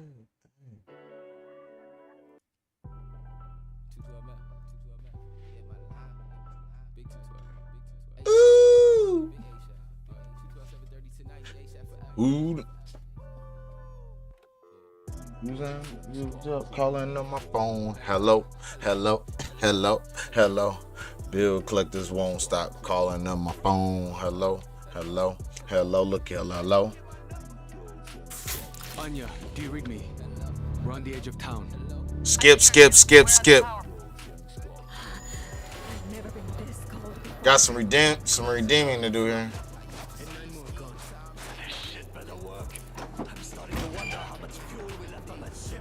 The ship was a sub camp. We connect this power grid to their sub. We've got a solution. Team 4, we just heard from Alec. He delivered the sub-components and the engineers are making the repairs. It's going to... The blizzard is at full force. If you're out in the open too long, you will freeze. Stay sheltered when you can. There should be some heaters on your route. Wow, there's nothing here this time. Get the heater on! Got a heater going here.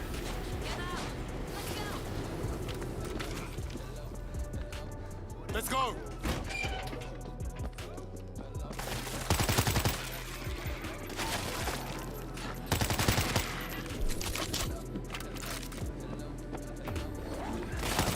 We got to the vehicle. What do you need us to do? Substation is offline. Check the boxes around the port. Reset any trip breakers, then switch on the substation. Oh, are we sure it's just a trip breaker? One step at a time. Alright, I got the one outside right now. There's the issue.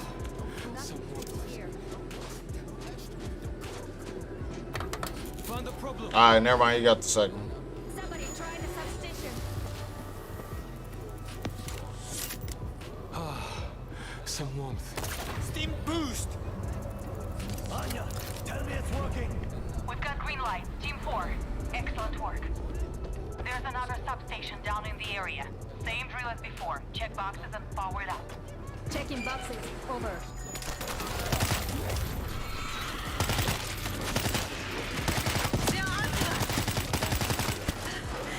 Got a heater running.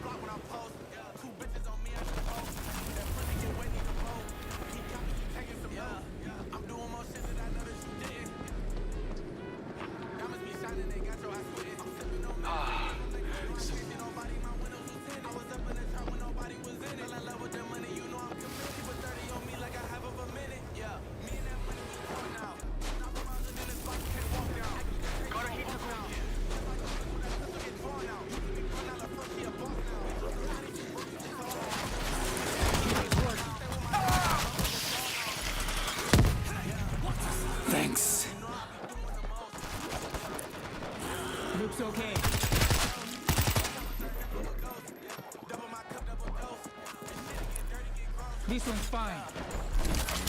The screamer is calling in more!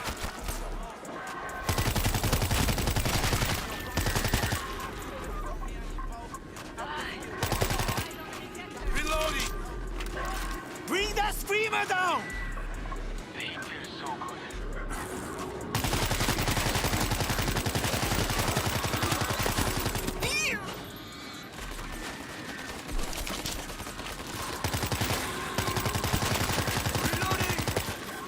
The screamer is calling in more!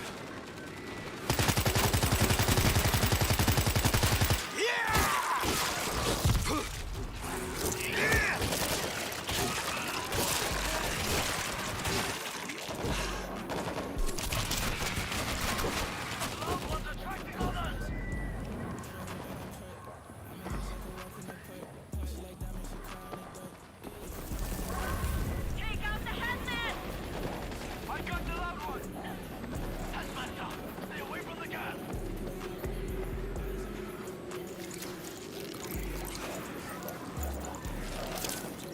Better.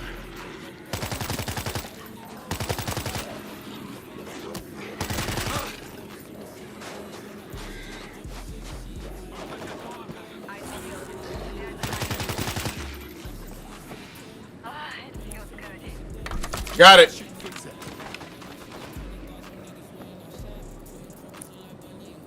Got the next one. Y'all gonna grab that? Cool. Okay, got it.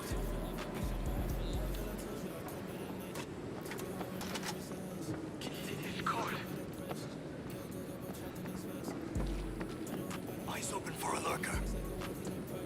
What's in here? Found it. So cold. Can't hardly breathe.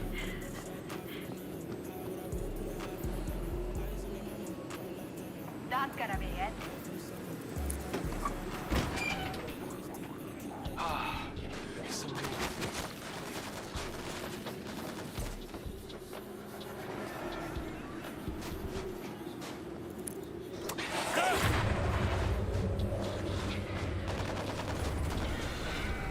Friendly fire! Man down over here! On your feet!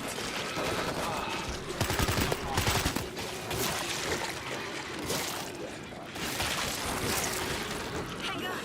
We are coming to help! Ha! Hazmat suit coming in! Hazmat! We gotta move! I'm empty! I'm pinned! Help! I'm down! I need meds! Yo, why do I keep getting chased down by the bull? Yo, for real, we gotta talk about this. Is it because I'm low level? I'm like low or something? Like, is it picking on me because of that? Like, the last few rounds I done played, it seems like them lurkers and the blackface dudes, the ones with the helmet that scream, and the fucking them big ugly things that keep charging at us, the juggernauts or whatever you want to call them, keep just like running at me. So.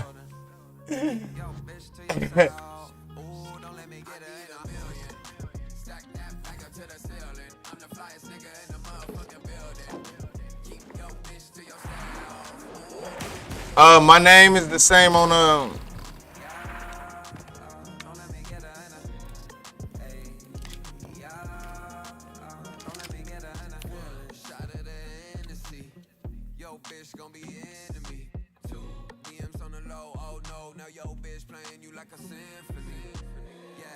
I don't even know how to add anybody. Well, you're gonna have to add me later if you end up playing together.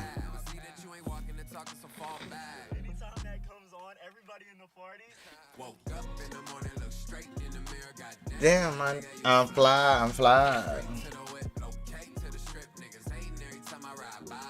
I need $1 million. Stack that bag up to the ceiling. I'm the flyest nigga in the motherfucking building. Keep your bitch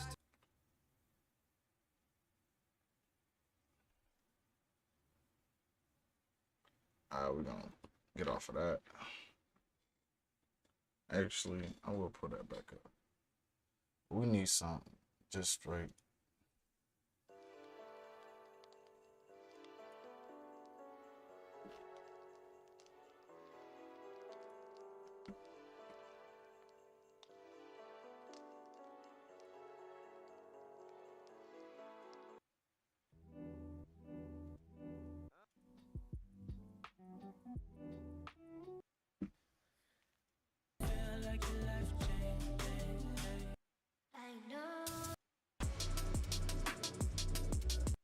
I need something to play to.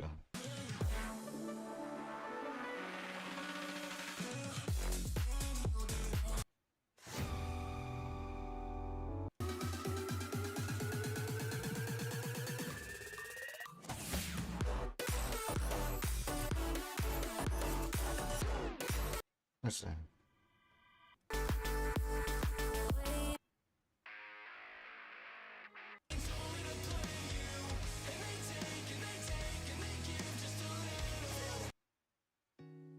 Go, girl, girl, girl. There we go. Do you play some T-Pain? If you really need to leave in the middle of the night, alright. I'll be sitting in the bed waiting on you to come back. Yeah. But you can leave me on red just so that you won't need me to fall back. I'm not trying to text you and stress you, cause you don't even need all that. Who's that dude? It's cool if it's just a friend. Obviously, you can do what you want to, cause in the end it's not bothering me. I'm cool with that. Your ass so fat, I can't even stay mad at that. Yeah, you're way too fine, I'd be out of my mind. Relax. I got enough good reasons, it's cuffing season, that's facts. You keep doing me wrong, I'm still rooting you on. Like, go, babe, go, go, go. Like, go, babe, go, go, go. You know I'ma be rooting you on. Like, go, babe, go, go, go. Cause I'm cool with that,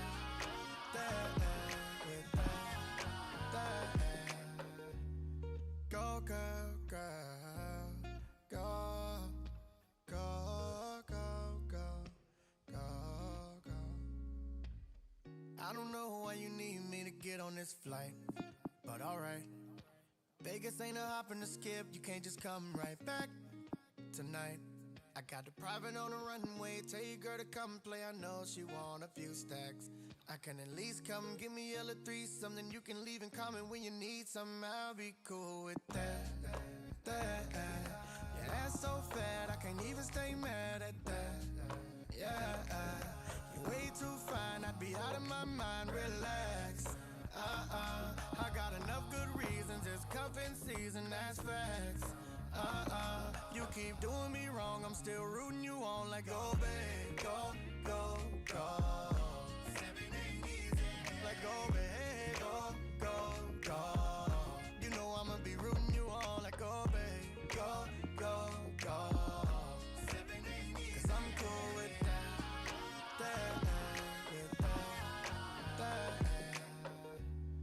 Go, girl, girl, go, go, go, go, go.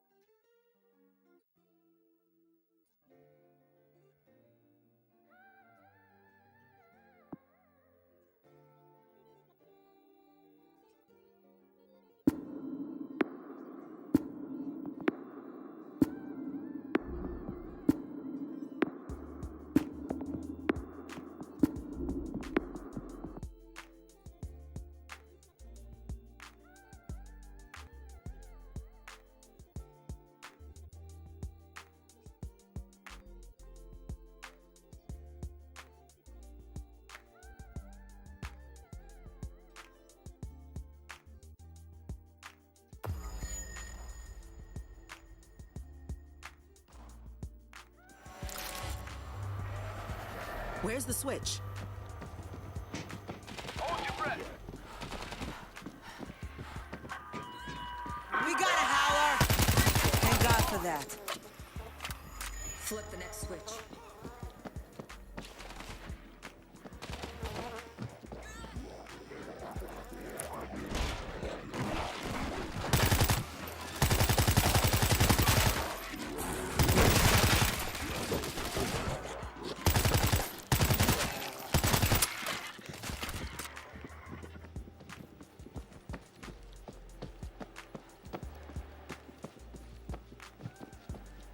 Find the next switch.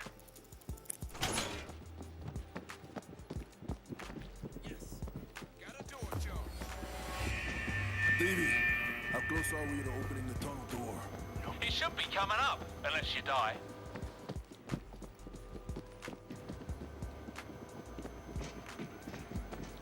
Did you guys catch up with Roy yet? Ginger fella, about 5'7". He owes me money. Yeah, he's either dead or undead. Shit, no roof. I don't like it. Stevie, we're in the hub. Oh, my little hatchlings have reached the sea! There are 2 control rooms here. Use the one on the right.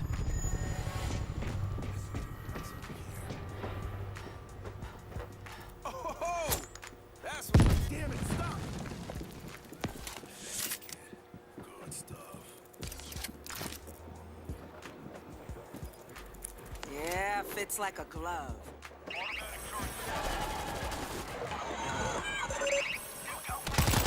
Infector coming in! Take out the bomber!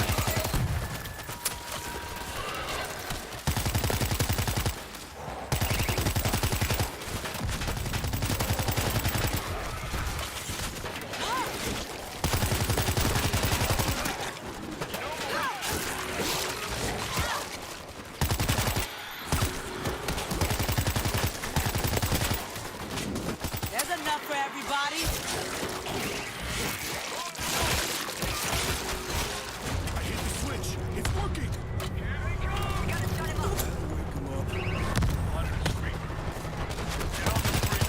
Oh, bugger, look at that!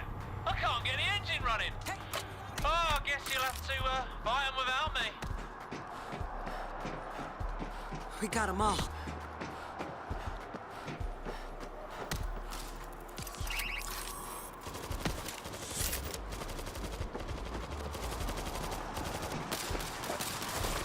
Fire in the hole!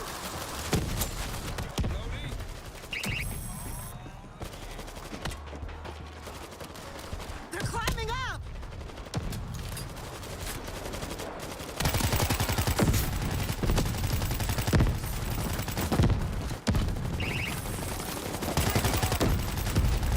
Reloading!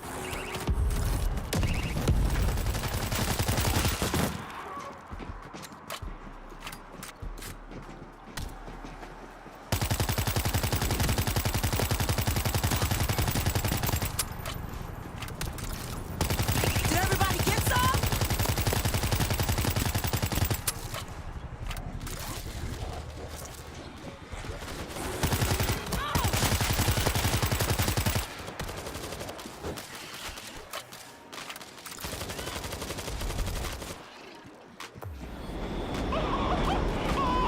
Oh, that was beautiful! Bravo! Choo-choo! Alright, now, hustle over to the next control room and get the other door open for me. We can't get down. We each have a calling in life, love. Mine is to drive the train. Yours is to push buttons. Maybe the vents are connected. That one's on. I want to take a look. Time to get together. Sorry about that. That one's on me. Sorry Come about that. to mama. Do not make a noise. That one's on me. Guy. Works for me. We're not moving. Sorry about that. That one's on me. We're dead if we just sit here. Let's check it to shut down that fan. I see a control panel. Weirdest subway station I ever saw.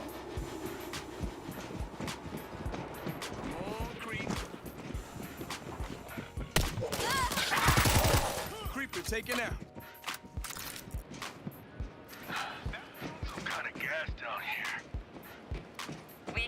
that big pipe to get across. Fans ain't working. Gotta get them running again. We got a fan switch here. So let's get this aired out. That one's on me. I'm okay. I like it.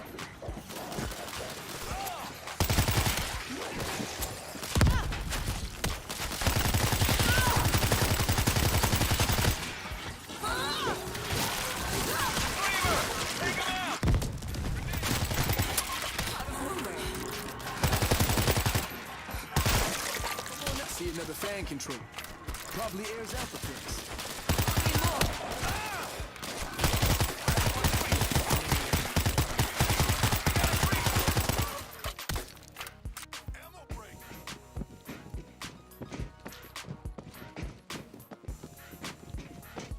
It's working. Gas is dropping. Fans are not moving the gas on the lower floors. We can drop down a level.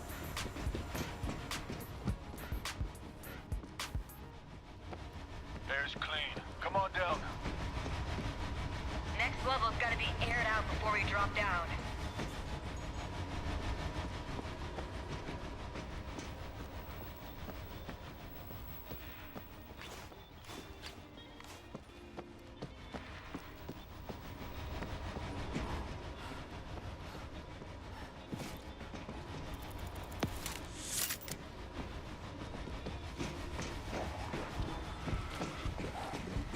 Sorry about that. That one's on me. Goddamn fan won't work without a key. Unless you can breathe poison, I'd start searching dead workers for a key. Look for the key. Check bodies.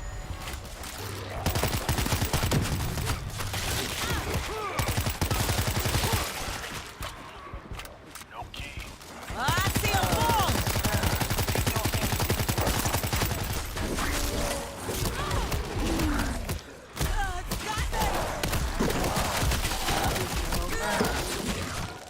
Stay calm. You're good. Appreciate it. Hold still. Fixing you up. We're stuck here until we get the key. This guy doesn't have the key. Creeper neutralized. Check this out. Didn't find a key on this guy. Sorry about that. Shh, don't make a sound. Found the key. Heading to the control panel. Sorry about that. That one's on me.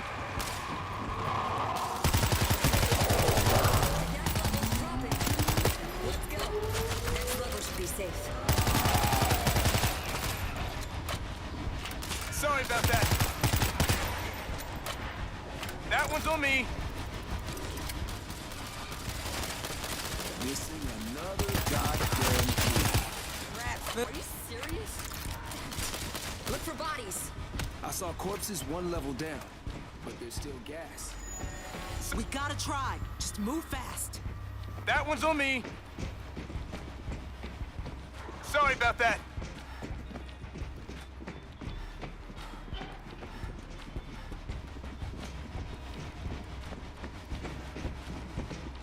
That one's on me.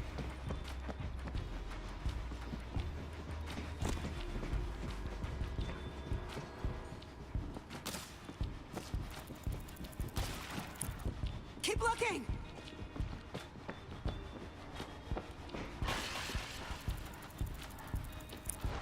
Keep looking. Son of a... Who shot me? Sorry about that.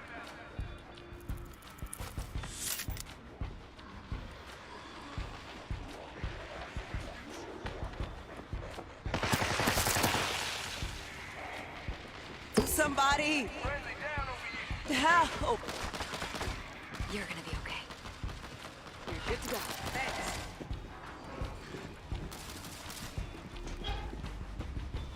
That one's on me. Sorry about that. All right. Found it. Coming back. Stay down, creep. Sorry about that.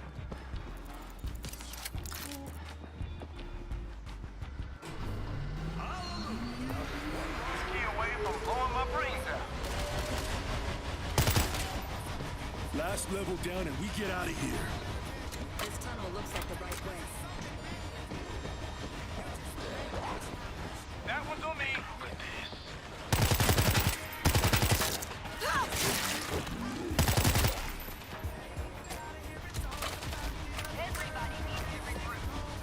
Sorry about that.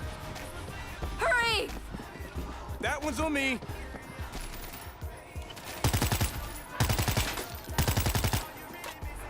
Sorry about that. Hey, get on. Looks like up from here.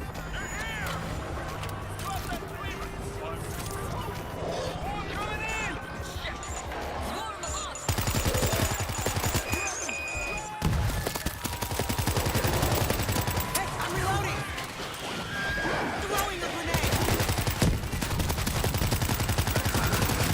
She ain't getting up.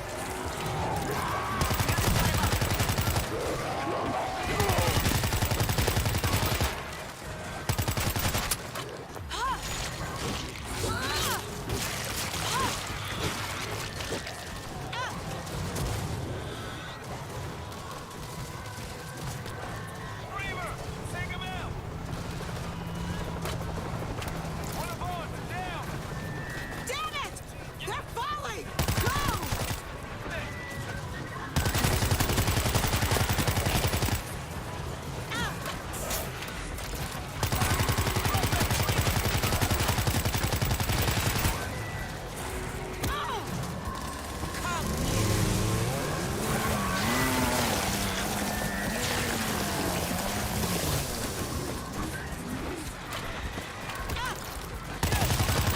Shut him up! Hey, you're all right. That's it. Up you go. Shit! They're dropping! Run!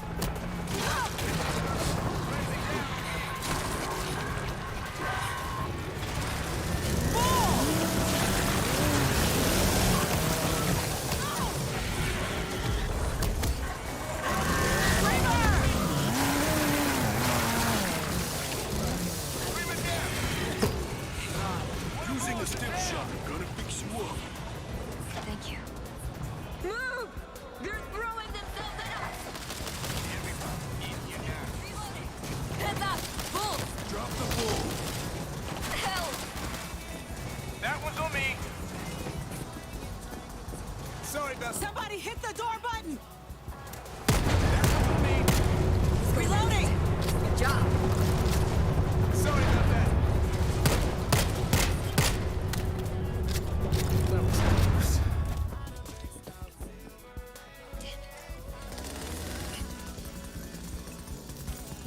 Yeah, fits like a glove. Eyes over here! Okay, I'm good. That one's on me. Sorry about that. That one's on me. Dead straight ahead. Bravo's connected to the hub. Get back! I'm blowing the door!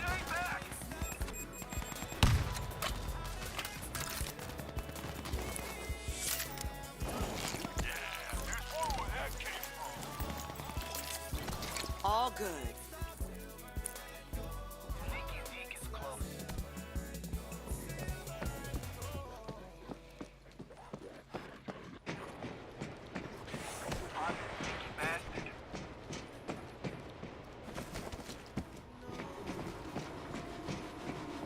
Sorry. Hey, Stevie. We made it back to the hub. Well, I've underestimated you.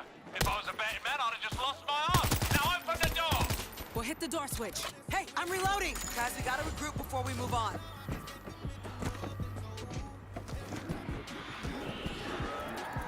Anything to slow them down.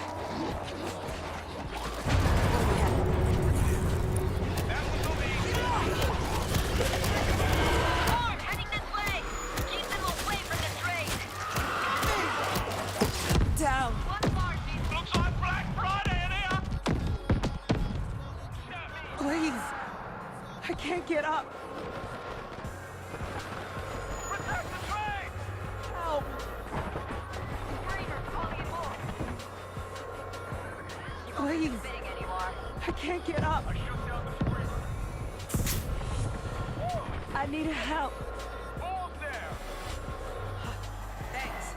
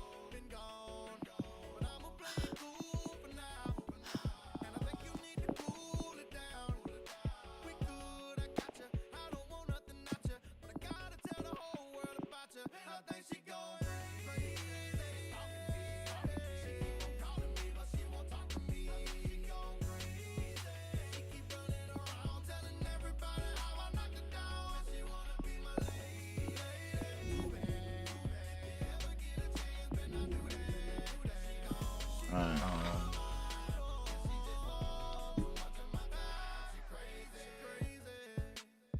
hold on, I'm trying to find something here.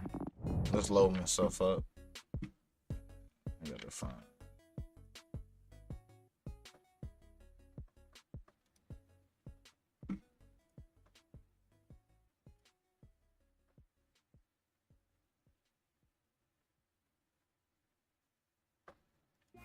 It's 3 rings, and you know it's deeper than rap. Check this out, baby, ain't got a lot of time. Just really need to know what it do, what it does. It's cracking. T-Pain went in there to get the hotel room keys. It's all 5-star, baby.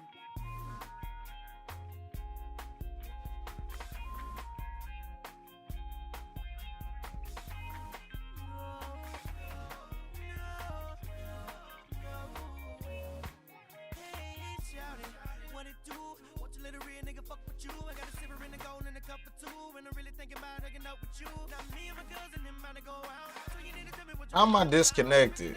Come on, yo.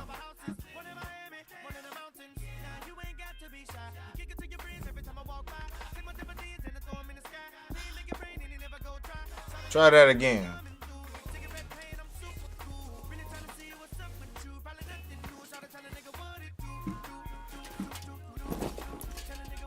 Do.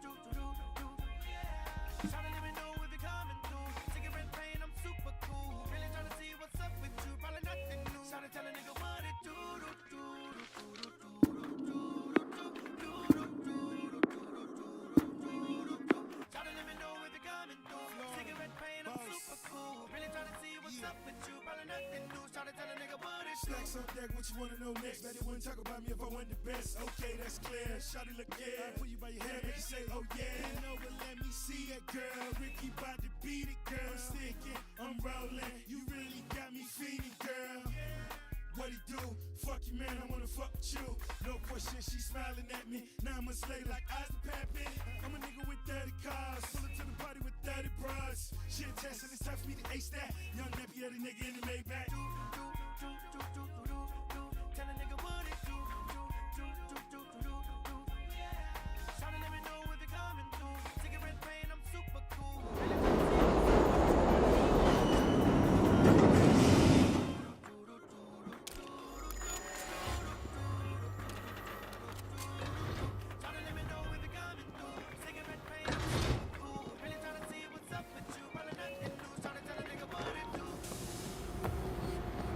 What's going on?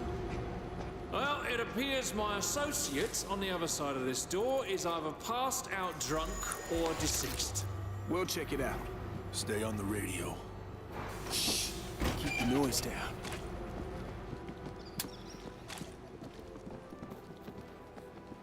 We ain't alone. This'll do.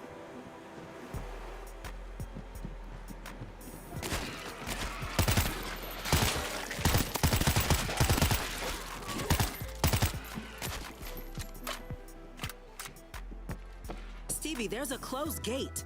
Ah, yeah. Now, we rigged those up so the Zeke couldn't stumble in. There's multiple switches to open them.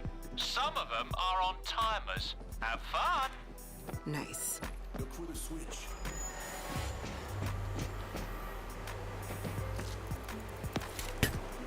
Leg sample.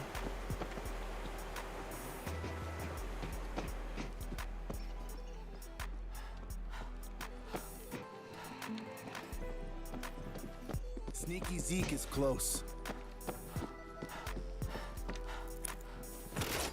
Okay, the next switch might unlock it. We got all the switches.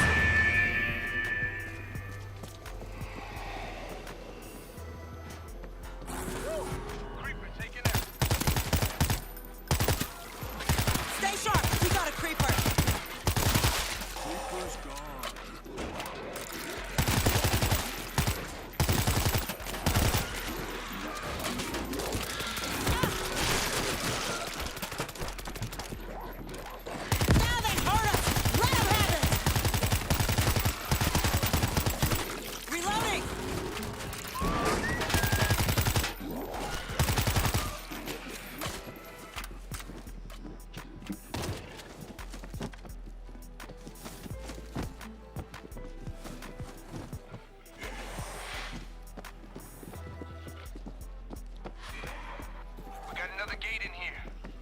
Open for a switch. I see a ball!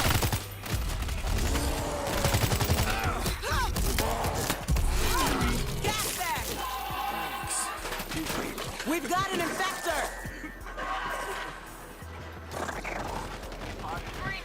Hurry, hit the next switch. Okay, the next switch might unlock it.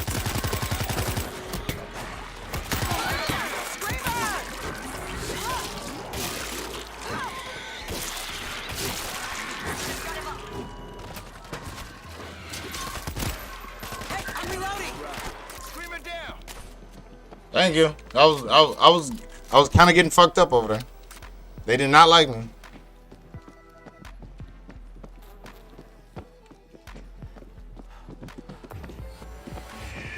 Steve, tell me there are no more gates. Only the pearly ones, boss. What do we have here? Did you guys catch up with Roy yet? Ginger fella, about 5'7". He owes me money. Yeah, he's either dead or undead. On my way.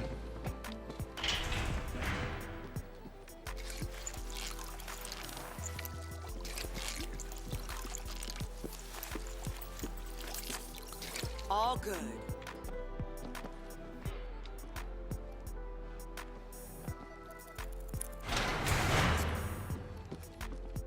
I do not like it in here. Let's make it fast. Stevie, we're in some main room with tracks. Oh, my little hatchlings have reached the sea! There are 2 control rooms here. Use the one on the right.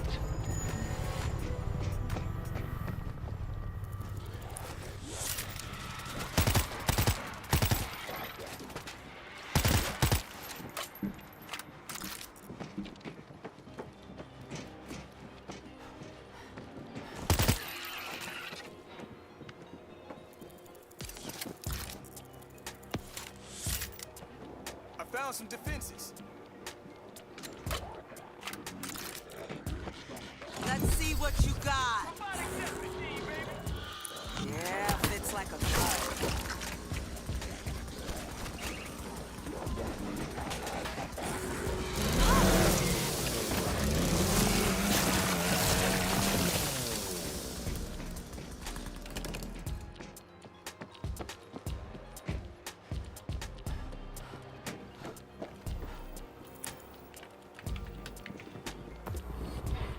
The train door is opening, guys. It's coming. That noise is gonna bring the swarm.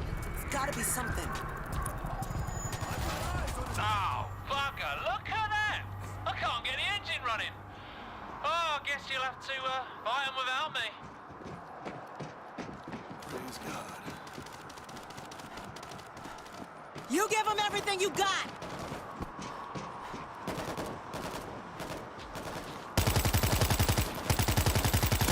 Reloading.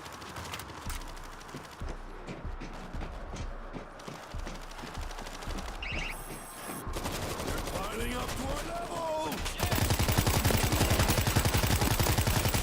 God damn it! Stop!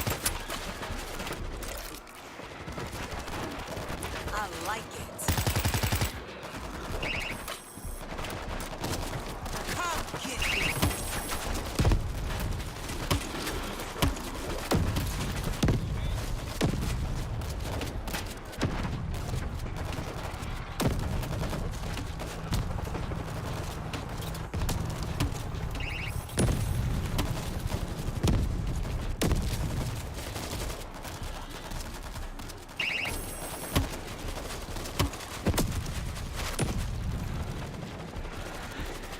Yeah, fits like a glove.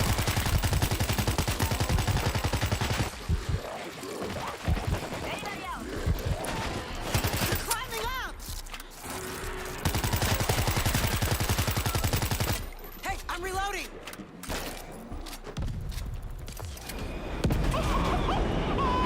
Oh, that was beautiful! Bravo! That's the last of them. Choo-choo!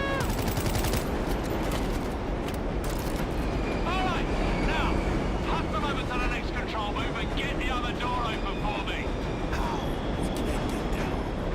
We each have a calling in life, love. Mine is to drive the train.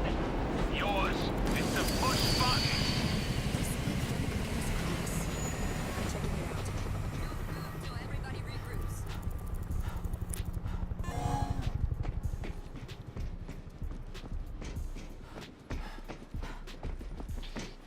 Keep it down. On my way. I need everybody in here now. Yeah, coming. I don't got never-ending sprint or nothing. Listen, this ain't fucking Call of Duty. Fan's still on. Looks like we got a control panel here. We got everybody moving forward. Oh, this place gives me the creeps. Made my butthole tight. What do we have here?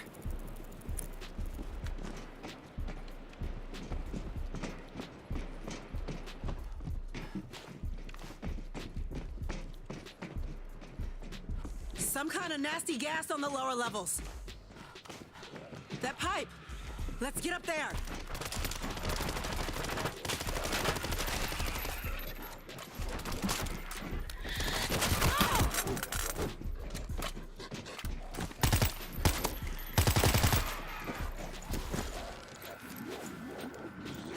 We need to turn on the ventilation. Looks like the fan switch. Maybe it'll get this place out.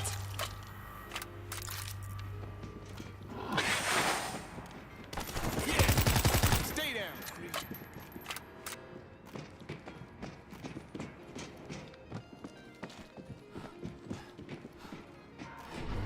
It's working. Gas is dropping.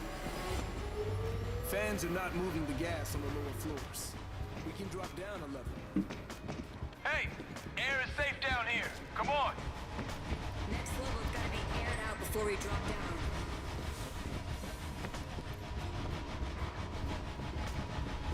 Oh, hell no. Stevie, the ventilation panel's missing a key. Now, unless you can breathe poison, I'd start searching dead workers for a key. Let's find the key. I just pressed a dead guy and didn't find the key.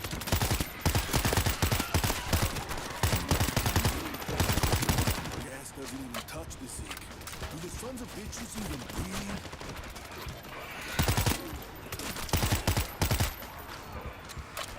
Guys, we gotta search bodies for the key.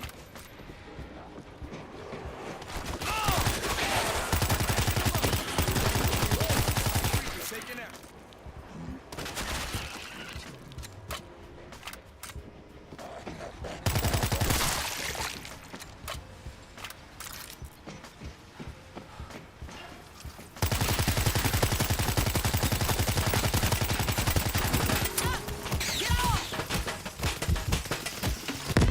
Friendly fire! We're stuck here until we get the key.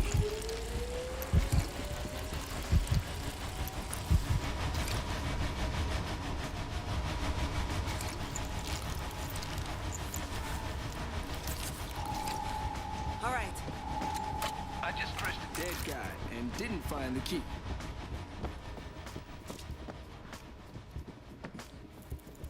Got a breaching charge. I just pressed a dead guy and didn't find the key. We ain't leaving till we find the key.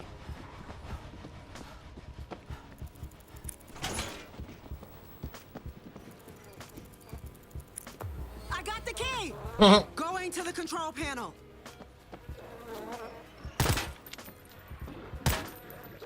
Look, over here!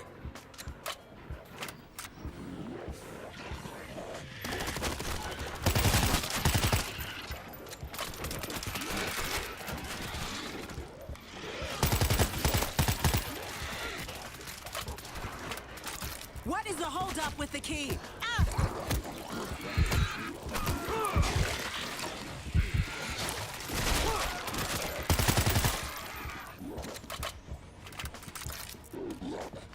Shoot it!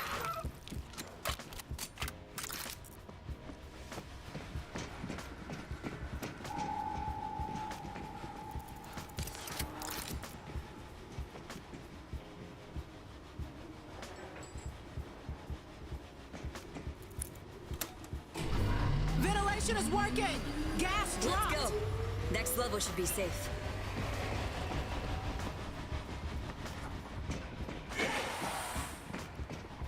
No key again. Jesus! Start looking! There's some down below in the gas. We got no choice. We gotta go down.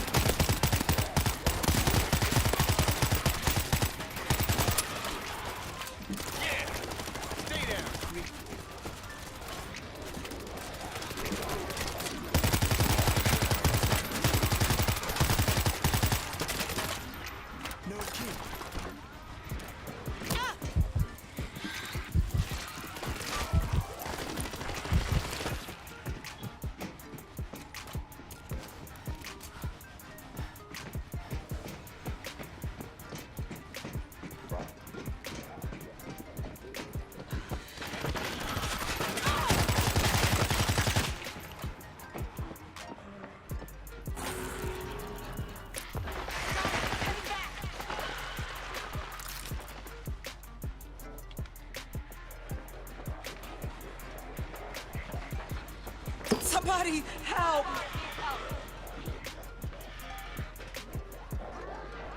I need help. Shoot me with your stem gun. Please. I can't get up.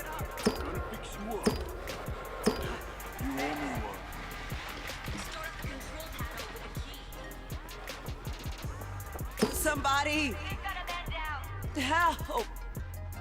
We gotta get out of this shit. I can't survive in this. Neither I'm can you. down.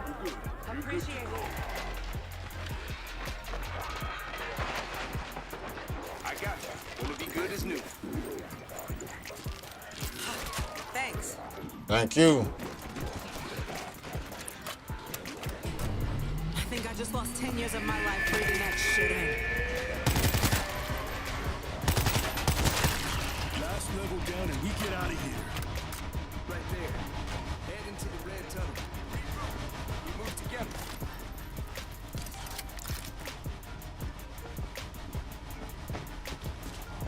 Ain't there health packs over here?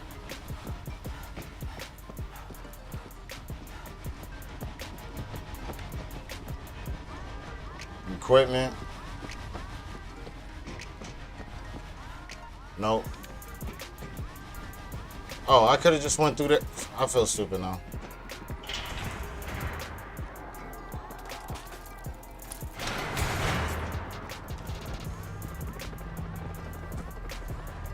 Looks like up from here.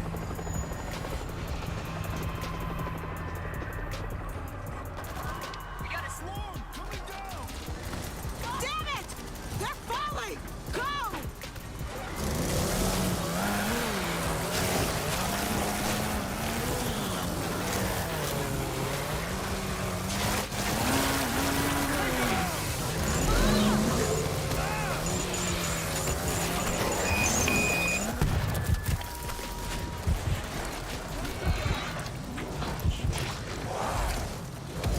Big ball is down!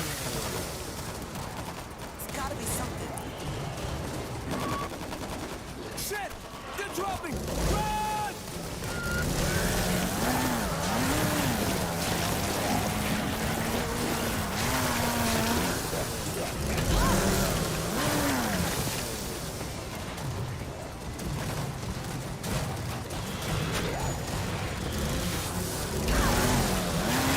Give me some room!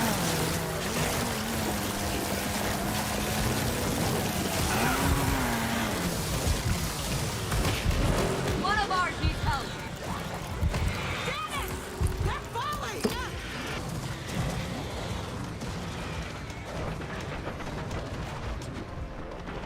Sidetracker, heal yourself. I'm over here. Someone help me. I need meds.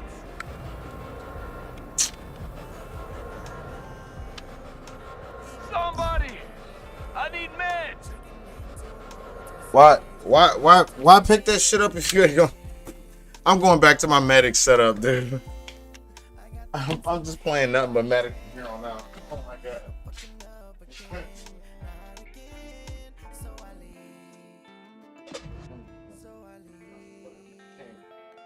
can't even enjoy playing a different fucking setup. You motherfuckers suck. Dick.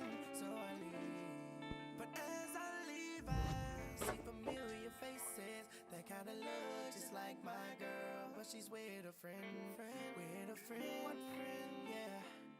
I get closer and closer, and I realize that's my baby with some new. What is she doing with him? Met him over 6. Oh shit. Oh shit. Oh shit. I can't even pretend like I'm not with her, but she's with him. Oh shit. Oh shit. I can't even pretend like I'm not with her, but she's with him.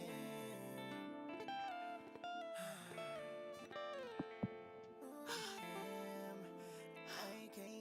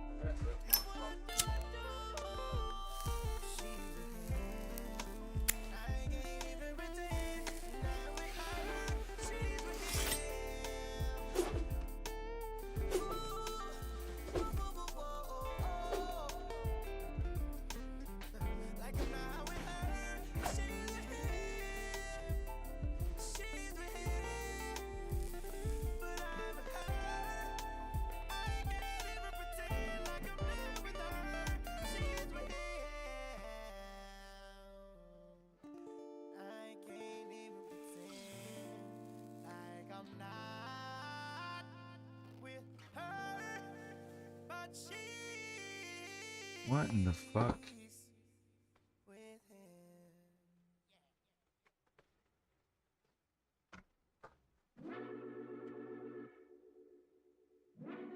What in the hell?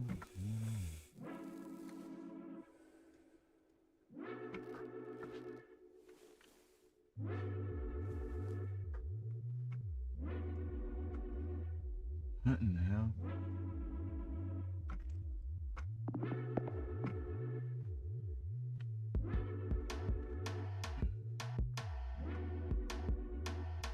I get up from my seat to grab some chocolate pudding.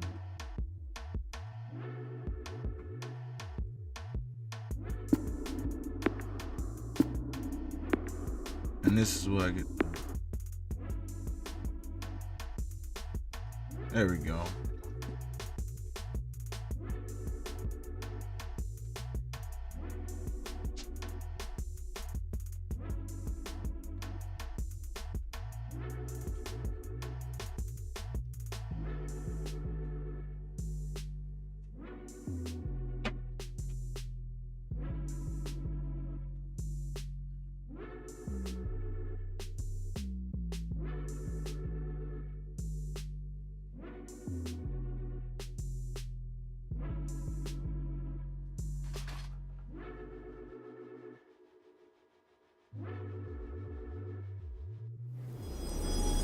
Sit tight back here, Doc.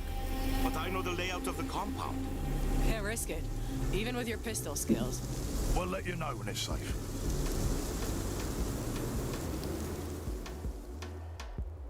Bunker's on the other side of the compound, but it'll be locked down. How do we get in? The base commanders held security cards. So, we're searching corpses and uniforms. That's most likely.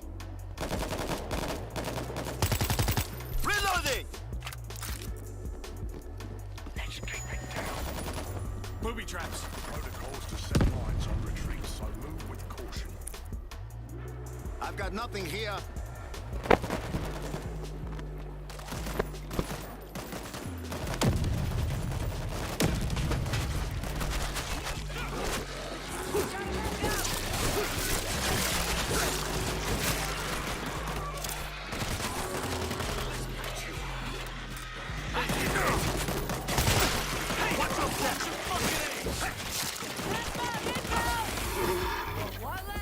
Swapping out!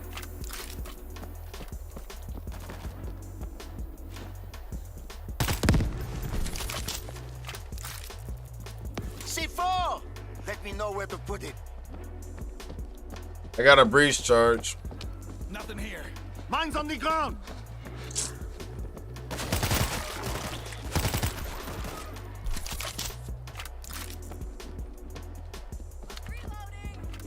Where is that creep? Nothing here. Enemy mines. Got injured!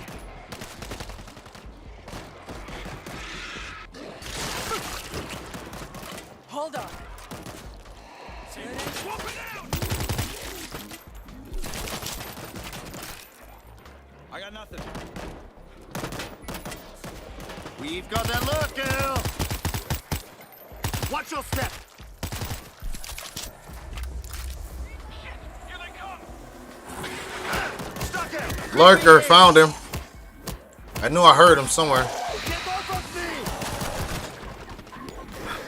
Thanks. I owe you. Thanks. Eyes open for a look. Shit! They're everywhere! I needed that. I need help! Ball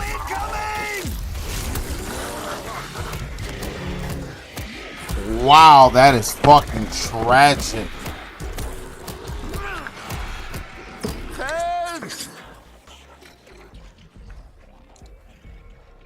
Wow, that was brutal. Yo, that swarm was nuts.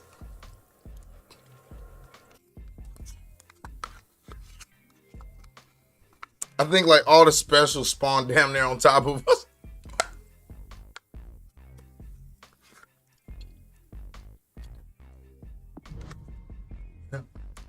That shit was funny as shit.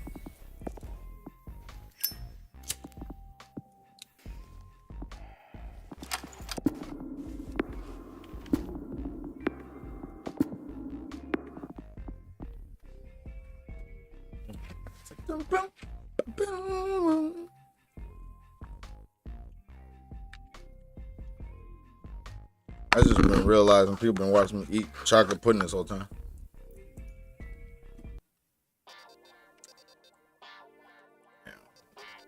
Enough of y'all voyeurism into my streams, staring into my mouth as I eat food. My pudding, my enjoyment. Ha!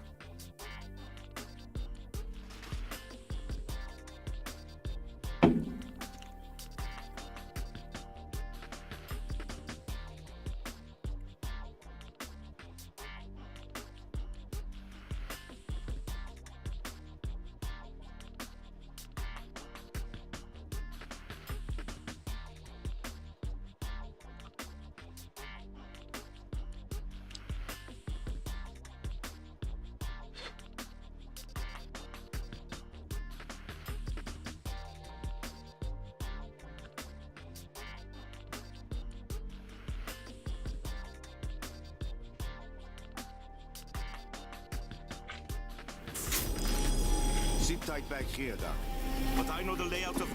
Bunkers on the other side of the compound, but it'll be locked down. How do we get in?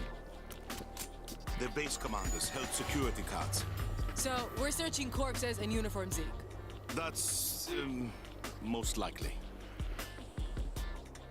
Protocol is to set mines on retreat, so move with caution. I got nothing.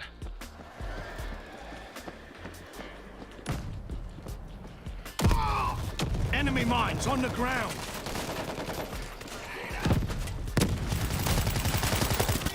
I swear I smell a lurker! How? Did I get shot?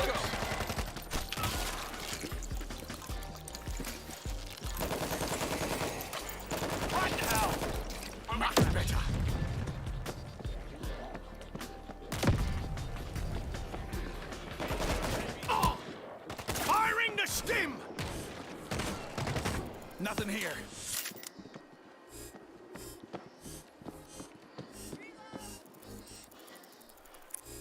I've got bugger all here.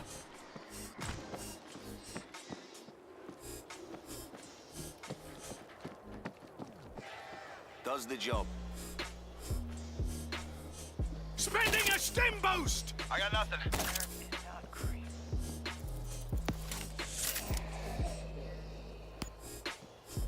Firing the stim!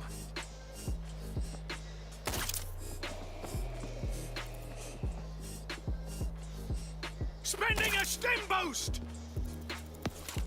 We should move quietly. Got the key card. Lurker nearby! Am I clear to come through? All right, Gringo, let's go. Mines, look out! I'm coming through.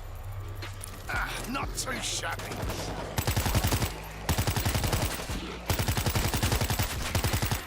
Swap it out! Somebody can that screamer. I see a bull! Watch your head. I need help. Look out for the lurker.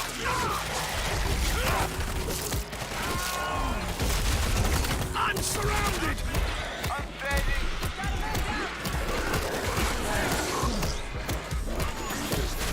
I'm down. Man down!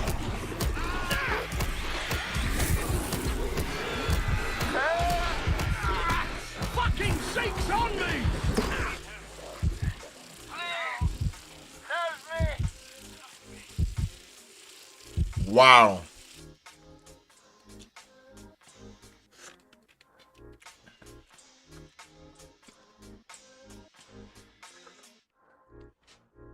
So many fucking zombies.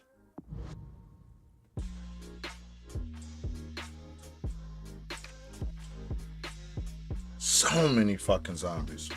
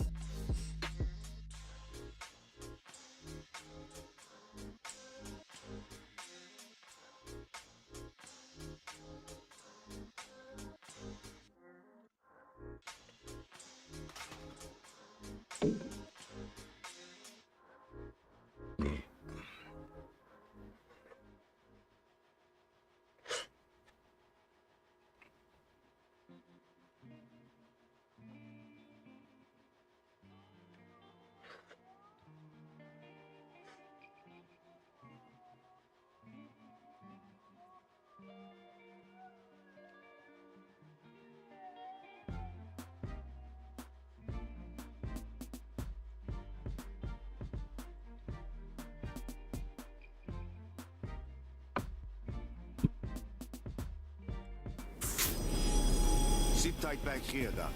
But I know the bunker's on the other side of the compound, but it'll be locked down. How do we get in? The base commanders held security cards. So, we're searching corpses and uniform Zeke. That's, most likely. Looks abandoned. Watch for mines. Nothing here. I hear a lurker.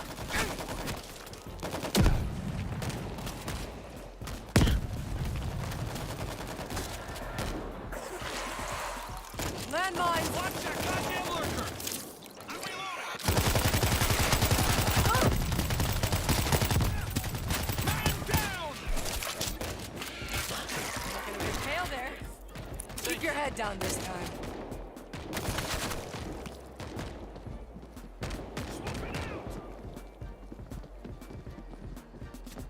Watch your step! Nothing here.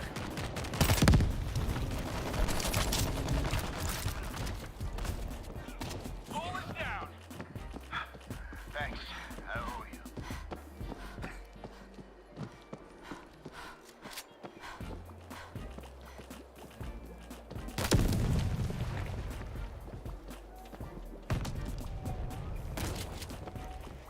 Hold up! I see your mine! Reloading! This'll help.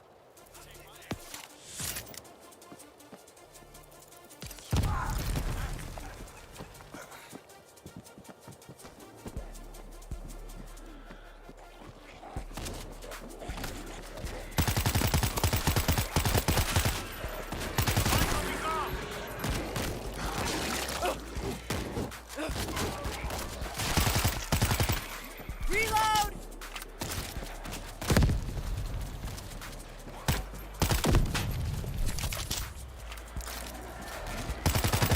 Got the cow!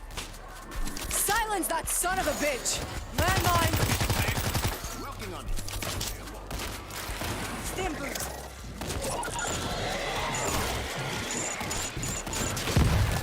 Screamer's bringing in more!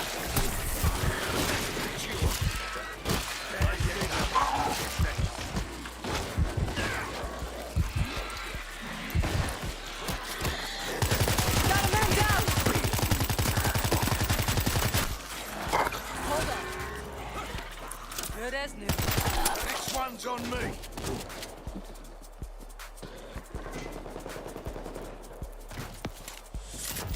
Enemy mines on the ground!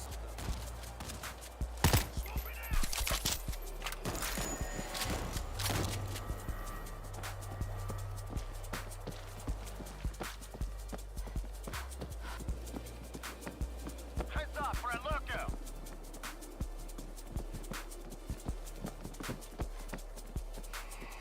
They bolted the gate from the outside and took cover in the bunker. We'll need explosives to breach that.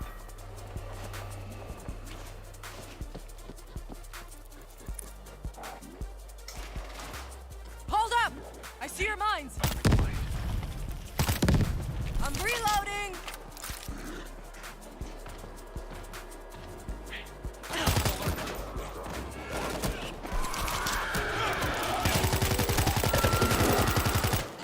That was too close. I need meds! There's no other way through. We've got to blow the gate. I can't hold them off! All right, let's go.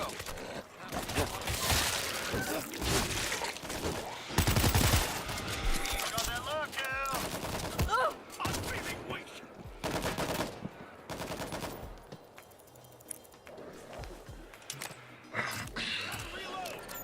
Zeke incoming! Bridging! This'll help. Get to the bunker. The bunker is up the hill on the left. Yes. Stim boost. I need help.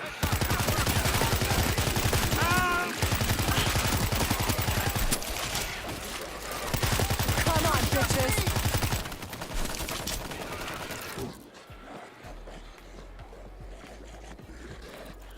Fortifications. Who's got the security? God damn it! I'm down. Man down over here. I need help. Holy shit. Help me.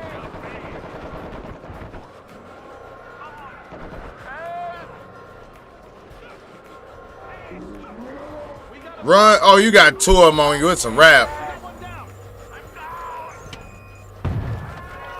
And look. Is it me or are they putting some unreal fucking dude? I was trying to pick up ammo because I ran out. Thinking, oh, I'm gonna be good, ammoed up. There is nothing behind me, and all of a sudden there's dudes right behind me hitting me like a whole bunch.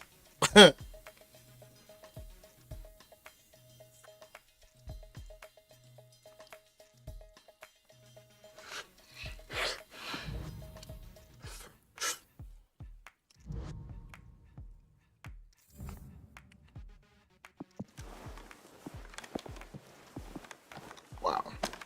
Let's not do that again.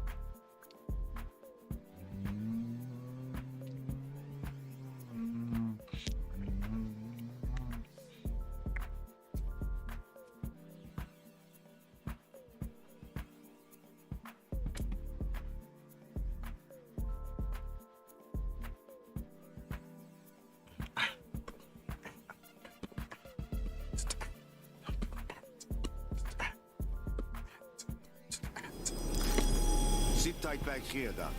But I know the layout of the compound. Can't risk it, even with your pistol skills. We'll let you know when it's safe.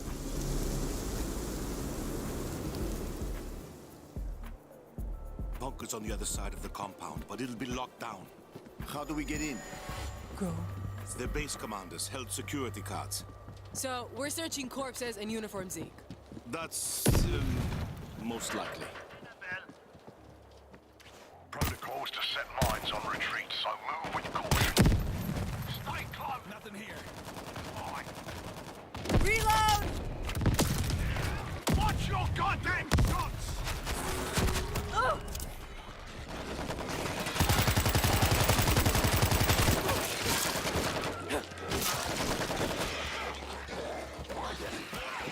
Looking a bit pale there. Keep your head down this time.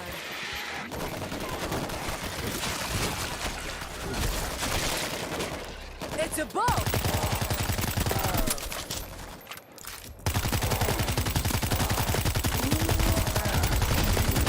Reloading! Heads up for a lookout.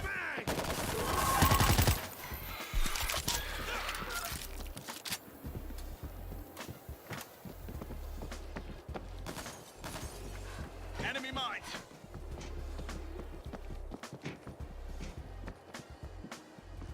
I've got bugger all here.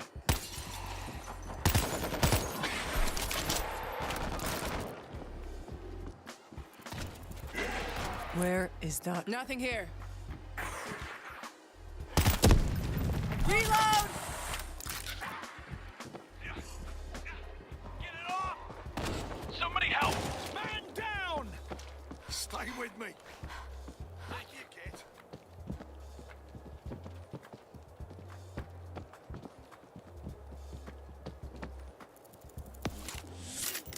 Booby traps.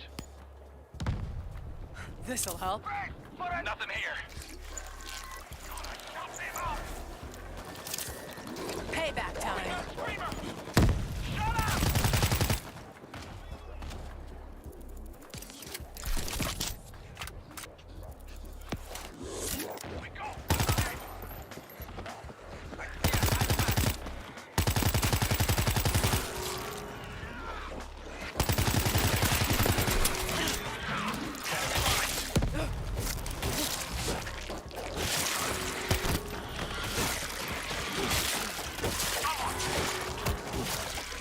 Got the key card. Am I cleared to come through? All right, Gringo, let's go. I'm coming through. I'm reloading! He's got me! Oh, I'm dead. I'm over here. Need vents. Somebody kill it!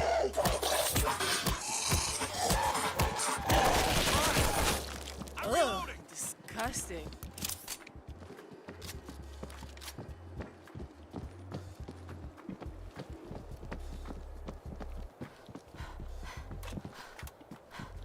Gates locked from the outside. They must have abandoned the compound. That's not gonna budge without a breaching charge.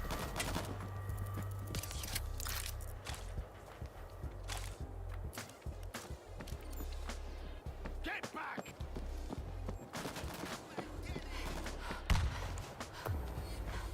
Get to the bunker. The bunker is up the hill on the left. Got a defense kit here.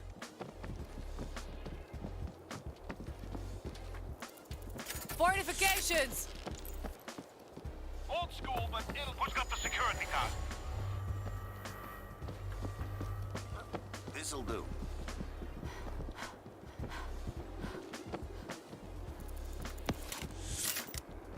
Yes.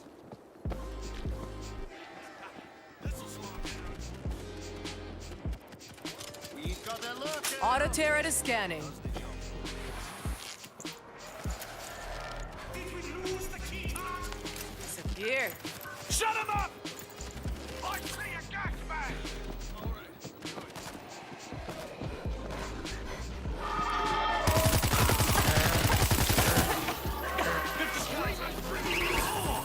Screamer!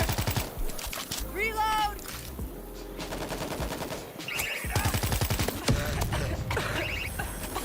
This'll help.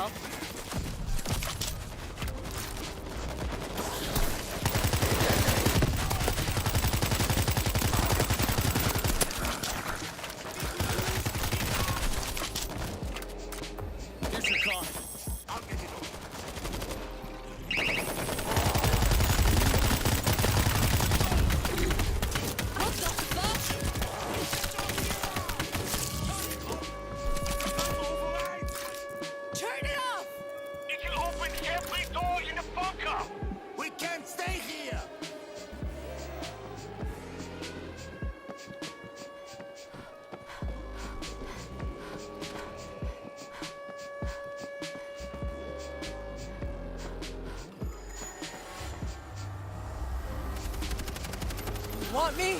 Come get me! Back it up!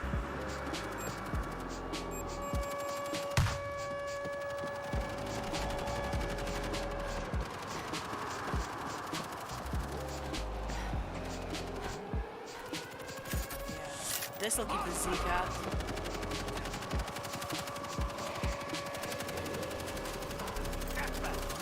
Mortar is prime and ready.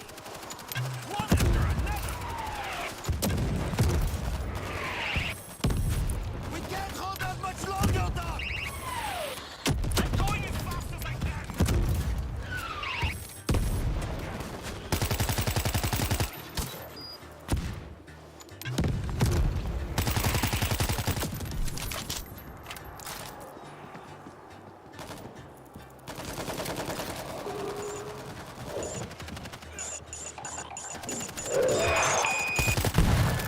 I'm reloading! Stim boost.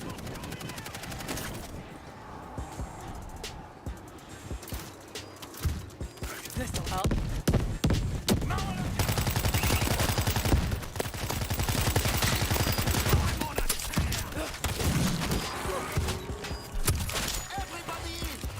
Fall back! Move!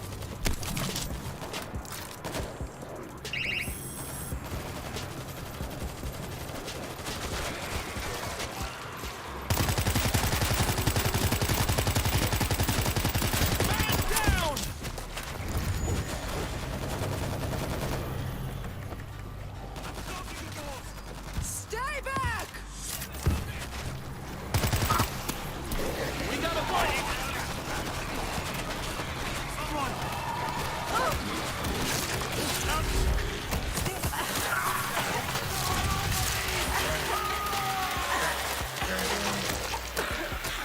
We got him all! Medic! Man down over here! Medic! I'm here. Thanks. This'll help.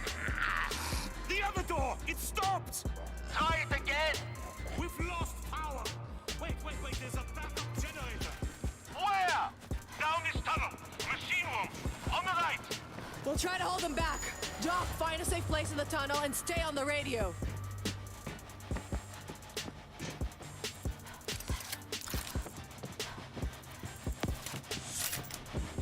Stim boost. My kind of hammer!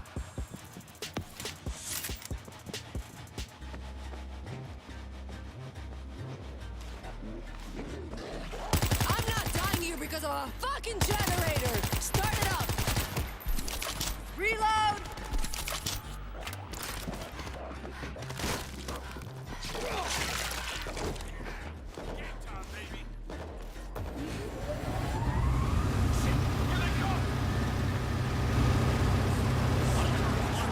This'll help.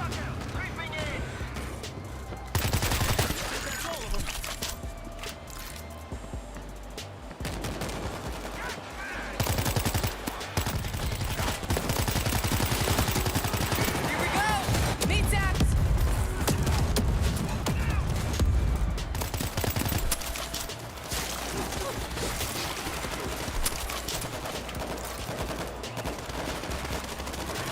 Stim boost! The doors are plunging!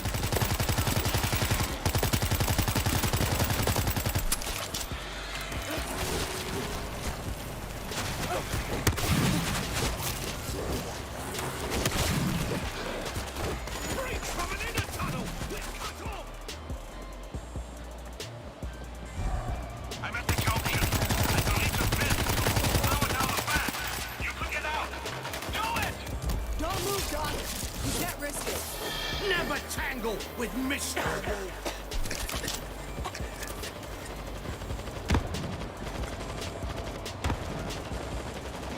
One after another.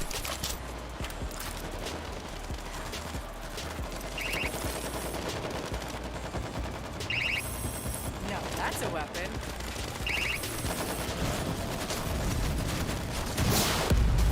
Defense off. Control. Fall back! Move!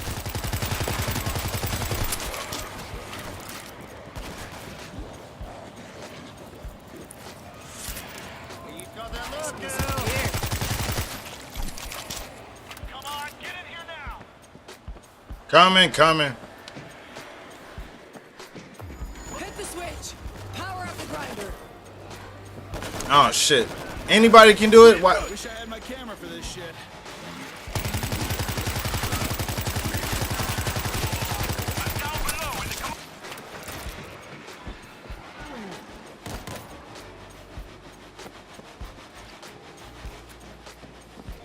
Yeah, you killed the lurker, I think. We've got to move quickly. What's the status?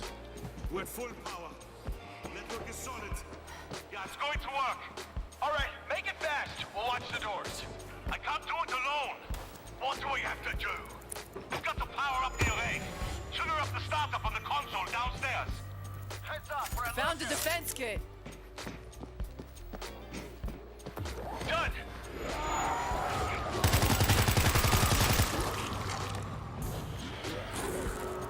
This'll work. Reload!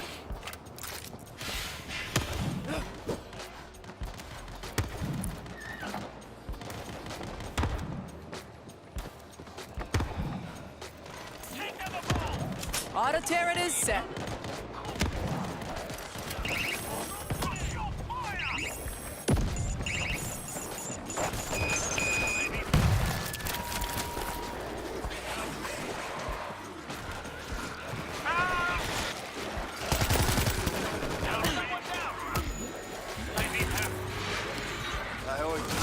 I could use some help. Good as new. Lurker out. Someone. I'm down.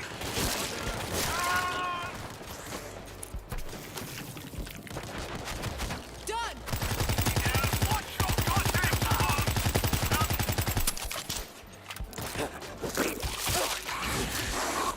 I'm moving to the next console. This'll help.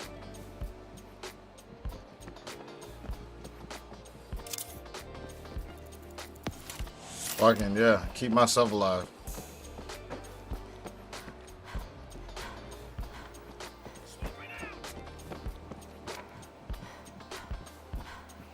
Cover the dark.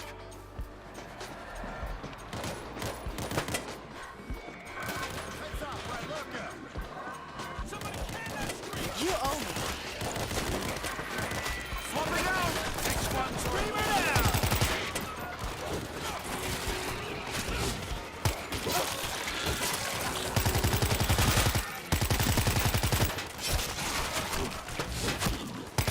Got a man down. I'm reloading.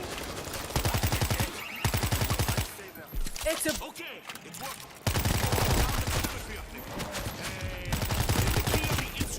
What the fuck?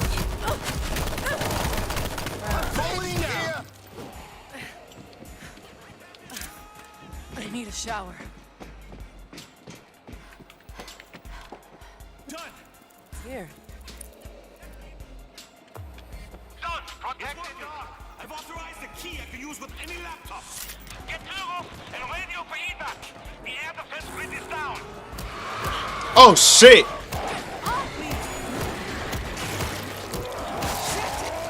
They're everywhere. Phoenix, waiting evac from the roof.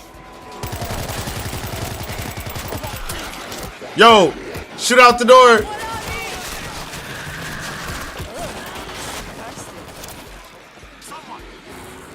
On my way. Please. I need down. What's your fucking aim? Hold on. Keep your head down, mister.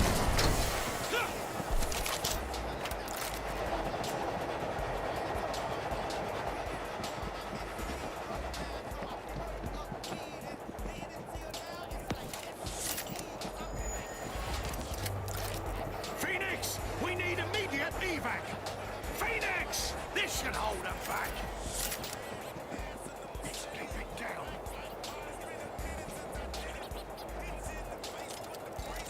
Auto turret is scanning.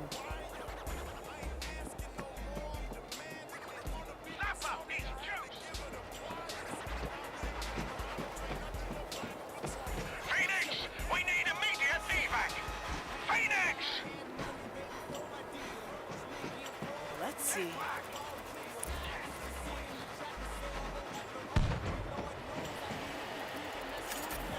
This'll keep the Zeke out.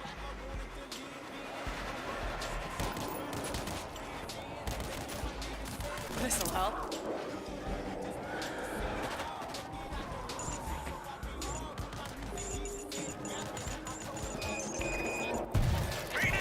We need immediate.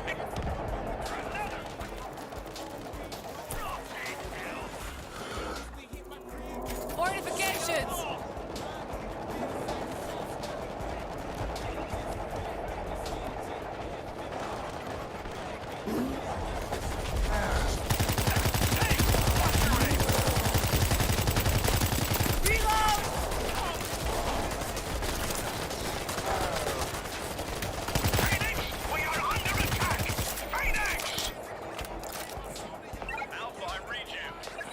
We need to get out.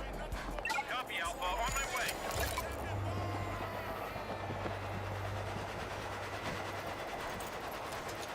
Grid is powered. Don't say I never help you. Thank you. Come on, you sons of bitches. Stim boost. If they get inside, these control panels will open the fan grids.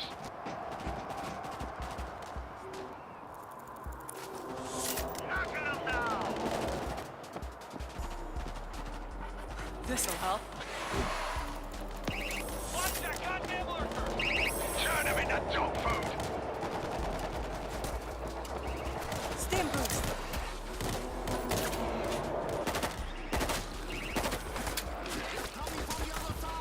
You are one. Clear!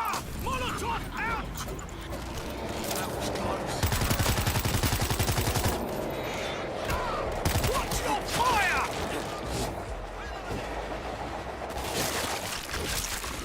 That's right, bitches! Slice and dice, bitches!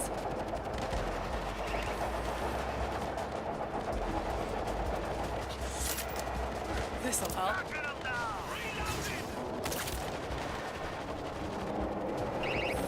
They're coming from the other side.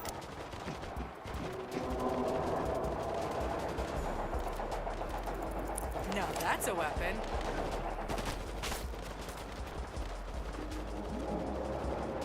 Look, right here. They're coming.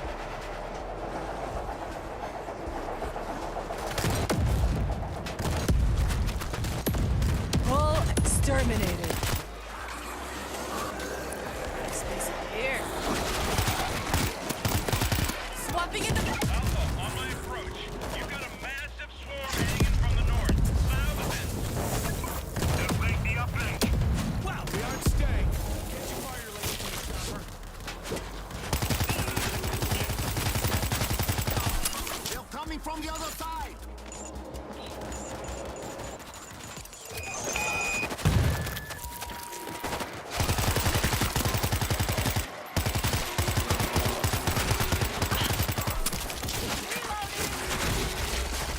Stim boost.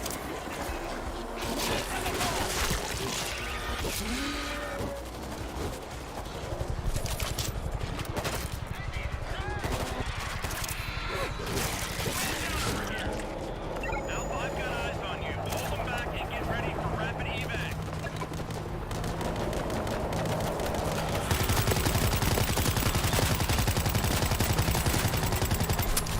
We got injured.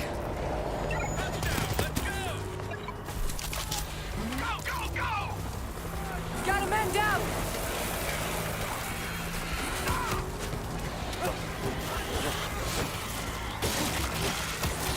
He's got me.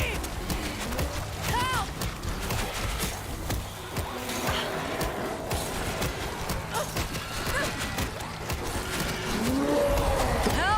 Help! Tragic. Down. But it happens. They throwing mad Z's ass, and I swear this is a normal and not a hard. It's not no insane, it's just regular hard. It's hard. It ain't like it's insane. That's just crazy.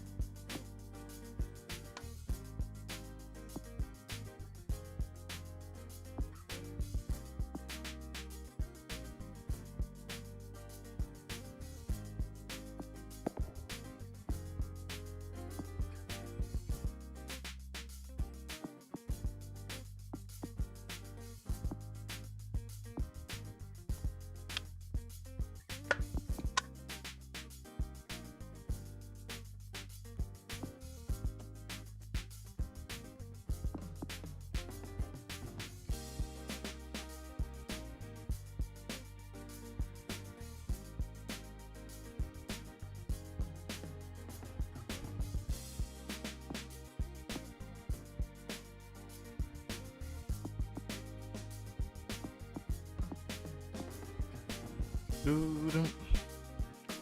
Doo-dum.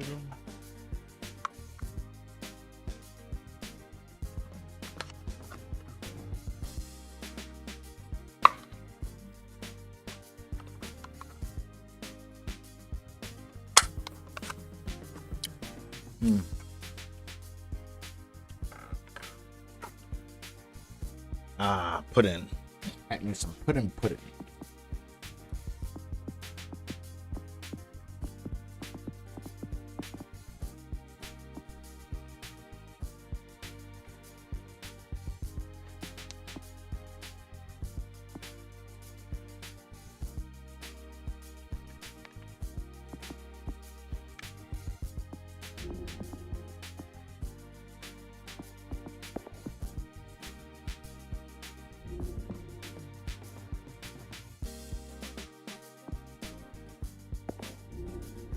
Come now. Sit here and wait for y'all to decide. You know what? I know where I'm gonna take a small break. I'll be right back, y'all. For real. Yeah.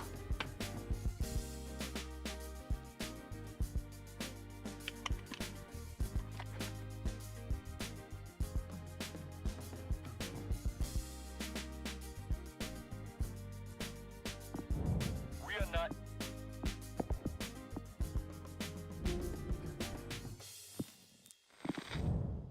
Two MLRS barrages dug in on the salt.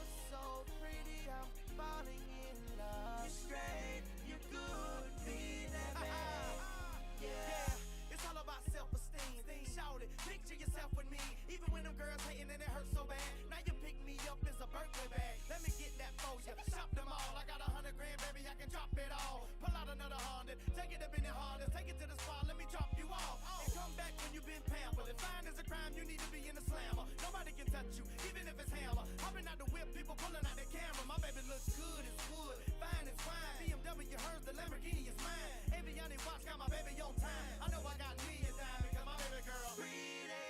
I know you're beautiful. That's your hair and your nails. You can do what you want. You're pretty. You know you're beautiful. Yeah, don't act like you don't know, girl.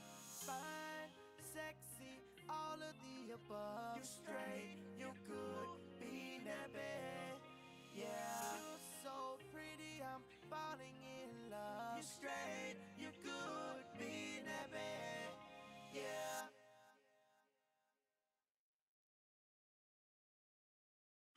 Yeah. Yeah. Yeah. Yeah. Yeah. Yeah. Yeah. Ooh, she said she want a back blown out. Ooh, and I can do that. Girl, I make the tracks come out. Ooh, I thought you knew that. She said she got a grocery list. Ooh, and ain't nothing on there but a booty. She know that I'm a pro. This shit, I'm a pro. That mean it ain't nothing to it. Girl, I got a black card. You can act hard, but you know you wanna ride on the go. That Cadillac car got a back massage. Girl, relax while I put this in your throat. I'm the black god, I don't slack it all. Got the 100 B's on the Gucci coat. So baby, keep your head up, and I'ma put both of your legs up. Now here we go, here we go, here we go. Ready or not, here I come.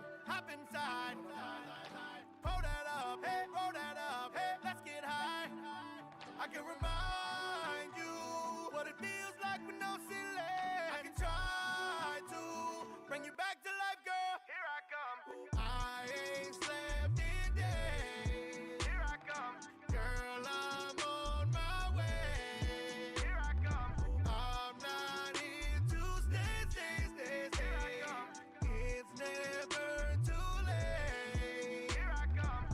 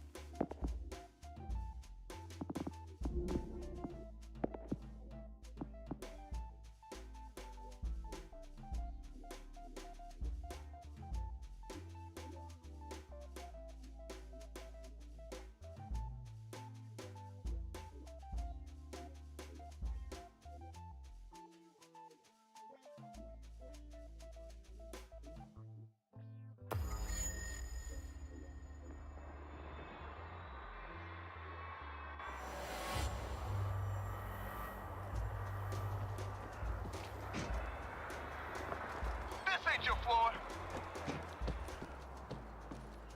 Shooting a stim boost.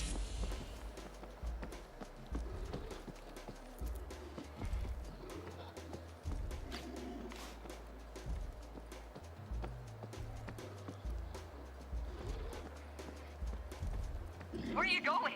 Get in here.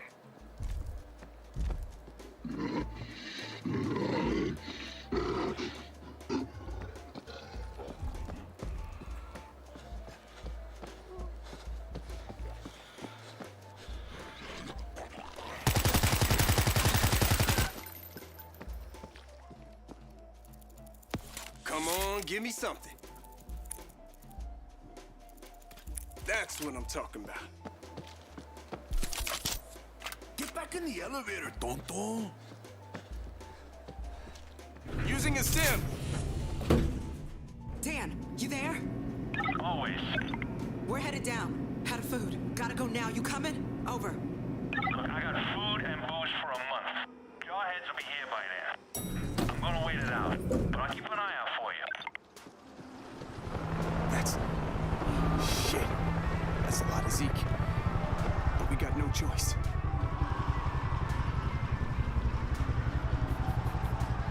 Holy Christ. You seeing this? Goddamn Thanksgiving Day parade. Not as boring. Shooting a stim boost.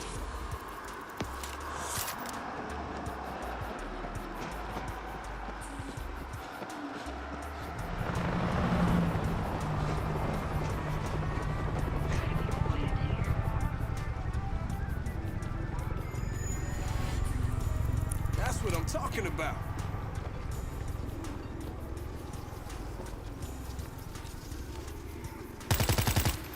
Y'all better run.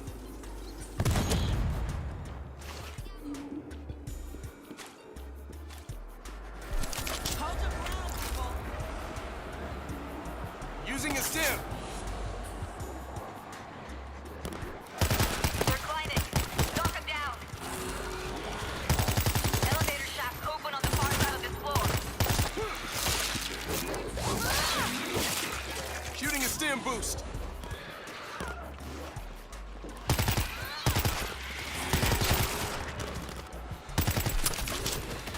Yeah, that's right. You guys okay? I'm hearing a lot of action from your way. It got messy in here.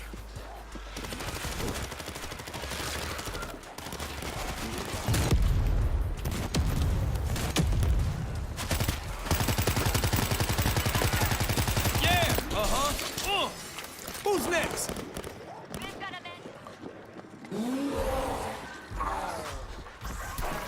Screamer, calling in more. Out of nowhere. She's moving, man! I know you gotta hide. Did everybody get some?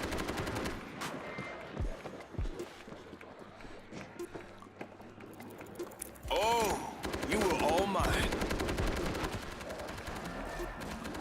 Oh, that's right.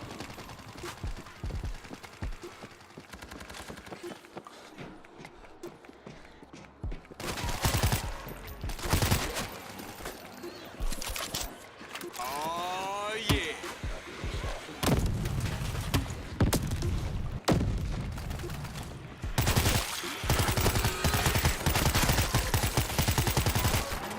Using a stim. Look out! Bomber! Fresh ammo coming up.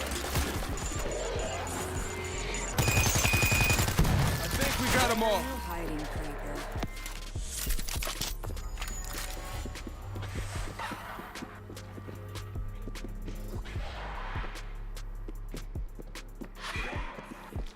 I got you. Wanna be good, isn't it? I almost made it. Thanks.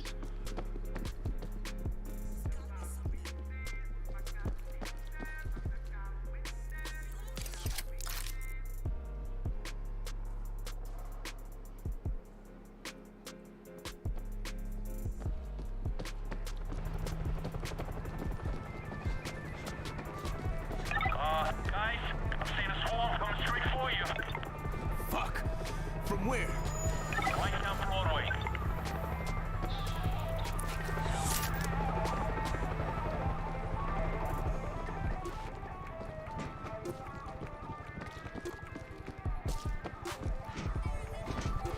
quiet, or they hear us. Auto turret ready. Shooting a stim boost.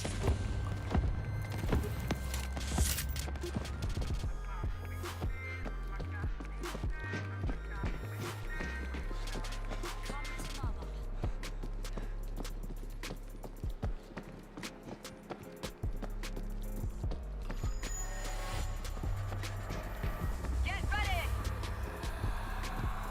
It's on, bitches.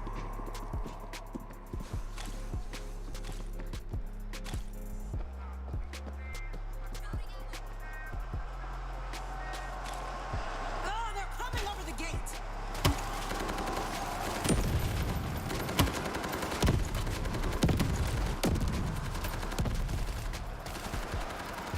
You are all mine. They're climbing the gate! Dig in! Yo, They're coming over!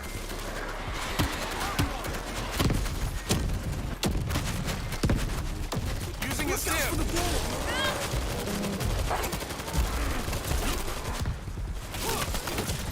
And he's down. Oh, yeah! Racking them up.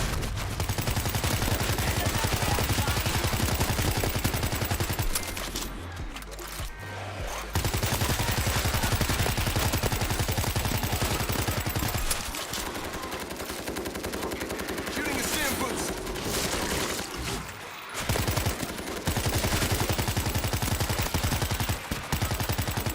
Fresh ammo coming up.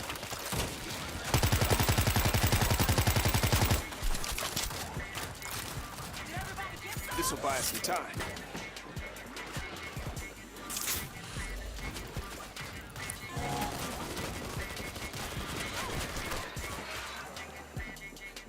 Heads up! Bull!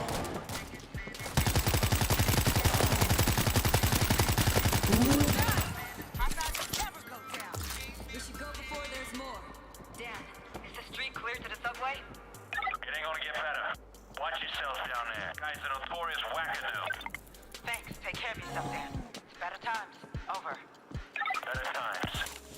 Over and out. Raise it up.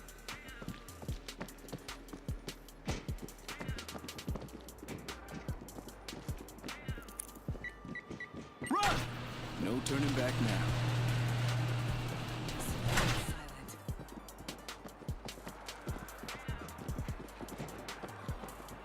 Look! Over here! Gas back on. Watch for the cloud. Go! Go! Keep moving! Eyes over here!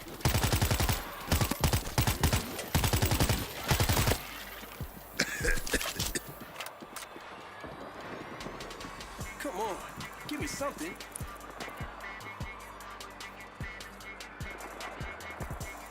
Okay.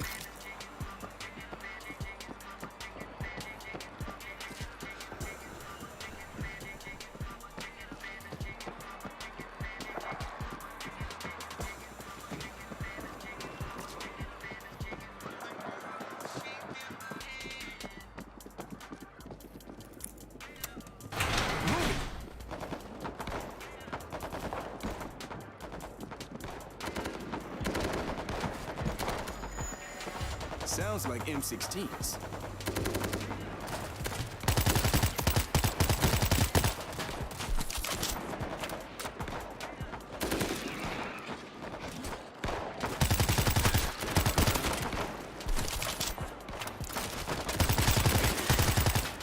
Clear the train! Get off my train!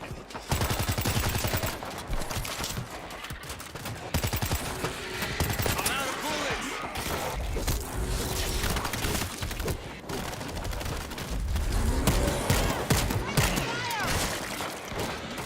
Using a stim.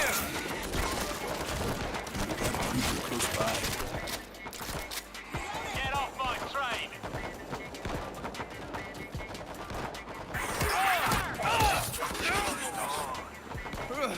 Thanks. Get back, yes! Who the hell just shot at my train? Get in here! Him? Oh, my reputation precedes me. Can you get us to Inwood? For a price. This rabbit hole is chock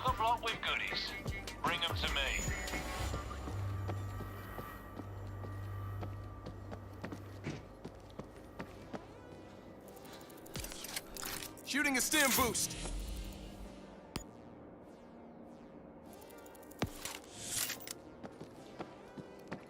Stay quiet. Shit! They're coming!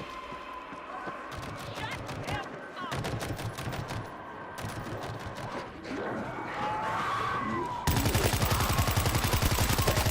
I got eyes on an infector! I see the screamer!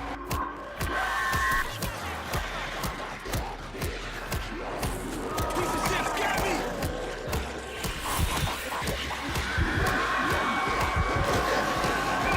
Back up!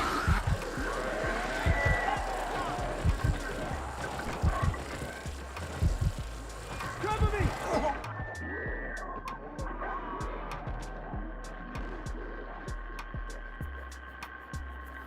You just let me die. Karma's gonna get your ass for that. I got that screamer! We've got an infector! I took down the infected.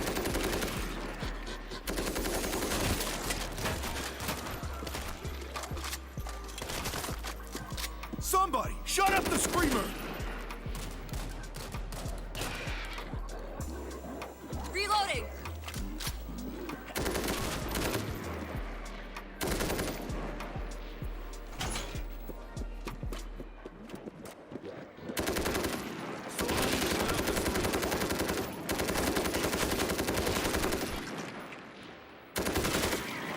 Americans, man! Lost everything! What now? Bigger guns! Mute that son of a bitch!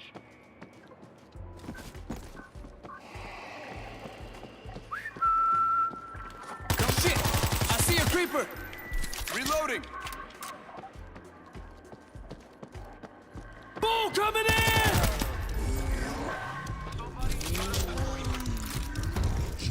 Using a stim.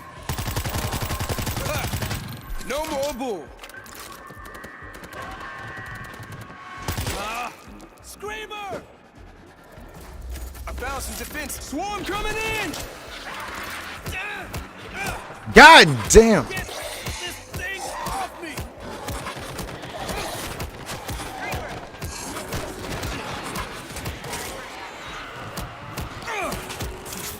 Thanks.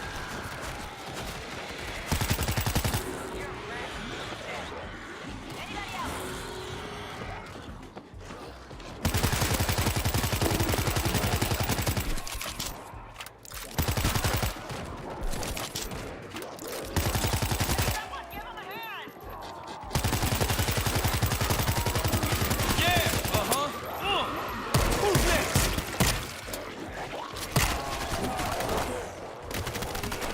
Reloading. Woo! Yeah. Bull's down. So, what happens, right, when the armored grunts turn armored Zeke?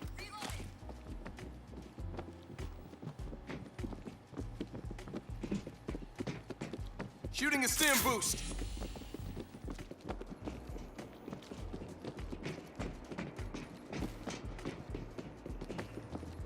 For you. Oh, thank you ever so much.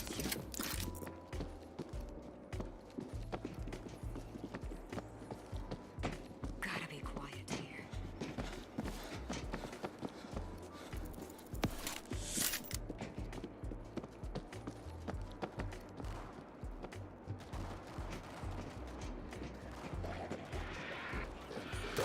Fresh ammo coming up.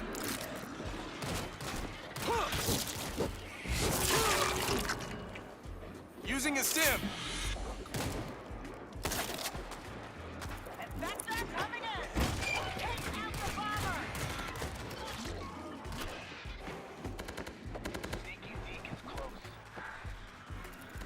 Oh, that's what I'm talking about.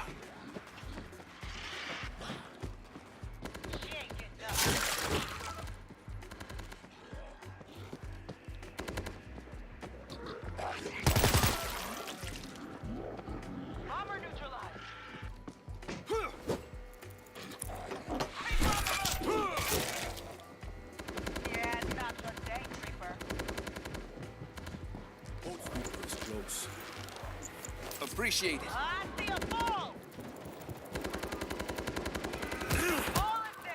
Grabbed another box. This better be enough.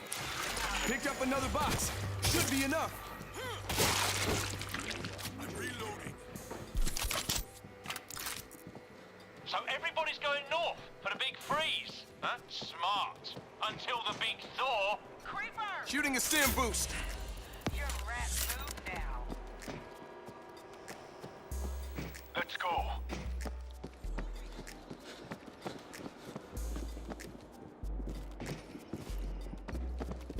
For you.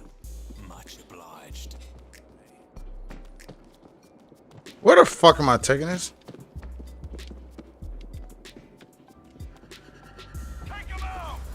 What you asked for? Gracias. Got a box. Carrying it back to the train. Yeah. This.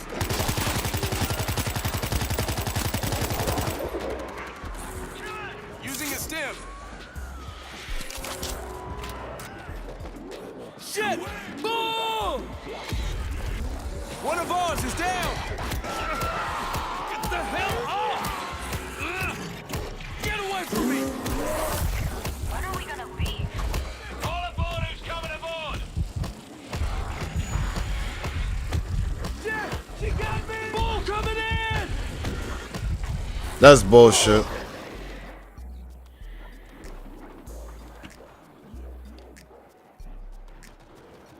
I need help. One of ours needs help. I'm down.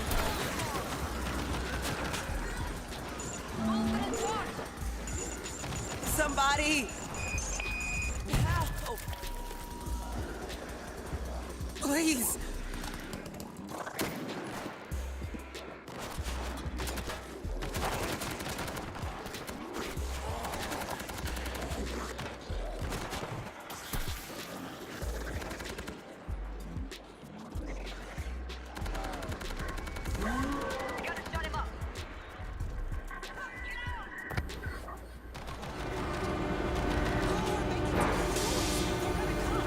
We gotta go now! Do you want to drive?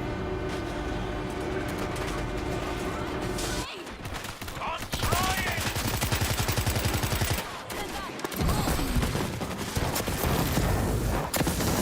Jaws that bite and claws that catch. Who will hear the gem of my son?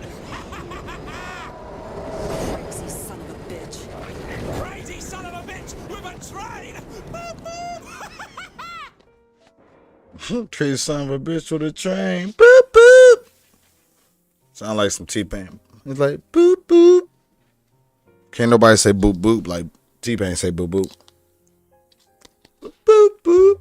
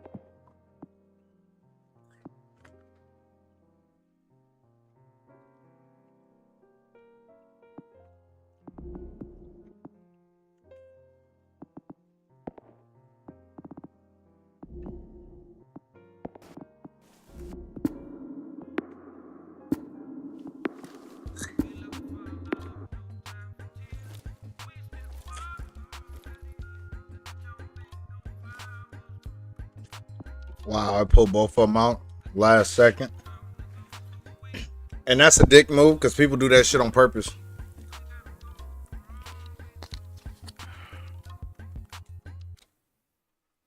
It's a way to get a fresh group.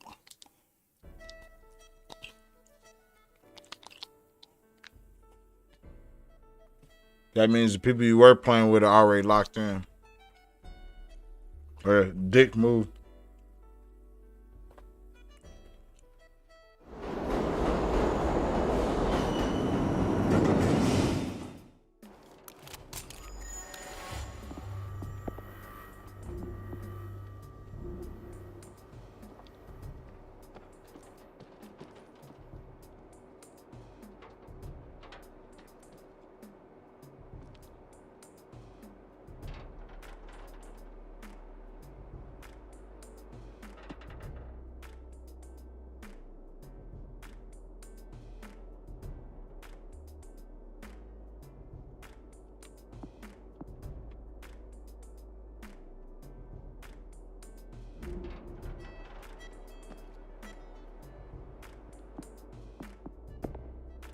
What the fuck was that?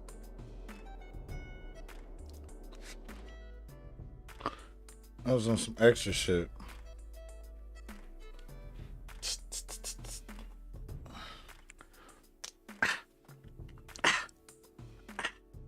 Ooh, Winter hasn't.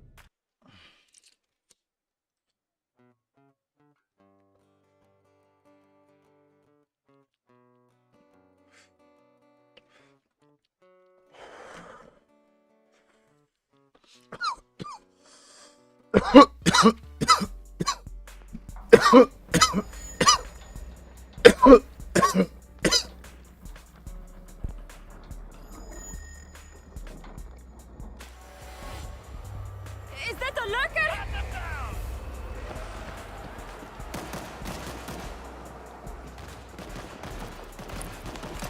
What a beautiful machine.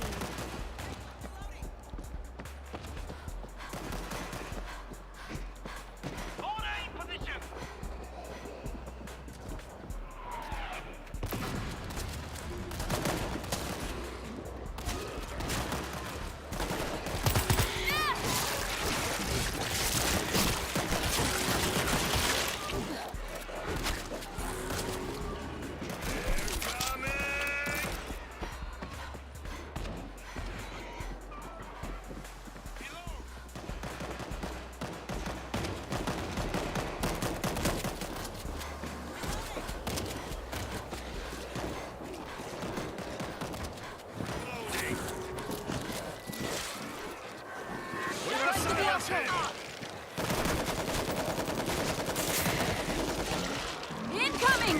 Lots of incoming!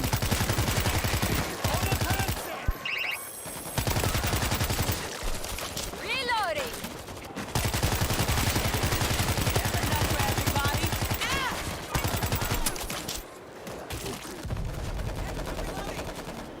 Infector over there! Kill the infector!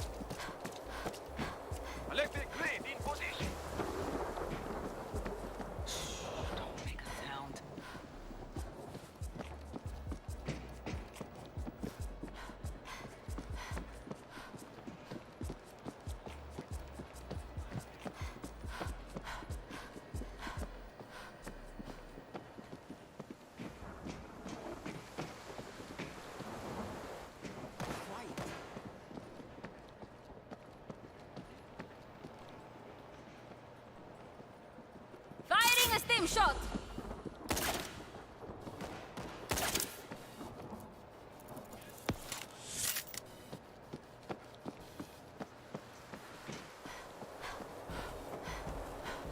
Using stim pistol!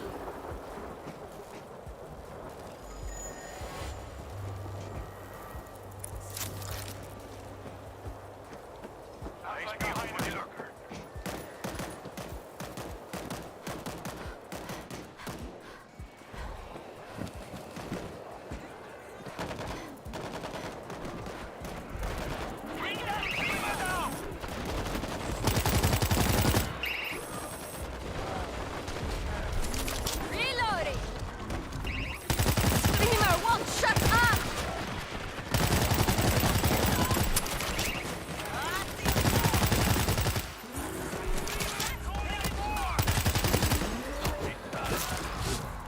Firing a stim shot! Screamer won't shut up! Using stim pistol!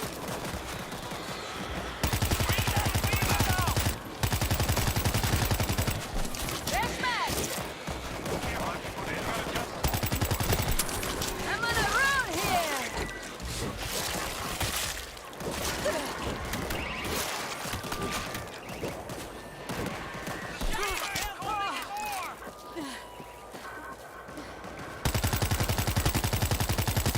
Screamer's dead! You'll be fine, promise. I guess I'll keep fighting.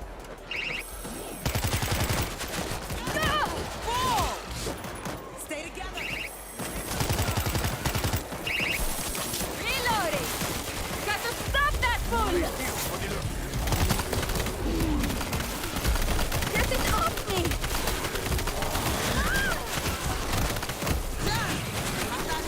You know I'd do the same for you.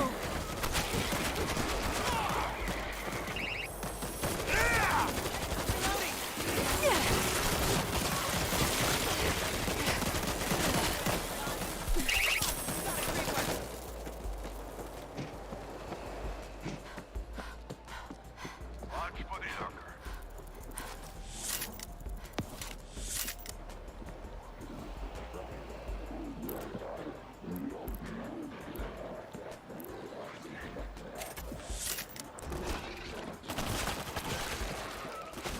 Looks like a hider.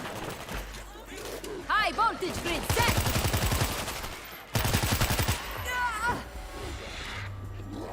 Nice work. You bought us some time. Restock and patch up your defense lines. Hurry up. Eyes peeled for the lurker.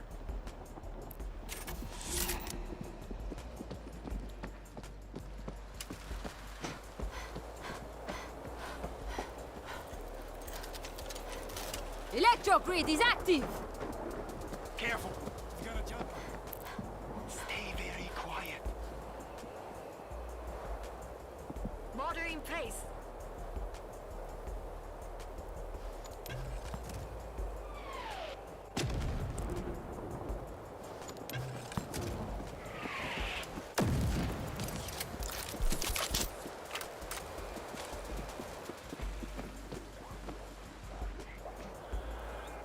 Watch for the lurker.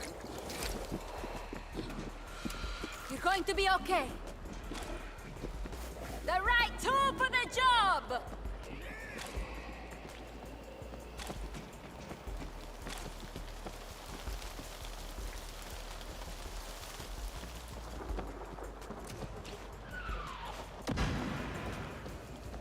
Firing a stim shot!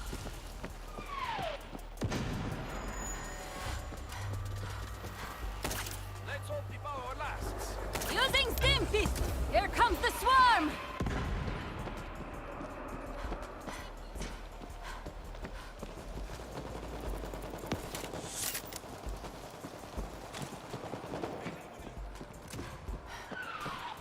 Bonfire's out. Firing a stim shot!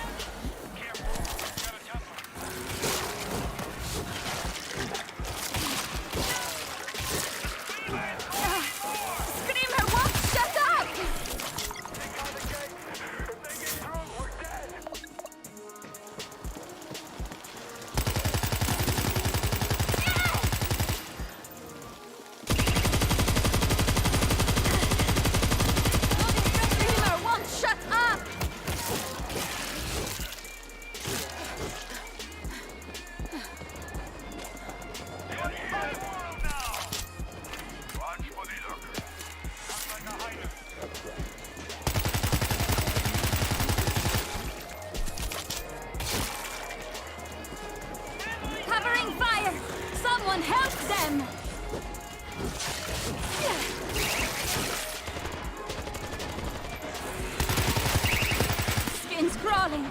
Must be a lurker.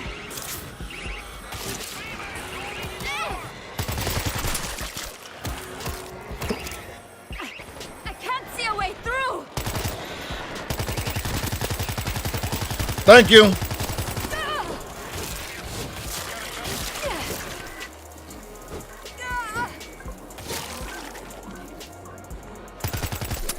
Reloading.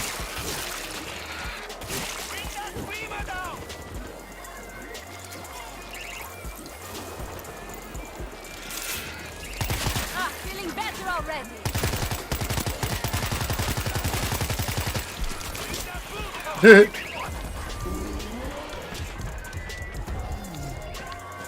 He's calling in more Zeke!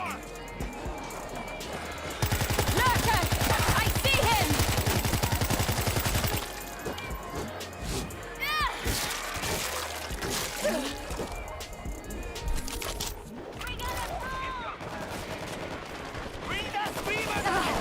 Screamer won't shut up!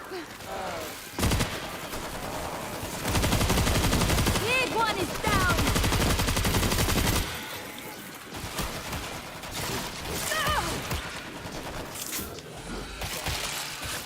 Screamer won't shut up!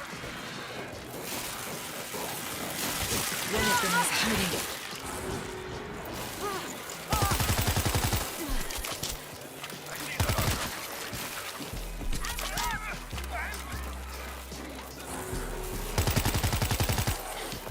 There's Mag! You got them all. Stock up and check your defenses. You don't have much time.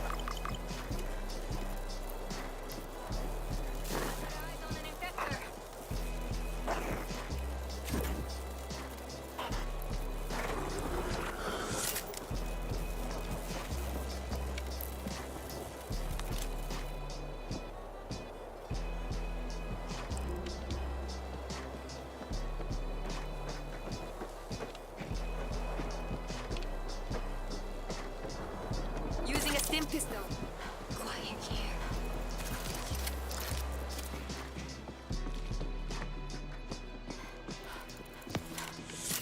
I hope he's home.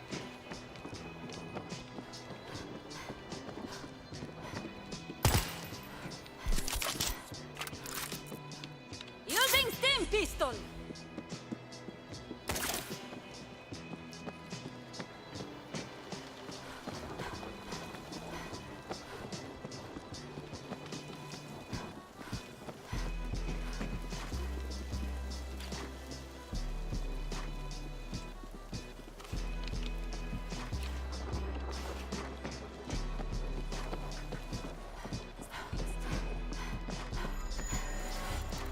Don't forget to recharge your equipment.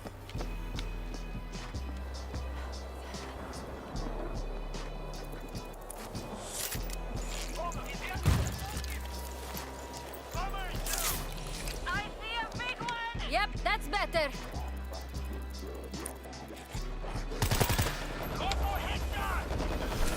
Reloading. Do I see a bull? Bull is down.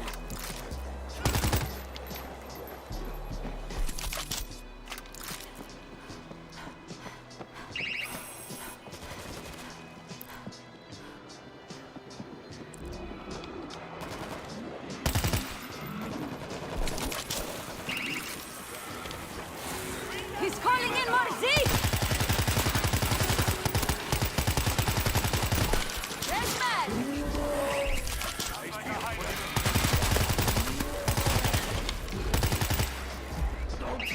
Got to stop that bull!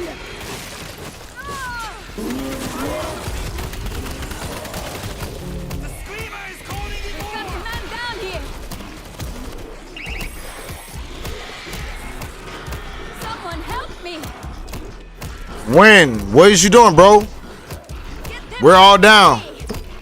Oh yeah, you're on your own, bro. If you don't come pick us up. So $10 say you are hiding behind the door. No, you coming to say today? Don't go down. Don't go down. It's a wrap. I can't get up. Ah, it happened.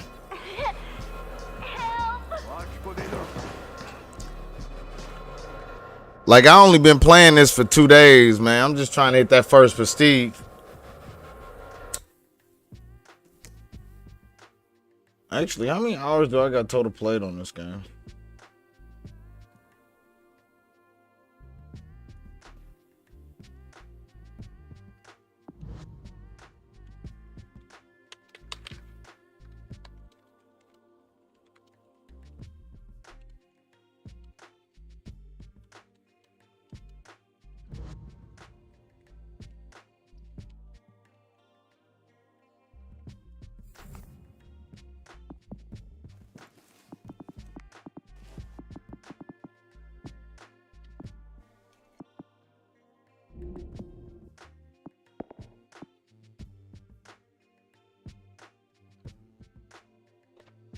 All right.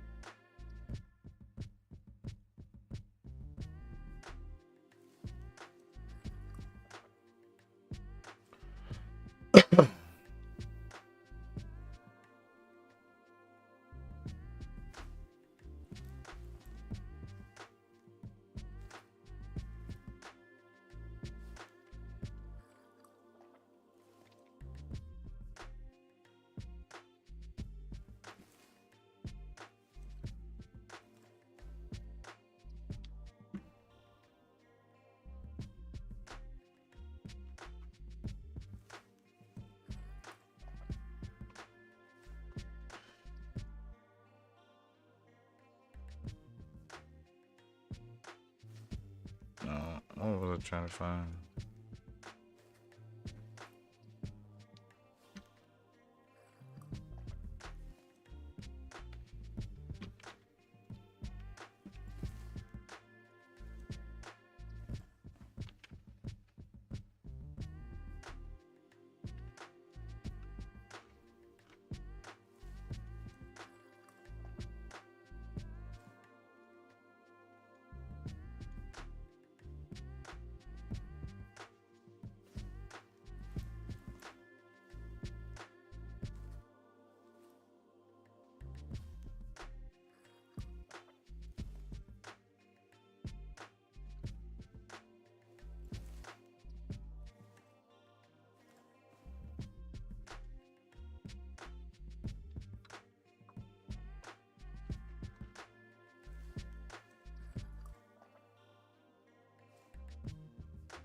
How long is it gonna take to start us? Come on now.